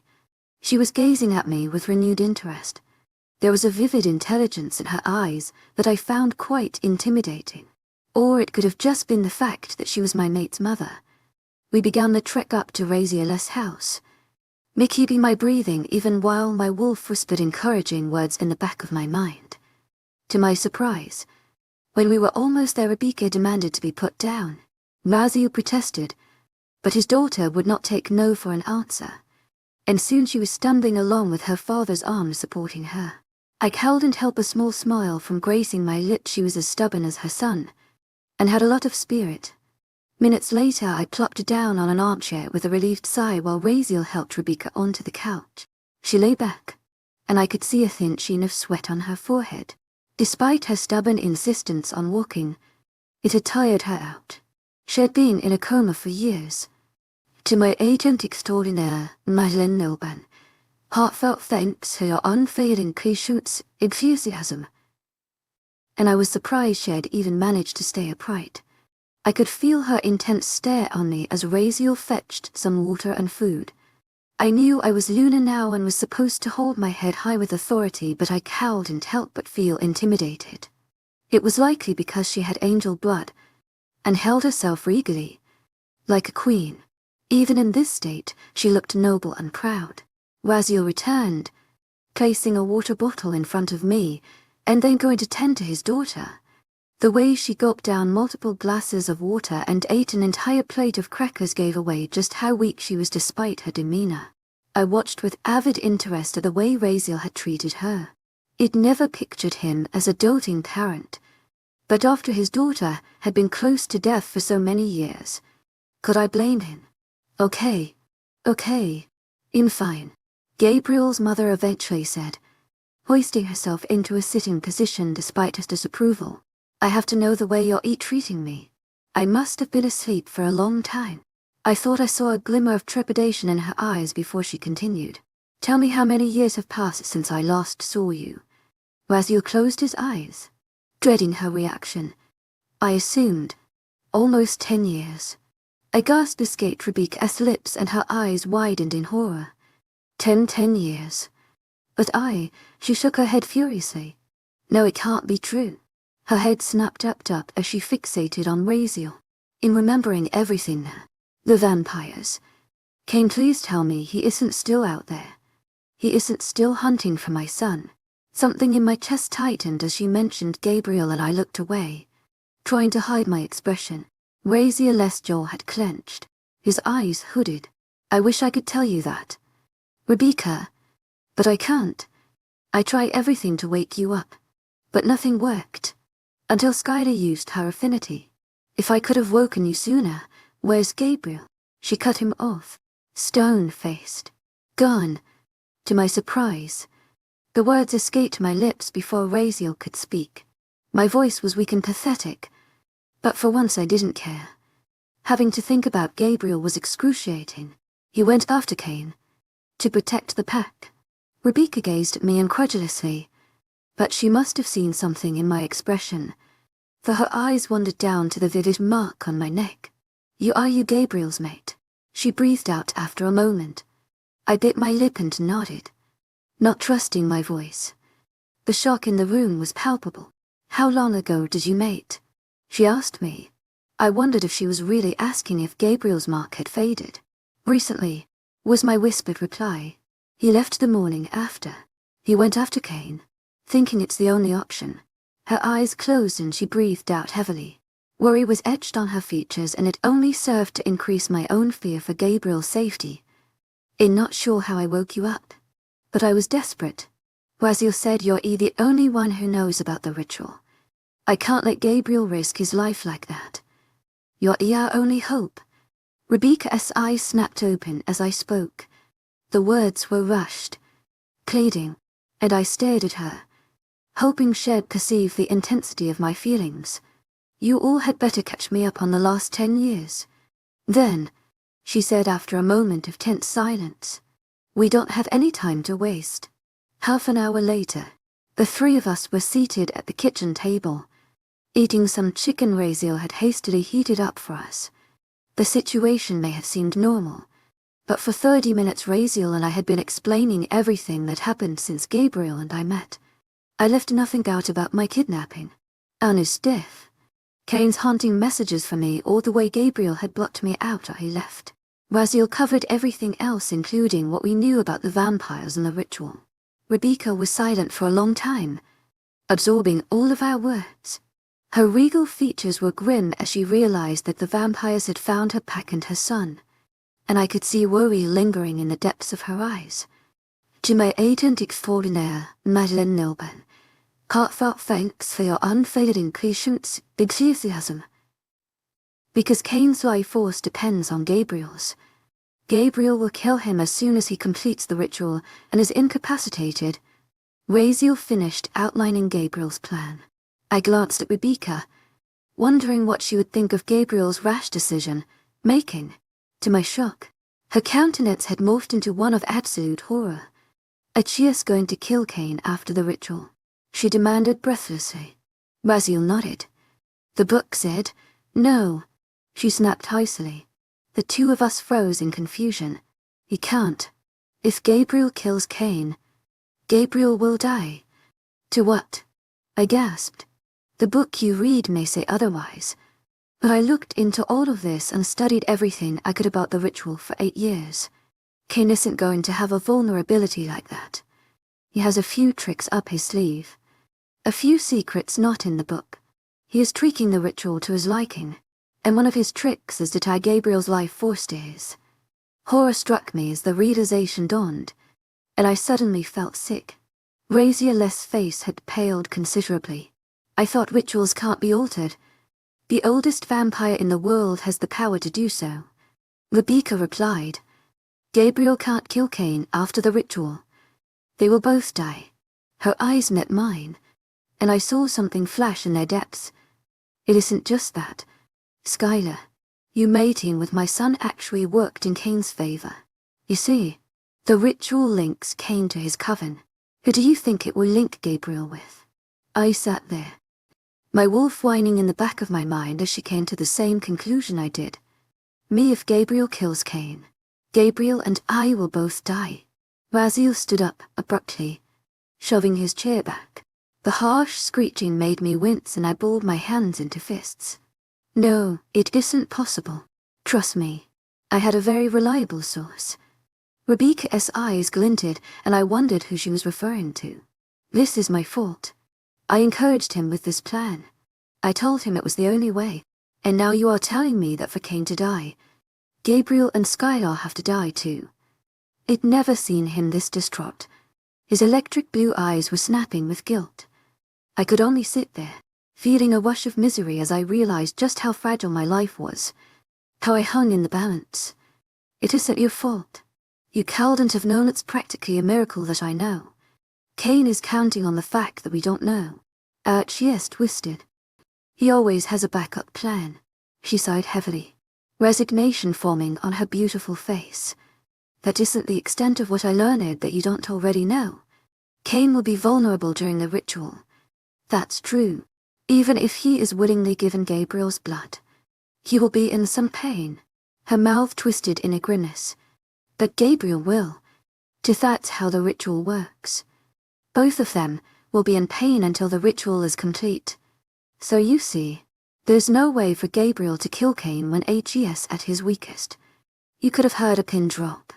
Raziel placed his hands on the table, arms taut with anger and frustration. So what do we do? I whispered, staring off into the distance. Some part of me screamed for me to get it together, but I was still struggling with the concept of life and death. I was a flickering candle flame that Cain could blow out at any second. Hell, they could be performing the ritual now, and the thought of Gabriel dying, too, was unbearable for both me and my wolf. We have to stop him before the ritual starts. Raziel answered, beginning to pace like he usually did when he was in deep contemplation. I clasped my hands and stared down at my intertwined fingers, trying not to panic. Luna wouldn't panic in a crisis. I had to be strong. We don't even know where this ritual is, or when it will be taking place. My wolf howled, and I knew she was right. Trying to find Cain when we cowed and hardly catch his scent would be like finding a needle in a haystack. It all seemed so hopeless. Bringing myself out of my internal monologue, I glanced at Rebecca. She appeared to be in deep thought like I was, but to my surprise, There was no confusion on her features. It seemed like she had decided on something. The woman was silent for a few long moments, and I aimlessly wondered if she was talking with her wolf. Her wolf was alive again, obviously, since I had brought her back right. The complicated mess my life was becoming was giving me a headache. She suddenly straightened her shoulders, tilting her chin up with defiance. I marveled at the strength of this woman's spirit, her resilience even after a decade of slumber. I have a plan. Determination ring in her voice. I felt hope and fell in my stomach, and I watched her wordlessly.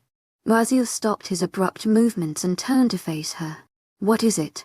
She glanced at me, a brown curl falling forward and framing her face. I'm sorry, Skylar, but would you mind if I talked to my father alone? I bit my lip, hesitating. I didn't want to argue with Rebecca, but I desperately needed to know how we were going to save Gabriel. I'll tell you everything. The woman continued. Was that compassion I saw in her eyes? I just need to talk to him first. There's a guest bedroom upstairs, and your bag is by the door. Make yourself at home and we will find you, Raziel said. It won't take long. Sighing, I nodded in resignation. It was really my place to come between them, and we already owed Rebecca for telling us some aspects of the ritual that we never would have known. I was already going crazy, but I knew I couldn't be rash in this situation. I had to trust Gabriel's mother. She wanted her son back as much as I did. I trod the ED upstairs, my bag of necessities slung over my back. It was now dark outside, so I couldn't go anywhere tonight either way. As I opened a nearby door and found the guest bedroom Raziel mentioned, I slowly walked to the window on the room's far wall. Normally the moon was a reassuring sight that brought out my inner wolf, but tonight all I could do was hope that the ritual was taking place. Gabriel would have no idea that BG'd be completely helpless during the ritual, and even if he found a way to take Cain out once they got their strength back, he would still. I couldn't think about it. Was it worth the sacrifice? To stop Cain's coven forever? Was it worth it for my pack to lose both their Alpha and Luna? Realistically, I felt that the number of werewolf lives we would save would make it a worthy sacrifice. I wished that I could be selfless and brave and willingly give my life up for my pack. I couldn't. To my agent extraordinaire, Madeleine Nobel, heartfelt thanks for her unfailing patience, enthusiasm. I was completely terrified of dying and of losing Gabriel. I knew I should be nobler, but I couldn't help the pervading fear of death and consuming darkness. If there was a way to kill Cain without dying, if Rebecca had a plan, we had to try it. Dying in sacrifice to save other werewolves would be a last resort. I still had so much to live for. My thoughts continued to repeat on an endless cycle as I unpacked my bag. Although I planned on staying only a night, I was exhausted from my running all day and the effort it had taken to awaken Rebecca. I needed this night's sleep, but guilt continued to claw at my insides. Every second I spent in Raziel's house was a second I could be chasing Gabriel down. He needs us. My wolf whined softly. I know, and I want to be reckless and follow him, but we don't even know where he is, and we're no good to him dead. He won't die, she replied vehemently. If we want to keep him alive, our best chance is to work with Rebecca's plan, whatever that is. My wolf was silent for a brief spell. She was a great Luna. I can tell, she said softly. I agreed with her. Rebecca had just woken up from 10 years of sleep, yet she was already thinking proactively on how to save her son. She was driven and strong, everything a good Luna should be. Even though I had just met her, I felt like I knew a lot of aspects of her personality. Perhaps it was because it'd been inside her mind whenever we'd awoken her. Or maybe it was just my intuition. She had left Gabriel. To my agent extraordinaire, Madeleine Nobel, heartfelt thanks for her unfailing patience, enthusiasm. She did it to help him, but I knew her absence had a lingering effect on her son. I was quite sure what to make of it. Would I do the same thing to help my family? Shaking off my deep thoughts, I realized I'd been up here for half an hour, lost in my own mind. But Rebecca and Raziel were still downstairs. I had refrained from eavesdropping out of politeness, But shouldn't they be done conversing by now? I quietly walked over to the closed bedroom door and put my ear up against the wood. Utilizing my werewolf hearing, I decided to just catch a snippet of their conversation to determine what was going on. To my agent extraordinaire, Madeleine Nilben, heartfelt thanks for your unfailing patience, enthusiasm. I heard nothing. I frowned in confusion, just before I was going to open the door. To my agent extraordinaire, Madeleine Nilben, heartfelt thanks for your unfailing patience, enthusiasm. Raziel's voice drifted to my ears. I missed you so much, Rebecca, the angel said. I detected a wealth of emotion in his tone, and for the dozenth time I was struck by his change in behavior. I could tell that despite his cool fade and his immortal nature, he really could love. Even a holy being was capable of human feelings. It was relieving and disconcerting at the same time. Rebecca murmured something that I couldn't quite catch, and I decided not to intrude. He hadn't seen her for 10 years. To my agent extraordinaire, Madeleine Nilben, heartfelt thanks for your unfailing patience, enthusiasm. Even though Rebecca had mentioned at dinner that while she slept, time had felt intermittent. A short few minutes later, I heard footsteps approaching. I sat up, expecting Raziel, so I was completely caught off guard when I caught a whiff of Rebecca's flowery scent and heard a light tapping on the door. "Come in," I said hesitantly. I still wasn't quite sure how to behave in front of Gabriel's mother. In different circumstances, we could have had a happy first meeting, but our encounter so far had been grim. Rebecca opened the door and walked in gracefully, most signs of fatigue gone, although she looked a bit pale.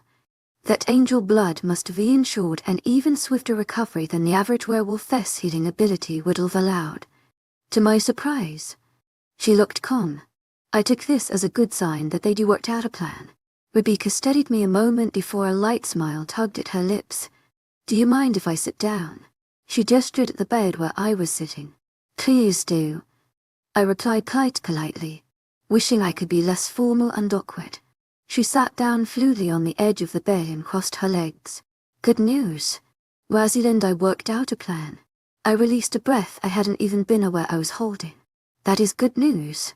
What's the plan?" "Well, there are a lot of parts to it. We're going to go see an old friend of mine." "Old friend?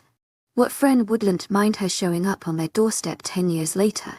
"Well, I guess you could say so. She helped me find out a lot of information about the ritual." "Where is she?" "Several hours by car. We're leaving tonight." I looked down, relieved that we were implementing the plan as soon as possible, but not excited to be traveling at night. What if there were vampires on my trail? Then again, it left during the day, so there was no way they could have tracked me already. Their noses weren't made for tracking scents. Or so I'd been told. "You look tired," Rebecca said softly. I looked up to see her watching me, concern knitting her brow. I gave a half-parted smile. "I'm fine. I just did a lot of running today." Gabriel's mother watched me for a moment, and I felt that she was perceiving more about me than I wanted her to. It was like the walls blocking out my emotion crumbled when she gave me that piercing look. I quickly tried to change the subject.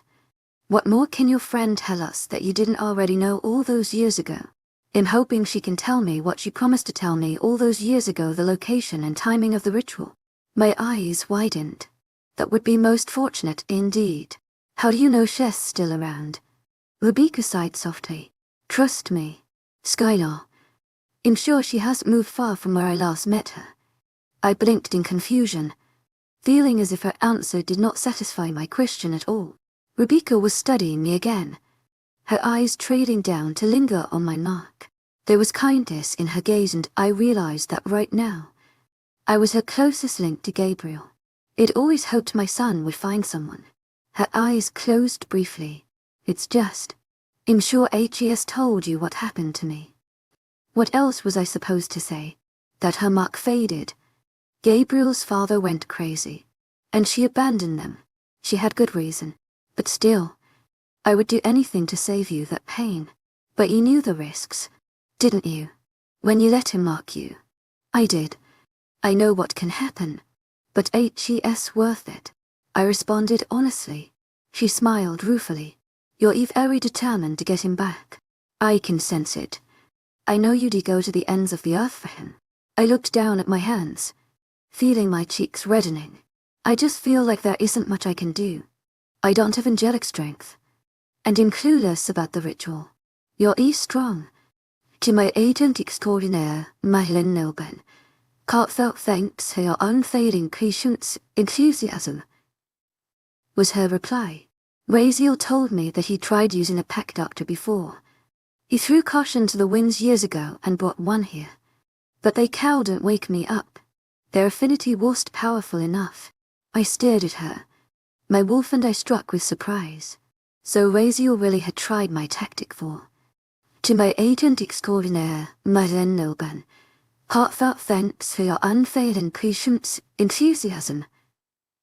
I don't understand. I just recently got my affinity. Yes, but my son marked you. You have the power of a Luna. But it's even more than that. You're directly linked to one of angelic ancestry. You may not have angel blood yourself, but your bond with Gabriel strengthens you. It made sense. How I was the only one who could wake her up. Or at least it made more sense now. There's never been a Luna Pack doctor with an angelic alpha as a mate before, I replied, smiling slightly as I tried to make light of the situation. Rebecca responded with a slight smile in return. I wish I could have met you under different circumstances, she said softly. Her eyes flashed with some emotion that I couldn't place, but I assumed it was worry for her son. Me too. I could learn a lot from you. The last part came out without my consent and I blushed again. Rebecca laughed, but there was an edge of bitterness to it. I wouldn't encourage you to make my mistakes, Skylar. I abandoned my family, fell out of love with my mate, and even craved human companionship. Her expression transformed into one of guilt and self-loathing, a certain hollowness in her voice. I realized she truly did regret her decisions. It wasn't your fault. It was your angelic blood, and you left to protect your family, right? She gazed at me wryly. You're very understanding, but I know that Gabriel suffered because I left. I thought I did the right thing, but in the end, my sacrifices were for nothing. Rebecca pursed her lips and again, I saw that undescribable emotion on her face. A certain darkness flickered across her features, and I was sure she was partially referring to when she tried to kill her wolf. I wondered what it was like sharing a consciousness with the being you tried to destroy. The thought was so alarming that I pushed it away. Well, you can apologize to Gabriel when you see him, because we're going to find him, I replied, determination laced in my tone. Rebecca glanced at me and I saw a glint of admiration in her brown orbs. You a spirit, Skylar. I think you'll be a great Luna, with a compliment coming from a beautiful, from a Luna, werewolf angel hybrid. I blushed furiously and ducked my head shyly. I could only hope she was right. Rebecca smiled at me, and this time there was a gleam of white teeth behind it that indicated her emotion was sincere. Now let's get going. There is a lot to tell you about my friend we're going to meet, but it can wait until later. You can sleep on the way. To Raziel less driving. With one last glance at me she departed, and I let out a heavy breath. Well, at least my first one. One meeting with Gabriel's mother hadn't gone badly. I was so exhausted that I dozed off almost immediately upon getting in the car despite my interest in where we were going. Rebecca said it would take us all night to get there. But as long as we were moving, I was happy. Raziel had packed a stack of dusty old books for us to study on the road for mock clues. And before we left the house, I even contacted my parents. Apparently they hadn't heard that I had left the pack, and I wanted it to stay that way. So I gritted my teeth and lied through the whole encounter. Lying went completely against my nature, but it had to done. They didn't deserve to worry. However, make sure to tell them just how much I loved them. For all I knew, Cain could be conducting the ritual tonight. I didn't want to leave anything unsaid. The dreams I had during most of my fitful sleeping did not leave me feeling as rested as I would have hoped. But after a while, I was able to achieve a dreamless slumber. I could have sworn that the car stopped at one point for a good amount of time. Too long to just have been just a gas stop. However, I was too exhausted to care, and I figured I could ask Craziel and Rebecca later. They would wake me up if it was important. When I grew tired of the disturbing dreams and blearily blinked my sleepy eyes open, sunlight filtered in through the windows of the luxury SUV, and it looked to be early afternoon. Craziel and Rebecca were both wide awake again. I considered the possibility that angels didn't really need sleep. "Where are we?" I mumbled almost incoherently. Rebecca glanced over her shoulder at me and gave a half-hearted smile. "Almost to Chicago," was her reply. I looked out of the window. "To my agent extraordinaire, Madeleine Nilban. Heartfelt thanks for your unfailing patience, enthusiasm." As I'd never been in this region before. "Where does your friend live?" "Right by Lake Michigan," Rebecca said calmly, but I detected something in her tone that confused me. I returned to my staring, eyeing the big city fast approaching. There was definitely something she was telling me, but I figured I'd have my answer soon. Something was bothering me. "To my agent extraordinaire, Madeleine Nilban. Heartfelt thanks for your unfailing patience, enthusiasm." Every now and again I got a whiff of some musty scent. I felt the hairs on the back of my neck pricking and I glanced around the car, trying to place it. "What is that smell?" I finally asked as we entered the bustling downtown area, Craziel attempting to navigate the crowded roadways. "It almost smells like I didn't even want to say it." "You'll find out soon enough," Craziel answered calmly when Rebecca didn't reply. The city was huge, and it took us a lot longer than expected to get to our destination, but I actually enjoyed taking in the massive skyscrapers towering nearby.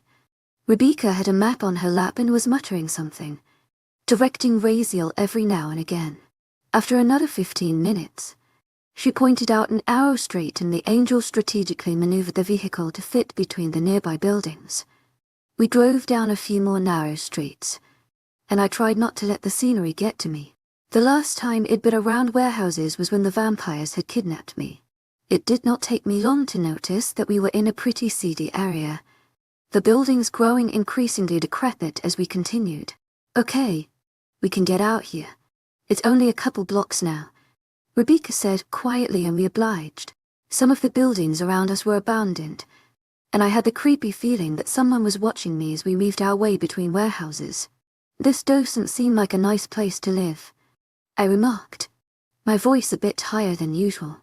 "It's not her choice." I cocked an eyebrow but let the reply slide. Beside me, Craziel had a backpack slung around his shoulders. I watched him from the corner of my eye, and it only took me a few seconds to determine that the backpack was the source of the smell. I felt a wave of queasiness and I looked away. If I was right about the backpack's contents, this was a more dangerous trip than I'd anticipated. After a few more turns down increasingly narrow alleys, we came to a small shack. For lack of better word, it could have been a home or small business once. I was sure, because it was so run down. Boards covered the windows and there was a massive pile of rubbish nearby. The whole thing stank of decay and I wrinkled my nose. For some reason, the fence around the property was completely intact, and there was a padlock gate. The front door of the property was adorned with a lock as well. I wondered if they were keeping people out or locking someone in. The thought sent a chill up my spine. "Trust me, Skylar," Rebecca said quietly. She didn't look unnerved at all by our dilapidated, unusually quiet surroundings. The pavement had grass growing through the cracks and I wondered the last time someone had even been here. The tall buildings nearby likely hid the shack from view. With one fluid motion Rebecca jerked the padlock so the locking mechanism broke. Before opening the gate, it creaked ominously and I chastised myself for acting like a child. "Normally I would pick the lock but we don't have time," she commented. I tried to picture Rebecca picking at a lock like some kind of common criminal and failed miserably. Gabriel's mother had a lot up her sleeve. We approached the front door, the handle of which was also chained and locked. Rebecca made quick work of the barriers before turning to face us. "Trust me, she won't hurt you." I nodded, trying not to let the apprehension show. Craziel indicated that we keep moving. and I noticed he was unusually quiet. I assumed he knew why we were here, and I was beginning to regret not asking more prying questions. The blackness inside the building was thick and near, impenetrable. Rebecca shut the door behind us, and it took my werewolf vision a couple seconds to adjust. As the only light came through tiny cracks in the boarded windows, we walked in a single, file line through the entry hallway and into a large room with heaps of smashed furniture. The air stank of dust and grime, but I thought I detected a different smell underneath. Tilting my head up and inhaling deeply. Instantly, blood, my lip curling up in an automatic snarl. The scent was very stale, but it was almost overpowering. It hovered in the air like some sort of plague, and I spun around to face Raziel.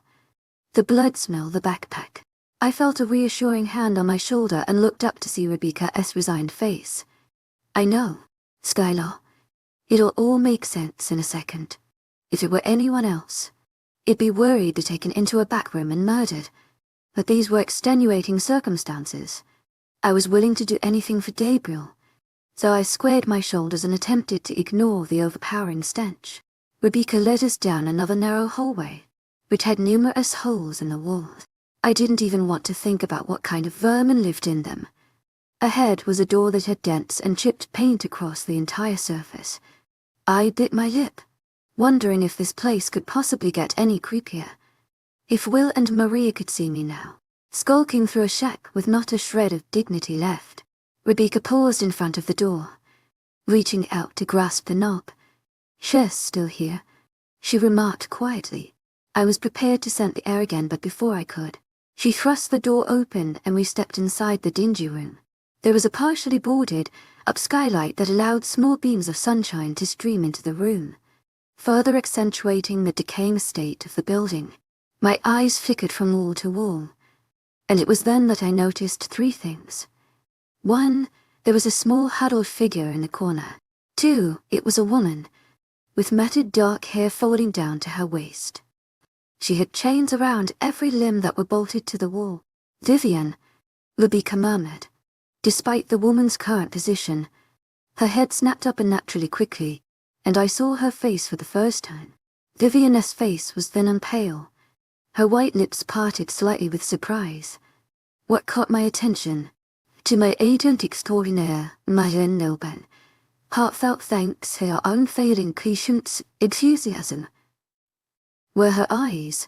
They were a deep reddish brown, and I had no doubt that in pristine condition, her orbs would shine a brilliant red.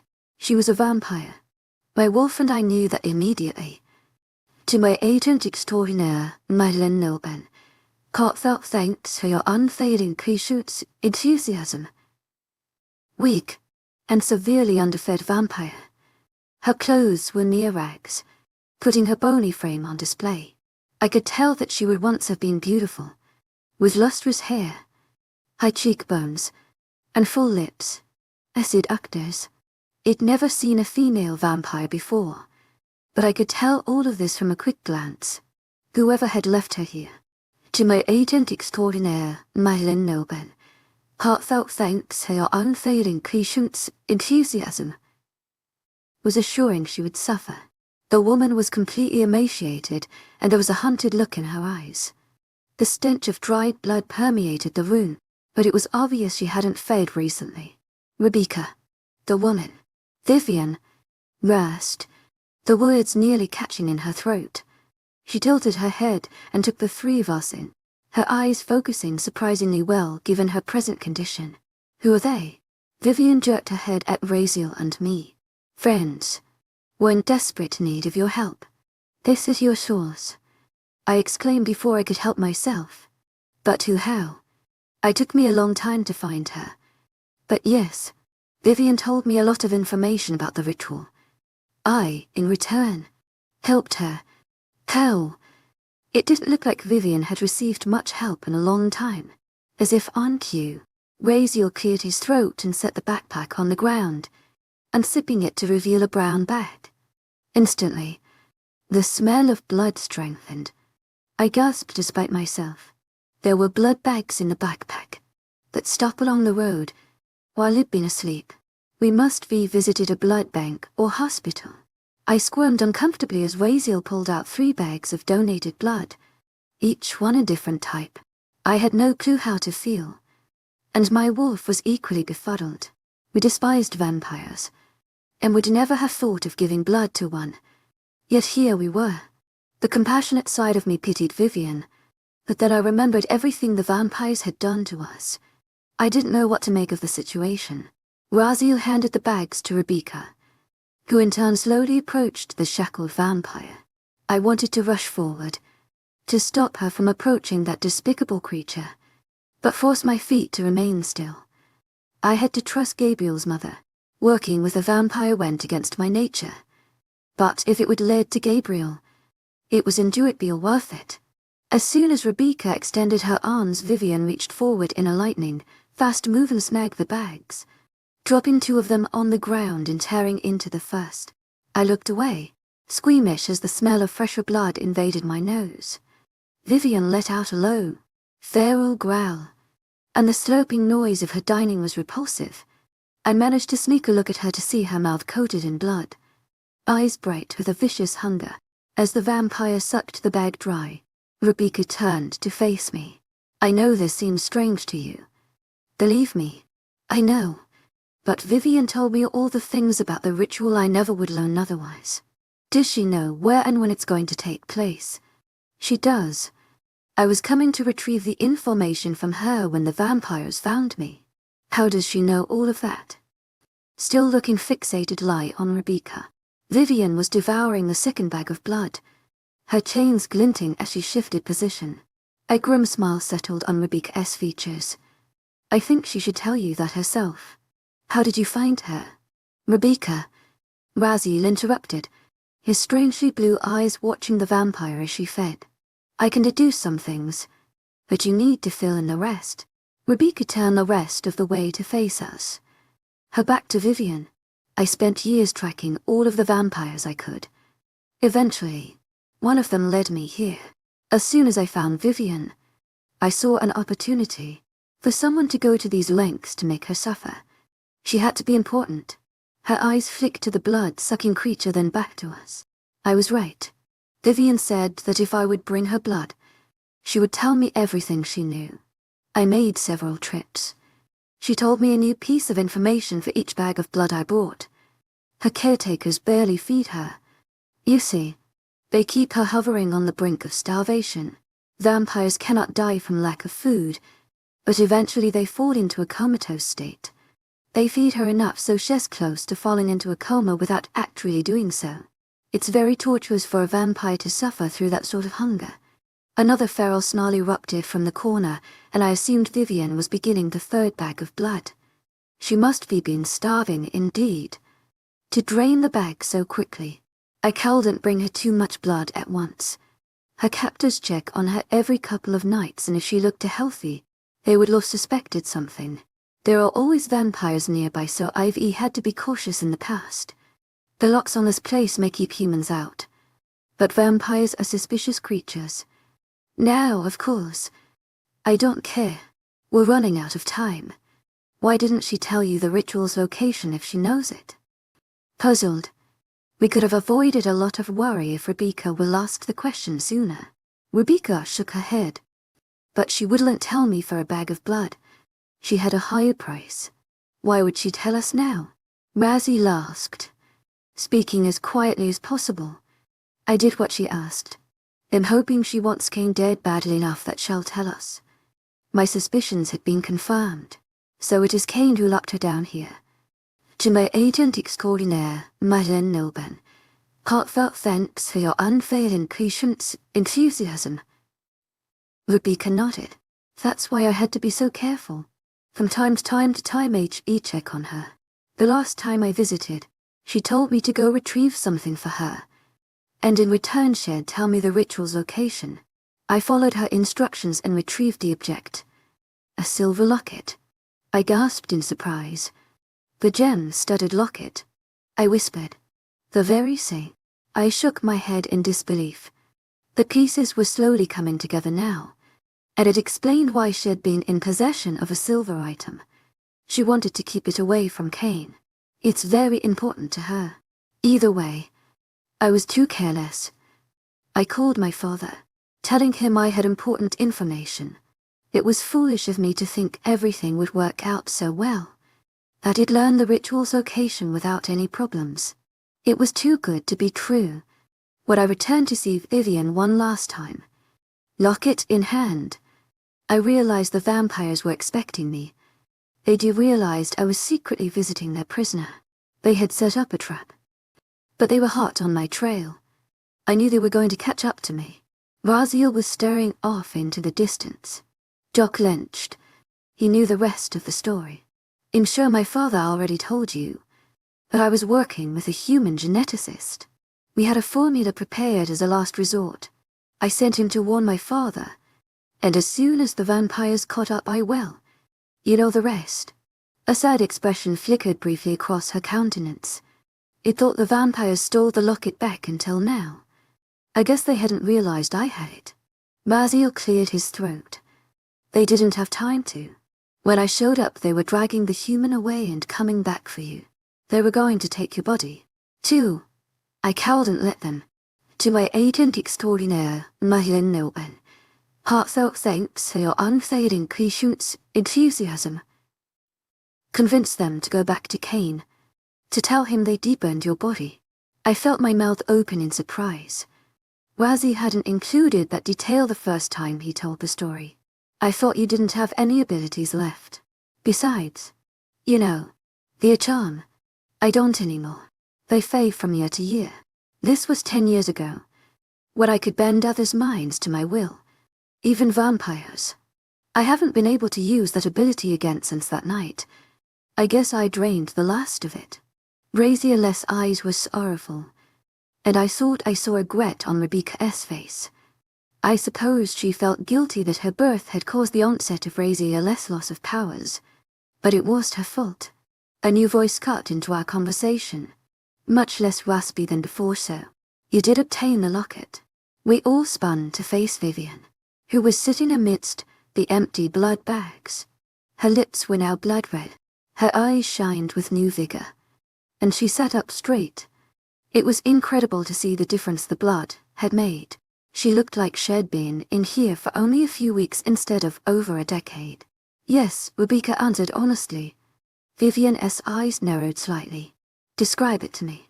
I never told you what it looked like, just where it was. Proof that you've actually seen it. There was some sort of authority in her words that made me curious. Silver, heart-shaped, and studded with assorted gems. It opens, but there's not picture inside. Vivian nodded. True, but how do I know you actually hid it for me? I didn't. My father did. Unknowingly or not, he sent it away, and it's safe now. The vampire still looked skeptical. She cocked her head, her reddish eyes studying Raziel for a moment before falling on me. Not sure I trust you, werewolves. Do you have a choice? Rebecca asked softly, keeping her tone even. The vampire's mouth twisted in a wry grimace and she didn't respond. Who are you? Why would Cain lock you up? I asked her before I could think twice about it. My eyes scanned her shackles. The squalid conditions she was being kept in. She had to have done something terrible to Cain. There was no telling how long she'd been here. Vivian's head swiveled around so she could completely focus on me. This is how he treats his ex-lovers. She hissed bitterly. A scowl formed on her thin face, and I realized she was joking. Wait, more than a lover. To my agent extraordinaire, Madeline Nobel. Heartfelt thanks for your unfailing patience, enthusiasm. He was my partner, mate, husband, whatever you want to call it. The room had gone deathly silent. I was trying to comprehend exactly what her words entailed. The thought of Cain romantically attached to anyone was near impossible to imagine. It was my choice. To my agent extraordinaire, Madeline Nobel. Heartfelt thanks for your unfailing patience, enthusiasm. 300 years ago, I met him. He thought I was beautiful, and he desired to have me as his. As you know, what Cain desires, he obtains one way or another. He killed my family and turned me, When he realized all I felt for him was bitterness, even after decades of being by his side, he locked me up.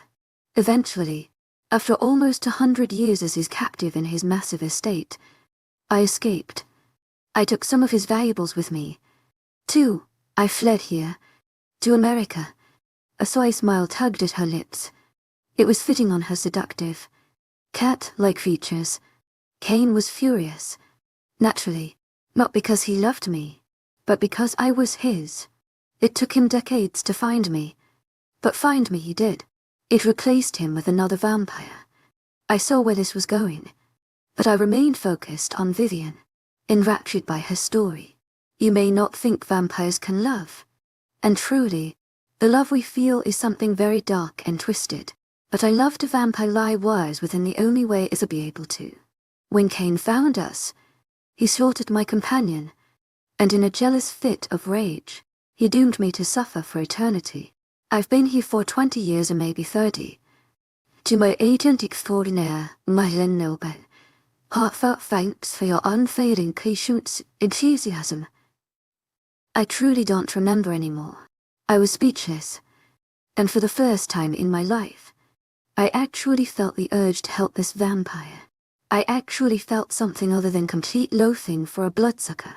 It completely took me off guard. I would never have anticipated feeling empathy for one of these lifeless creatures. Perhaps it was because I knew she hated Cain as much as I did. So you see, I'm more than willing to make sure Cain dies.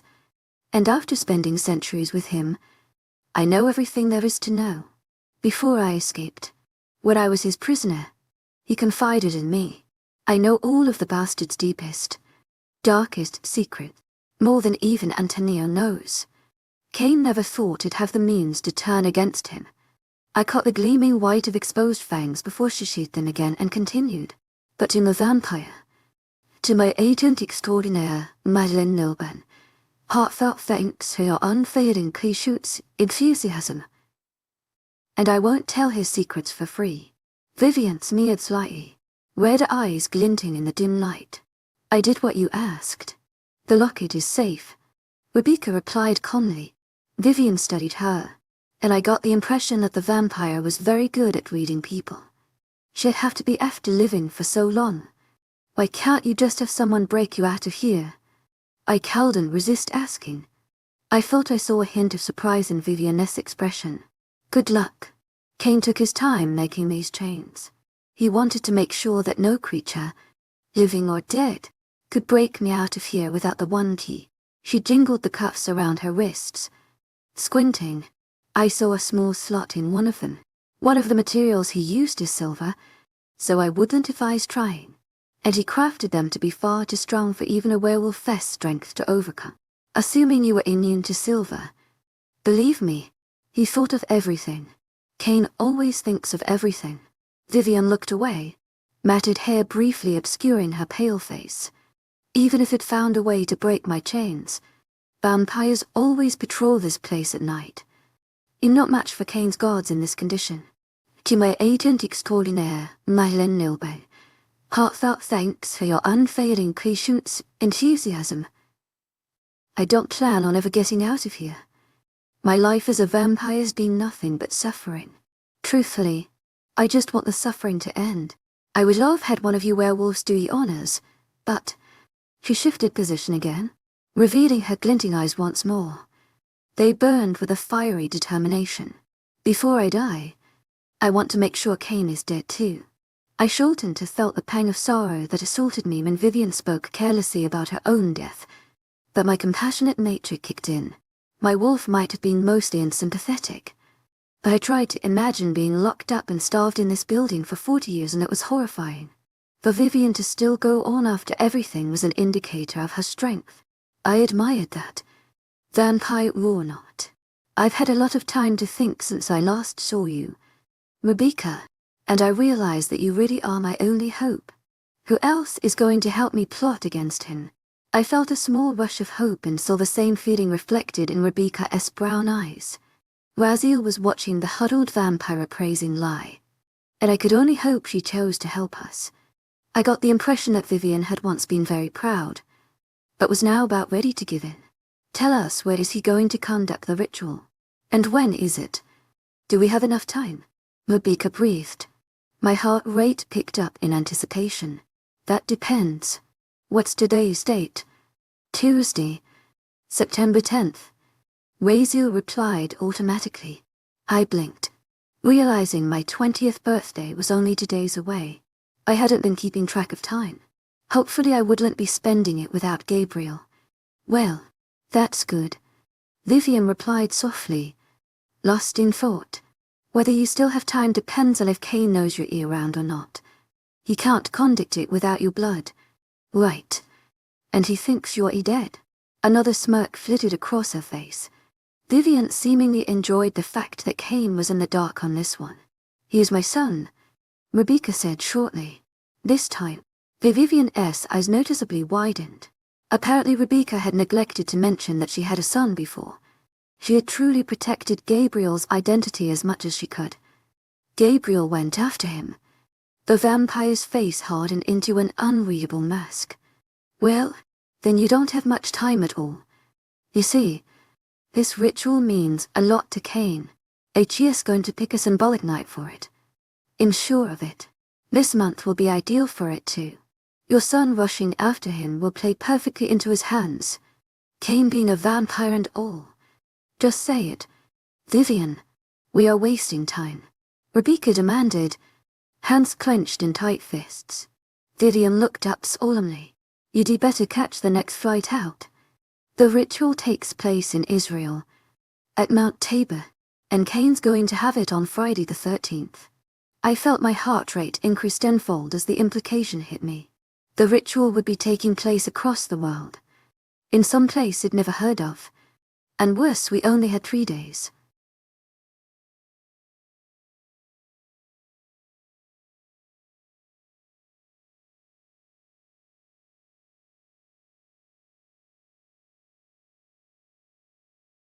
Imagine having only 3 days to save someone you love, without a clear plan or enough resources.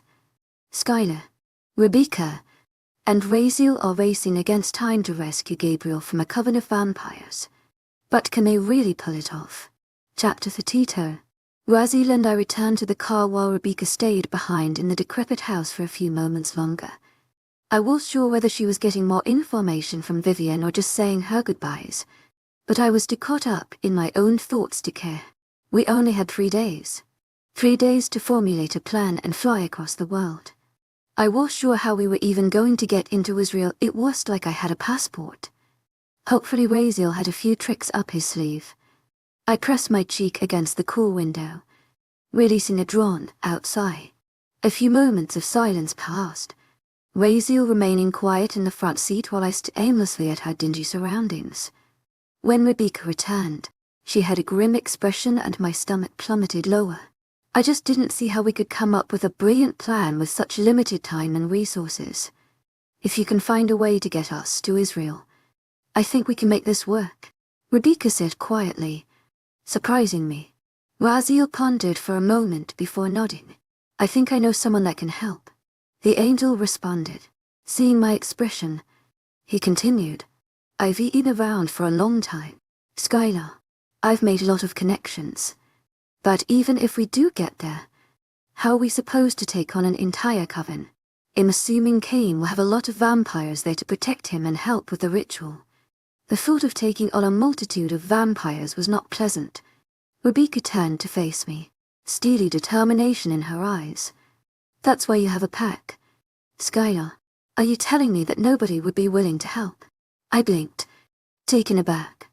I'm sure they would, but wouldn't that waste time? My pack is a day's drive away. Even so, we need the help. You're right, it would be foolish to rush in there with just the 3 of us. The Denver airport isn't terribly far away from your pack. Only a few hours if you're running at top speed. We can fly out of there. Raziel cut in before I could argue more. I will drive us back to my house, and then you all can take the other car back to your pack while I get everything organized. I'll meet you in Denver and we can leave from there. It made sense, but my insides were twisting with worry. By the time we do all of that, a day and a half would have passed. It's less than a day's flight to Israel. Skylar, We're of no use to Gabriel if we run in empty-handed. I know you're desperate to go after him. But think logically here. Think like a Luna. Rebecca's tone was infused with calm and I took a deep, shaky breath, trying to see past my wolf's agitation and my own feverish desperation. I couldn't act solely on emotion, because it would lead to rash decisions. Cain was smart and manipulative, and I knew we had to be cautious if we were to undermine his plan. And by it in thoughts of former Alpha Brett came to my mind. He had acted impulsively, following his emotions, and look where that had gotten him. I wanted to save Gabriel, but the logical side of me knew that Rebecca and Raziel were right. The three of us couldn't take on a coven of bloodsuckers by ourselves. The two were watching me intently, so I gave a curt nod. Let's go. Then, I urged, attempting to keep my voice from trembling. I had to put on a brave face and retain control over my emotions. Rebecca had indicated that she had some sort of plan, and I needed to put faith in Gabriel's mother. She knew more about Cain than anyone else other than Vivian. Without further ado, Raziel started up the car and pulled away from the dilapidated house. As we began to retrace our route and head back to South Dakota, I folded my hands in my lap and mentally tried to calm my wolf. We had a long drive ahead of us, and I didn't need her urgent whining resounding in the back of my head. Still, despite my calm exterior, the instincts to run after my mate clashed with the logical side of my brain. I couldn't help but thinking that every moment that passed brought Cain closer to his ultimate goal, and Gabriel closer to committing an act that could possibly end both of our lives. Rebecca turned around, looking a bit perplexed. You don't mind if we drive to your pack? Or at least as far as we can, do you? Her gaze darkened. My wolf is still distant. Shifting will require more energy than normal, and I want to conserve it until absolutely necessary. The thought of her weak and wolf was perturbing, something that made my wolf stir uncomfortably within me. Although I wanted to hurry, I nodded. Once we arrived at the Black Mountains pack village, Rebecca would have no choice but to shift. I hoped she could make it. We drove relentlessly, Rebecca and I taking turns behind the wheel after we left Raziel's house behind. It had been nearly a 12-hour drive to his residence, and now it would be another 10 back to the Rocky Mountains. We stopped only when absolutely necessary. My stomach grumbled and ached, but I ignored it, adrenaline coursing through me as our time slowly ticked away. Once we were closer to the mountains, I took over. The hidden dirt path that led to the pack village was difficult to find, and Rebecca hadn't been there a very long time. As I navigated the winding road, I hoped everything went smoothly and that we could assemble some pack members to help us. It was a dangerous trip. To my agent extraordinaire, Madeleine Nilban, heartfelt thanks for your unfailing patience, enthusiasm. And I knew we were asking a lot. I could only hope that the pack's fierce loyalty to Gabriel would win out over their fear of the vampires. I had contacted my parents a day before, and told them to talk to Jack. I wanted Jack to assemble the pack and take them to the location where we would be building the third pack village. I also instructed my parents to find a way to send a messenger to Eli, so he could bring the Black Mountains pack as well. Hopefully Eli, who knew mostly what was going on, would realize it was a very grave matter if I needed the pack assembled. It was a difficult conversation with my parents, to say the least, as they didn't understand why I was asking them or what was going on. But after extensive conversing, I convinced them. What really helped my case was when I revealed that I was now Luna, and Gabriel had gone missing. Their wolves respected me in a different way than before. It was more than strange, having authority over my own parents, but I could not dwell on it now. I prayed that the combined pack would be waiting for us so we could address them all at once. My relief was profound when we ran through the Black Mountains pack and it was completely empty. So Eli had listened.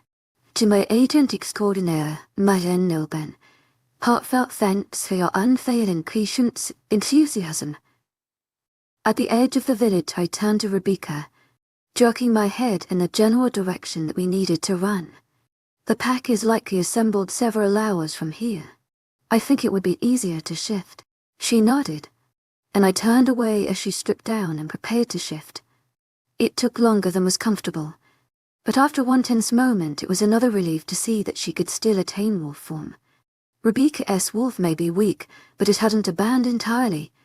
In Rebecca's place stood a large, chocolate-brown wolf with lovely silky fur.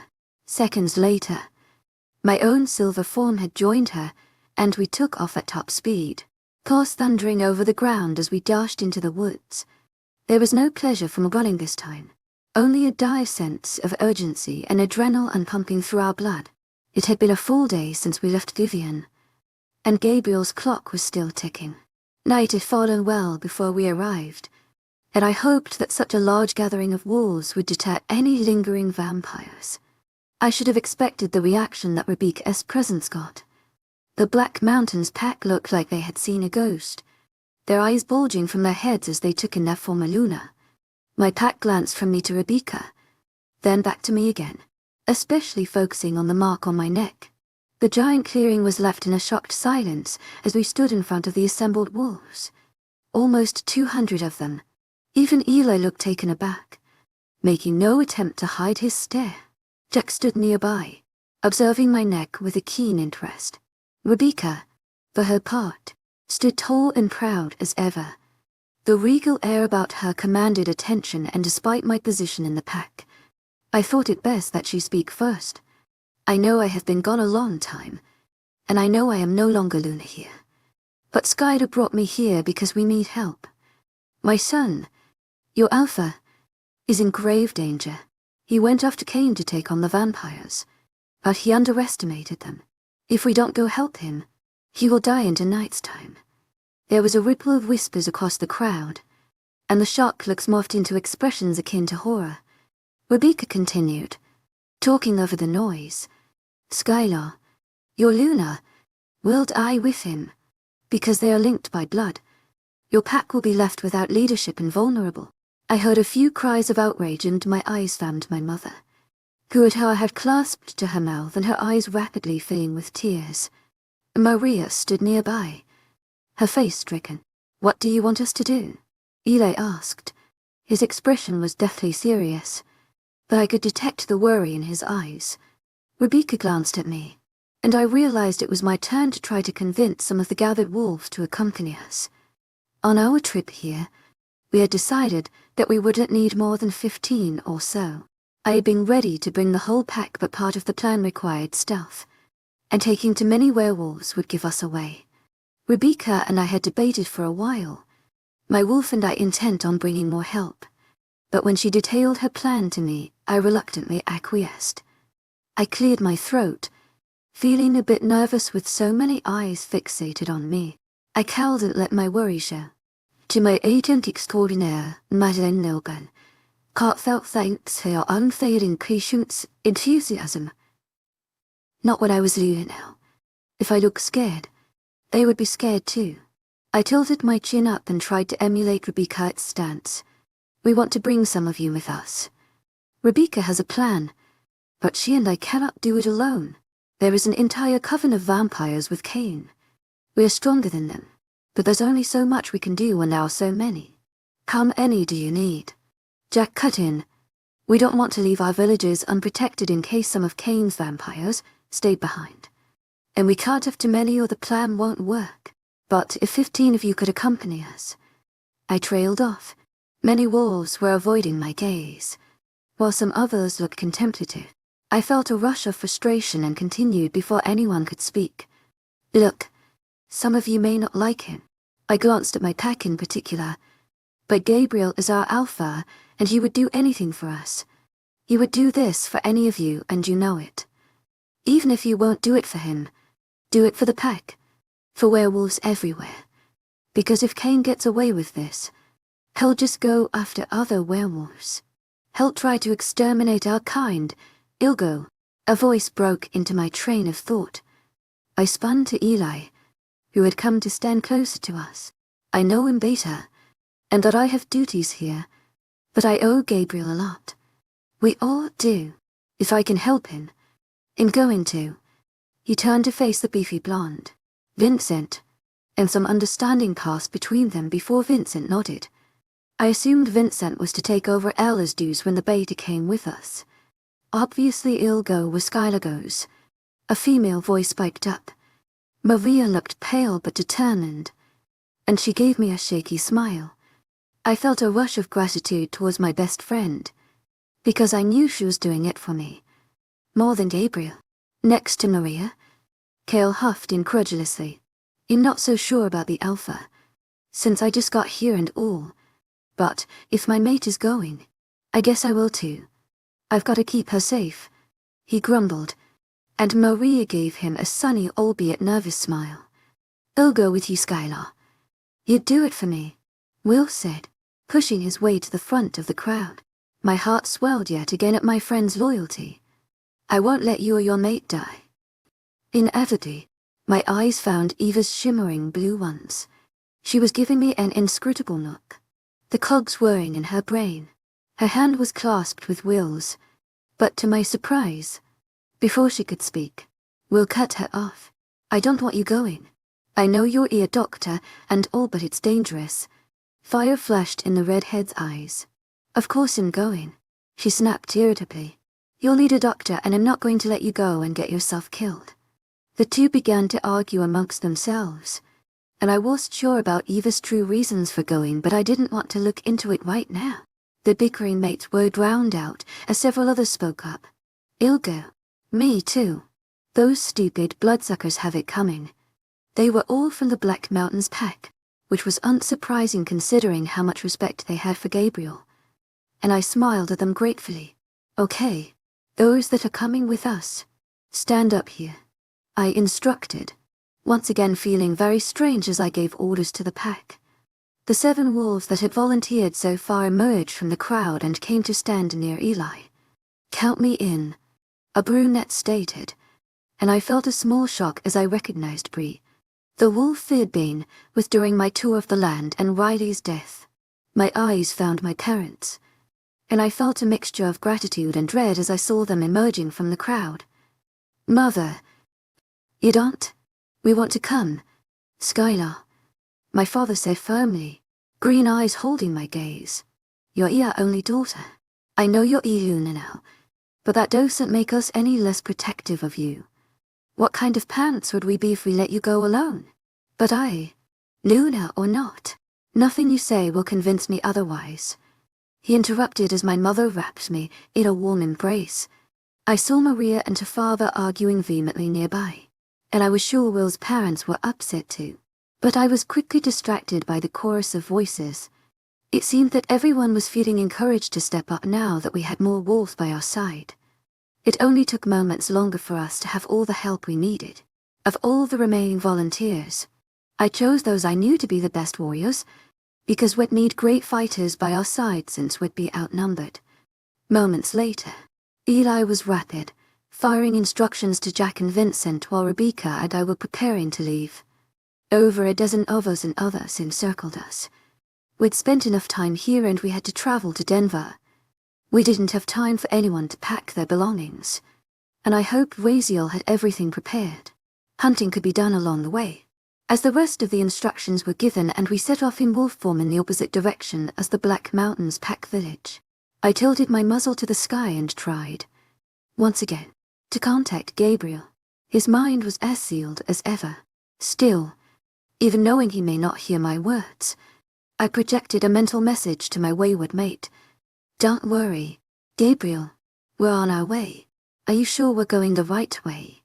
Eli asked Rebecca, lowering his voice so only she and I could hear. Our large group was back in human form, but we were stretched out in smaller clusters so as not to draw too much attention. Denver was a busy city, even this late at night or early in the morning. However you viewed it, and we couldn't take chances. Even in the outskirts, we seemed to be headed to the far east side of town. That's where the airport is, and he told us to meet him a couple miles south. He has a cargo plane ready, Rebecca responded.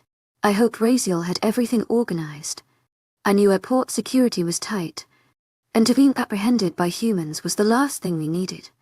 Then again, if we were meeting him south of the airport, would we even be using the airport runways? Fortunately, it was dark out, and as we escaped the busier parts of the city, we could count on darkness to obscure us, Rebecca gestured at the map she was holding. These are the streets he wanted us to use. Less detection, and he seemed sure that we'd reach the plane without interference. We returned to silence, broken only by our insistent footfalls on the pavement. Every now and again Rebecca would indicate that we take a side street, and the other clusters of wolves behind us would follow.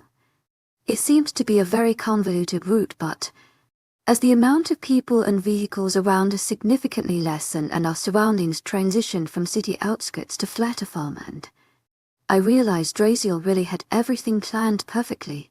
I was surprised at how far the airport was from the main part of the city, but it worked in our favor. Soon enough, the runway lights winked in the far distance, but we made no move to get closer instead. Rebecca took a sharp right. Minutes later, the hulking form of a cargo plane crouched in front of us. We sped up our pace, and I squinted in the darkness to more thoroughly examine the dark figures ahead. As we neared them, Draziel stepped forward, scanning our group and looking profoundly relieved. The angel had a large pack on his back, and I wondered what was inside. Rebecca and Art explained Draziel's identity to the others, feeling that it would only bring up more questions, but they knew he was a friend and I could only hope that was enough. The more keen wolves would pick up on Draziel's non-human aura, but I did not have time to deal with that now. Good. You're here. This is Sid, the pilot, the angel said, indicating the weathered blonde man on his right. Sid gave us a cursory examination before he nodded. Ought to be enough room, he grumbled, jerking his head towards the back of the plane. Better hurry and get your asses in there. I'm on a tight schedule. Rebecca moved forward to have some hurried words with Draziel while I tentatively led the others towards the back part of the plane. It wasn't huge, and I hoped it could make the long flight. I felt Maria's presence at my side and she whispered, "Where are we taking off from?" I glanced around at the flatland around us. Not sure, but it seems like Sid's been at this a while. We've just got to trust him. On the right side of the plane, near the back, was an opening. Cargo was clearly meant to be led up the ramp and stored in the body of the plane, and I felt very out of place as we strode up the ramp and inside the humming vehicle. I had never flown before and I tried to quell the nervousness. Wolves weren't meant to be in the air but for Gabriel. It'd do it. It wasn't exactly luxurious but everyone fit, and we wandered about while Sid and some unseen pilot prepared the plane. To my surprise, there were several seats along the insides of the plane with a wide open spot in the middle intended for cargo. After a few minutes of shuffling and whispered curses, everyone had crammed into a seat and buckled up upon Draziel's instruction. A tiny bit of my nervousness abated as my parents sat on either side of me, putting on brave faces. Several of the others looked just as nervous as I was, and it warned me to see what lengths they'd go to for their alpha. As I felt the vehicle lurch forward and the plane rumbled beneath me, I took a deep breath. What we were doing was dangerous, not to mention illegal by human standards, but I glanced at Draziel's face and knew he had everything worked out. The plane's movement increased and I clutched at the seatbelt straps, closing my eyes and pretending I was not going to Israel, that I was not on a plane. That instead, I was curled up in Gabriel's warm bed with him lying by my side.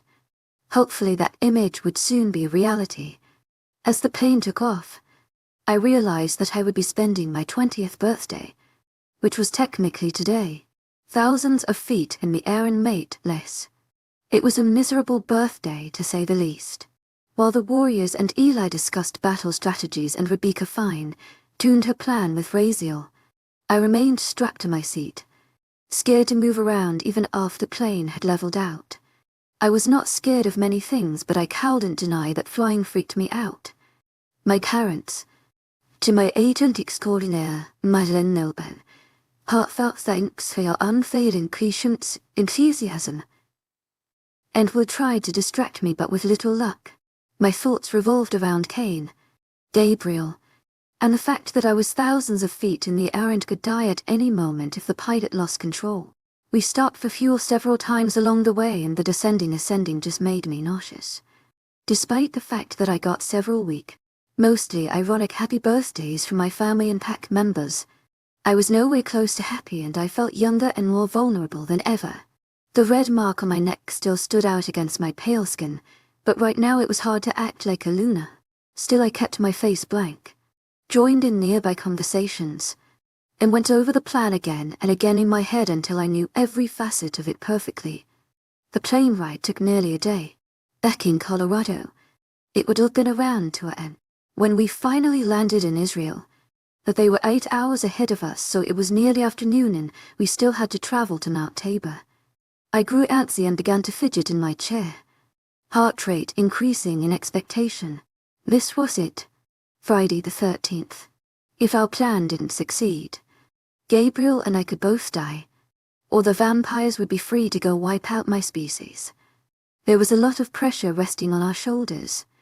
As the plane touched down with bumps and jerks, I exhaled with relief when I felt the solid ground beneath us once more. Breathing my first fresh air since we boarded the cargo plane, I felt completely liberated. As I took in the foreign surroundings, I realized we were on an old, partially overgrown runway. Hadn't seemed like something that would have been sanctioned by the local government. We were definitely not at a major airport. In fact, we were in the middle of nowhere, and I realized what sort of risk Sid was taking in bringing us here unauthorized. I didn't even have a passport. When the grizzled older man appeared, I made a point to thank him profusely. All the while wondering what exactly Raziel owed him for bringing us, he wore what Sid owed Raziel. I wondered if the two had ever partnered before, if Sid was to friend type of ordeal. Raziel brought out a crumpled map of the area, his electric blue eyes honing in on Mount Tabor and tracing it south to our current location. Right now we were in a more rural area, but I assumed we would have to skirt cities to reach our destination. You all cannot shift here. There are too many humans between us and Mount Tabor. Raziel spoke worriedly, still fixated on the map. How will we get there in time? To my agent extraordinaire, Madeleine Nilben, heartfelt thanks for your unfailing patience, enthusiasm. My father asked. It's only a few hours. If we leave now, let's go then. I surprised myself, and everyone else, by cutting the angel off. Which direction? Raziel glanced at me and I thought I detected a glint of approval in his eyes. North. And when we get to the first city, we will try to mostly skirt around it. You all aren't exactly dressed in the appropriate attire for this region.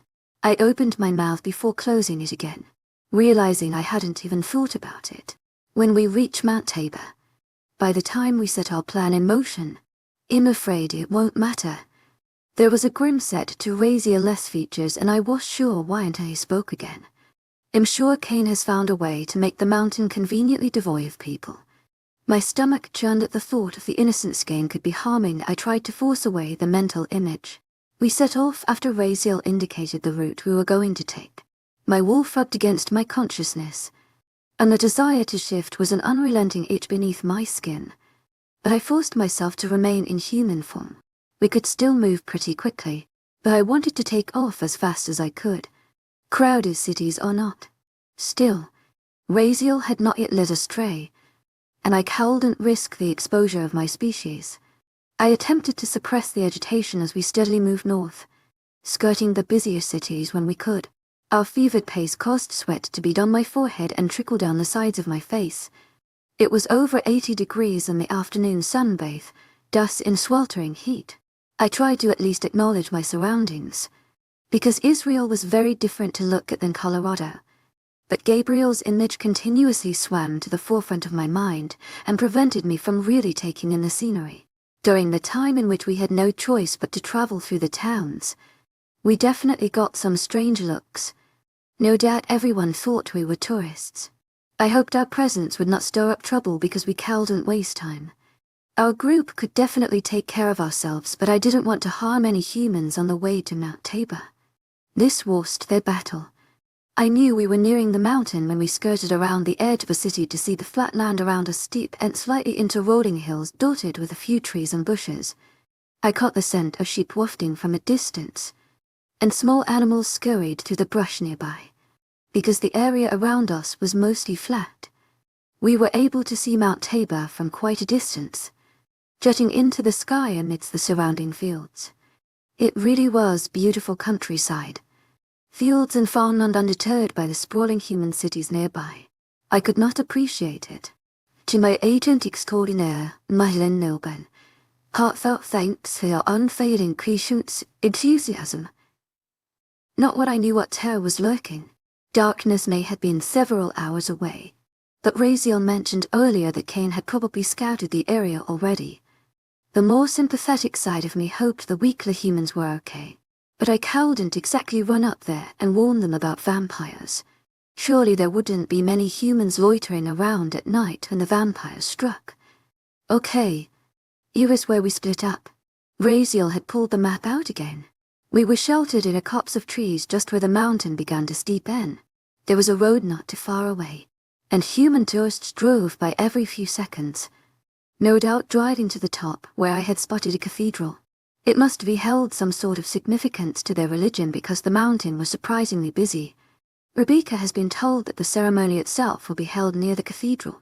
The vampires themselves cannot enter a holy place, but they will get as close as possible to conduct it. I noticed many confused expressions on my packmates' faces, and Maria tossed me a bewildered look. I shook my head, not wanting to explain everything now. They would just have to trust us. My father, too, caught my eye, but I just mouthed. Later. To my agent extraordinaire, Madeleine Nobel, heartfelt thanks for your unfailing patience, enthusiasm. We will split up into groups of 4. Go as close to the cathedral as you can, until it is surrounded, but leave about a half-mile radius until the vampires arrive. They have a much poorer sense of smell than we do, unless they are scenting blood, but we still must take precautions. Camouflage yourselves as best you can. Remain hidden. They see pretty well in the dark. And they move quickly. They must not detect our presence until it's too late. I don't care if you have to roll in mud to obscure your scent. In a different situation, I would have laughed, but Raziel was deathly serious. At his indication, Eli stepped forward, glancing at me. Skylar, I know you are our Luna, but would you mind granting me the authority to choose the groups? I nodded, surprised that he even asked. Sure, I was Luna, but he had much more fighting experience. Of course I would trust him to lead the charge. Thank you. Luna, Eli said respectfully, making my cheeks glow. He then began to put us in groups. He put my mother in my group, along with Will. My father and Ava were to remain with Raziel and Rebecca, as they may be needed to heal the wounded during the fight. They would fight only when absolutely necessary. An older warrior from the Black Mountains pack, Theo, was also put with us. He was very large and very muscular, and I could not help but be comforted by his hulking presence. A scar slashed across the left side of his face and his arms were covered with smaller marks. This was a wolf that had survived many fights throughout the years. Theo gave me a brief nod and came to stand beside us. I have to ask, exactly how many vamps are we fighting? Kale piped up. Raziel tilted his head slightly, considering. To my agent extraordinaire, Madeleine Nobel, heartfelt thanks for your unfailing patience, enthusiasm. I thought he had about 50 vampires in his coven. I thought silence fell upon the group, as everyone calculated our numerical disadvantage. However, I think I overestimated the number to begin with. On top of that, Gabriel killed a couple when he went to rescue Skylar, and I took care of a couple more myself. I blinked at him in surprise, not having heard this tidbit of information before. I'm sure he left several behind, perhaps to watch your pack, or his estate and belongings. My new calculations put his coven, the ones that will be coming to Mount Tabor, between 30 and 35 vampires. I was sure whether to feel relieved. It was a lower number than I thought, but that was still 2 vampires for every one of us. Then again, I had taken it on to by myself before. Most of them were not as strong as us, but I separated the rest of us into groups before we could split up. However, I took a moment to go hug Maria and my father. They both looked incredibly worried, but I tried to steer the conversation clear of goodbye. I was very much hoping for the best. But I would not go into a fight like this before at least saying something. Just in case. Don't worry. They aren't that tough. I had to fight by myself. Like Raziel said on the plane. Just don't let them bite you. I gave a weak smile, which Maria Puri attempted to return. My father just gave me a tight hug and said nothing. I noticed others around me doing the same, embracing or respectfully wishing each other luck, even those who had not started out in the same pack. One last thing, Raziel spoke quietly, and he pulled his backpack off of his shoulders and unzipped it. Sunlight may be easiest way to kill a vampire, but there are other ways to incapacitate them. Beheading them will do the trick, but it's much harder to behead a vampire than you think. Ripping their hearts out won't instantly kill them. To my agent extraordinaire, Madeleine Nilben, heartfelt thanks for your unfailing patience, enthusiasm. Breaking their necks will temporarily knock them out, so if you don't have enough time to kill them, that will work. However, these can make it easier. He began to pull objects out of the backpack, cross necklaces. To my agent extraordinaire, Madeleine Nilben, heartfelt thanks for your unfailing patience, enthusiasm, and the like. All things that could be worn when we were in wolf form. He began to hand them out to the gathered wolves, but I noticed some of the more weathered warriors didn't get any. I quickly realized that Raziel had less than a dozen holy objects for us to use. These aren't as powerful as your necklace, Skylar, or the objects used to ward vampires away from your packs. These are intended to either deter the weaker vampires or injure them. The objects have been blessed, so the presence of one or direct contact will weaken a vampire. I'm afraid they won't really harm Cain, or his right-hand vampire Antonio. To my agent extraordinaire, Madeleine Nilben, heartfelt thanks for your unfailing patience, enthusiasm. The older vampires are more immune. He took a deep breath, looking resigned.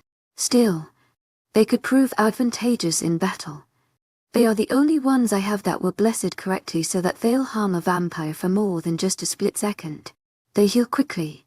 There was a wave of hushed murmurs and exclamations as those that had received an object either put it on or stashed it somewhere. With the last round of instructions, we split into our groups. My mother, Will, Theo, and I was supposed to go to the east side of Mount Tabor, so we headed in that direction.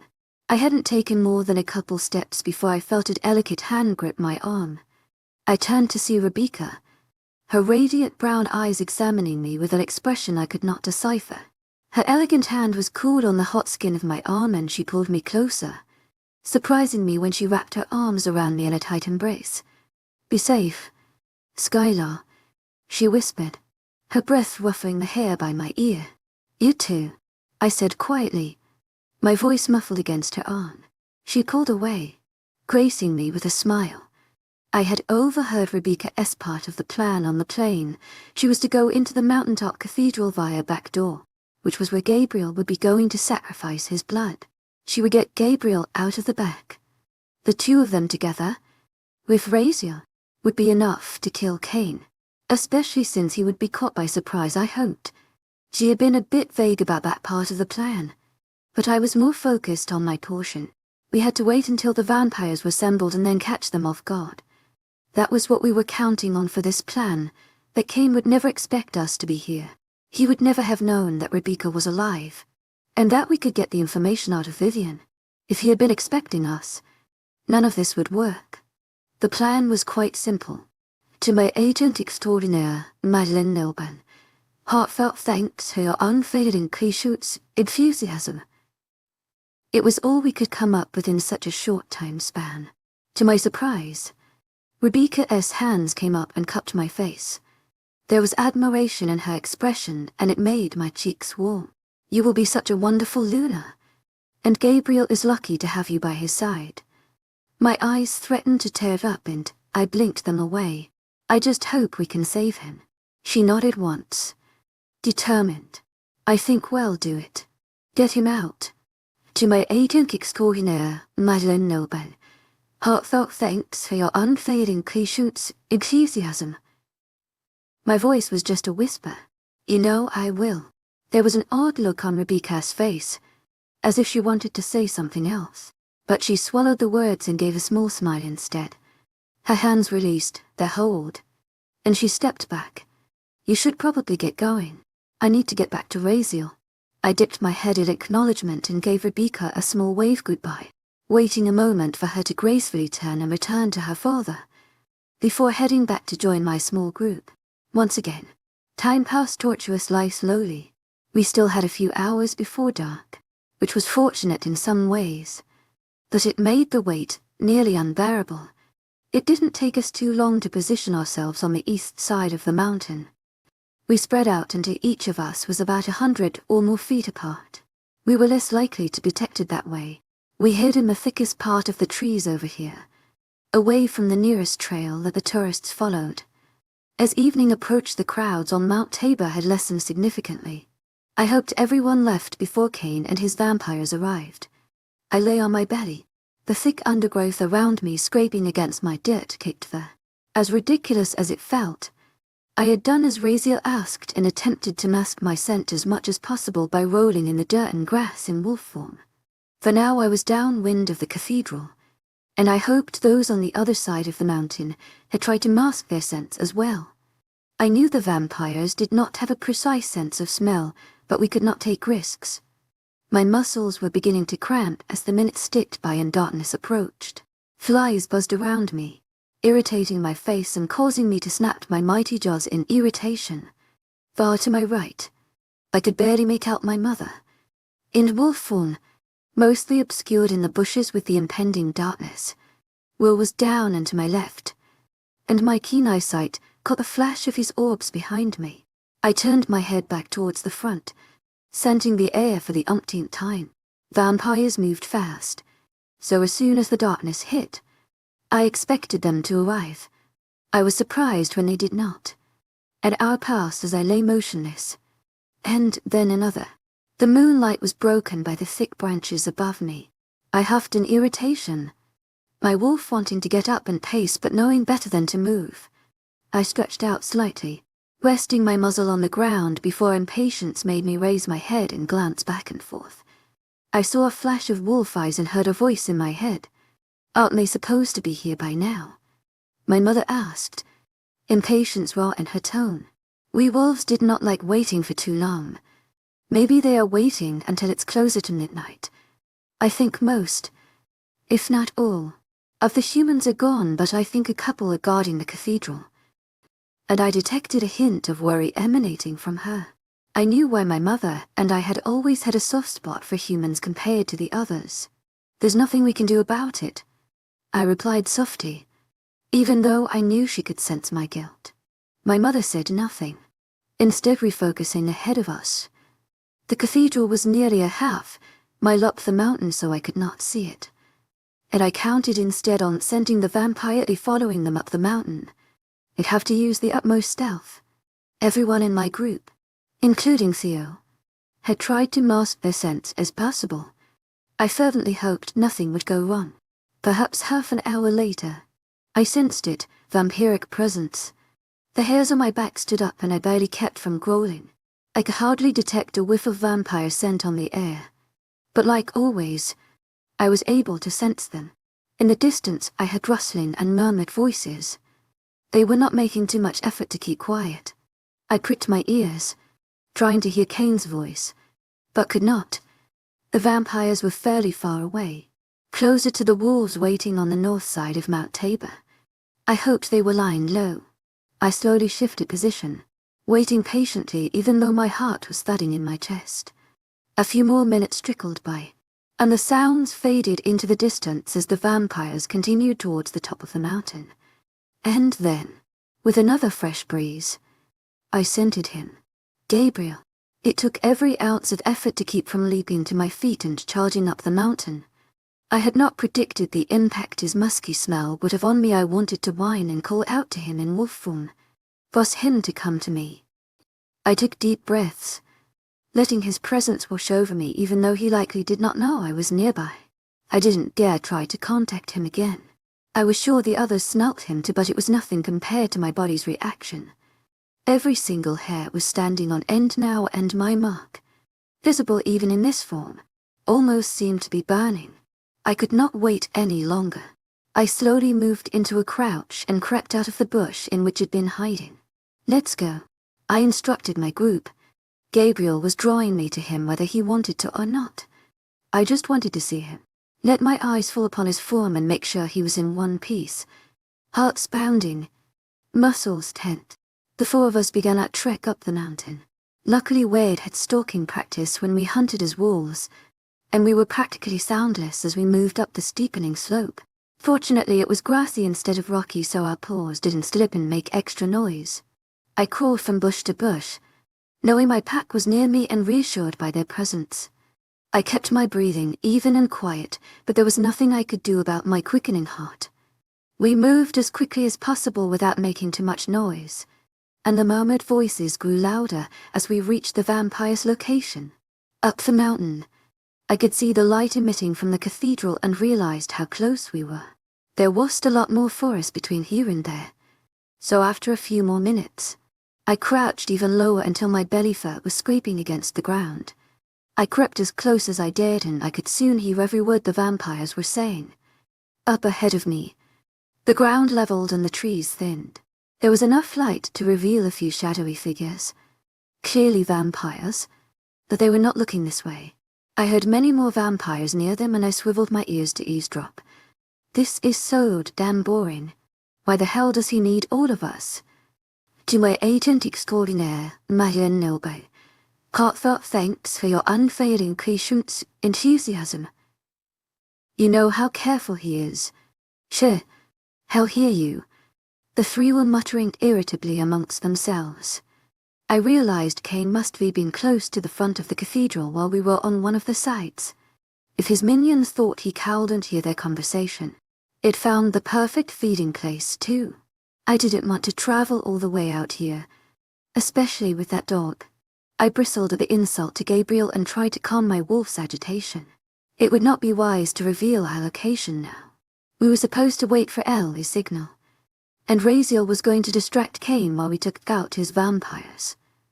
As I sat here and thought about it, I realized I had no clue how Raziel would distract Cain without getting killed. Worry bubbled up in my stomach, and I swallowed hard. He freaked me out. He just stares. Doesn't talk. No matter how much of a beating he took, the stupid thing stayed silent. That was a female vampire talking. I bared my teeth in a silent no. How dare they touch my mate? How dare they lay their hands on what was mine? I was going to rip them to shreds. The silver didn't weaken him as much as it would a normal dog, another vampire pointed out casually. I tensed yet again, hoping against hope that Eli gave the signal soon. I was about to go crazy and reveal our position to tear into those stupid bloodsuckers for what they did to Gabriel. Raziel has eyes on Cain. So do I. Arch is with Gabriel. And Gabriel is going into the cathedral. That was Eli speaking. He sent me a mental image, and I felt a stab of relief so powerful it almost left me keeling over. Although the picture was a bit distorted since I was the one seeing it, looking upon Gabriel's broad front as he strode into the cathedral made me sag with relief. From what I could see of him, he was okay. Cain stood fairly close to the cathedral's entrance, but it was obvious he could not go any closer. The myth about vampires in holy places was apparently true. I closed my eyes briefly, controlling my emotions. We could not save Gabriel if I was a blubbering mess. I knew I had to be strong for him. Before my thoughts could wander further, a few things happened almost instantaneously. Even from my distance, I heard the loud thud of the cathedral's door slamming shut. Then, El's presence invaded my mind, and he spoke one word, now. I was off like a rocket, paws thundering heavily against the ground. I heard others around me and in the distance, all of us breaking our cover.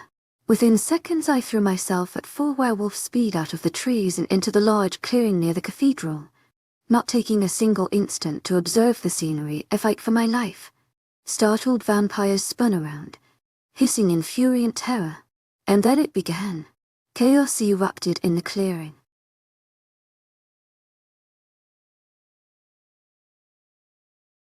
In this intense battle, Skylar is captured by the powerful Cain and injected with a lethal silver needle.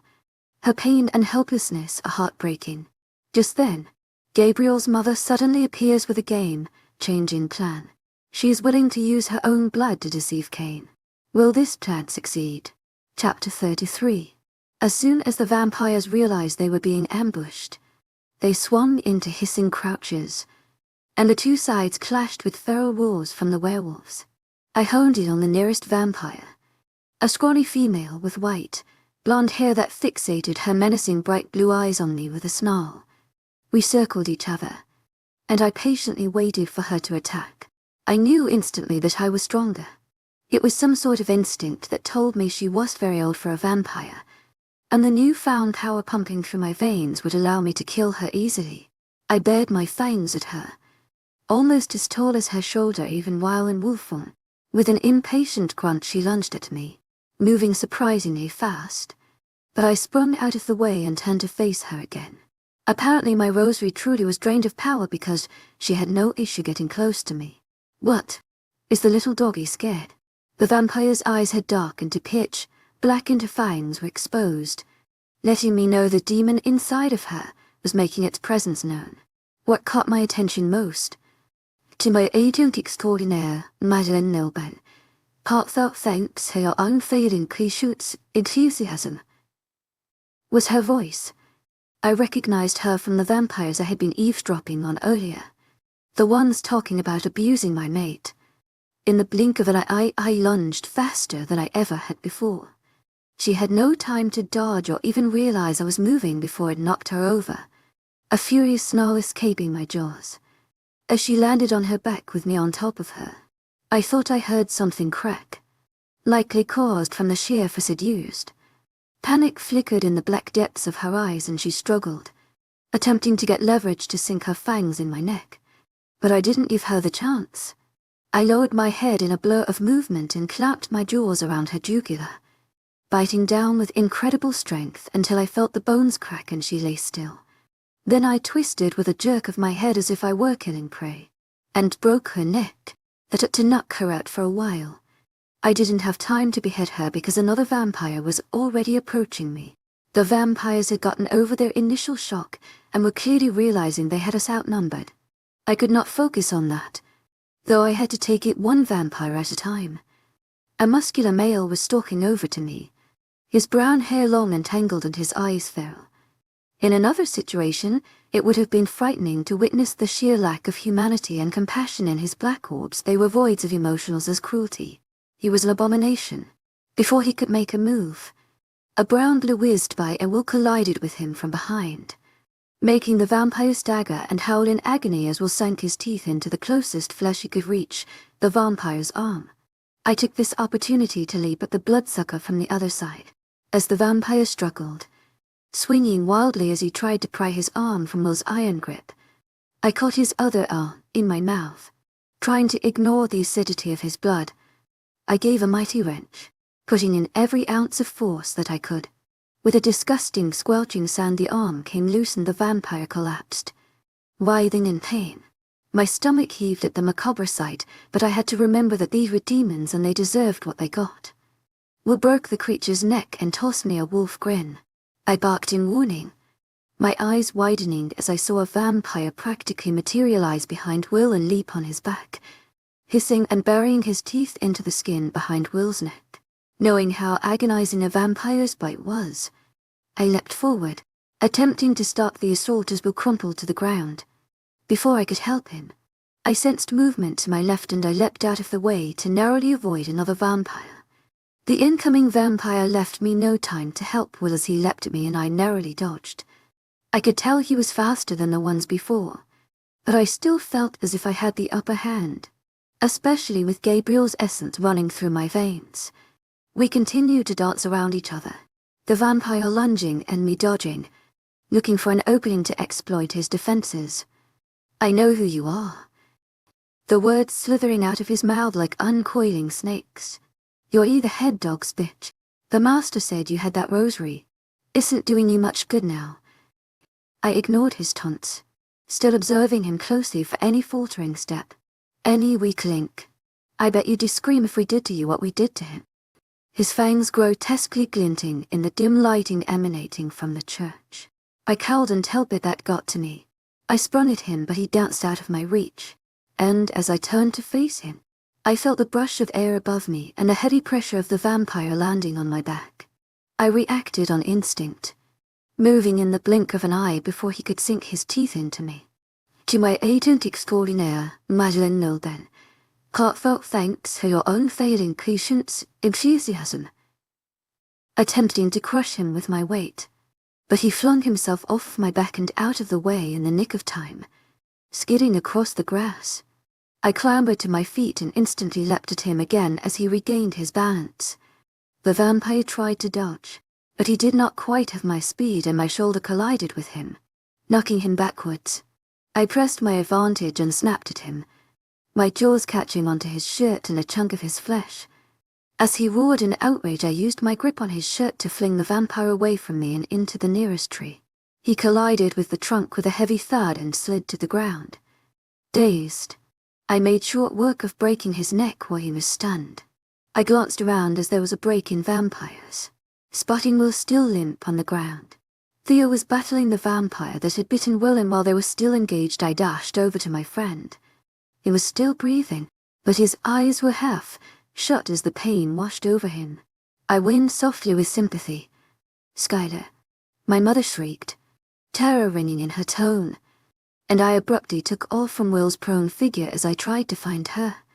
I spotted her light-colored wolf trapped underneath two vampires that were scratching at her and attempting to get their fangs past her scrambling paws. I barreled into both of them without further ado, knocking them clean away from my mother. I leapt onto the nearest one and sank my canines into her neck until she stopped struggling, surprise still evident in her black eyes. I spit out the acidic blood that had gotten into my mouth as I tried not to choke. Before I could finish her off, "To my agent extraordinaire, Madeleine Nolben, heartfelt thanks for your unfailing patience, enthusiasm." Something cold grabbed the ruff of fur on the back of my neck. Half a second later, I was flying across the clearing, too surprised to get my paws under me and landing heavily on my side instead. I rolled end over and a few times, coming to an abrupt stop when I collided with a tree. Whoever had grabbed me was very strong and had thrown me while my body felt bruised. Whimpering softly, I scrambled up, breathing hard. I hadn't realized how much effort it expended. There was nobody around me. Panting, I glanced around in confusion who had thrown me here. I turned in a slow circle, scanning the trees intently for any sign of movement. "Hello, Skylar," a voice drawled, dripping with derision and cruelty. My stomach plummeted. Kane emerged from the trees, eyes glimmering with barely controlled menace. Although his voice had been light, he definitely looked pissed. I firmly held my ground and tried not to let my fear show. I knew I was no match for Kane. No other vampires approached us, and I had no doubt he told them to leave me. I was his target now. Where had Raziel gone? He was supposed to be distracting Kane. I wished in that moment they could mentally contact the angel. None of the wolves would be able to help me in this situation. I glanced around in my peripheral vision. We were a short distance away from the rest of the werewolves engaged in battle. Kane had literally thrown me out of the fight to get me alone. Still, we were within hearing distance. I could only hope Raziel would realize what was going on. Kane's hulking figure glided closer, completely soundlessly, and he began to shake his head. Everything had been going so well. Your alpha and I had a deal. He gave an exaggerated sigh before his voice hardened into something much angrier. Then you werewolves had to come and fuck it all up. I growled in response, eyes observing the tiniest movements he made. I expected him to strike at any second. "Why didn't you just let us be? We would have left your pack alone. Even if I could have spoken, I wouldn't have responded." I'm sure it had something to do with some misdirected sense of obligation to the other werewolves of the world. TSK, Skylar, You're alone and now. You need to learn how to look after your own. I snorted at the irony of his statement. Kane was telling me how to be a leader. I don't appreciate that tone. Skylar. He patronized me, infuriating my wolf. I realized then that Kane clutched something in his right hand. It was a book of some sort, and upon closer examination, I realized his wrist had been slashed. So he'd already completed some part of the ritual. To my agent extraordinaire, wildest, heartfelt thanks for your unfailing patience, enthusiasm. That was not a good sign. Anyhow, I would love to stay and chat with you, but I'm afraid I need your help with something. A lazy smirk stretched across his face, which still looked human. He was not yet angry enough to let the vampiric side make itself visible. There was something ominous in his words, and I felt my fist stand up on end. I dug my claws into the ground and crouched lower, prepared to defend myself no matter the cost. Even if Kane was stronger, I would fight him valiantly. My wolf itched to sink our teeth into his milky skin. Slowly and deliberately, Kane dropped the book he'd been holding, and it fell to the grass with a dull thud. The dark blood on his wrist glistened in the scarce moonlight that permeated the trees. You see, I have to stop all of this nonsense somehow. We won't poor Gabriel getting any rebellious ideas. His electric eyes glimmered. You're my best option. I should have expected the move. Should have prepared for it somehow. But Kane was insanely fast. I was able to detect the whizzing blur as he moved from in front of me to behind me. And I even managed to partially turn around, prepared to launch myself at him. But I was too slow, and my snapping just missed him by a hair, as if I weighed nothing. Even as a wolf, Kane wrapped one arm around my stomach and the other around my neck while lifting me in the air, my back pressed against his front. I struggled ferociously, uncomfortable with my paws off the ground as the vampire held me aloft. In an abrupt shift of position, Kane spun and released his iron grip on me, using his momentum to hurl me towards the nearest tree. He definitely didn't hold back. Inhuman form, all of my bones would have been crushed as I slammed into the tree trunk, causing it to splinter and break from the force of my weight. As a wolf, all of the breath left my body in a whoosh, and I was unable to right myself, collapsing onto the grass at the base of the tree in a heap. The side of my body that had made contact with the tree felt like it was on fire, and it hurt to get air into my lungs. To my agent extraordinaire, wildest, heartfelt thanks for your unfailing patience, enthusiasm. Trying to get into a standing position once more, but my shaky limbs would not support me. To my agent extraordinaire, wildest, heartfelt thanks for your unfailing patience, enthusiasm. Kane grunted an order, and the dark vampire materialized in front of us.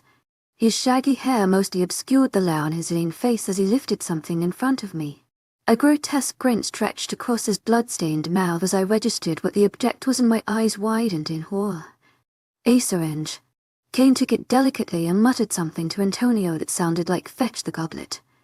Nodding, and tossing me another sneer, Antonio took off in the opposite direction, strolling almost casually towards my still huddled figure. Kane held the needle where it was still clearly visible.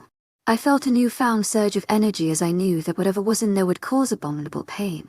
Again, I tried to leap to my feet, and this time I was successful, although half my body still seared with pain from my collision with the tree. It didn't matter, Kane was still too fast and I was weakened. He surged forward and knocked my front legs out from under me. I felt a flash of humiliation as I collapsed again, but this feeling was quickly replaced by horror as I felt a heavy pressure on my back. I held my fury, bracing myself for the pain that was soon to come as Kane plunged the needle into my neck. It was silver. It had to be. My suspicions proved correct as a wave of pain so profound crashed over me that all that escaped my jaws was a weak whimper. My eyes rolled into the back of my head, and I felt my grip on my wolf escaping, slipping away from me. I could not hold my thumb any longer. All I could focus on was the overwhelming pain. Dimly I realized that I was shifting back into human form, but there was nothing I could do about it. I sent out a mental cry for help, that anyone would come take the pain away. I knew the silver was quickly working its way through my bloodstream. To my agent extraordinaire, Madeline Nobel, heartfelt thanks for your unfailing patience, enthusiasm. And no doubt my mental call was futile. My fur and claws receded. Fangs snapping back into my mouth as a wall became erected between my wolf and me. I couldn't feel her or sense her, and any communications with my pack were shut off as the silver left me powerless. I tried to focus on the trees around me, even Cain, but everything was obscured by the thick haze of agony. I had lost controlled movement in all of my limbs, eyes blurred with tears. I saw Cain's dark shape hovering close by, and it seemed like he was reaching for me. I would have smacked his arm away, but the dizziness and disorientation prevented me from even lifting a finger, and my stomach roiled with nausea. I could have sworn I felt Cain picking me up before I lost consciousness. Gabriel's POV, the cathedral stank of humans. The overpowering stench of their skin and sweat made my stomach churn. It was ironic. Walking into a holy place, given my bloodline, I half expected to feel some sort of kinship of the angelic figures painted on the walls. But instead all I could think about was the smell of the place. Well, that and the unholy act I was about to commit. What I really wanted to do was wring Cain's neck with my bare hands. I knew I could do it, he was strong. But in the end, the demon inside of him could not stand up to the holy blood pumping through my veins, and we both knew it. The age-old concept of good trumps evil should have proved true in this case. But he is persistent and relentless. He will never stop until he gets what he wants. My wolf growled, his hatred for Cain seeping into his tone. You would know something about that. I replied coolly. I would indeed, he retorted. My wolf was a prideful, stubborn, and savage creature. For years now, nothing had been able to tame him.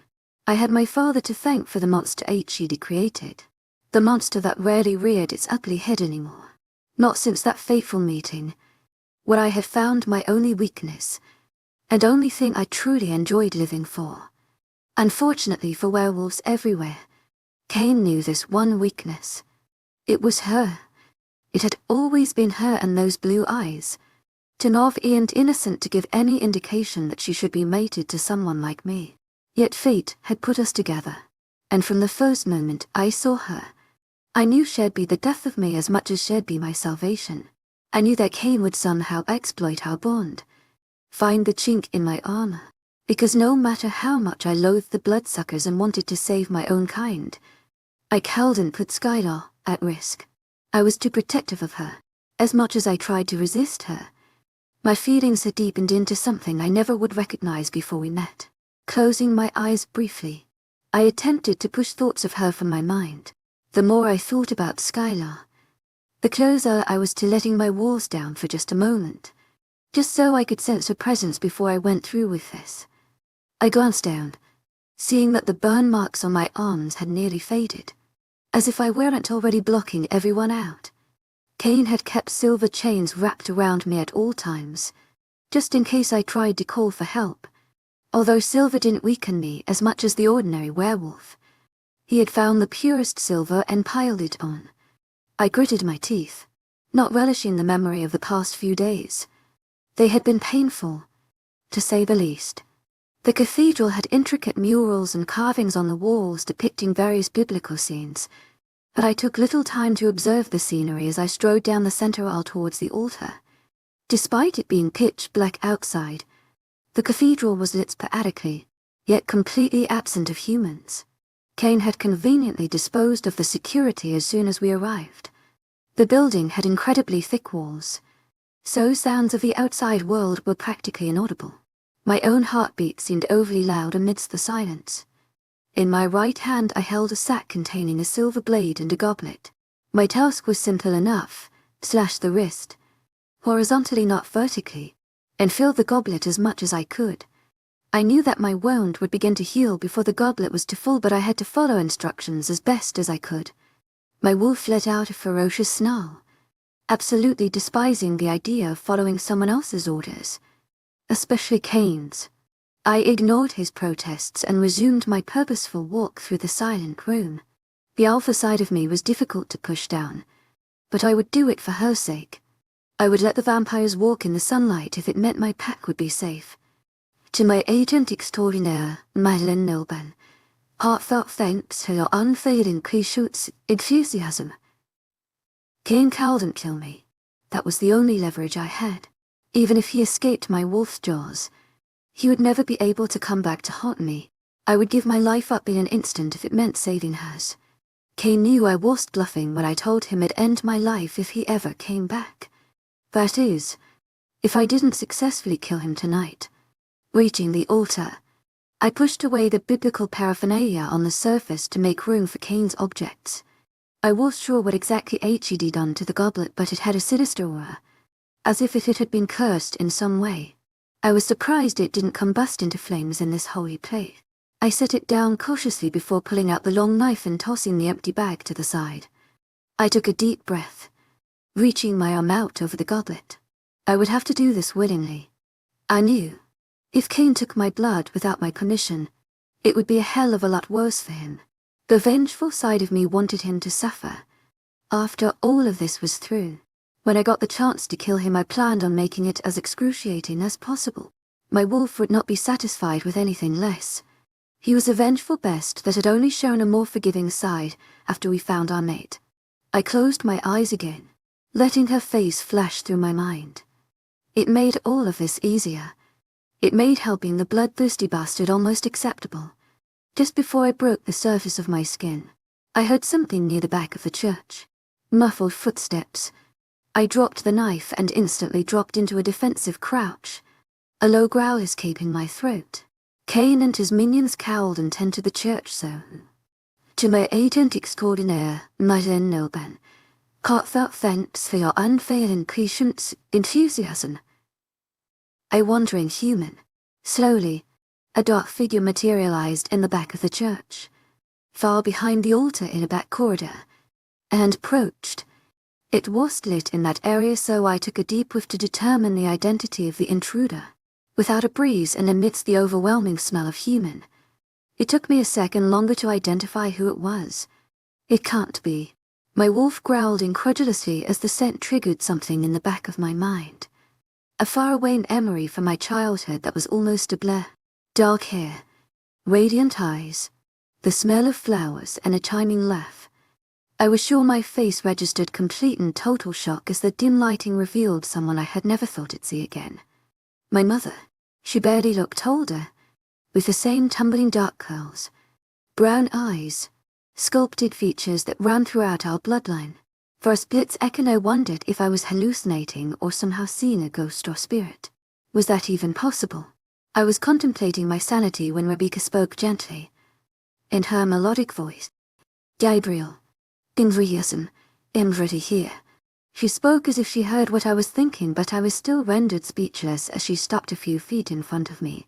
Her eyes took me in greedily, examining every feature of my face, likely comparing me to the child she remembered. Rebecca did not touch me. To my agent extraordinaire, Madeleine Nilban, heartfelt thanks for your unfailing patience, enthusiasm. She looked as if she itched to reach out and touch my face, but she resisted. My wolf had gone eerily quiet. I blinked once, twice, trying to adjust to the surrealism of this situation. How? I finally asked, my voice coming out steady despite my inner turmoil. I could not comprehend how Raziel would have woken her up or how she knew I was here. Kane had been very secretive about the location and was confident nobody was on our trail. I wasn't even sure how I felt about seeing Rebecca again. I felt a flash of anger as I remembered the way she had left.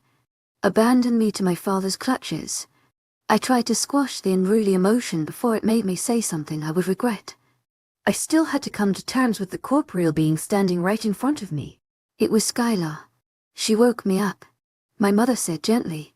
Hearing my mate's name sent a jolt of electricity through me, and my heart skipped a beat. How did she know to? I don't have time to give you a lot of answers. Gabriel. My mother cut me off, irritating my wolf. I pushed his complaints aside as I took in the look of urgency on her face. I still could scarcely believe she was really here, and I almost expected her to vanish into thin air at any second. She continued. To my agent extraordinaire, Madeleine Nobel, heartfelt thanks for your unfailing patience, enthusiasm. To my agent extraordinaire, Madeleine Nobel, heartfelt thanks for your unfailing patience, enthusiasm. Your pack members and your mate, all here. They have a plan too. Skylar is here. The words with under us, and I felt horror bubbling to the surface. Where Kane can get to her. For a second I forgot how bizarre the situation was as fury struck. How could Raziel let this happen? Listen, Gabriel, my mother ordered, and I recognized something in her tone from when I was younger. A distant part of me acknowledged the authority ringing in her voice. There are some things you don't know about this ritual. You plan to kill Kane after he drinks your blood. Right. Well, you won't be able to. He will be incapacitated. But so will you. That's how the transfiguration part of the ritual works. During the time the changes are occurring, you won't be able to fight. Kane's counting on the fact that you don't know that particular tidbit of information. I stared at her, feeling my stomach plummet.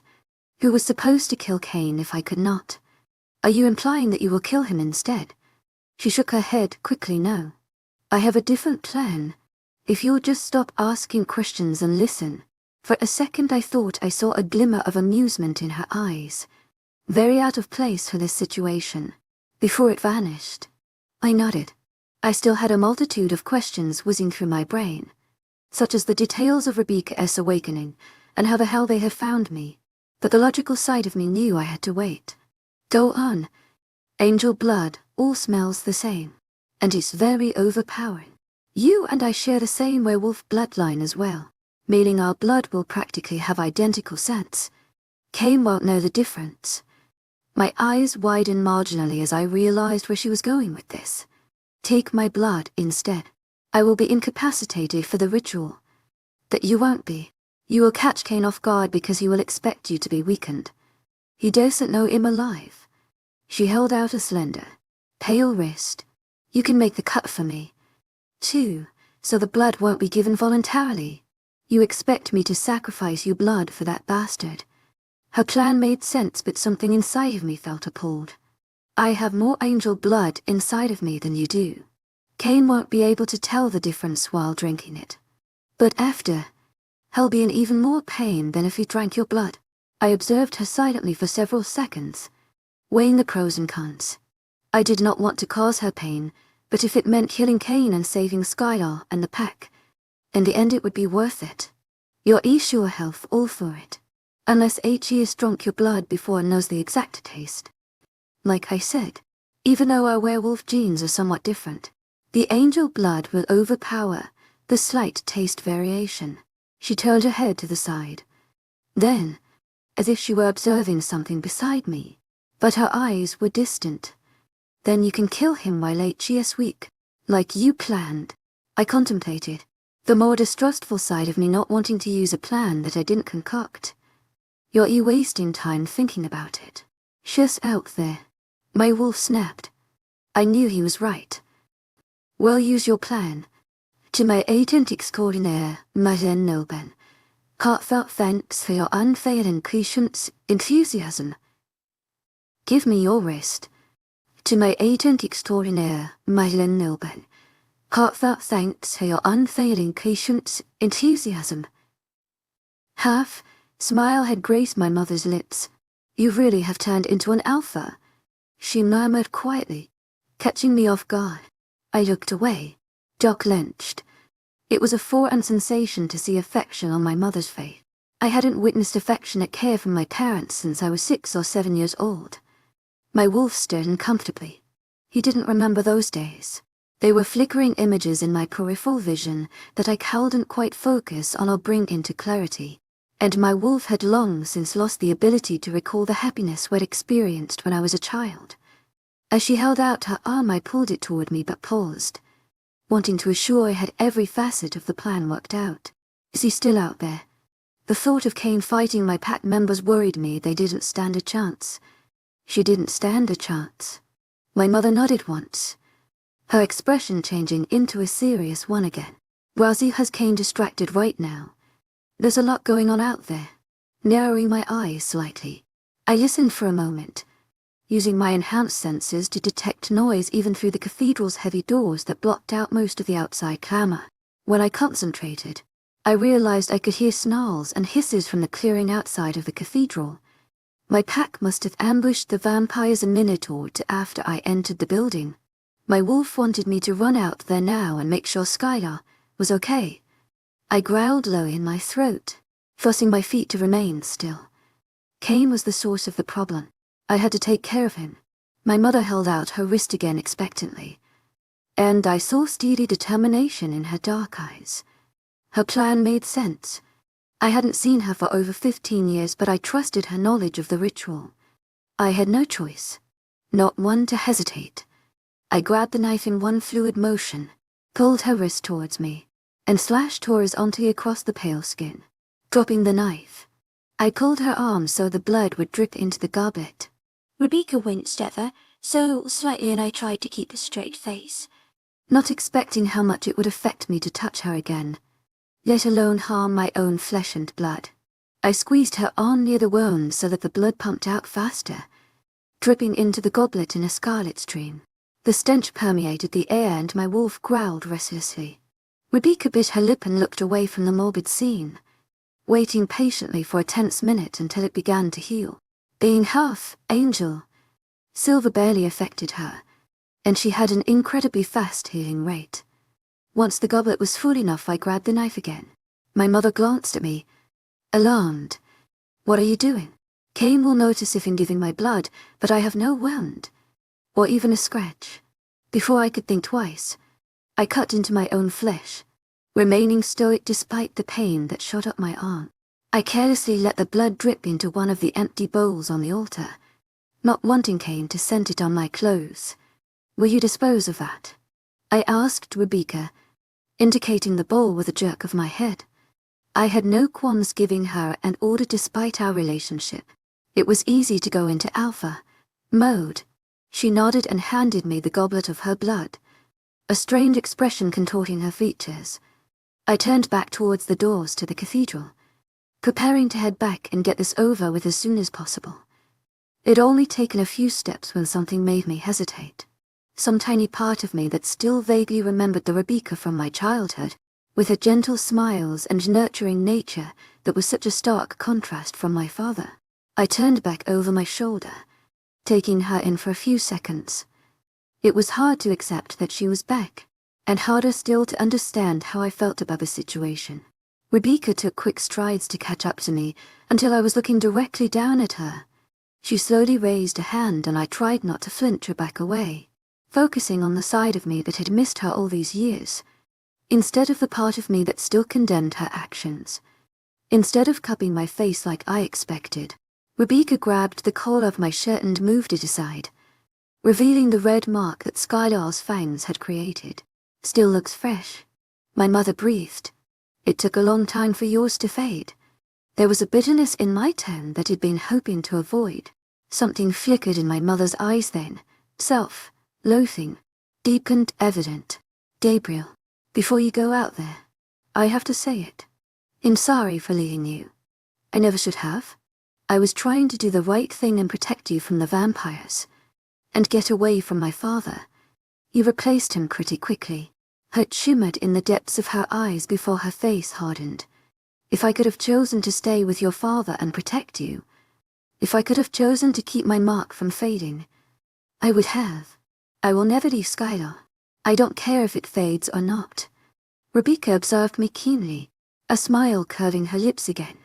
"You really care about her, don't you?" Something in her tone indicated that her words had a deeper meaning. I blinked down at her incredulously. My wolf growled in affirmation at the same time I said, "To my agent extraordinaire, Madeline Nilben, heartfelt thanks for your unfailing patience, enthusiasm." I was sure why she was even asking me a question like that. Skylar had become the center of my universe. She had saved me from being savage and hard-hearted for the rest of my life. She had shown me how to feel again. That was something I'd never be able to repay. But I'd spent my life trying to make up for what had put her through. I may have fallen out of love with David against my will, but I still loved you. You were everything I had. Everything I did was to protect you. If leaving Skylar meant saving her, at least for a while, would you do it? Would you hurt yourself to protect her well-being? I remained straight on Elwise Island, absorbing her words. I could recognize her logic, but it did nothing to salvage my childhood. I released a heavy breath. I did not have time to explore my lost connection with my mother now. I had to stop Kane. We don't have any more time to waste. I muttered a quick reply, and turned to stride off again. I had to prioritize, and rekindling some sort of familiar relationship could not be the #1 priority right now. No matter how strongly Rebecca's presence had affected me, Skylar was out there. Every second could mean danger for her, and she came first. My wolf barked his agreement and urged me on. I'm going to escape out the back. Kane can't know him here, Rebecca said, taking a step back towards the altar. I growled affirmation. We'll talk later. Though I was still torn, I couldn't get over the notion of Rebecca being a ghost. Some sort of vision of happier times. It was eerie and made me uneasy, which was not an easy thing to do. Shrugging off the discomfort, I strode towards the exit. Just before I reached the cathedral doors, to my agent extraordinaire, Madeline Noble, heartfelt thanks for your unfailing patience, enthusiasm. I couldn't resist turning over my shoulder once more. Be safe. To my agent extraordinaire, Madeline Noble, heartfelt thanks for your unfailing patience, enthusiasm.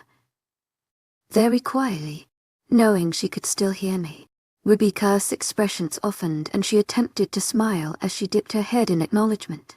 With my free hand, I roughly shoved the cathedral doors and marched outside into the chaos. The air was torn with feral snarls and screeches of pain, and several patches of grass were stained scarlet. There were limp figures scattered on the ground, but to my profound relief they all looked like vampires. Pride for my pack's fighting abilities briefly flashed through me, but I could not shake a pervading sense of worry. This had not been the plan. This was not what Kane and I agreed on. I knew that my pack meant well, but some part of me knew it could ruin the chances of my strategy being successful. I scanned the area, looking for a familiar silver wolf, but I could not find her. The battling vampires and werewolves stayed in clumps of 2 or 3 and was paced out across the clearing and even into the woods. I knew she had to be injured, because I hadn't felt any pain.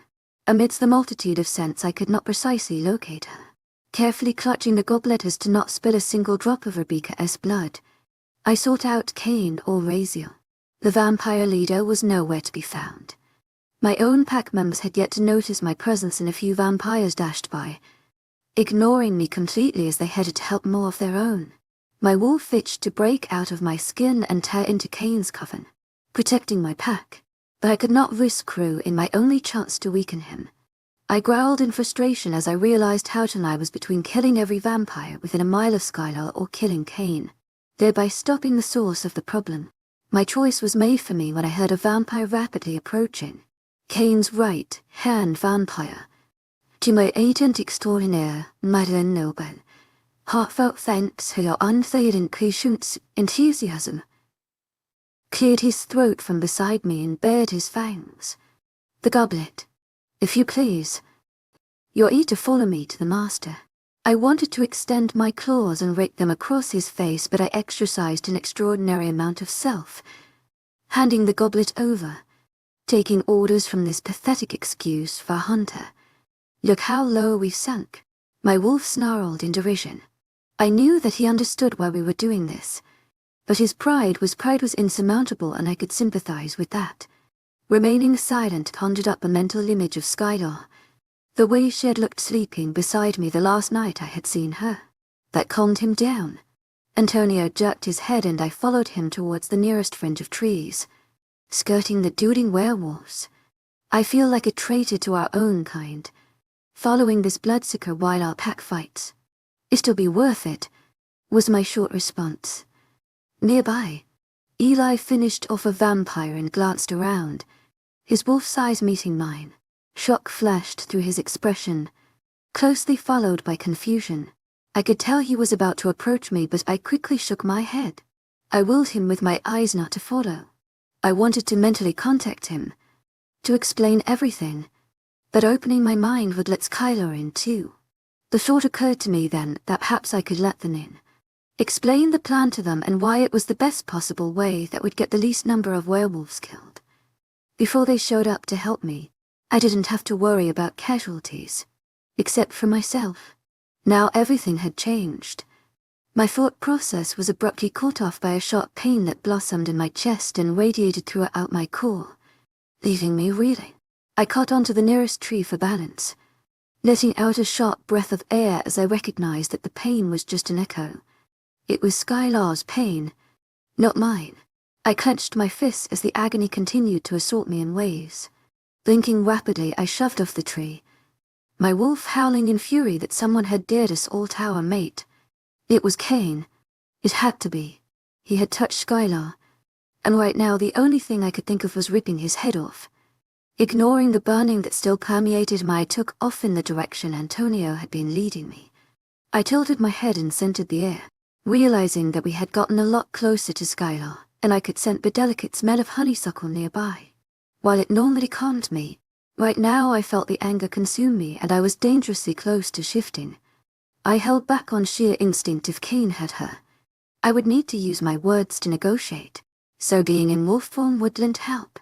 Even as the pain eased, I plunged recklessly through the undergrowth, moving as fast as the blink of an eye. At that pace it only took me seconds to locate them. They hadn't gone far from the main battle. I came to a skidding stop when I saw the position she was in. Skylar was in human form, her beautiful body put on display for everyone to see, which only angered me further. I could see dark veins standing out against her pale skin, which meant she had been laced with silver. I snarled ferociously as I eyed Kane, who was holding her upright, one arm supporting her body and the other behind her head. I knew instantly that if I moved to attack, he would kill her. I knew that Kane could behead her, rip her heart in the same amount of time it would take me to lunge at him.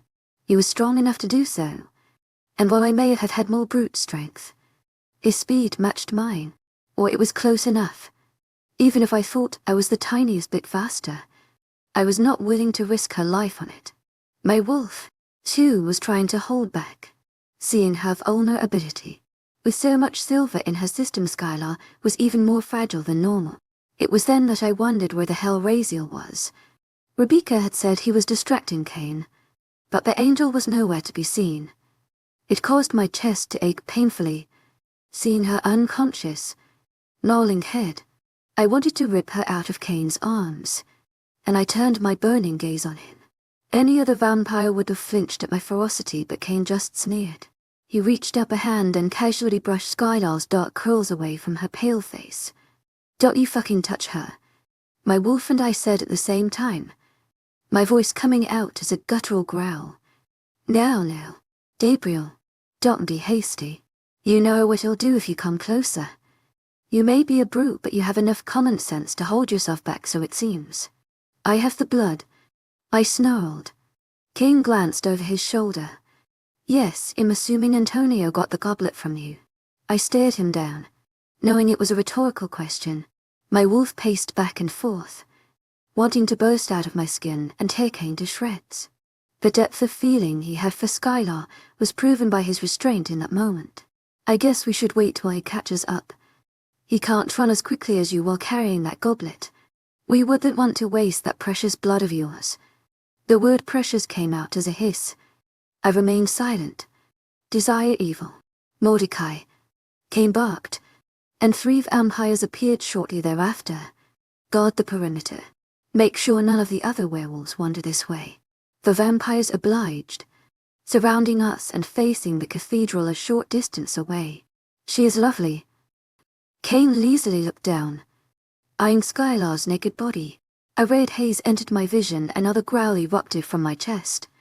Even though my logical side knew he was taunting me, I felt my canine starting to grow, so I closed my eyes briefly to wipe away the image of Kane nogging Skylar's form. "Don't worry. To my agent extraordinaire, Madeleine Nelben, heartfelt thanks for your unfailing patience, enthusiasm. It's not enough silver to kill her, especially since you have mated. For some reason, A cunning look flashed through Kane's eyes as he spoke. I glared at him as I tried to decipher it. I have to say, to my agent extraordinaire, Madeleine Noble, heartfelt thanks for your unfailing patience, enthusiasm. Your wolves almost ruin everything. I was about to head out with Skylar. If you had tried to make some sort of grand getaway, I would have taken her. His teeth flashed as he smiled. I see you understand reason. Maybe I underestimated your recklessness. Kane frowned, as if in deep contemplation, though there was a mocking aura about the expression. Still, I wonder how they found me. I wondered that myself. I'm going to tear his eyes out for looking at our mate, and then I'm going to rip his head off. Once all of this is over. My wolf stated venomous lie, his violent nature emerging. I could not disagree with him. Oh, Antonia. Just as the vampire came into sight, moving as quickly as possible without spilling the goblet's contents. Finally, I can get this over with. A wound caused by a blessed object tends to sting. He grinned sarcastically, held up his wrist, and I saw the deep gash there.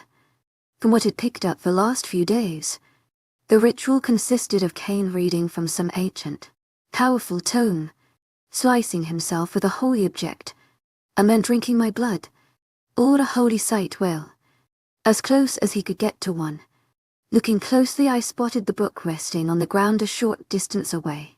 Like the goblet, it had a sinister aura practically shimmering around it. I knew it was very dangerous and didn't want to guess what she'd gone through to get it. I was under the impression it was one of a kind and very dark magic, if there was such a thing. As if reading my thoughts, Kane glanced at the book. Bring it to me. I have my hands full. He winked and I bared my fangs at him. Skylar was still dangerously still, and it was painful to see her so helpless. I was supposed to be holding her and helping her, and now I was practically useless. Not a fitting position for an alpha wolf, failing to protect his own mate. I felt the self-loathing unfurl deep within me, a familiar feeling. My wolf was trembling, scarcely controlling his anger and snarling curses at Kane, trying to shake it off. I planned ahead. As soon as Kane drank the blood and became weak, I would strike. According to Rebecca, he wouldn't expect me to not be affected at all. Antonio held the book out towards Kane, who shook his head, eyes flicking to me and back to Antonio. Page 58. Find it. The vampire obliged, awkwardly rifling through the book while still clutching the goblet in his other hand, and held the book aloft once it was at the right page. Kane smirked slightly, observing me. I trust you won't try any sudden moves. It'll be quite easy to kill her before you can make it. To my agent extraordinaire, Madeleine Noble, heartfelt thanks for your unfailing patience, enthusiasm. Watch him, and interfere if he tries to attack. The dark vampire grunted in approval, and without further ado, Kane began to read from the book while Antonio held it in his free hand. The words were completely foreign to me, as they were spoken in a raspy, choppy language I had never heard. But whatever incantation he used was ringing with power. I could feel the energy washing over me, and the hairs on the back of my neck stood on end. The sky almost seemed to darken, and a cool breeze nipped at my skin. It was a foreign sensation, the clearing almost humming with the power Kane was using. Kane's voice grew louder and the breeze grew stronger, Skylar's curls whipping around her head and across her face in a dark halo. Just when Kane was nearly shouting, he abruptly stopped. The breeze instantly died down, but I could still feel the book's power. Now, Antonio, give me the goblet, Kane hissed. He made no attempt to hide his eager expression, and his eyes were darkening as the demonic vampire inside threat to break through the human facade. Antonio wordlessly handed it over, also looking eager. I knew that Kane's coven, every vampire he ever created, would be linked to the spell as well. They had done some preparation for the event, some sort of blood-sharing ritual that I had the fortune not to witness. All I cared about was the fact that I could now kill Kane and kill them all. Kane glanced at me once more, his lips tilting upwards in a sardonic smile. One of his arms remained wrapped around Skylar, his hand on her chest over her heart.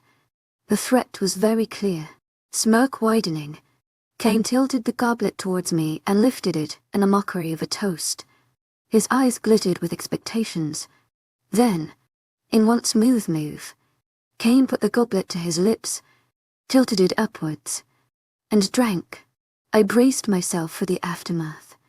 Kane swallowed, his face paler than normal and his eyes screwed shut. He almost looked sickly.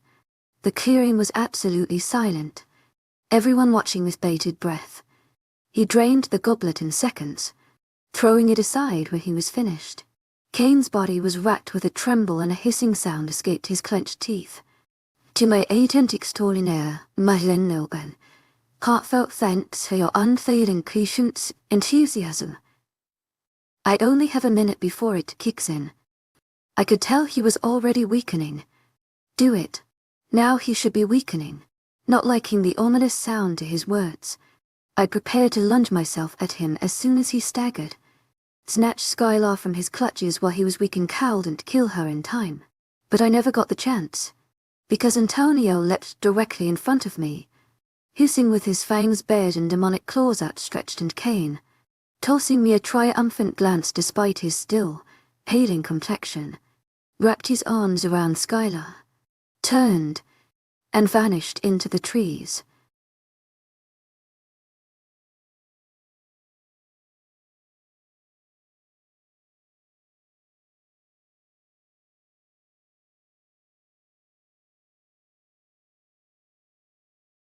In this scene, Gabriel's fury reaches its peak as he instantly shifts into his wolf form and leaps at Antonio without hesitation. Despite being a powerful vampire, Antonio stands no chance against the enraged Gabriel. Gabriel's wolf form showcases incredible strength, speed, ultimately tearing Antonio to pieces. Chapter 30 for Gabriel's POV. Antonio smacked, his eyes glimmering with malevolence. Fury rose from deep within me, burning through my veins and causing my last tendril of self-control to snap. I shifted instantly, my clothes ripping away from my body and fur sprouting from my pores. I leapt at Antonio in the same movement, anger coursing through me as I realized that Kane was leaving the vampire behind to distract me while Kane ran away with my mate. Killing Antonio would waste precious time that could help me save Skylar. It was pathetic. My wolf thought that Antonio was willing to give his life to buy Kane a few seconds. Then again, they probably thought I would be losing my strength by now. Antonio was likely not counting on me leaping at him full force. Claws outstretched, the shaggy, haired vampire tried to dodge my snarling jaws, a startled look flashing through his black eyes. But he was too slow. I was livid, seeing red, and my wolf was intent on snaring our prey. Antonio did not stand a chance. No matter how old he was, he may have been one of the strongest vampires, but he was nothing compared to an enraged werewolf with the blood of an angel and the strength of an alpha. It took mere seconds for my fangs to sink into his shoulder, bone crunching beneath my mighty jaws. Antonio might have been strong enough to throw any other werewolf off, but he was a flimsy sapling bending to the gales of my fury. My wolf roared as I trapped the vampire below me and began to tear at him, rending him in pieces. Antonio hissed in pain and attempted to fight off my attack, but my heavy weight pinned him to the ground. I buried my teeth into every exposed inch of skin I could find. His hisses turned into desperate squeals as I tore into him with roaring bloodlust. When my teeth pierced the jugular, he stilled, blood staining the green grass. I took this opportunity to head him with one strong wrench, my wolf simmering with satisfaction. Strength and adrenaline burned through my veins, and tearing Antonio apart had been no challenge in this enhanced state. I dropped the severed head to the ground and took off in the direction Kane had vanished. Rage was driving me. I was a completely feral animal that would kill anything that tried to stop me from getting to my mate. There was no telling what Kane had in store for her. The vampire had to be weakening by now, whereas my paws were thundering across the ground and I was catching up. Antonio had bought him a minute, but it wouldn't be enough. I leapt through the trees, which soon opened up to a fairly steep, grassy slope. Skylar scent led me down the mountain and dimly wondered where the hell the vampire was taking her. Eli status. I mentally barked at the beta, hoping he was in good enough shape to respond and follow me.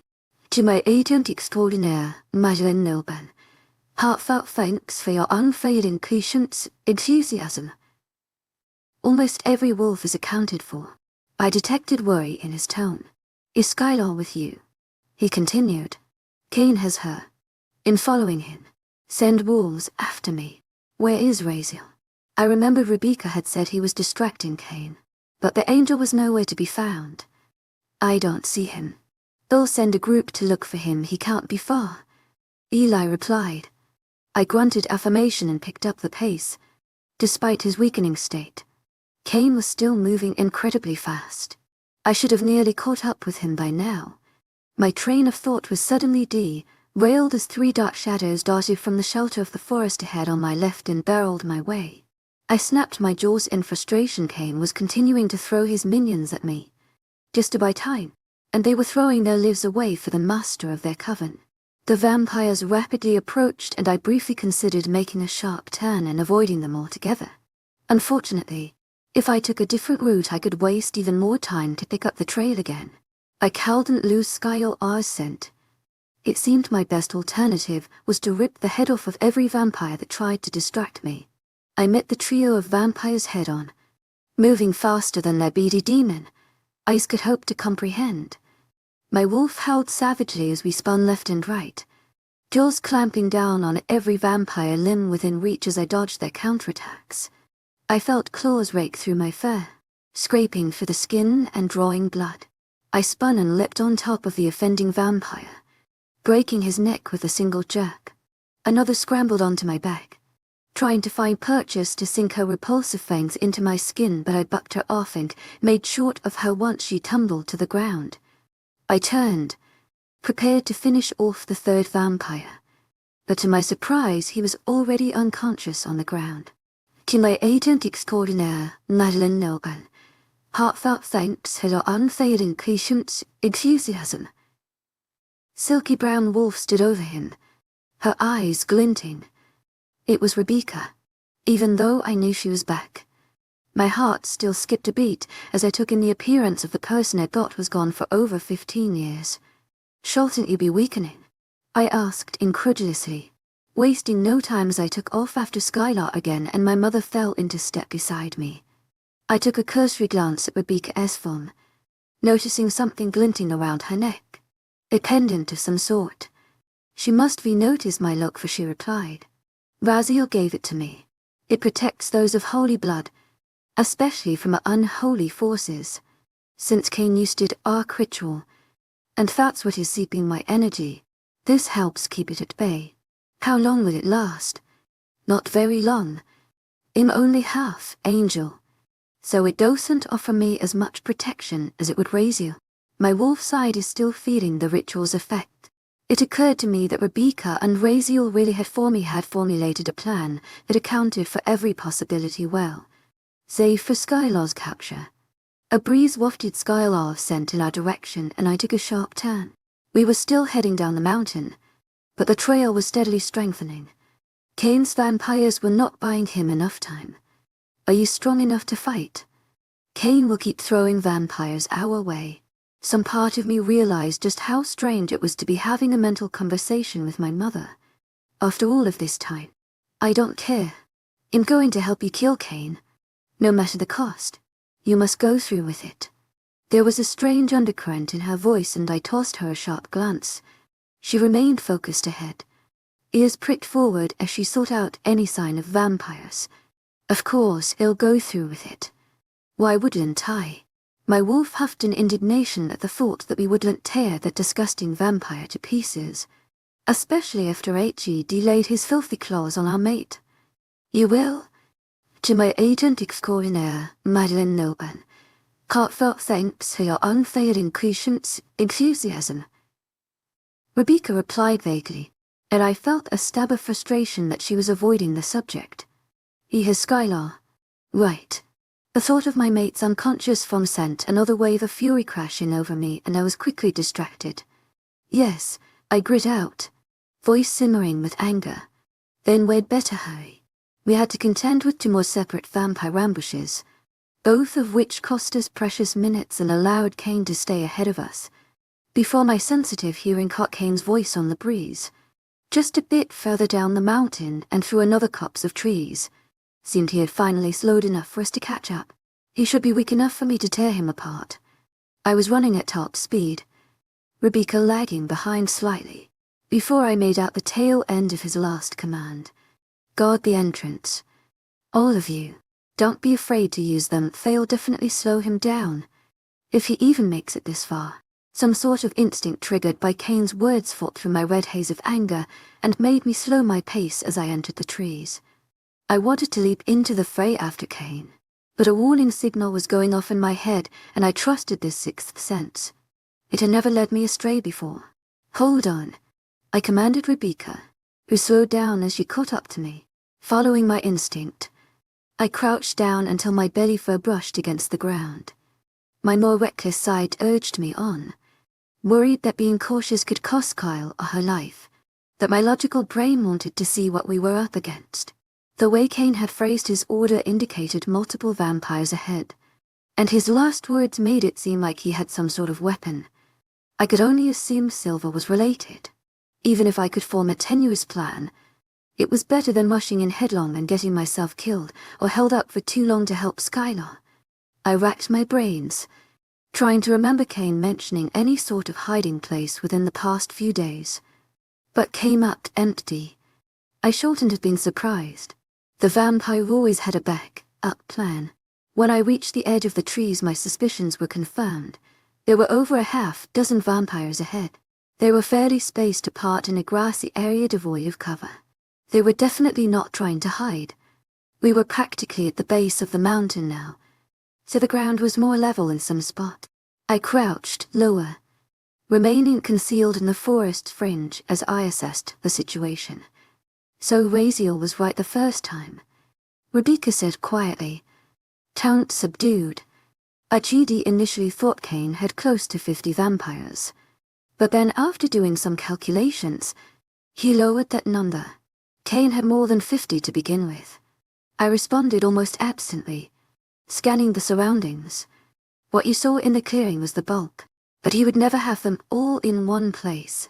I noticed that Rebecca was breathing more heavily than normal, tongue lolling out of her mouth as she panted. I tried to ignore her weakening state as I focused on the bloodsuckers ahead. They were walking about in a coordinated fashion, more like patrolling than anything. But what exactly were they guarding? The patterns, the way they moved, should give away what they were protecting like Kane was. I narrowed my eyes and strained to see in the darkness, past the shadowy vampire figures into the mountain beyond, which was slightly steeper than the area in which Rebecca and I were hiding. Behind the vampires was a rocky formation, a jumble of smaller rocks and large boulders that initially looked unassuming, but I grew suspicious upon closer inspection. There was one particularly large rock lying across the others at an odd angle, standing mostly upright almost as if it were blocking entrance. There must be some sort of cave or cavern in the side of the mountain, whether natural or created for Kane's purposes. I was sure, though I suspected Kane dug it specifically for this. Achidi had a long time to plan. To my agent extraordinaire, Madeleine Nilban, heartfelt thanks for your unfailing Clichet's enthusiasm. I had to get inside. It made sense that Kane would lurk in the mountain's murky depths through the night and these vampires would guard him while he was in his incapacitated state. I quickly shot out a mental image of the location to Eli and everyone else in the pack, urging them to get here as quickly as possible. Are you going there? You heard what Kane said. I think they have weapons. Rebecca began hesitantly, encircling around the back. When the others arrive they can attack from the front.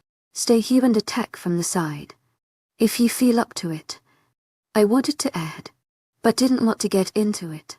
Rebecca was perfectly capable of gauging her own weakness, and I could only worry about Skylar right now. My wolf refused to fixate on anything else. I was already moving as I spoke, crouching low as I began to move parallel to the edge of the trees. Vampires could not see.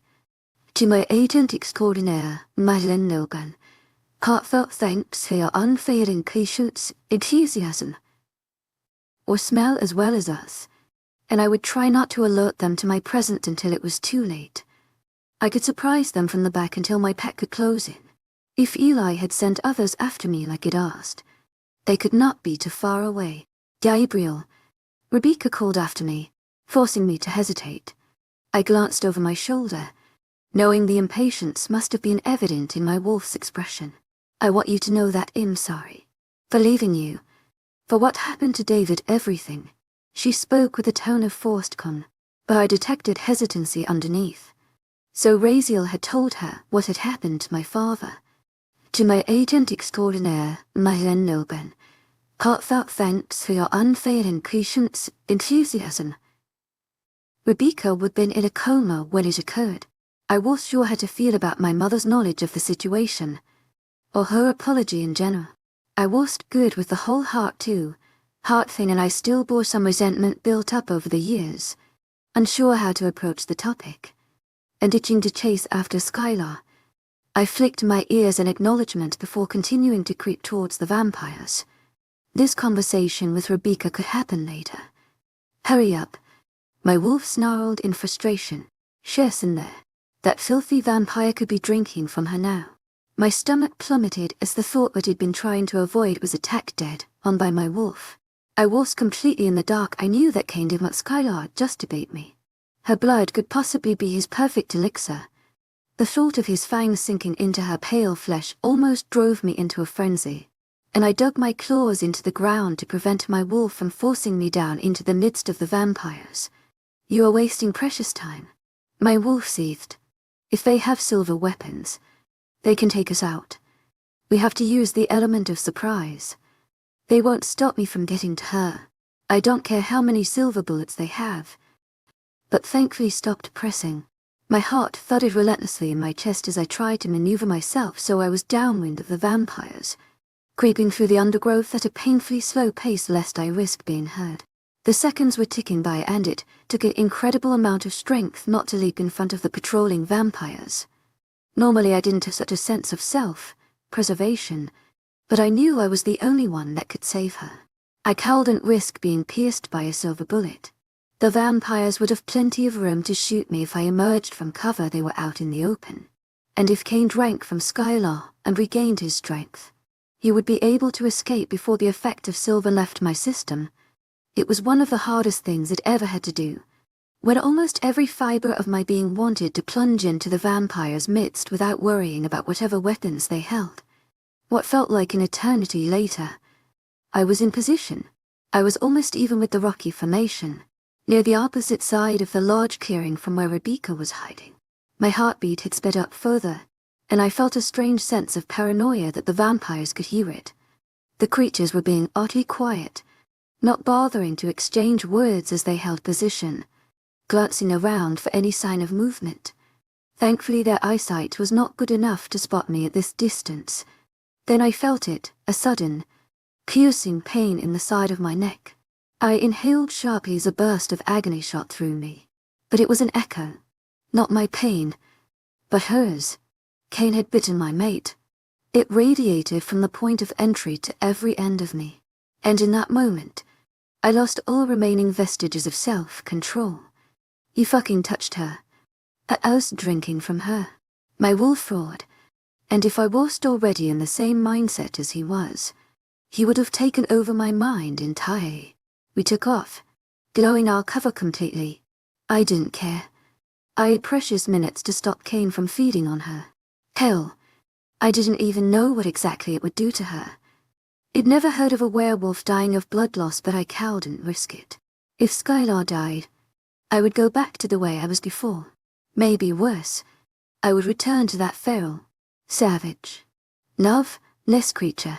But the worst thing of all would be that Skylar would never open those blue eyes of hers, never see the light of day again. With a savage howl, I dashed towards the vampires, who spun towards the sound. The heavy noise from my paws beating the ground resounded in the odd stillness. I leapt, high in the air, bracing myself for the impact of a silver bullet in my side. I was far enough away that if even one of the vampires was a good shot, they could hit me at this speed. They were spread out, and it would only take an instant for one of them to get a good angle on me. I didn't care. I was prepared for the worst, but apparently, luck was on my side tonight. I heard an outbreak of furious growls from the opposite side of the grassy area, and wolves began to burst from the trees. I saw Eli, Will, Skylar's parents, and a couple others. I'd only glanced at them for half a second, enough to realize that several of the vampires had spun to face the oncoming werewolves, leaving me with only a couple to face. I snarled heatedly as I heard the crack of a gunshot and something glinting was by my body, just skimming my fur. That was too close, I had to focus. I collided with the nearest vampire just as another gunshot resounded, and a bullet flew over my head. My assumption had been correct that when the vampires were caught off guard, the element of surprise would prevent them from remaining calm and focusing on the target. Kane had clearly not prepared them for the appearance of so many werewolves at once.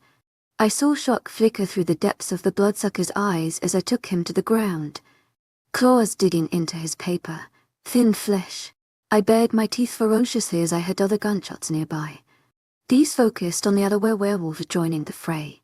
"You but you," he began, kicking and struggling weakly, but my sheer fist pinned him down and my teeth quickly connected with his throat. The sentence trailed off with a gurgle. I didn't have time to break his neck, because instinct urged me to leap off his prone form. I followed the gut feeling, a bullet shooting through the area I had just vacated. My eyes fixated on the vampire holding the gun, her face twisted in a furious grimace of hatred. She prepared to shoot again, but I twisted to the side and then leapt, too fast even for her enhanced speed.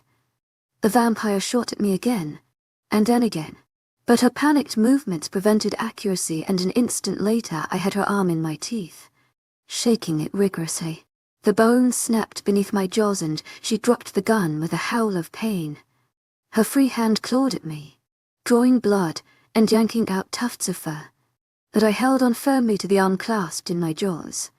With a jerk, I used my leverage to toss her away like a ragdoll, directly at the rocky formation that concealed Kane's presence. She smacked into the rocks and then lay still. A third vampire spun around, aiming his gun at me, but were leapt out of nowhere, and the two collided heavily. They began to sling on the ground, and the gun was quickly ripped from the bloodsucker's grasp. He was too busy with Will to focus on me. These pathetic creatures don't have our resilience or prowess. My wolf sneered. They don't deserve to even grovel at our feet. Seeing a clear path to the entrance, I shot out a message to the others telling them to finish the vampires off and then make sure none of the bloodsuckers followed me into the cavern. I took off at top speed towards the rocky formation a short distance away. In wolf form, it would be more difficult to move the rock since I couldn't just use my hands, but I needed to stay this way for the enhanced strength and senses. The vampire still lay crumpled next to me, at the base of the rocks, as I pressed my large shoulder against the biggest boulder and shoved as hard as I could. With a satisfying rumble, it rubbed against the others with a grinding noise before toppling over. I quickly sidestepped to avoid getting my paws crushed. Behind the boulder was a narrow tunnel entrance. Just as suspected, tendrils of plant roots hung down to the soil roof of the tunnel, and I saw multi-legged creatures scurrying away from my presence. The tunnel was small, only enough room for one vampire, but winding. This close, it was nearly pitch black, but I saw some sort of dim light around the corner and figured it opened up to a larger cavern. Kane must have worked on this for months or even years. Once H.E.D. found the site where he wanted to hold the ritual. No doubt he has a back exit. H.E.D. never corner himself like this. My wolf mused. I agreed with him as I glanced over my shoulder, seeing all of the other vampires occupied. I then shoved myself in the tunnel, disregarding how cramped and claustrophobic I felt. Every second was imperative at this point, so I moved as quickly as possible.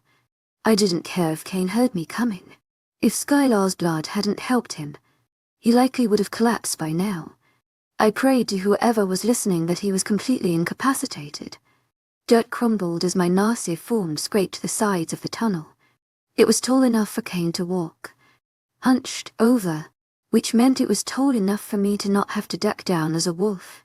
However, my girth was the problem.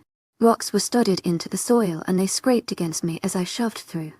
This could be a trap, my wolf muttered, an edge to his voice, privately. But I didn't care. I did not have time for caution at this point. My neck was still stinging slightly. It had been a few minutes since Cain bit Skylar if he was still feeding from her. She must be dangerously weak.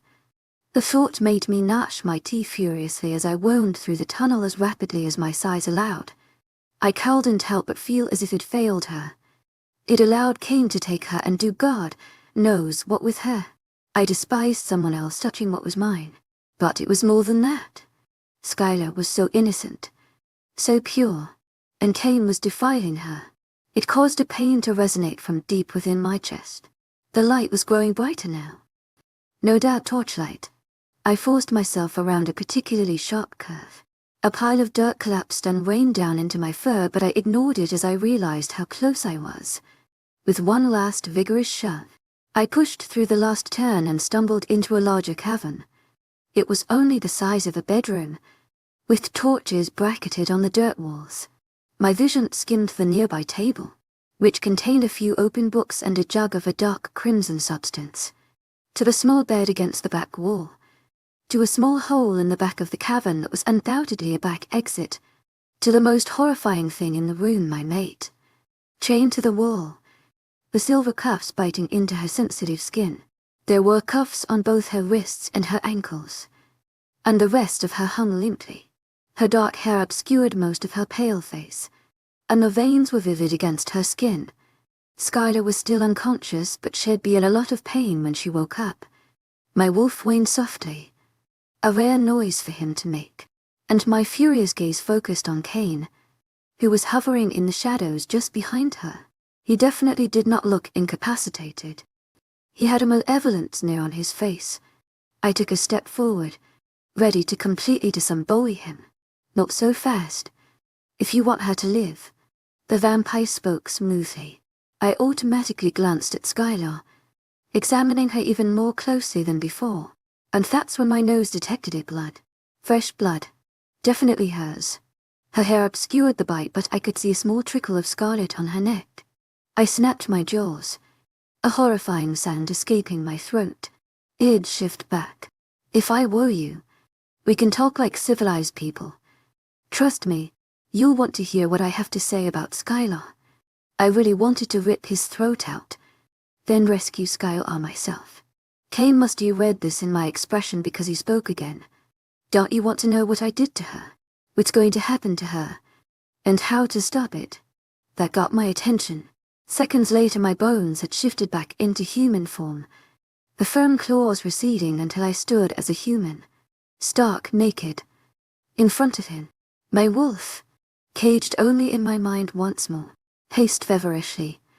I flexed my fingers that itched to tear Cain's heart out before folding my arms across my chest. You have 1 minute, I said darkly. I wanted to step closer to Skylar and make sure she was okay, but I had noticed something in Cain's hand, a silver dagger. Once again, I was stuck conversing with him while my mate's life was at stake.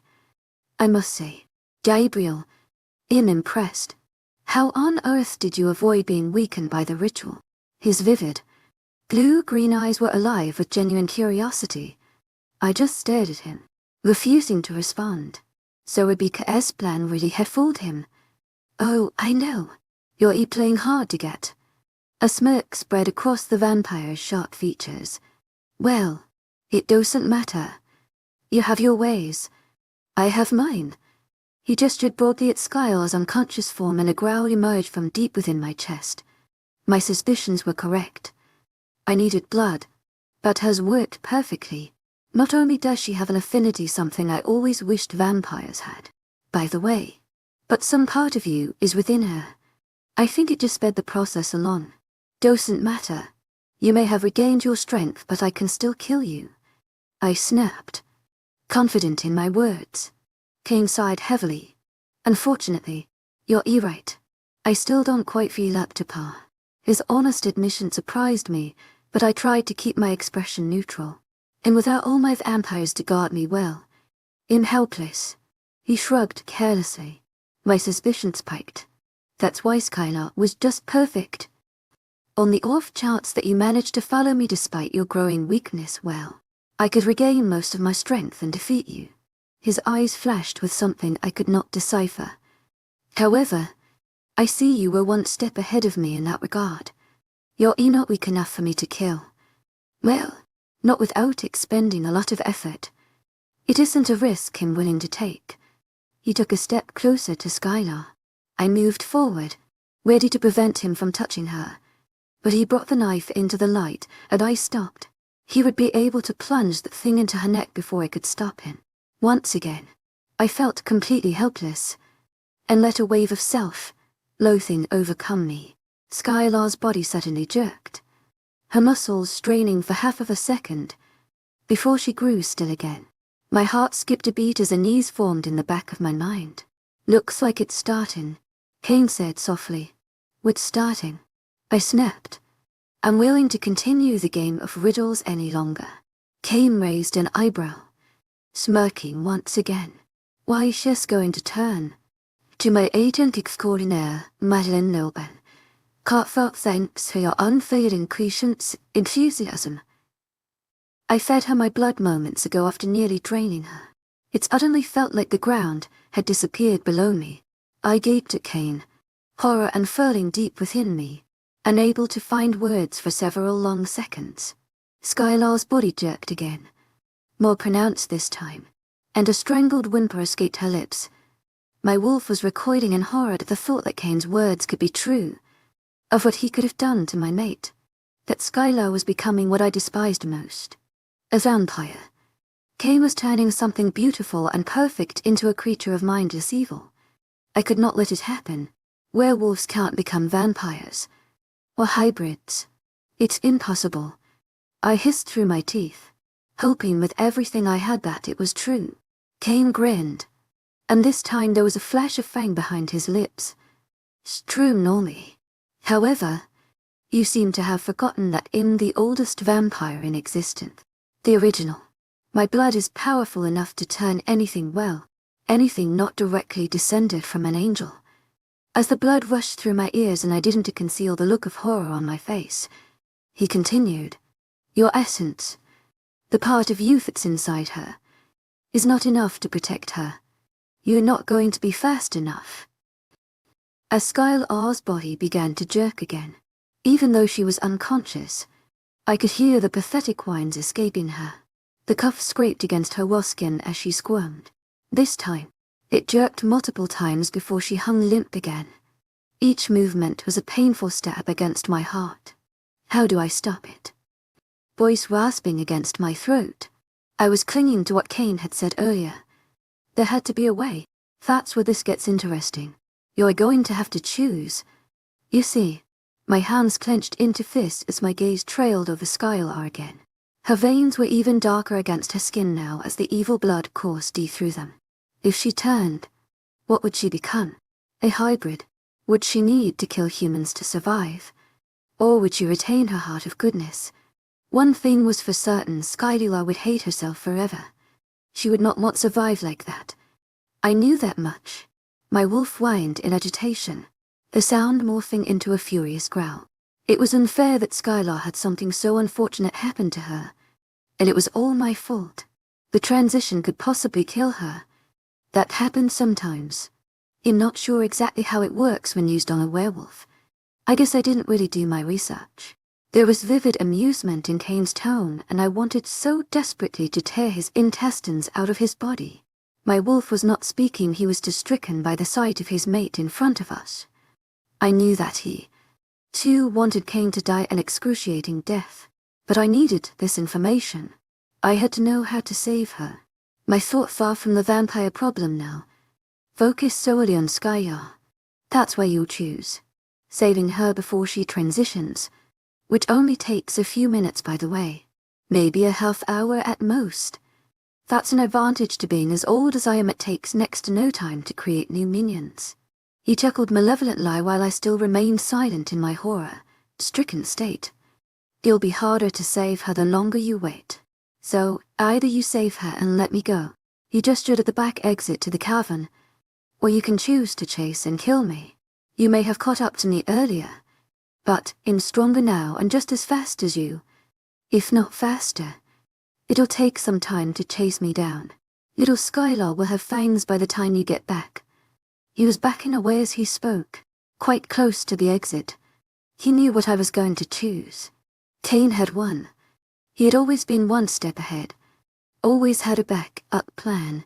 I knew he was right. That chasing him down and eventually catching him would likely stop me from preventing Skylar from turning into a vampire. I had no doubt that Cain was incredibly fast. And now that he was stronger, he knew I wouldn't risk doing both.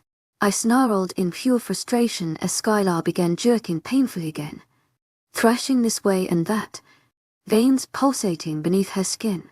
She began to whine persistently as her limbs jolted in their restraints. This time, she did not stop. Her body continued to move against her will, encouraged by the blood coursing through her. How do I save her? I snapped furiously. How do I know she isn't going to die anyways? And here I was, thinking you were one step ahead of the game. Cain replied slyly. How do you think you can rid her of a demon before it completely attaches itself to her? It only took me seconds to figure it out. The idea coming to me in a rush. Holy blood. My blood. Now. Don't get ahead of yourself. Your blood isn't holy enough to drive away a demon that I created. It will need to be more pure. Raziel. My wolf and I realized at the same time. With Kyla's cries beginning to echo loudly the cavern, I stretched my mind out to every wolf imaginable. Find Raziel. Bring him here. Skylar is dying. Cain is going to escape. If any of you can find the back entrance to this tunnel, do it. Stop him from getting far. My voice rung with conviction. I knew the other wolves would have questions, and that there was almost no chance they could stop Cain. But I did not have time for such thoughts. I began to glance quickly around the room, trying to find something to help free Skylar from her cuffs. It would be hard for me to touch them with my bare hands, but I would do it if necessary. Seems that you've made up your mind, Cain said casually, flicking an imaginary speck of dust off of his shoulder. He was standing directly in front of the back entrance. Go get that angel of yours. If she is recovered, by the way, and then she'll be fine.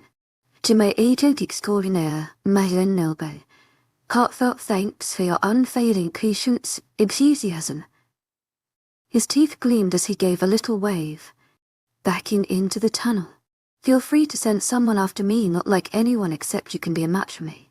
He turned around and began to stride into the darkness, glancing over his shoulder one last time. Don't worry, I won't be paying you a visit. In a few hours I'll have plenty more places to explore in the sunlight. Just know that I have you to thank for solving my daylight problem. His cruel laughter bounced off the narrow tunnel walls as he took off. The harsh sound grated against my ears and I fought down another wave of fury that urged me to pursue him. His last words haunted me, lingering in the stale air of the cavern. It was my fault that he had gotten away. I was careless and selfish for risking the lives of werewolves everywhere to help Skylar. I couldn't help it. To my agent extraordinaire, Madeline Noble, heartfelt thanks for your unfailing patience, enthusiasm. I would be lost if anything happened to her. I rushed forward to my still, struggling, unconscious mate. Her veins were darker than ever, interlacing underneath her skin like a malignant black spider bear. The harsh cries of pain escaping her lips made my own body ache, or perhaps I was feeling an echo of her pain. My own blood burned through my veins, and I felt unsettled. My body was recognizing the transformations going through hers. My wolf was practically in a frenzy, urging me forward, begging me to help her. I'm so sorry. I grit out, reaching forward to cup her face with one hand while I frantically searched the room for anything that could help. Apologizing was not something I was normally familiar with, but in this instance, I knew just how much I was to blame. Seeing nothing useful, I gripped one of the cuffs on Skylar's feet, ignoring the way it began to irritate my skin and slightly caused my strength to ebb. I wasn't as affected as a normal werewolf, but it still stung. I put a hand on each side of the cuff, intending to wrench it open since there was no key I could use to unlock it. Kane must have conveniently taken the key to her cuffs with him. I yanked once, twice, putting every ounce of force behind the movements. After 3 tugs, the silver wrenched apart and Skylar's foot was free. It was a good thing I had the strength of an alpha werewolf. Skylar was still thrashing, and I had to grab her leg to prevent from being kicked.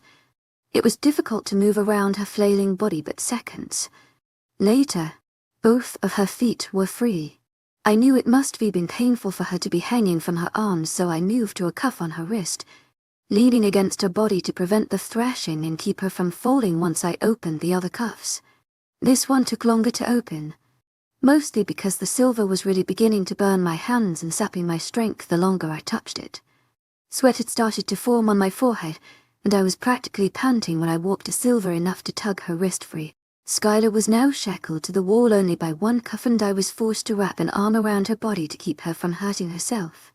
I turned slightly, maneuvering so that Skylar's weight was resting on me, but I could reach around her to still grab the last handcuff with both hands. Her mouth was against my neck, and my mark tingled despite the situation as her heavy breathing warmed my skin. I was all too aware of the pathetic sounds still escaping her, but her thrashing had weakened somewhat, which worried me. Was she tired, or just closer to turning? Her feet battered my legs as she struggled this way and that while I yanked at the sides of the cuff. I just needed to open it an inch or two so her wrist could slide out. It was difficult to touch it now, as my fingers and the palms of my hands were raw from the biting silver. I took a deep breath, picturing what would happen to Skylar if she turned into a vampire, and focusing on Kane's cruel smirk. This sent a jolt of anger through me and gave me the adrenaline I needed to force the sides of the cuff apart, letting Skylar slip free and slide completely into my arms. The whole process of freeing her had probably only taken 2 minutes, but it felt like an eternity. Kane said I had half an hour if I was lucky. Skylar had been bitten 10 or 15 minutes ago. I had to hurry. I wasted no time in moving her to a bridle-style position, wrapping her feet securely with one arm and her torso with the other. Her flailing was minimized that way. "Where is Raziel?" I demanded furiously, not knowing where the hell I was supposed to even take her. I wanted to get out of the cavern, but Kane had said my blood would let help, so I needed to locate Raziel. If I cowed and find the angel, I would try my blood anyways. It was better than just letting her go. "Raziel lives at the back of the tunnel," Rebecca replied. I was too distracted to notice the odd tone in her voice, but as her words registered, I couldn't help but feel the tiniest bit of hope. Had they stopped Kane? Had they gotten there in time to prevent an escape? I took off, moving as fast as I could through the back tunnel without knocking Skylar's head against the narrow walls. I had to hold her at an angle so she didn't smack the sides. "Did you stop Kane? He left just a couple minutes ago." "Razzie has him," came the shocking reply. I was momentarily struck by disbelief. Was luck really on my side? Would I really be able to both stop Kane and rescue Skylar? Historically, my luck had never been that good. There was always a catch. Still, I could not help but hope. My question was soon answered, when I rounded the bend and came to a very gratifying sight. Raziel was standing at the tunnel's back exit a short distance away, looking every bit like an avenging angel. He was paler than normal, his dark hair matted to his face, but his electric blue eyes were burning with righteous fury. His hands were held aloft, his mouth muttering a soft incantation. Behind him, between Raziel and I, he had never escaped the tunnel. "To my agent extraordinaire, Madeleine Noban, heartfelt thanks for your unfailing patience, enthusiasm." I could hear the furious hiss escaping his lips as he crouched, a few feet from Raziel yet unable to approach the angel. He took a few steps back, closer to where I stood, with Skylar several yards away. Kane's back was to me, but I knew what I would see if I gazed upon his face, the demonic side of him, exposed through pitch black eyes and sharp fangs. I noticed that both of Raziel's wrists were cut and crimson liquid was streaming down his arms, dripping onto the floor. "Raziel, it's Skylar," I choked out. My mate was still squirming slightly in my arms, whimpering quietly. Kane's head swiveled and his beady eyes fixated on me. Yes, Angel. Save little Skylar. She's going to become one of us without your blood. Kane hissed through his teeth, poise oozing from his words. Step aside. It isn't like you can kill me anyways. You can use your fancy incantations and your blood to repel me, but you aren't physically strong enough to finish the job. We both know it. You no longer have powers. Right. The vampire was sneering. And I think Gabriel has his hands full. Gabriel, Raziel said shortly. You have to. I never knew I was going to say. Because Skylar began to thrash more vigorously in my arms, flailing this way and that, nearly breaking my hold on her. It took a considerable amount of strength for me to prevent her from escaping my grasp and tumbling to the ground. Her eyes had opened, sightlessly staring up at the tunnel roof. A screeching noise began to emerge from her lips, echoing in the tunnel and scraping against my sensitive hearing as she cut off whatever Raziel had been going to say. Skylar's head jerked from side to side and the parts of her restrained by my arms were forcefully trying to get free. I stared up at Raziel, panicked, to see a look on his face that I hadn't expected, profound sorrow mixed with resignation. His bright eyes had dulled, his hands falling limply to his sides. It seemed as if H had given up on something. For a moment, I thought he was accepting Skylar's fate, and that he was about to tell me that I had no choice, that I had to let her turn into a vampire. Frustration rose up in me and I growled irritably, ready to tell him off. But then the angel confused me yet again. He looked up at me, and I got the feeling he was trying to send me a message of some sort. His eyes contained a strange longing, and a plea for my understanding. What Raziel was trying to get me to understand. I didn't know until moments later. The angel was trying to tell me he was sorry, that what was about to happen was the last resort. He closed his eyes, face hardening into an expression of extreme pain. Then he stepped backwards and to the side, leaving room for Kane to escape. Then, everything seemed to happen at once, in a sequence of actions that I would have never expected to occur. Kane, making a hissing sound akin to glee, took off at a run towards the tunnel exit a few yards away. To the human eye, he was a solid figure transitioning into a blow when he leapt into action. But to a werewolf, I could see his muscles flexing and pumping, straining as he attempted the getaway. There was a flicker of movement as someone dropped down from above the tunnel. She had clearly been waiting there, ready to ambush Kane. It was Rebecca. She landed directly in front of him and he screeched to a halt.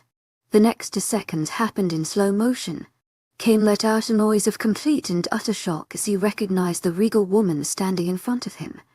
In human form, she had curls whipping around her head like a dark halo, eyes alight with an emotion I couldn't place, standing out starkly against her pale and sweaty face. Kane's surprise was his undoing, for he was too slow to react to Rebecca's movement. Something glinted in her hand, a blade of some sort, dripping with a scarlet substance that was undoubtedly blood. Raziel's blood. Something told me, for that would be the only explanation for what happened. She plunged the dagger straight into Kane's heart, twisting with a mighty wrench. A harsh scream of pain and fury escaped Kane's lips, a purely inhuman and demonic sound that could probably be heard from miles around. I saw a look of triumph cross Rebecca's features as Kane staggered, struggling to grasp the dagger and yank it out. He fell to his knees, wheezing in pain. His struggles weakened and his arms fell limply to his sides. Rebecca's gaze found mine, pride in her eyes. Her triumph was short-lived. To my agent extraordinaire, Madeleine Noble, heartfelt thanks for your unfailing patience, enthusiasm. Because an instant later, an expression akin to exhaustion flickered across her face before her eyes rolled back into her head, and then, both of them collapsed to the ground.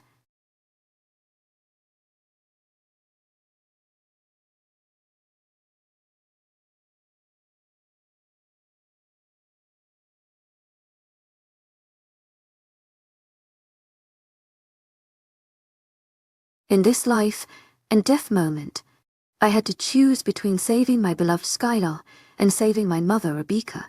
Razorless blood was the only hope to stop Skylar from turning into a vampire. But my mother was also dying to save me. This moment of conflict between family and responsibility nearly broke me. Chapter 35. Gabriel's POV. I remained standing, in a state of complete and utter bewilderment as my brain frantically scrambled to put the pieces together.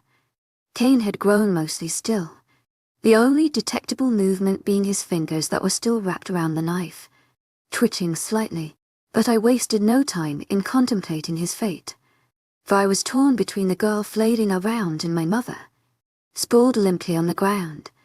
I knew that I needed to grab Raziel and force him to save Skylar. My wolf was snarling at me to do so, but the very dormant, long-hidden side of me that actually had feelings of affection towards my family would not let me tear my eyes away from Rebecca. Only seconds had passed, but each one felt like an eternity. Raziel had moved forward and was crouched next to Rebecca. He was shaking her shoulder, his voice escaping as a hoarse croak as he cried her name. The angel's eyes, however, remained resigned. He had known this would happen. In the seconds before Rebecca stabbed Cain, Raziel had warned me with his expression. I took a step forward, then hesitated. Everything was coming together, along with the realization that Skylar's time was running out. As if on cue, her thrashing abruptly halted. Raziel, voice coming out much more roughly than I intended. The angel completely ignored me. I gently lowered Skylar to the ground, resting her against the side of the tunnel. I attempted to get her into a sitting position, but she was completely limp, head lolling to the side. Black veins still stood out in a startling contrast to her pale skin. If it weren't for her rapid heartbeat, I would have thought I was losing her to death claim. Raziel, I snapped, my eyes automatically landing on Rebecca Espham again as I felt a piercing guilt. She was completely still, possibly dead, and some part of me wanted to go to her, but my wolf would not let me leave Skylar's side. Raziel's burning gaze flickered to me, and I saw evident anger. One hand rested on Rebecca's face, cupping her cheek, and I knew I was interrupting what could be his last months with his daughter. But right now, my wolf didn't care. Skylar needs your help. Just earning. To my agent extraordinaire, Madeline Nilben, heartfelt thanks for your unfailing patience, enthusiasm. Rather harshly, and fury contorted Raziel's features. He was grieving, and I was not helping, and Rebecca is dying. To save your life, he hissed in response. The angel had never given me such a glare before. His electric blue eyes practically burned my skin. I opened my mouth to retort, losing my patience entirely, when a weak, shaky voice cut in. Father, the words were faint, a mere whisper. Raziel's head abruptly snapped around and he focused on Rebecca. She had stirred slightly. Rebecca, but you confusion contorted Raziel's features, and he glanced from Cain before peering intently at his daughter. Cain is not yet dead. I can feel it. She sucked in a sharp intake of air that rasped against her throat. How? He is hovering on the brink, but your blood will not entirely kill him. Her voice had grown slightly in strength. Raziel soundlessly wrapped an arm around her shoulders and lifted her into a sitting position, moving her so she was braced against the wall much like Skylar was. My mother's normally glowing countenance was a pasty white, eyes completely dull. She looked like a corpse. I felt another burst of impatience as I heard a soft whine escape Skylar's lips. My wolf was almost in hysterics, and he wanted me to leap at Raziel and force his blood down Skylar's throat if I had to. But Cain helped Skylar, Rebecca whispered, as I prepared to snap at Raziel again. My mother's glazed eyes slowly focused on me. She is turning. To my agent extraordinaire, Madeline Nilben, heartfelt thanks for your unfailing patience, enthusiasm. I will be fine for a few moments. The angel appeared ready to say no, but my wolf and I were relentless in our efforts to save our mate. You heard her. To my agent extraordinaire, Madeline Nilben, heartfelt thanks for your unfailing patience, enthusiasm. You're the only one that can help. Please. Skylar turning is the last thing I want. Raziel signed heavily, resignation returning once more to the icy depths of his eyes. I, too, felt a wave of regret and sadness wash over me, but I could not allow it to control my actions. I would never forgive myself if something happened to Skylar. He left Rebecca slumping against the wall of the tunnel, right where it opened up to the outside world. Some distant part of my brain aimlessly wondered where the others were. It had only been a few minutes since I contacted everyone, but it felt like hours. Raziel crouched in front of Skylar, who was lightly panting, eyes still tightly shut. I was partially supporting her so she wouldn't collapse onto the ground. The angel's wrists were still coated in scarlet liquid from where Hed cut himself to ward off Cain with his blood. He glanced at me briefly, giving me a full view of the exhaustion and grief in the depths of his expression. "This is not going to be pleasant," he stated dully. "My mate turning into a vampire would be worse," was my short reply, because the knife was stuck into Cain's torso. Raziel would not be able to create any new injuries. All we could do was hope that the slices on his wrists were still bleeding enough to burn the vampire blood of Skylar or system. I gently brushed some of the sweaty, matted hair away from Skylar's forehead, and tipped her head back. Raziel raised his arm, glancing at me again for confirmation. I nodded once. "Gabriel, if it's too late, my blood will just, we have to try," I snapped irritably. I already knew the risks, and I could not dwell on them. I could not let her turn.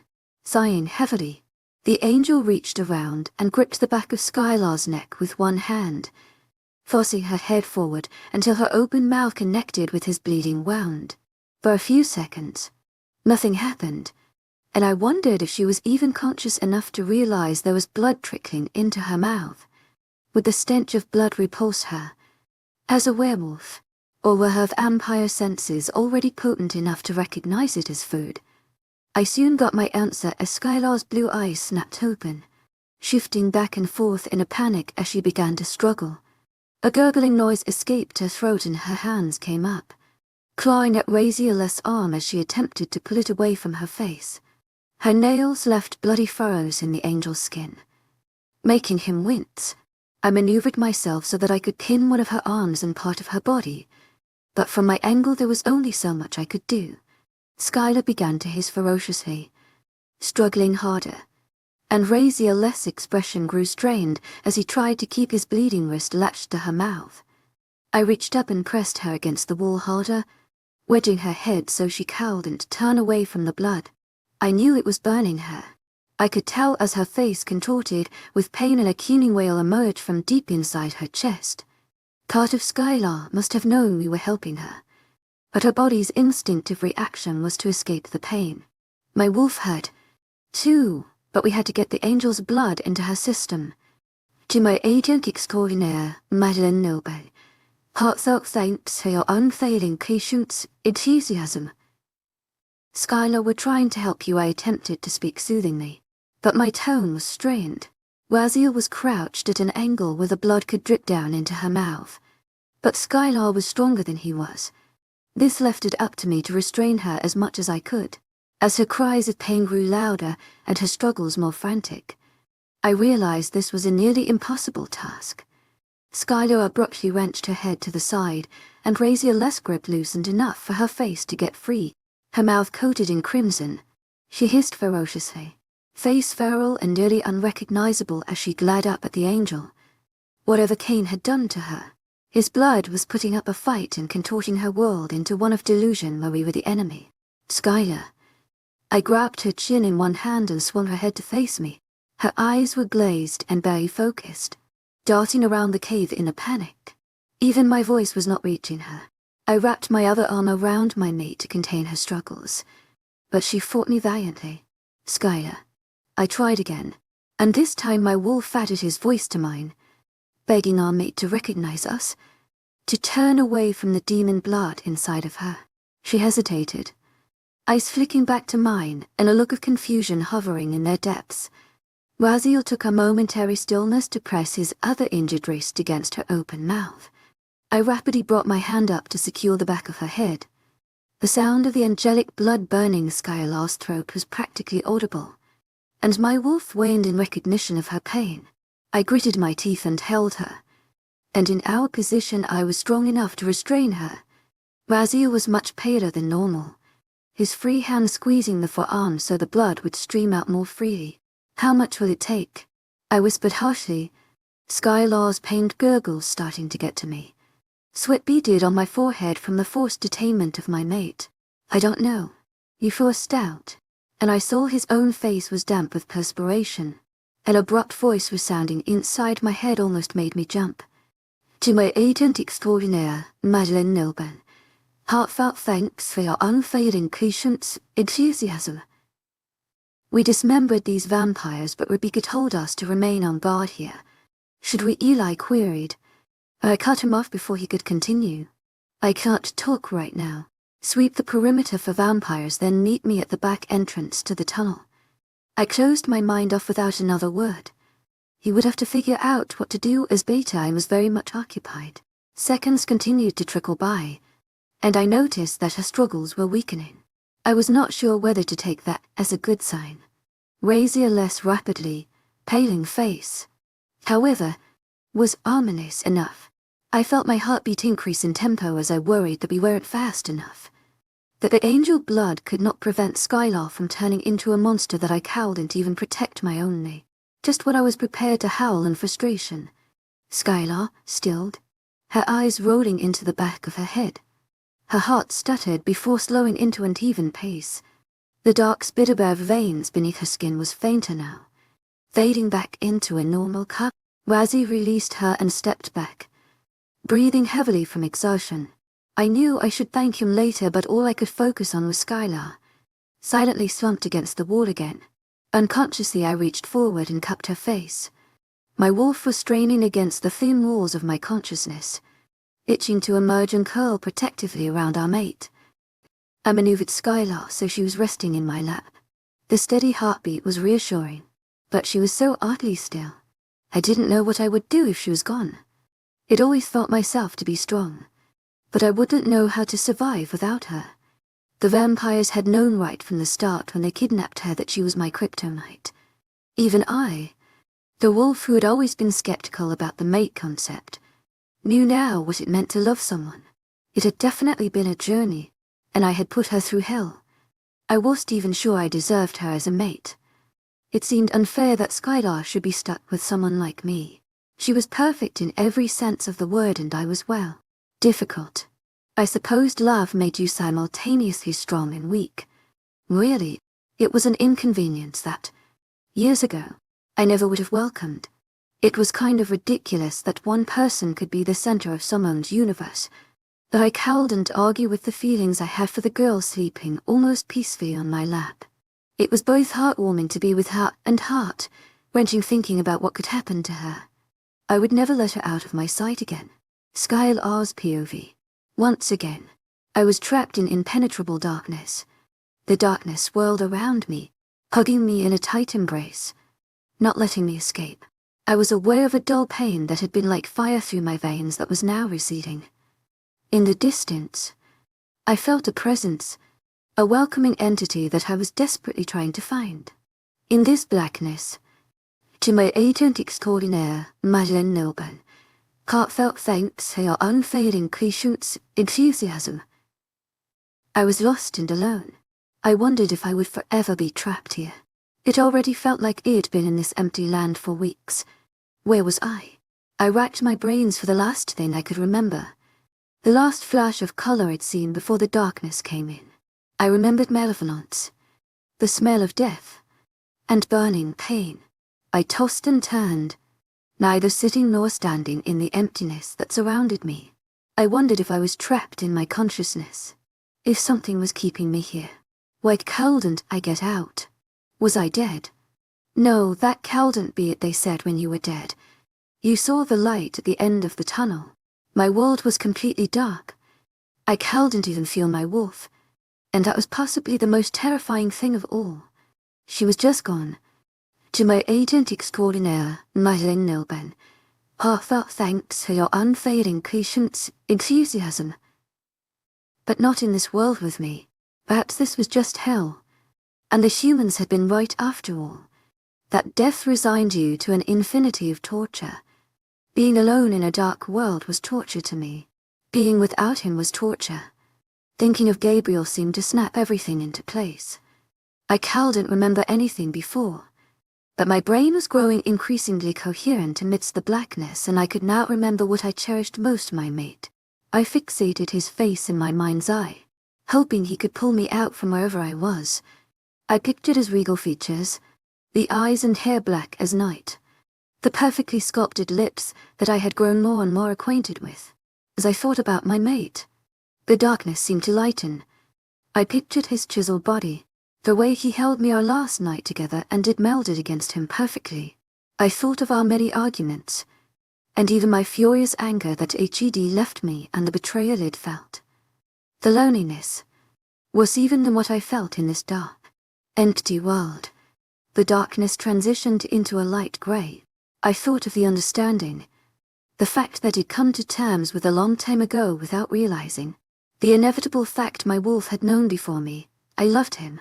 It should not have been a surprise, since we were destined to be together.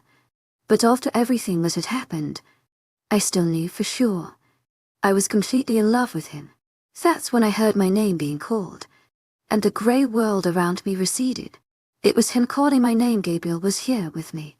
The deep, masculine voice called to me, and just like that, I was drawn from the empty world and my eyes snapped open. I winced, even the very dim lighting seeming incredibly bright after where it'd been. My eyes slowly adjusted, and I blinked, focusing on the werewolf hovering above me. As I saw Gabriel in all of his glory, my heart skipped a beat, fluttering in my chest like a caged bird. He was so perfect, and he was staring at me as if my awakening was a miracle.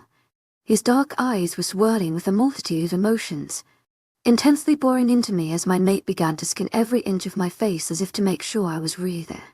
In that moment, I realized I could feel every single thing that Gabriel felt. He had lowered his mental walls and connected our minds again. The re-establishment of the connection made me feel wholly complete, like a missing piece clicked into place, and I realized how much I'd missed him. I tried to convey everything I felt through our mental link, but I communicated it aloud. Gabriel, I choked out, my voice coming out alarmingly raspy. I began to sit up before realizing Gabriel cradled me in his lap, the side of my body pressed up against his chest. I was molded against him, the heat of his body warming my cool skin. My cheeks reddened when I realized I was completely naked, which was inevitable after shifting. Gabriel had already seen everything there was to see, but it was still an uncomfortable situation. He too was unclothed, and in any other circumstance, it would have seemed highly appropriate with others around, even though nudity was customary for werewolves in the same pack. Right now, to my agent extraordinaire, Madeleine Nilben, heartfelt thanks for your unfailing patience, enthusiasm. There were more important things going on. I'm so glad you're okay. Fingers brushing the bare skin of my back and sending tingles shooting up and down my spine. His touch soothed my frayed nerves, and I realized my wolf was still with me, that she was whining frantically in my consciousness. I was fading, I was almost gone. She whimpered with evident fear. I attempted to calm her, but it was Gabriel's touch that did the trick as he pulled me even closer, his muscular arms wrapped around my torso. He was so incredibly relieved that I wondered how long he'd been out. I wasn't even sure what to say in that moment. A tiny part of me urged me to tell him off for abandoning me, but I was so glad to see him that I couldn't get the words past the lump in my throat. I winced, my body warmer than usual and aching. I felt like I had run for miles and miles. What had happened to me? I tentatively reached a hand up and brushed it against the side of his face. I could feel the light stubble on his jaw, and I keenly noticed that beneath his ethereal beauty, Gabriel almost looked haggard. My thoughts were interrupted when his dark eyes warmed with an emotion that practically caught my whole body on fire. I could feel the heat of his emotions tenfold through our bond. What happened?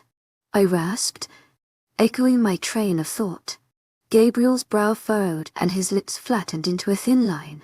Whatever happened, it hadn't been good. Gabriel, a voice cut in, sounding miserable and bereft. It was so contorted with pain that I could barely recognize it as Raziel, and the sound of it made me start to struggle into a sitting position in alarm. Gabriel supported me until I could observe my surroundings. I was near the entrance to a tunnel of some sort, and scant moonlight filtered in.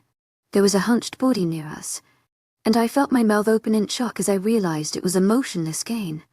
Is Kane but he? The informed question stopped as my eyes fell upon Raziel and a pale Rebecca, hunched against the entrance to the tunnel and looking as lifeless as the vampire.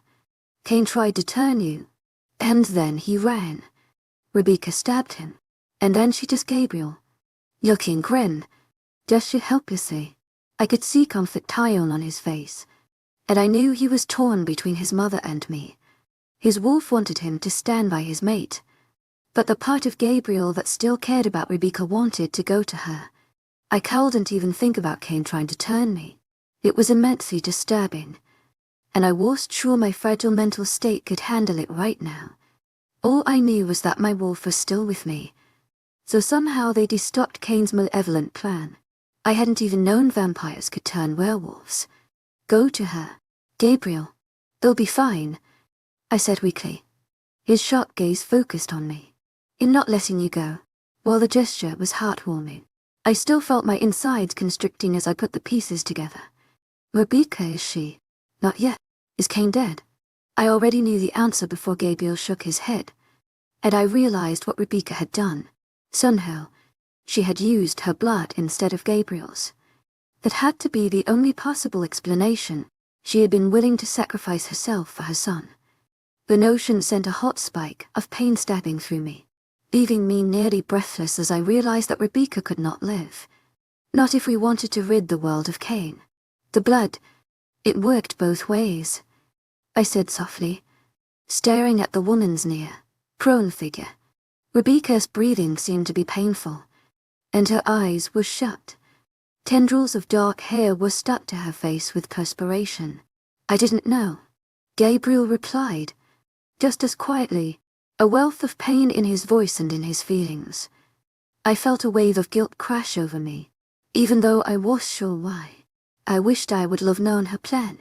Surely we could have come up with another way. Gabriel, she will want to see you, I whispered, urging him on with a pleading glance. My mate hesitated, clearly reluctant to let me go.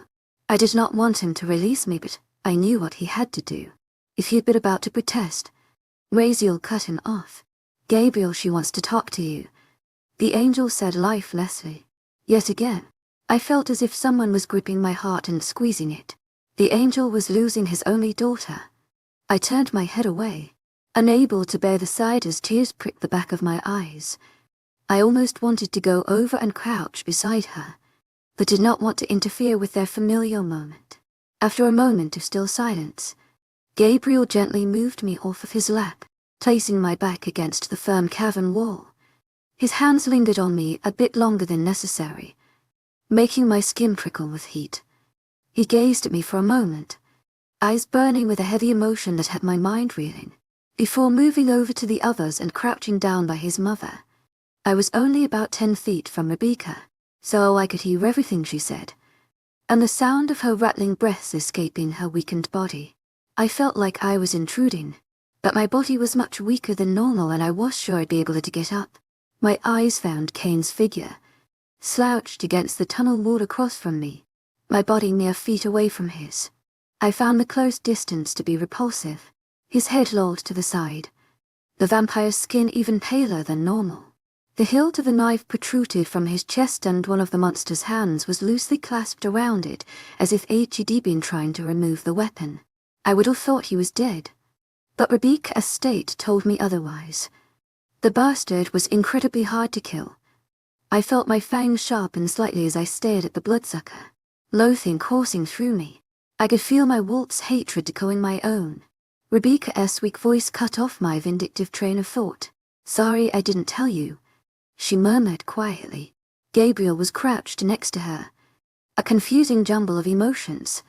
He still felt a tenuous connection to his mother, but he had been so long without her that he wasn't even sure how to feel.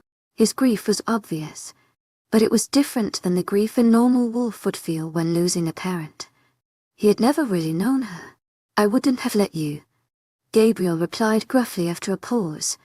I noticed that Raziel had stood up and walked a few feet away, staring out into the starry night sky. "To my agent extraordinaire, Madeleine Nilbin, heartfelt thanks for your unfailing patience, enthusiasm." There was a pause as Rebecca took a shaky breath. "None of your pack knew. Just Raziel." Gabriel was silent, but I could feel the sadness and resignation. He knew what he had to do, or what he was supposed to do. I was sure if my mate could bring himself to finish the job. Despite my loathing for Cain, I knew I wouldn't have the strength to do it if it were up to me. I was the worst possible mother, Rebecca said sadly, tone heavy with disgust that I knew was directed at herself. "I don't. You did what you had to do." Gabriel cut her off shortly. I felt his confusion through her mind. Link. He wanted to forgive her, but years of his father's abuse made it hard. Now I felt even more like an intruder. I peeked at them out of the corner of my eye, not wanting to be caught full-on staring. Rebecca tilted her head up, her now dull brown eyes meeting her son's. "And now it's your turn. Do what you must." Gabriel tensed and looked away, his jaw working. Raziel's form had gone rigid from where he stood just outside the tunnel. "You have to," Rebecca urged. "You can't let him live." She sighed heavily. "You know that. You're that willing to die." There was evident pain laced in Gabriel's voice. "Just after you woke up. At least I can finally do something for you." Gabriel growled with frustration, but I knew he was just putting off the inevitable. I bit my lip, willing the tears to stay away. Gabriel didn't need my grief coupled with his. Cain is like poison to this world. He needed to be stopped. "We could have found another way," Gabriel argued. "You would have died following your plan." "Skylar." To Rebecca's voice seemed slightly stronger. I wondered if this meant Cain was recovering from his injuries. I idly wondered how they managed to bring him down in the first place. Gabriel remained silent, knowing she was right. Rebecca sighed softly, raising one delicate hand and resting it on Gabriel's face. I felt Gabriel's internal reaction to the foreign contact, but he did not pull away. Some distant part of him relished the unfamiliar touch. His wolf, however, did not like being touched from someone other than his mate, not even his own mother. "He will recover soon." Raziel's blood was not enough to finish him. Rebecca glanced at Cain, dislike briefly glimmering in her eyes. "At stronger than the normal vampire you will have to do it. I don't think anyone else can." Her hand fell away from Gabriel's face and rested in her lap. Just then, my ears pricked as I heard a faint commotion from outside, the sound of massive wolves in the distance. They were still pretty far from our location, but my keen hearing could pick up such sound from half a mile away. I scented the air, determining the group to be a mixture of artifacts. Raziel stood stiffly, like a sentry, while Gabriel turned to face the area outside the tunnel. Through our connection I sensed that he was contacting the others, telling them to wait a moment before approaching us. As the noise of massive paws trampling the earth lowered, Rebecca's eyes found mine. "Take care of him, Skylar," she whispered, voice laden with affection. There was a warmth in her brown eyes despite the haze of pain, and I felt my own filling with tears. "You're the best thing that ever happened to him." As I could do was nod, my vision blurry. I knew Rebecca would not want my pity, but I couldn't help the stab of empathy I felt for her. She had just reunited with her family, and now she was leaving them. "Gabriel, you have to finish him now," she whispered. Gabriel stared at her, some sort of mental understanding passing between them. I felt a wave of grief crash over my mate that he tried to hold at bay, along with a burst of longing. He had never known what it was like to have an affectionate parent. Not the way I had. "I don't want everyone to see this. Thank you for telling them to wait," she continued. "But now you have to hurry. His strength is returning." Gabriel took a deep breath, squaring his shoulders. "You couldn't have made me prouder," Rebecca said, so quietly they scarcely caught it. and I got the impression that I was meant to hear it. Gabriel swallowed hard. His dark eyes held mine for a moment, and for once he was making no attempt to hide the pain away from me. I tried to maintain eye contact, to smooth my expression into one of encouragement. I knew he detected my grief over his mother's fate, but I didn't want to make things worse for him. Gabriel turned back to his mother, fixing his eyes on her. They were no doubt having a mental conversation.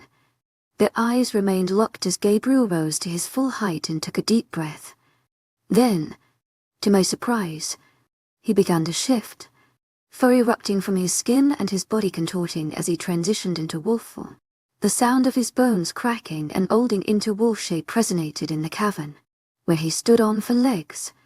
He turned to face Cain, a low growl erupting from his throat. The beast's eyes were focused on the vampire, who I realized was beginning to stir.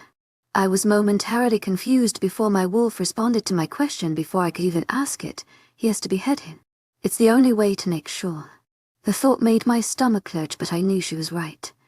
Tearing Cain's head off would be no easy feat. It was like killing a normal vampire. Every ounce of the bloodsucker's makeup was stronger than any other vampire. I didn't think any wolf besides Gabriel would have the brute strength necessary to finish the job. Lip curling into a fearsome snarl, Gabriel took a few steps forward until his massive form was in the center of the tunnel, between Cain and I. The tunnel was wider since it was near the exit, but there was still scarcely any room, and I could have reached out and touched Gabriel had I wanted to. His thick tail was inches from my face. Another growl tore from Gabriel's throat, his sharp claws digging into the ground as his shoulders hunched. He didn't want to do it. There were so many more things that he wanted to say to Rebecca, but Cain was groaning and shifting position. If the vampire pulled the dagger out of his chest, there was no telling what would happen. My peripheral vision caught Raziel, crouched next to Rebecca and whispering something to her that I cowed and hear over Gabriel's angry growls that were riddled with grief and regret. Cain groaned again. A few heartbeats passed, the tension building until I couldn't endure it any longer. Gabriel's growls reverberated around the tunnel, and Rebecca was looking away, outside towards the night sky while Raziel clutched her hand. Gabriel's massive head turned and he surveyed her one last time, heart hardening with resolve. Then, in a blur of motion, he lunged. I couldn't help it. I looked away. Perhaps it was cowardly, refusing to observe the vanquishing of my greatest enemy, but I didn't care. I couldn't watch Cain or Rebecca die. I couldn't watch the brutal killing that would take Gabriel's mother from this world forever. I looked to the side, back into the darkness of tunnel, and squeezed my eyes shut. Gabriel let out a short breath of exertion, which was followed a loud snapping sound. Cain's cry of agony was cut off by a disgusting squelching noise that muffled Gabriel's fearsome growl. The stench of blood slowly permeated the air. The blood was tainted, sickening, and I tasted bile in my throat. I dug my nails into the skin of my palms, pushing the gruesome images out of my head. Something dropped to the ground and rolled, and I did not have to look to know that Cain had successfully been beheaded. I heard the vampire's body slide down the wall and flop onto the dirt. Some part of me felt a burst of triumph, knowing that he was gone forever. But this feeling was short-lived. Inevitably, I turned to face Rebecca. Gabriel's mother had stilled completely. Her head was turned away from me so I could not see her face, but I didn't have to in order to know she was dead. Her body was just an empty shell now, which is why I was left in complete shock when her body began to glow. It was subtle at first, a glimmer underneath her pale skin, but as 3 pair of eyes focused on her still form, the light grew brighter. My breath caught in my throat. The ethereal glowing increased in brightness and I blinked rapidly to adjust. What's Gabriel began, having abruptly shifted back to human form, but Raziel cut him off with a jerk of his hand. The angel's expression was one of complete captivation, mouth open in awe of what he was beholding. I got the impression he knew what was going on. Rebecca glowed brighter and brighter, yet her body remained still. The light emanating from underneath her skin was a whitish gold, and I almost thought I was dreaming. I could think of no logical explanation for what was happening. Once again, The glow increased until it was practically blinding. I was forced to close my eyes against the overwhelming light streaming from her body and obscuring her from our view. It was as if Rebecca were concealed behind a giant orb of brilliance. I could still see it imprinted against the blackness of my closed eyelids. I half opened one eye, determined to figure out what was happening. The glow was pulsating like it had a heartbeat. I felt the vibrations against my skin as the pulse radiated outwards twice. The radiance increased further, and I was forced to turn away for fear of my sight being burned away. Somehow, despite the overwhelming situation, I was not afraid. I instinctively knew that the brightness was good. I felt the heat of Rebecca's glow against my skin, and the pulsing increased in frequency. Once, twice. I lost count of the number of pulses as they grew closer together.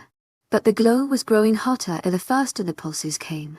Just when I thought that the pulsing, glowing heartbeats were reaching a peak, everything abruptly stopped. The light vanished, throwing us into darkness again that seemed more absolute than before. I tentatively opened my eyes. Blinking rapidly, bright spots hung in my vision and it took me several seconds to adjust. The world almost seemed emptier now that the orb of brilliance was gone. Rebecca remained in the same position as before. Yet something was undoubtedly different. Gabriel was standing stock still, absolutely transfixed. Razzie had a look of wonder etched on his features. I don't believe it. The angel breathed, breaking the shocked silence. She ascended. What? Gabriel asked. I was equally befuddled. When angels are punished by being sent to earth, they can redeem themselves. It usually takes centuries, but when heaven deems that they've made up for their wrongdoing, they ascend. They return to heaven. You're saying Rebecca, her soul just ascended? Returned to heaven. I've never witnessed an ascension before. And Shess not even a pure angel. Razierless eyes were alight with relief. My brain was trying to wrap around the subject of souls. And heaven, without much success. Why would heaven accept her if Shess half werewolf? Gabriel asked cautiously. As confused as I was, she gave her life for a noble cause, and destroyed a being of pure evil. Heaven must have decided she earned her place, even though Shess only a half-blood. So is she a full angel now? I cut in, curiosity getting the better of me. I was sure whether I should be grieving her death or rejoicing her ascension. She must be. I'd never expected this. I was denied my chance to ascend once I committed a sin on earth my wings. I thought Rebecca would be resigned to the same fate, coupled with the fact that Shess not a pure angel. But it seems like killing the oldest vampire is a worthy enough feat to let in. Gabriel shook his head. Shess still gone, he said bitterly. And I echoed his sentiment. But Shess in the best place she can possibly be. It's an honor. It's better than I ever could have expected. Raziel breathed, leaning forward. He gently pushed some hair away from Rebecca's pale face. I saw a look of sadness flicker across the angel's features, but he quickly subdued it. I knew I should be happy, since Raziel obviously thought it was the best thing that could have happened. But seeing Rebecca's empty, glassy brown eyes was still deeply unsettling. Even knowing her soul was in a better place could not ease the grief of losing her here. Gabriel's thoughts were as confused and jumbled as my own. He stared at his mother's lifeless body, jaw clenched and hands curled tightly into fists. Raziel suddenly spoke up. She will want a funeral as a werewolf. Without another word, the angel moved forward and lifted his daughter and before Gabriel could move a muscle. Again, I saw the sadness cross his expression, and I knew he was still mourning her death despite her ascension into heaven. He was putting on a very brave face, probably for Gabriel's benefit. I forced down my sadness and tried to struggle into a standing position. Gabriel came over to support me, wrapping a muscular arm around my torso and lifting me to my feet. His touch made goosebumps to rise on my skin, and I felt like I was home again. I glanced up at him, examining the grin set to his perfect features. His countenance was rigid as he tried to adjust to the fact that his mother was gone almost as soon as she got here. My mate's eyes met mine, and he didn't need any words to convey all of the emotions he was feeling. "I'm so sorry," I whispered, choked up with emotion and trying to hold the tears off. He shook his head slowly, then leaned forward, lips pressing a feather, light kiss to my forehead. I felt my entire body heat up and I pulled Gabriel into a tight hug. It felt like forever ago that a hug would have been a monumental step forward in our relationship. Now it was a necessity. Gabriel crushed me against his chest and I felt his heartbeat. Strong and steady. "It's what she wanted," he finally whispered. I had no reply to that. Gabriel began to lead me out of the tunnel, me leaning heavily on him for support. Raziel was outside holding Rebecca Estelphon. He looked very drawn, but I knew there was no chance he was letting go of his daughter. Despite the angel's exhaustion, he clutched her tightly to his chest. He had known her better than Gabriel had, so I supposed it was only right. I averted my gaze yet again, feeling my throat constrict. Skylar Gabriel started once we were outside. He turned me to face him, large hands gripping my elbows to hold me in place. I stared up at him expectantly, memorizing every detail of his face as I drank him in. "I never should have left you," his guilt resounded through our bond.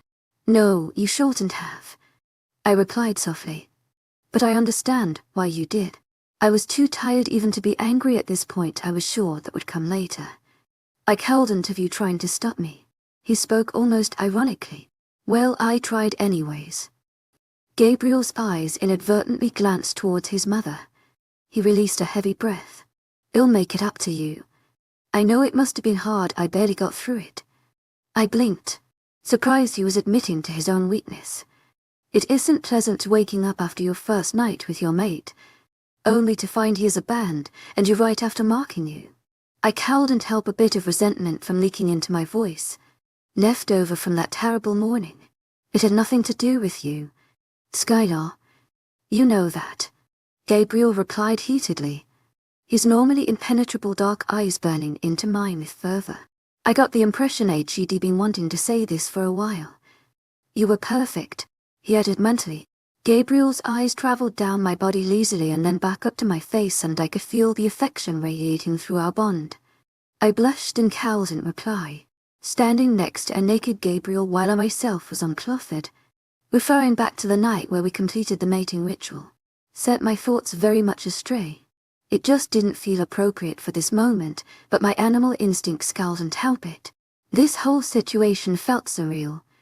Having this conversation and knowing Kane wasn't lurking right around the corner anymore. A sudden thought occurred to me, and my eyes trailed down to Gabriel's neck. How could I not have noticed the significance of his red mark before?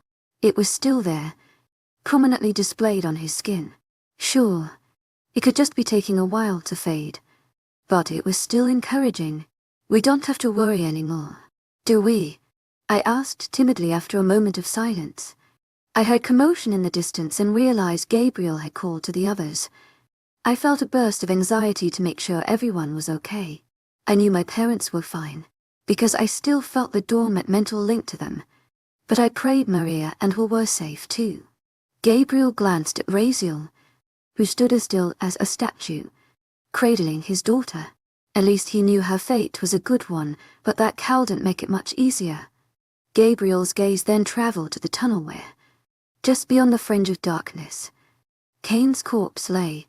I did not follow his gaze to see the bloodsucker's mutilated body.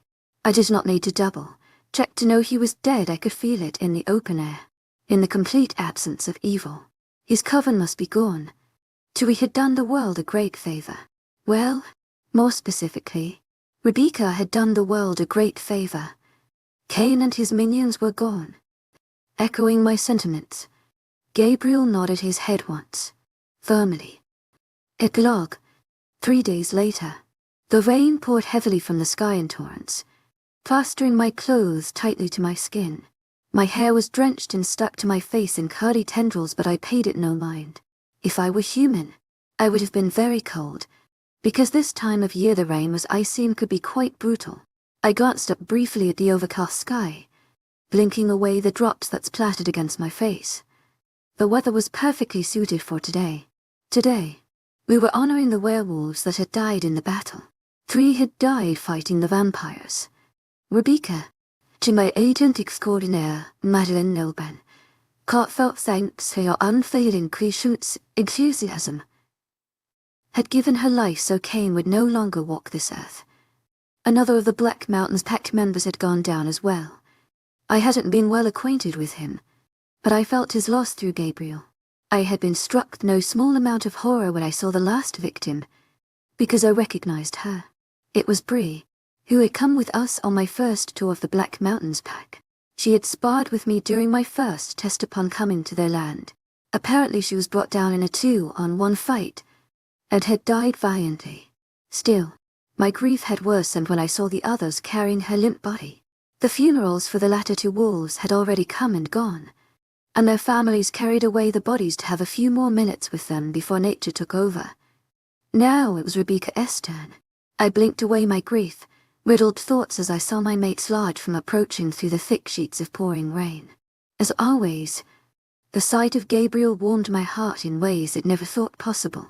Even a day like today could not prevent my body's natural reaction to him. When he stood next to me, we locked eyes for a long moment. Rivulets of rain trickled down Gabriel's face, and this close, I could see the drops clinging to his dark eyelashes. His eyes were heavily lidded with grief. I was sure I looked no better. He had already laid Rebecca down on the large, flat rock, and the rest of the wolves were gathered on the other side of the massive clearing. The wolves that had formerly belonged to my pack were here, too, despite the fact that they hadn't known her. Everyone knew of her sacrifice. She was a hero in our world, and apparently in the angels' world too. Thinking of angels made my eyes flicker to where Raziel was standing, a few feet from Gabriel on his other side. The angel's ethereal features were inscrutable. I knew the concept of a werewolf funeral must have been uncomfortable to him, but he was vehement that it was what Rebecca wanted. I wondered when Nadie had occasion to talk about it. Perhaps when she initially told him of her plan. I felt he tries to my cheeks. An automatic reaction. When Gabriel's fingers intertwined with mine and he pulled me to his side, I leaned my head against him, staring at the beautiful woman lying on the rock. Most of her body was covered, but her face had been left exposed so we could gaze upon her one last time. Even in death, Rebecca looked commanding and regal. It was not hard to imagine her as a Luna. Her dark hair cascaded down the side of the rock, stuck to the surface because of the heavy rain. Gabriel's expression was smooth, but I felt his inner turmoil. I squeezed his hand tightly, sending a wave of comfort through our mental bond. He took a deep breath and let it out slowly. "Are you ready?" I asked quietly, so the others cowered here. He glanced at me and nodded once, pulling me even more tightly against him. To my agent extraordinaire, Madeline Nilben, heartfelt thanks for your unfailing patience, enthusiasm. When Gabriel and Raziel went to return Rebecca's body to Mother Nature, as was custom, I wandered away from the clearing towards the nearest tree. It had been a beautiful and heart-wrenching funeral. The emotion had poured out of every wolf present, even those that hadn't known Rebecca but for her sacrifice. Gabriel had wanted me to come along with them, but some instinct deep down had told me it wasn't my place. I was Gabriel's mate, so in some way I was Rebecca's family, but I could sense that Raziel did not want me to accompany them. I couldn't blame him. It seemed fitting that only her flesh and blood would accompany her to her final resting place. When my aimless wandering finally brought me to the tiny nearby stream, I sat down on a rock next to the bank. The rain had slowed slightly but still fell relentlessly from the sky. I paid it no mind, letting it drip from my clothes and puddle on the rock around me as I sat in rumination. The last 3 days were chaotic, but the simple knowledge that Cain was dead brought great relief to all of us. It was almost as if the air was cleaner now, knowing the bloodsucker and his coven weren't polluted. I knew there was still a long journey ahead.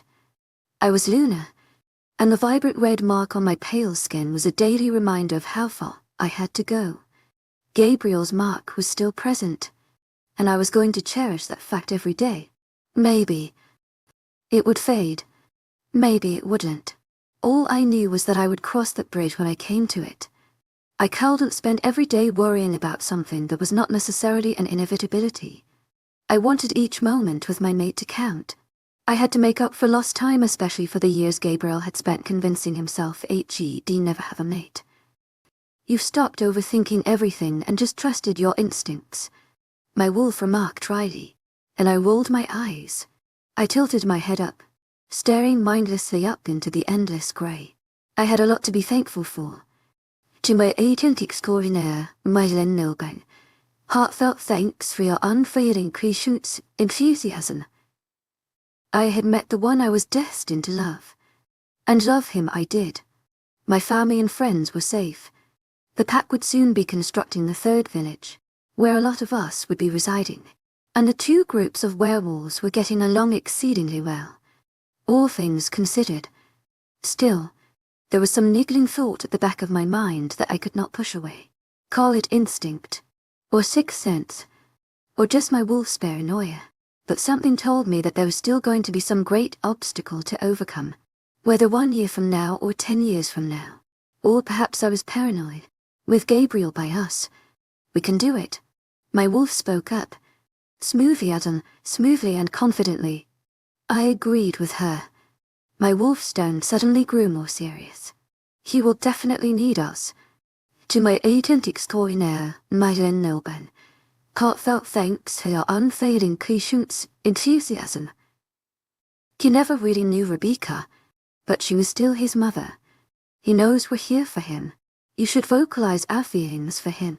I'm sure he senses them, but it can't hurt to say it aloud. Against my will, I felt my cheeks reddening with a blush. To my agent extraordinaire, Madeleine Nilben, heartfelt thanks for your unfailing patience, enthusiasm. Gabriel had to know I loved him, but my wolf had a point. I needed to say it aloud. After another hour of deep thought, I heard Gabriel's voice suddenly emanate in my head. Where are you? I sent him a mental picture of where I was sitting, and I knew the instant he set off to come find me. The grief still riddled his thoughts, but a sense of peace was creeping it. His time alone with his family must have really helped. I stood up to greet Gabriel when he emerged from the trees. I could not help but notice the way his eyes lit up when they met mine, and he made his way over to me in a few quick strides. His strong arms enveloped me, pulling me to his chest in a tight hug. I slowly inhaled his masculine scent, reveling in the calm that washed over me as I did so. It's done, he muttered quietly. I buried my face deeper in his chest, clutching him tightly for comfort. His shirt was soaking wet, and it was impossible to miss the hard contours of his chest beneath my hands. A prickle of heat emerged within me as Gabriel lowered his head, his nose skimming the side of my neck. His hot breath against my cool skin made me shiver. Are you okay? Trying to distract myself from my traitorous thoughts. I shouldn't be focusing on such inappropriate things right now. Not while Gabriel was grieving. I will be, was his gruff reply. One of his hands trailed leisurely down my back, making my skin tingle. I pulled away slightly and looked up at him, trying to emerge from the lustful fog that his presence always brought. Where's Razia? Somewhat distractedly. Achia's preparing to leave. He said that he wants to talk to you before he goes. I frowned in puzzlement, unsure why the angel would ask for me specifically. Also, Jack contacted me. Your friend Maria is doing a lot better. It seems you helped her quite a lot. I mentally berated myself for nearly forgetting about Maria. All of the sorrow had distracted me. My best friend had been pretty badly injured in the battle. Ava had expended almost all of her energy healing everyone else, so it had to step in to aid Maria. It had been difficult at first, especially with my exhaustion, but he'd gotten my affinity to emerge again. Seems it done some good. I made a mental note to visit her in the infirmary, as I hadn't seen her since the night we'd gotten back. The thought of my newfound ability to help people made my wolf glow with pride. I could sense a similar emotion emanating from Gabriel. So what now? I murmured, drawing closer to my mate again. We work on the new village. It will be a good distraction for those that are grieving. I wondered if Gabriel meant to include himself in that group. His eyes found mine, and a burning emotion glimmered in their depths. But, before that, The breath left my body abruptly as Gabriel's hand fisted in the back of my hair, pulling it downwards so my chin tilted up. An instant later his mouth was crashing heatedly down upon mine. An incoherent thought deserted me. His kiss burned my lips and set my nerve endings on fire. When he pulled away before deepening the kiss, I felt incredibly bereft. I have to make up for leaving you. Slightly dizzy. I blinked and tried to get my bearings. Why you? I stammered, unable to form a complete sentence. Gabriel's eyes darted to my lips before meeting mine again. Regardless of my intentions, I know I was wrong, and I'm sorry. I could both hear and feel his sincerity and regret. I opened my mouth to grant him forgiveness before my wolf interrupted me. I like this idea. Make him work to earn our forgiveness. Her tone was mischievous and I instantly caught on to her meaning. The old Skylar would have been too nervy and embarrassed to try something like this. But I was different now.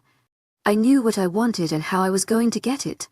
I felt my lips quirk upward and I tried to school my expression into one of apathy. Part of me wondered if this was really a good time. Before my logical brain realized that this was what Gabriel needed. It was my duty to provide him with comfort, companionship and a distraction from his grief. Perhaps I can find it in me to forgive you eventually, I said slowly, keeping my eyes glued on his. I mentally willed my cheeks not to give away my shyness. Gabriel's expression was one of confusion before realization dawned, and one side of his mouth curved upward into a slight smirk. Eventually, he responded, an edge to his voice now, feigning ignorance. Well, you do have a lot of work to do. Gabriel's arm wrapped around me and in a split second I was pressed flush against him. He lowered his head until his mouth hovered just over the exposed mark on my neck. His hot breath swirled around the scar, sending delicious tingles shooting throughout my body. Slowly, deliberately, Gabriel pressed his mouth against the mark. I cowled and helped the gasp of pleasure that escaped me, and my hands automatically fisted in his shirt. His voice was husky when he pulled away to speak, and I knew the more primal side of his nature was emerging. But before Gabriel could echo the lustful thoughts swirling in his head, he suddenly froze and his brow creased in agitation. I was about to ask why when I caught a scent on the breeze. Raziel. The angel was nearby and quickly approaching. Gabriel turned to face me, bringing his free hand to cut my cheek. He wants to speak to you alone. His expression was regretful. I was still puzzled as to what the angel wanted, and a bit angry that the moment had been ruined, but I nodded anyway. I guess he'll catch up to you. My tone clearly gave away how I felt about the situation. We'll talk about this later. There was a promise evident in his eyes. Gabriel planted a light kiss on my lips before turning to leave. But my wolf statements from earlier came back to me, and I rushed forward. I had to speak before my courage deserted me. I knew it might come out as abrupt, but this was my chance to say it. There was no sense in waiting any longer. Wait, Gabriel. I bit my lip as he turned to face me expectantly. Well, after everything that happened, I don't see the point of hesitancy anymore, which is kinda funny, because I was always the most hesitant person before.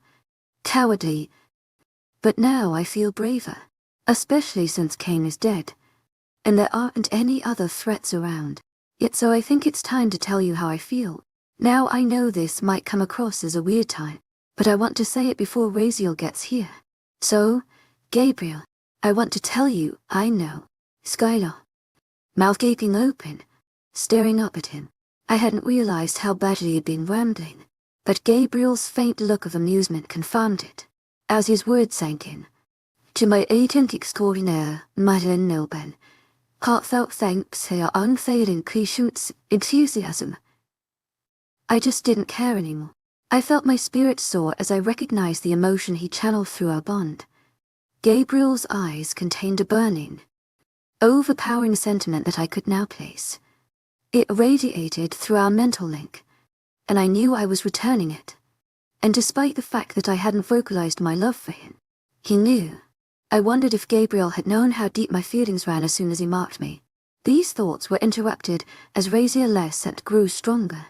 The still, for smell was accompanied by the rustling of undergrowth as he pushed his way through none too gently.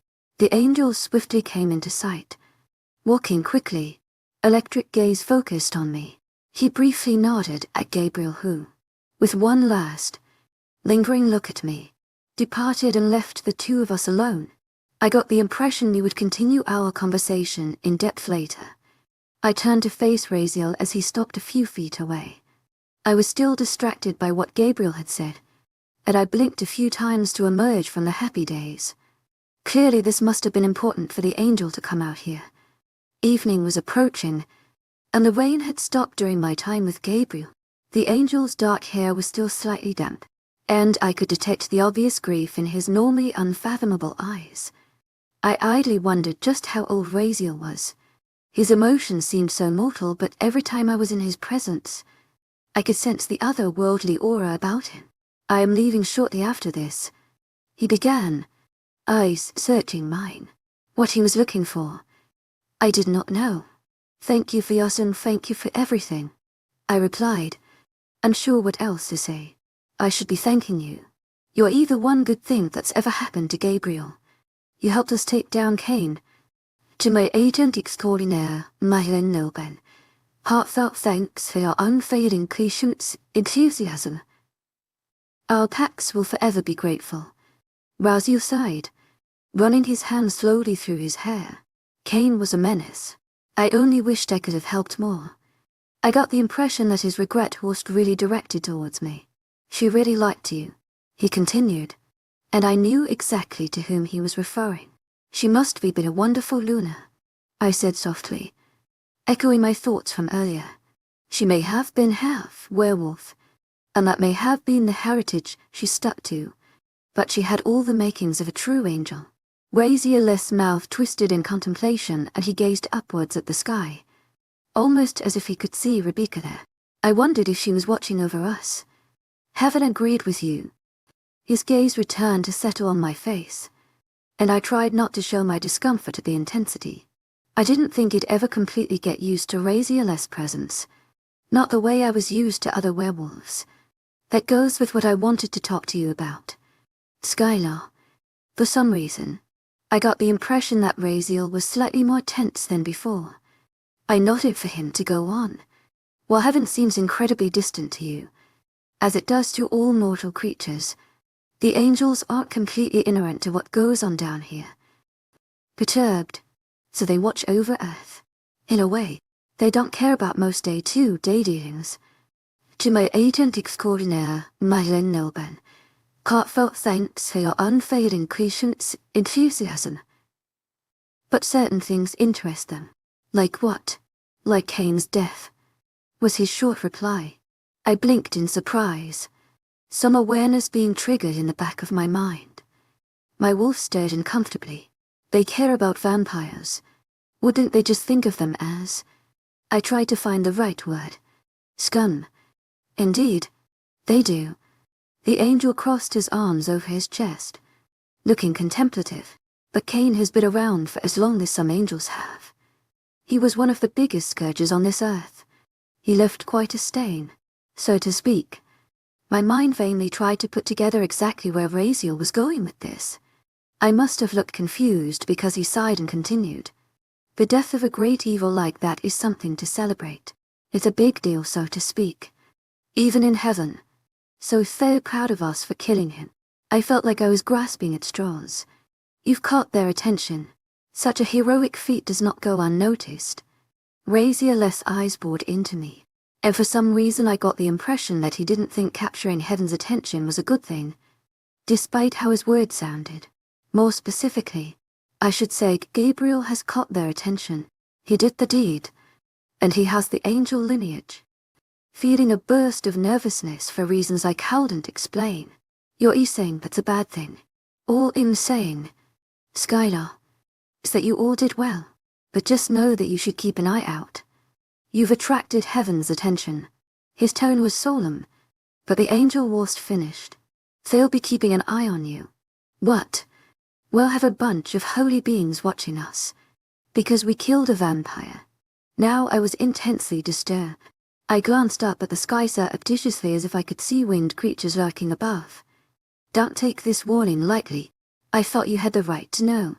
Did you tell Gabriel? Should I? Razier's jaw clenched, and he slowly shook his head. I would not recommend it.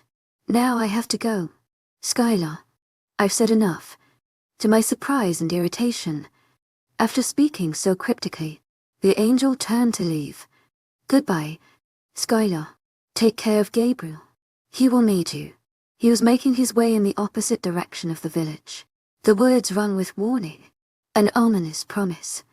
I made an exasperated noise. You're just going to say something like that and then leave? Rousey hesitated, still turned away from me.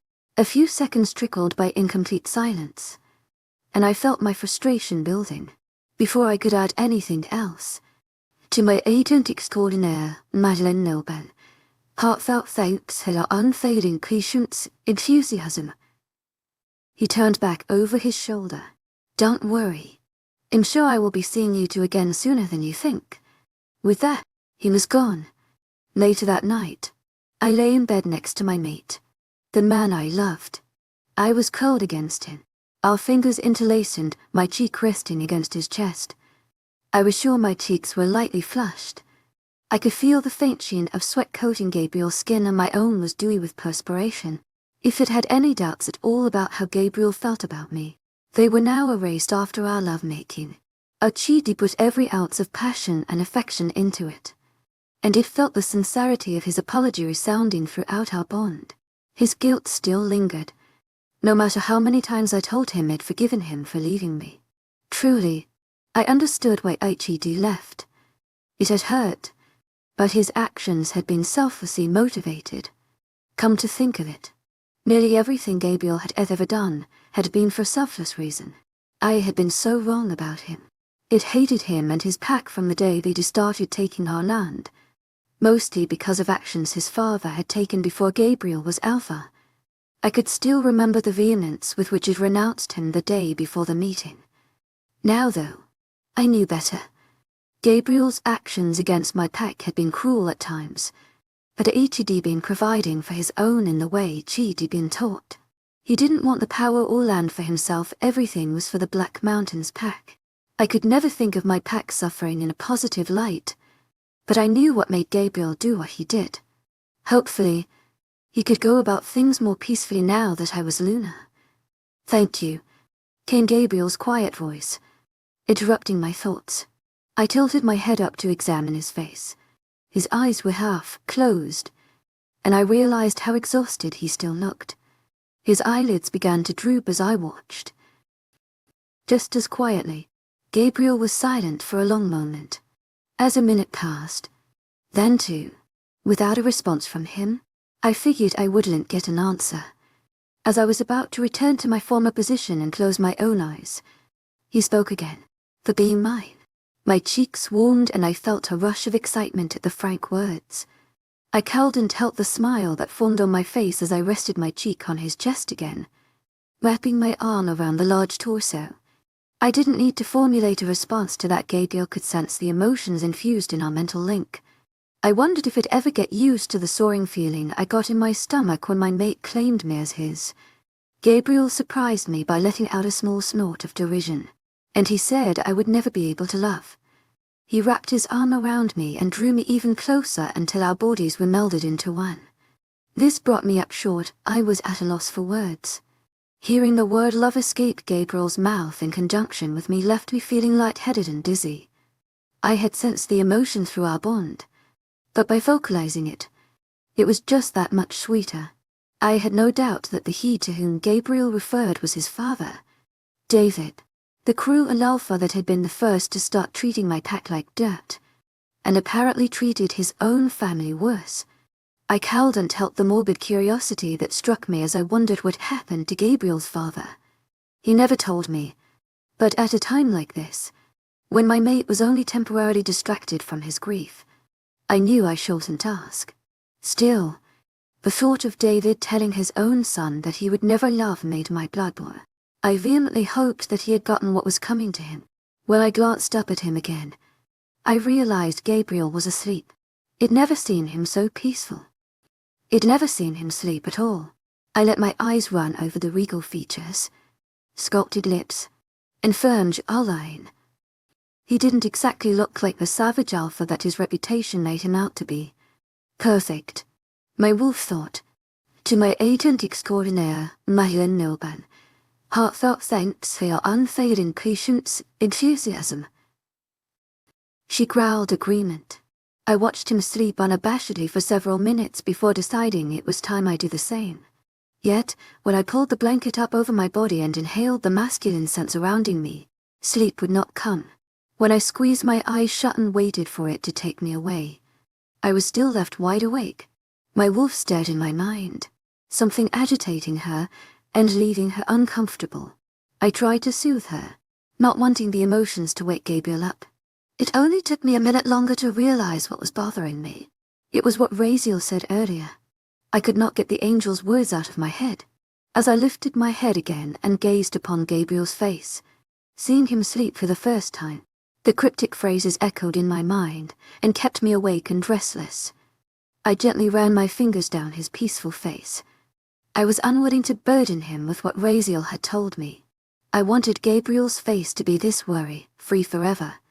Careful not to wake him, I snuggled even closer, inhaling his scent in an effort to calm my wolf. Like me, Raziel's words had left her restless. I pressed my hands flat against Gabriel's contoured chest. I was happy, and I was in love. Cain was dead.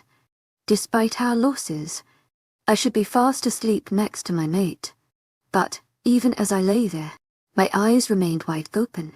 Despite the major obstacles we had just overcome, I could not sleep, because even though I knew we were safe here, and I knew that I was just beginning a long and happy life with Gabriel, Raziel's warning lingered, because even though I should be thinking about how many pups we would have and what our home in the third pack village would look like, my eyes inevitably kept darting upwards, fixating on the ceiling, as if my gaze could bore through it and into the night sky beyond.